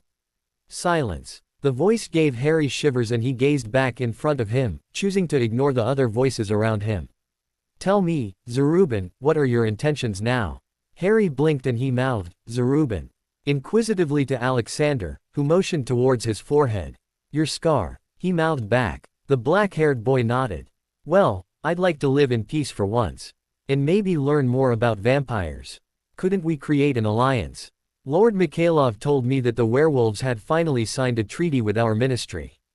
Wrong thing to say, Harry thought with a wince when nearly all of the vampires started to shout at once, their eyes becoming redder by the second. Once again a hand motion from the old vampire made them stop, but this time even the oldest members looked insulted. Not a good prospect. Impossible. We do not trust your ministry enough to propose such a thing. Ja. They will not be put down as inferior beings. Il est raison. Nous serions traités comme des chiens et suivis par le ministère, obligés d'obéir à des règlements impossibles à suivre pour assurer notre survie. Harry had heard enough when nearly all of them voiced their opinion against the possible idea of a treaty. But he did understand this, they also wanted to live in peace. Then do it with me. He cried out, making one of them stop in mid-sentence. If you don't trust the ministry enough, trust me. Lord Mikhailov does. I hardly ever use my popularity, but I know I hold enough power in the wizarding world as the defeater of Voldemort to actually make the wizards trust in my opinion. If anything goes wrong I can be the mediator. Remus created a treaty with the werewolves, which was thought impossible, and I created a treaty with the centaurs. But the centaurs don't answer to the ministry. They're not my either, they're my friends. We're simply there for each other if a problem arises and we need support. Why couldn't we do the same? Silence greeted his statement. Then Alexander laughed and slapped his back, making Harry huff a little. I knew I liked him. I can vouch for him if you'd like me to. Alexander wasn't looking at the council members anymore, but at the person hidden in the shadows behind the 10 oldest vampires. Harry heard a raspy voice replying in a language he didn't recognize, but Alexander must have since he nodded. The councilmen looked a bit put out of place at what was said since a good number of them fidgeted in their seats. Sokolov, whom Harry also recognized, gazed at him with piercing eyes. Then how could they seal this deal and know you will not turn against us? Harry looked around him. So I would just need a trusted vampire partner to create a viable treaty for us all. The councilman nodded. Then I already have one, if you approve of him. He put a hand on a baffled Alexander's shoulder. Once again the vampire hiding in the shadows spoke up, making the leading council member nod. Lord Mikhailov will do. But how do you intend to seal this deal? Harry thought it carefully and an official piece of parchment appeared in his hands. There. All the conditions mentioned are written and we only have to sign this. I'll send it to the ministry so it will become official that you have created an alliance, not with them but with me. Alexander read it over and nodded in satisfaction.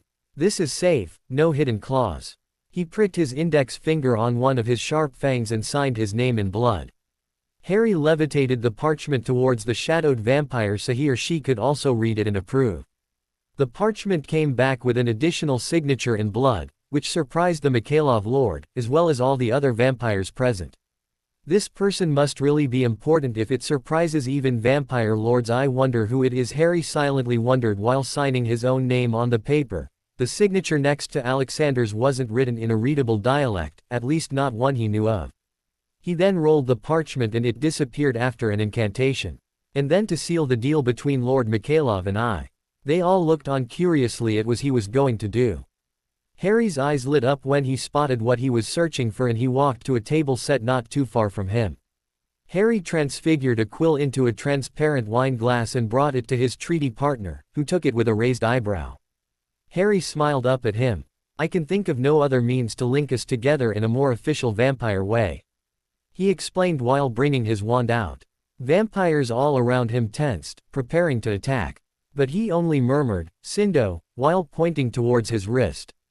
Alexander gasped when Harry pressed his newly made wound against the wine glass and couldn't help but take a strong whiff of the fresh smell of blood that assaulted his senses. "You made me drink some of your blood to make me heal faster, so I can't think of a better way to show you my trust and gratitude." He took his wrist back and murmured a minor healing charm when the glass was finally filled enough.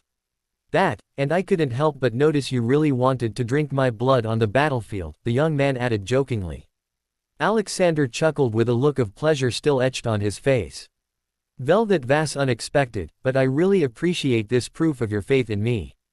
The vampires around them nodded, still surprised at such a show of trust between a human wizard and a vampire. When the blood finally touched his tongue and flowed down his throat, Alexander barely refrained from moaning in delight. "Yes, I think they will be getting along just fine."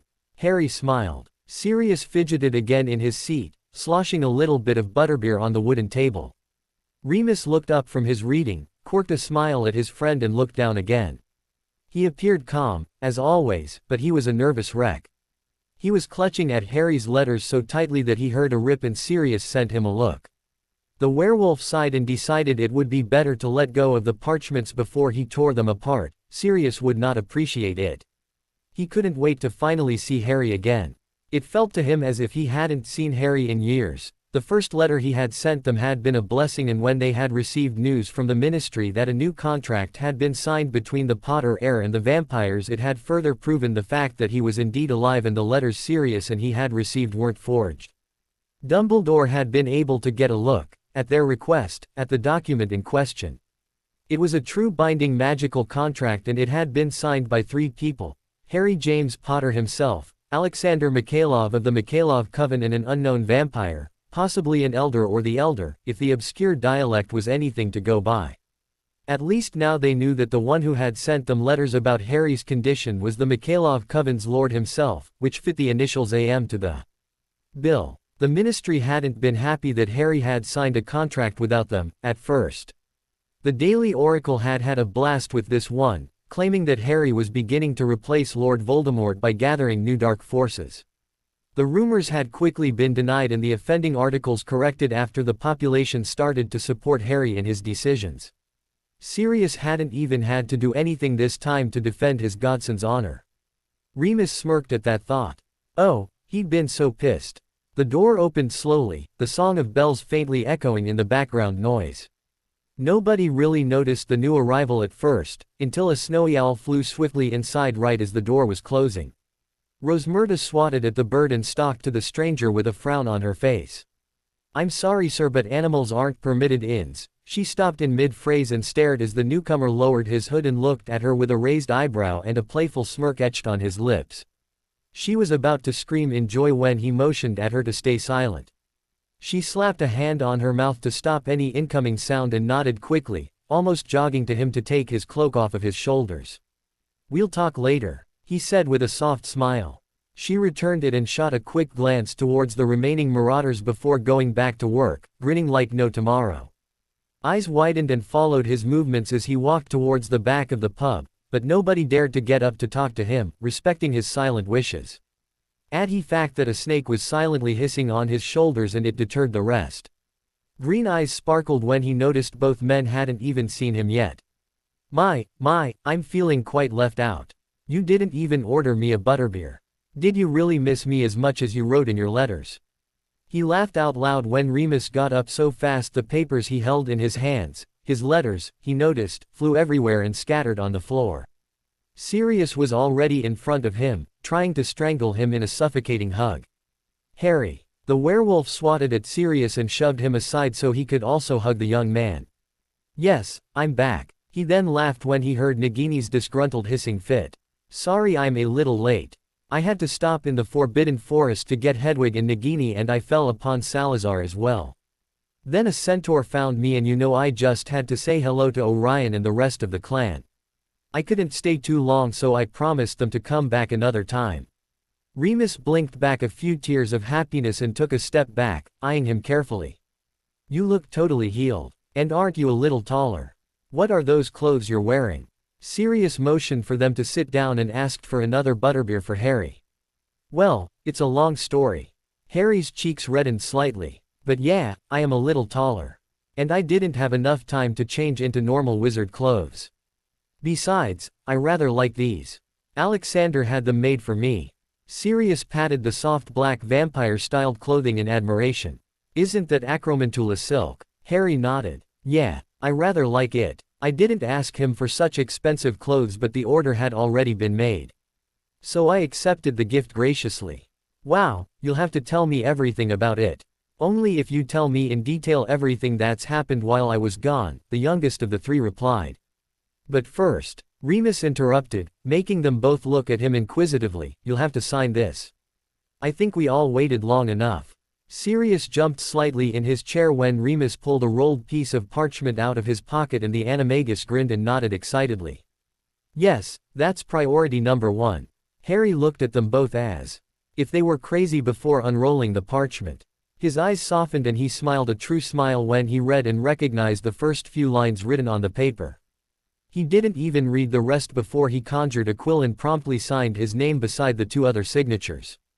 The parchment swiftly disappeared and the three sat back in their chairs, feeling the magic at work. Welcome to the family, little prongs. Sirius grinned and both he and Remus put a hand on Harry's. Yes, welcome to the family, Harry. Harry closed his hands around both of theirs and closed his eyes, letting a few stray tears leak. It's good to be home. To be continue, I hope you enjoyed this story. Also remember to subscribe and like this video. See you in the next video.